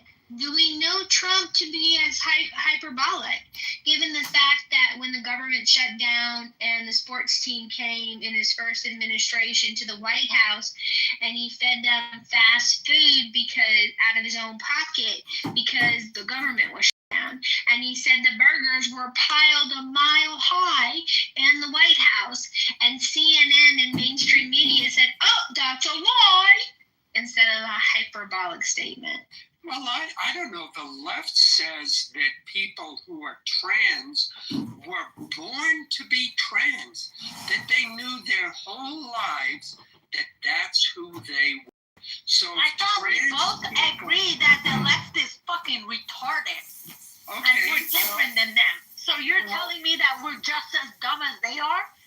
No. Okay, thanks for the clarification. You don't. Only because they do it doesn't mean we should do the same thing. That's all I'm saying. You don't generalize. You don't generalize entire class. We do generalize. That's what statistics. That's what a president shouldn't fucking do.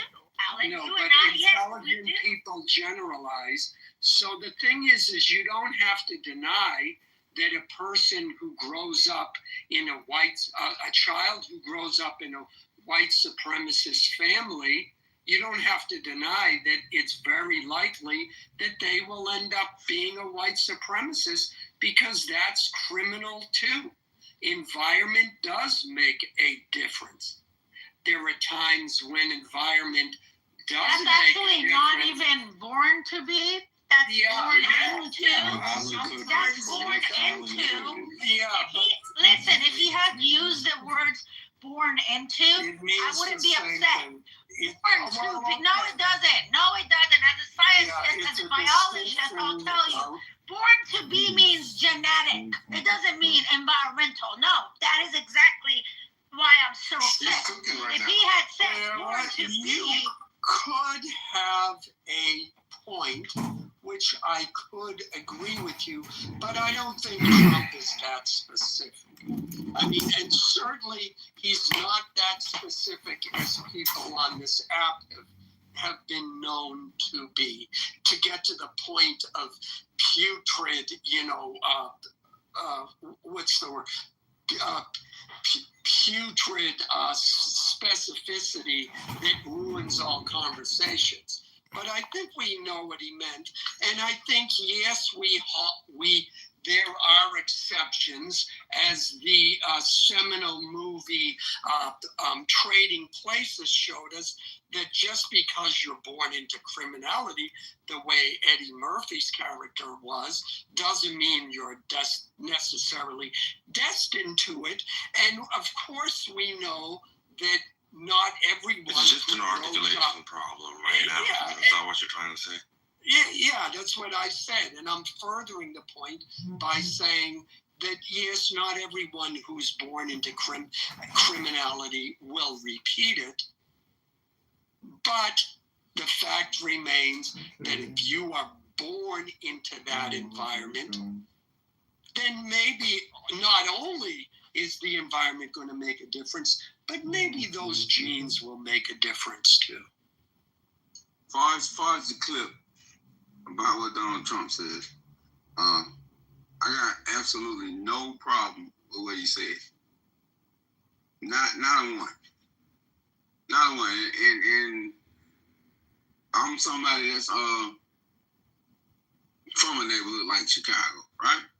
I got no problem with what he said. And in fact, I don't think the whole majority of so-called black people have a problem with what Trump said. The problem is the so-called black people that are politicians and a part of the Democratic Party that help white supremacy thrive.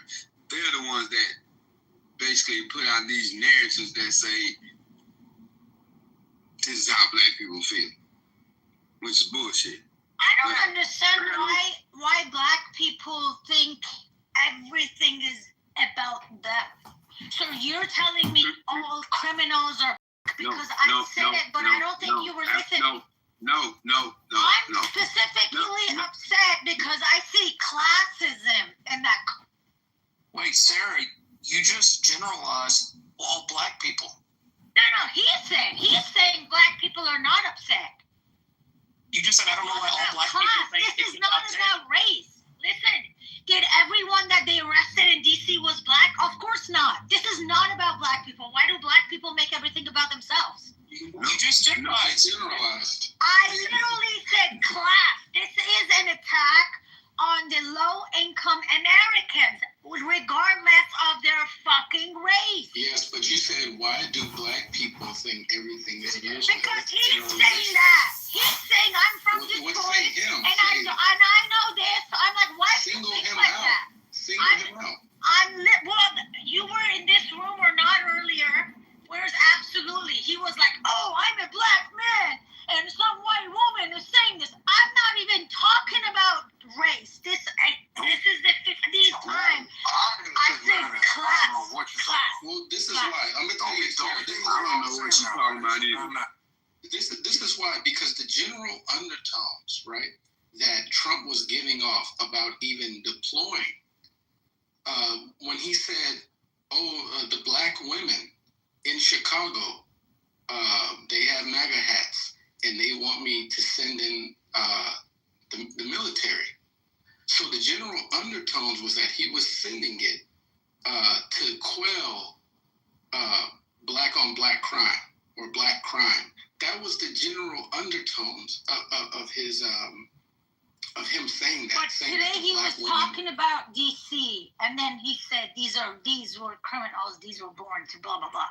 So almost everyone that they arrested in DC over the weekend or whatever, unless they're all black, no, he wasn't talking about black people. Right. We know that. We know it's going to quell a lot of different criminals from different demographics. But he did say the black woman in Chicago. Hispanics committing crimes, white people committing crimes. You're so mentally ill.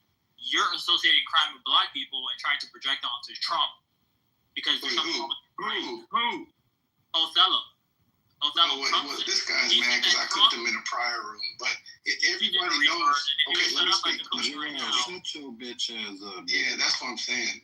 Everybody. You're associating crime with black people because you're mentally ill. Shut up, nigga. No, everybody heard when Trump said the black women. Did anybody hear that? Yeah, he The said black women are Matt, did you hear that when he said the black women He in didn't say who Chicago? was committing the crime. Did he You're say that? associating crime with black people because Matt, did he not say that the black women in Chicago? Wait, you talking about today? I didn't see the whole. No, not today. Not today. Again, we're agreeing that he said black women are saying to lower crime, but Okay, then. he didn't say that black people are committing the crime. No. That's why I said the general undertones. That's why I said people are equating it with black people because the general. No, it's because of your watermelon logic. That's what it is. It's like he said hardcore criminals. And you got to think about it. This is something that's been talked about for decades. The recidivism rate amongst the serious hardcore offenders, whether you're black, I was talking about earlier, Sammy the Bullet Gravano. He's somebody who he says he grew up in a great family. They were good. None of them were in the mob, but yet that motherfucker went to prison. From juvenile hall up until his advanced age, he's been involved in like 19 murders. He got arrested here in Arizona for selling X with his son. This is a lifelong fucking criminal. These people exist, and so to say that this somehow has something to do with black people is fucking retarded. I get it that DC. You have the areas that are very expensive, and the rest of it is rather poor. And it's the people that live in the poor areas are almost all black, and it's been that way for decades. And so, who are the people that are going to be committing most of the crimes? In Washington D.C. it'll be black people, obviously. But to say that it's implying that somehow that being a hardcore criminal is unique to black people is just fucking retarded. Like he's obviously talking about the people he said he'll slit your throat and sleep like a baby. Those are hardcore criminals. I mean, they exist in every community. So I don't know why are you guys so quick to want to be offended? But We agree. They want to push We agree. that Trump is That's what I'm saying. We agree. We agree. Like, we agree. Joel is the one that has a personal vendetta. Okay, hold on. And he looks dumb. Joel hasn't spoken yet, though. In fairness, he's not been given his time. Joel, go ahead. You have the floor. Speak your mind. Go ahead. I'm just hoping that this low IQ hood rat would just shut the fuck up. Hey, shut the fucking mouth, Peckerwood. Show some respect. Rob the fuck out of you, nigga. Watch your mouth, All right, nigga. you guys. Come on. What you talking about, nigga? Don't make it. That shit blue rat will smack shit out I got shooters in the room. The 90-pound Mike is fucking. Oh my god, he's terrifying. Hey, Cracker, shut your fucking mouth. I'm not white, retard. Peckerwood, where are you? No, nigga and Cracker ain't need a duck. Not white, He's retard. Somali. What are you? He's Somali. Oh, he's Somali. Yeah, Skinny's in the let me tree, tell you- 3 o'clock. Let me tell you a random race so you can throw on a race. No, you just said All right, no. let's go. Let somebody finish talking. You're too unhinged and your pussy hurts too much, so just shut the fuck up for 1 minute. I thought he had something to say, bro. You gonna say what you gotta say? Yeah, I would like to talk. The dumb fucking hood rat can shut the fuck up. Shut your bitch ass up, nigga. No. No, I ain't finna let you talk now, nigga. Yeah, fuck you, bitch ass nigga. Fuck you. Bitch ass nigga. You be down, nigga. Fuck you, nigga. You ain't talking, nigga. Let's let the hood rat Fuck you, nigga. I ain't finna let you talk, nigga. I don't wanna hear you talk, nigga. On crit, nigga. I'll beat your ass, nigga. Oh yeah, he's the real one. We don't want to Anybody can talk to Joel, black nigga. people. We're just saying some of the undertones. How mentally ill black people push are. the conversation in that direction. They don't know how to control their Somebody wants to be just like Myron Gates or whatever his fake name is. When the bird dad brings food to his wife again. He wants to be the North African Negro that gets to talk about the blacks and the hood rats. Yeah, that what he doing, Pepe? That's what Myron Gates was. Yeah, that's what he does. When this happens, the bird dad. You shut your mouth, you low IQ monkey. Even though I have Negro textured hair, you shut, you fucking hood rat bitch. Just crash out more, Pepe. Oh, what are you going to contribute to the combo besides ad hominems? You're the one that was shipping out in your nerd voice. You were saying, "Oh, these low IQ hood rats." You started it, bro. No, I tried to talk, and then they started. All right, go ahead and make your. So I called them a hood rat, what they are. I want to hear your actual point. Somebody Go who ahead. can't control their emotions that has to crash out because they have a fucking pussy. they can't control their fucking Drop your like you, location, Pepe, like you're since you so tough. I just thought it was funny to troll you, dude. It's not even personal. You're just getting butthurt. Let's just get this over with. I'm gonna drop it. You're Like, I don't care who you are. I'm dropping you. Wait, go ahead, Joel. Yeah, but Pepe's screaming and he's saying that I'm crashing out. Yeah. So anybody with a brain can see who's crashing out. Such a bitch. Come on, man. Bro, this nigga not even saying nothing, bro. But yeah, so black women are saying that they want to stop crime. They didn't specify any race, because there are Hispanic people in Chicago who are committing crimes. There are white people who are committing crimes. There are black people. There are literally all races that are committing crimes in Chicago. But Othello is so mentally ill, he tried to associate that statement with Trump wanting to crack down on black people, because you have a narrative to push. He literally did not say anything about black people committing crimes, but you have a narrative to push because you're a Democrat coon. So you have to just literally, oh, he inferred it, he implied it, I could read his mind and know his motives. No, you're just a fucking retard who hates Trump for some reason, because you're a coon, I guess, who needs to lick that Democrat dick. And you just have to make shit up in your delulu fucking brain. But that's not what he said at all. You should actually try to just report what people say instead of trying to... anything related to crime, it's... Democrats always want to associate to minorities. They want to associate it with the immigrants, and that's how they've been, and that's how they gain their support. But other than that, they just can't actually show for anything that they've done good for the country at all. I mean, we know this, but then there are just low IQ people like Othello and Mike who just love their Democrat massa for some reason. I mean, imagine how dumb you have to be to vote for people and to support the party that thinks men are women and who just a few years ago gave us 9% inflation, doubled our gas, tripled mortgage rates, and let in 11 million illegals that caused rents and house prices to go up. Well, I don't vote, brother. I never said I was a Democrat or a Republican. But you're really giving off Democrat vibes and you crash out like a little bitch and you act and you're kind of proving that you were raised by a single mom, you know? I just think you don't have anything worthwhile to contribute. I just don't think you have anything worthwhile to contribute. You definitely were not raised by a I know you tough on the internet, my brother, but we can always drop locations, bro. Oh, God, I'm not going to your disgusting... That's what I'm saying. If you're not coming to the city, then shut up, nigga. So, you want to fight for something? Can we get somebody else to talk? Can I apologize to Othello? Because you dirty Armenian piece of shit. Yeah, Pepe, stay out of it. You know, before you said catch my breath, and I took that as an insult. But really, I realized my battery died, that he was just deeply concerned that I was breathing properly. And he doesn't get concerned about anyone. Okay, He's a if troll. I am telling a joke, can the audience please? You're a dirty Persian bitch. Shut the fuck up. And I'm telling Pepe, I'm not in the mood for you. Thank you very much.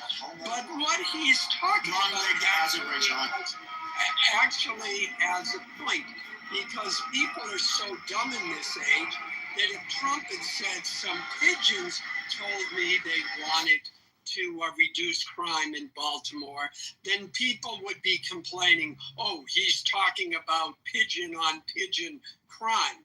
You can't mention anyone without people assuming that they're talking about them. But let me, just, oh crap, it lost. It was in my photos. There we go. Let me find the stats here. Oh, I got it. Great. Violent crime rate per 100,000. Oh, God. Number one, I just said violent crime rate. Did I say anything about race? No. Number one, St. Louis, 69.4.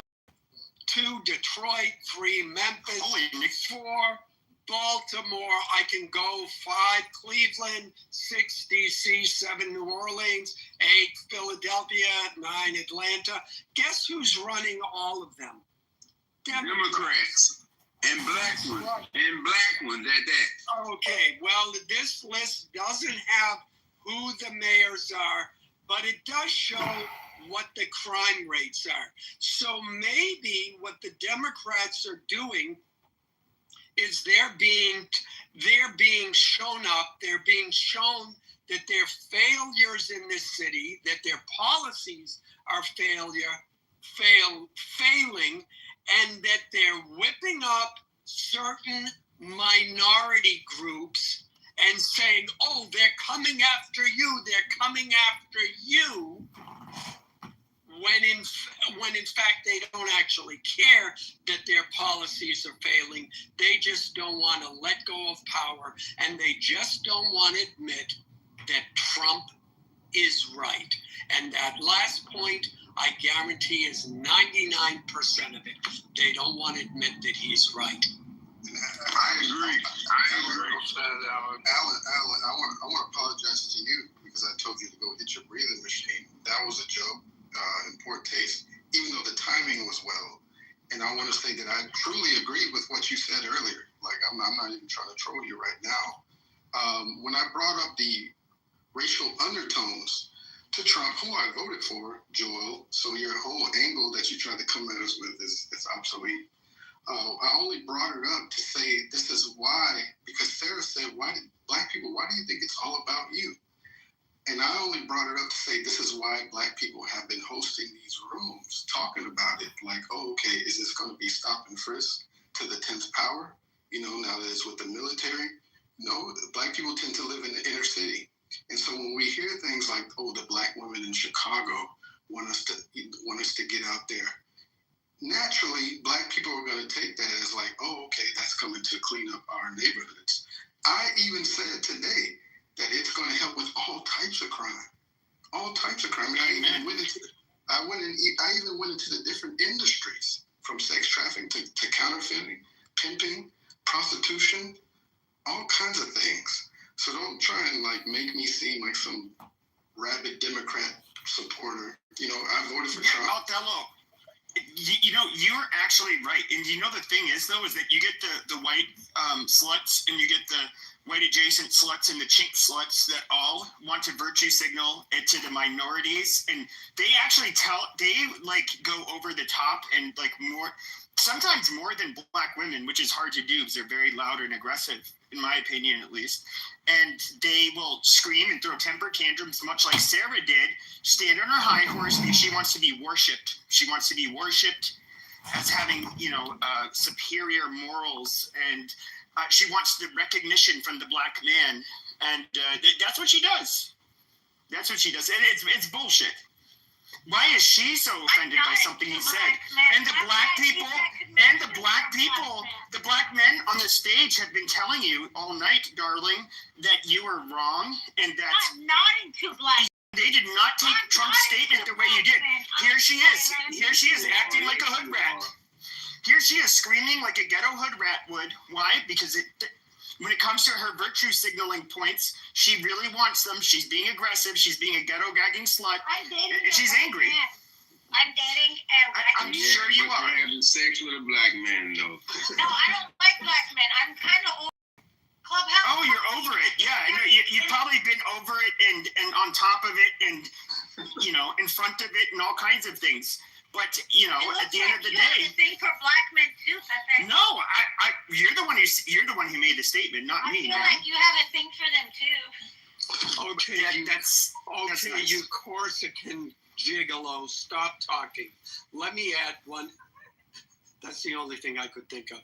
Let me add one more thing to this, which is when I said Trump was 100% right, I don't know that he knows this, but when you look at the 911 calls made throughout the United States, Black people are overrepresented in the number of calls they're making to 911. And there is an 85% satisfaction rate with all 911 calls. And I've said this all along. Good Black people, law-abiding Black people in their neighborhoods are calling the police to try and remove the criminality from their neighborhoods. So maybe it was intentional, maybe it was unintentional, but the stats do point to the fact that black people are calling the police more when there is a need for the police.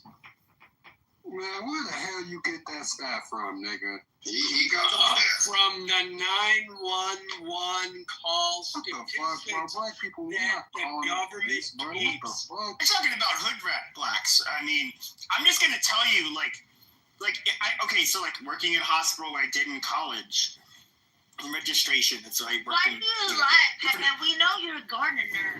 Not that it's like amazing. I said in registration, that's not it's not a hard job to get. But anyways, I could imagine if I was I don't know, in the doctor's entrance and there's a hospital where, there's black physicians coming in. It's like, hey, yeah, these stupid niggers, you guys think you're so smart. Yeah, they'd be like, oh, that guy's unwell. I better call security.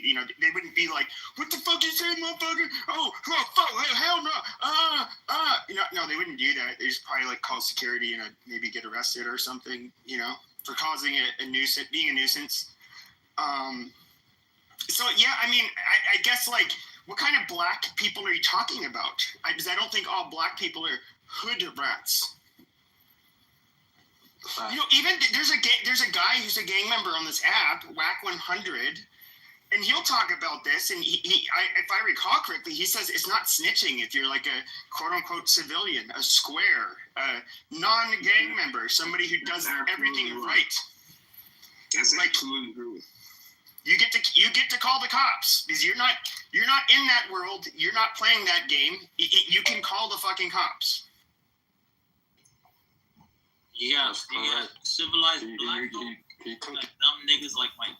So there's a difference. There's black. Bro, you're not even trying to link, bro. I ain't even trying to talk to you, bro. You ain't trying to talk to me, bro. Just keep my name out your mouth, brother. Just contribute to the conversation, bro. But if you're not trying to come to Chicago, nigga, then just leave it be, bro. For real. Yeah, so like I said, you got civilized black people, then you got niggas.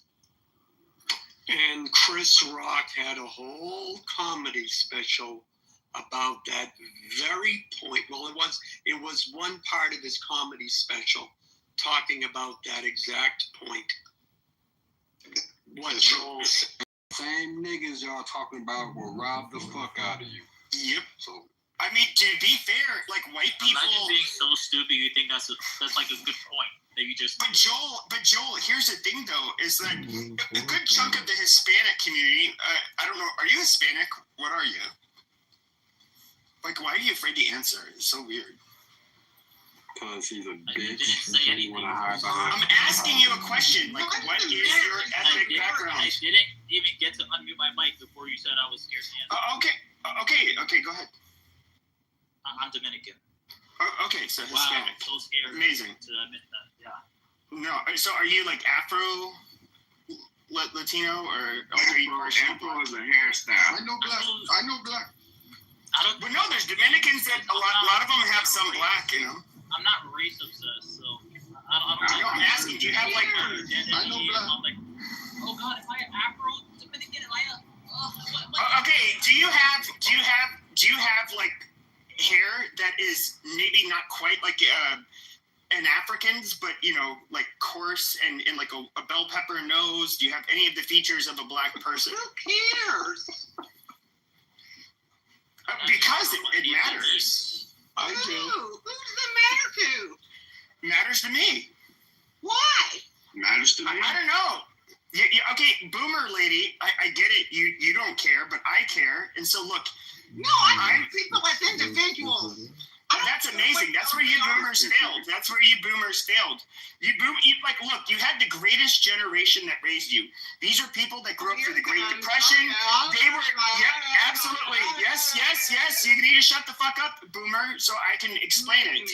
The greatest generation, the people that grew up through the Great Depression, who were poor as fuck, who had to then get dragged into a fucking world war, where people actually committed suicide if they were considered not eligible to join the military, because it was such a shameful thing. Kind of a real war, yes. It was a horrible war. Yeah, horrible war. Everybody knows World War II was horrible. And they come back. They were They had very good work ethic. They were savers. Most of them were solid middle class, and then they raised a bunch of brats. Now these brats became teenagers and adults in the 1960s. A good chunk of you, you fucking parasites, ended up becoming brats. You had the sexual liberation in the 60s that opened the door for women to be sluts. You raised generations of sluts. And female empowerment. I didn't raise you. You started widely indulging in drugs, something your parents told you never to do, but you dumb fucks ended up doing it. You guys were worthless pieces of shit. Worthless pieces of shit. Your generation is fucking retarded. Fuck you, boomer. Fuck you. You did not deserve your parents. None of you deserved your parents. You guys are trash. The trashiest generation. Fuck all of you. Fuck all of you boomers. They had you. Well, no, they had you stupid bitch. Suck my fucking dick. You stupid whore. Suck a fucking dick. I'm not playing with. I'm not taking the kids' gloves off because you're a fucking boomer bitch. I'm in my 40s. I don't need to tolerate your fucking shit. You worthless goddamn degenerate who's probably fucking doing orgies on LSD, going to fucking Lollapalooza, touring in a goddamn Volkswagen van where you got, probably not raped because you're more than willing. No, you absolute trashy people. You know what? Pepe. You know what, 40 and acting like this is pretty embarrassing. And you know what, Pepe, as a boomer and listening to what you said, you know what I have to say to you? Ha, that's right. We did drugs. We fucked without condom. We got to feel that pussy without having to put a glove on it. We got to shove our dicks in women's mouth and feel those lips. And I did that as a fucking teenager. I did, how does that a flex? That when we were high, we were smoking weed. I did it when I was sober and a fucking kid. How's that a fucking flex? All of that, and we enjoyed the fuck out of our lives. Yeah, we enjoyed it too. And we made our money, and we're not giving you one stinking dime. Yeah, no. We'd rather give it to some charity that helps birds, a bunch of little brown children, in the, make their nests in the forest, rather than to give it to you ungrateful little fucks who thought they were so important that they don't need to work. No, you guys thought you were important. That's why you rebelled against your parents. To give them money, you spoiled fucking brats. No, you guys were the spoiled brats. We worked for it. No, your parents worked for it. Nope, your parents worked for it. And our parents taught us to work just as No, they didn't. That's why you guys ended up becoming a bunch of fucking hippies and doing drugs and degenerate sex. You're blaming people. No, I'm blaming you guys. You guys failed. Good. You little baby. Go ahead, you little bitch. It's weird that you're crashing out on Nancy because she called you out for being a race-obsessed weirdo. I am. Just like the greatest generation. Okay, unlike the boomers, I am a racist. I believe they had better ideas than the boomers who fucked everything up. Yes, absolutely. Racist? Okay, good plan, buddy. Good plan. Boomers are not a racist. It is, you stupid bitch. That is literally. If you would have stuck to the greatest generation's plan, this country would be way better. Absolutely way better. You're an idiot. You guys are not. Okay, dude. One of the last great presidents we had was Richard Nixon. I mean, you guys are, dude. Listening to you fucking, you fucking faggy, what is it? Tea Party, quote unquote conservative faggots. I cannot stand you people. You guys are just trash. Oh, okay, right. You are, yeah. You're sorry, little. Oh, I love it. Oh, yes, I don't see identity. Okay, you Arabs that fucking hate us. It's a religion of peace. Oh, yeah, come on in. As long as I can smoke my marijuana with my gay husband, and yeah. You're what are you boomer retard conserve, conserve. You guys did not conserve. What did you guys conserve? You didn't conserve anything. You didn't conserve the moral fabric of our country. You did not conserve the ethnic or racial fabric of our country. You did not conserve the religious fabric of our country. You guys literally fucking tore it apart. You guys are fucking trash. It was the greatest generation who voted for that. The last boomer was born, what, in 59, 60, 61?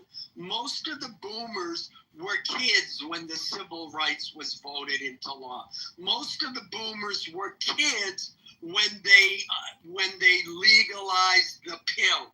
And the pill was the thing that allowed all of us to fuck like rabbits without having. And it's too bad your guys' parents did not have generation. They actually the greatest. They would have been they would have been the GOAT generation if they would have literally had the pill and not had you fuckers. Like crazy. So you don't even have your history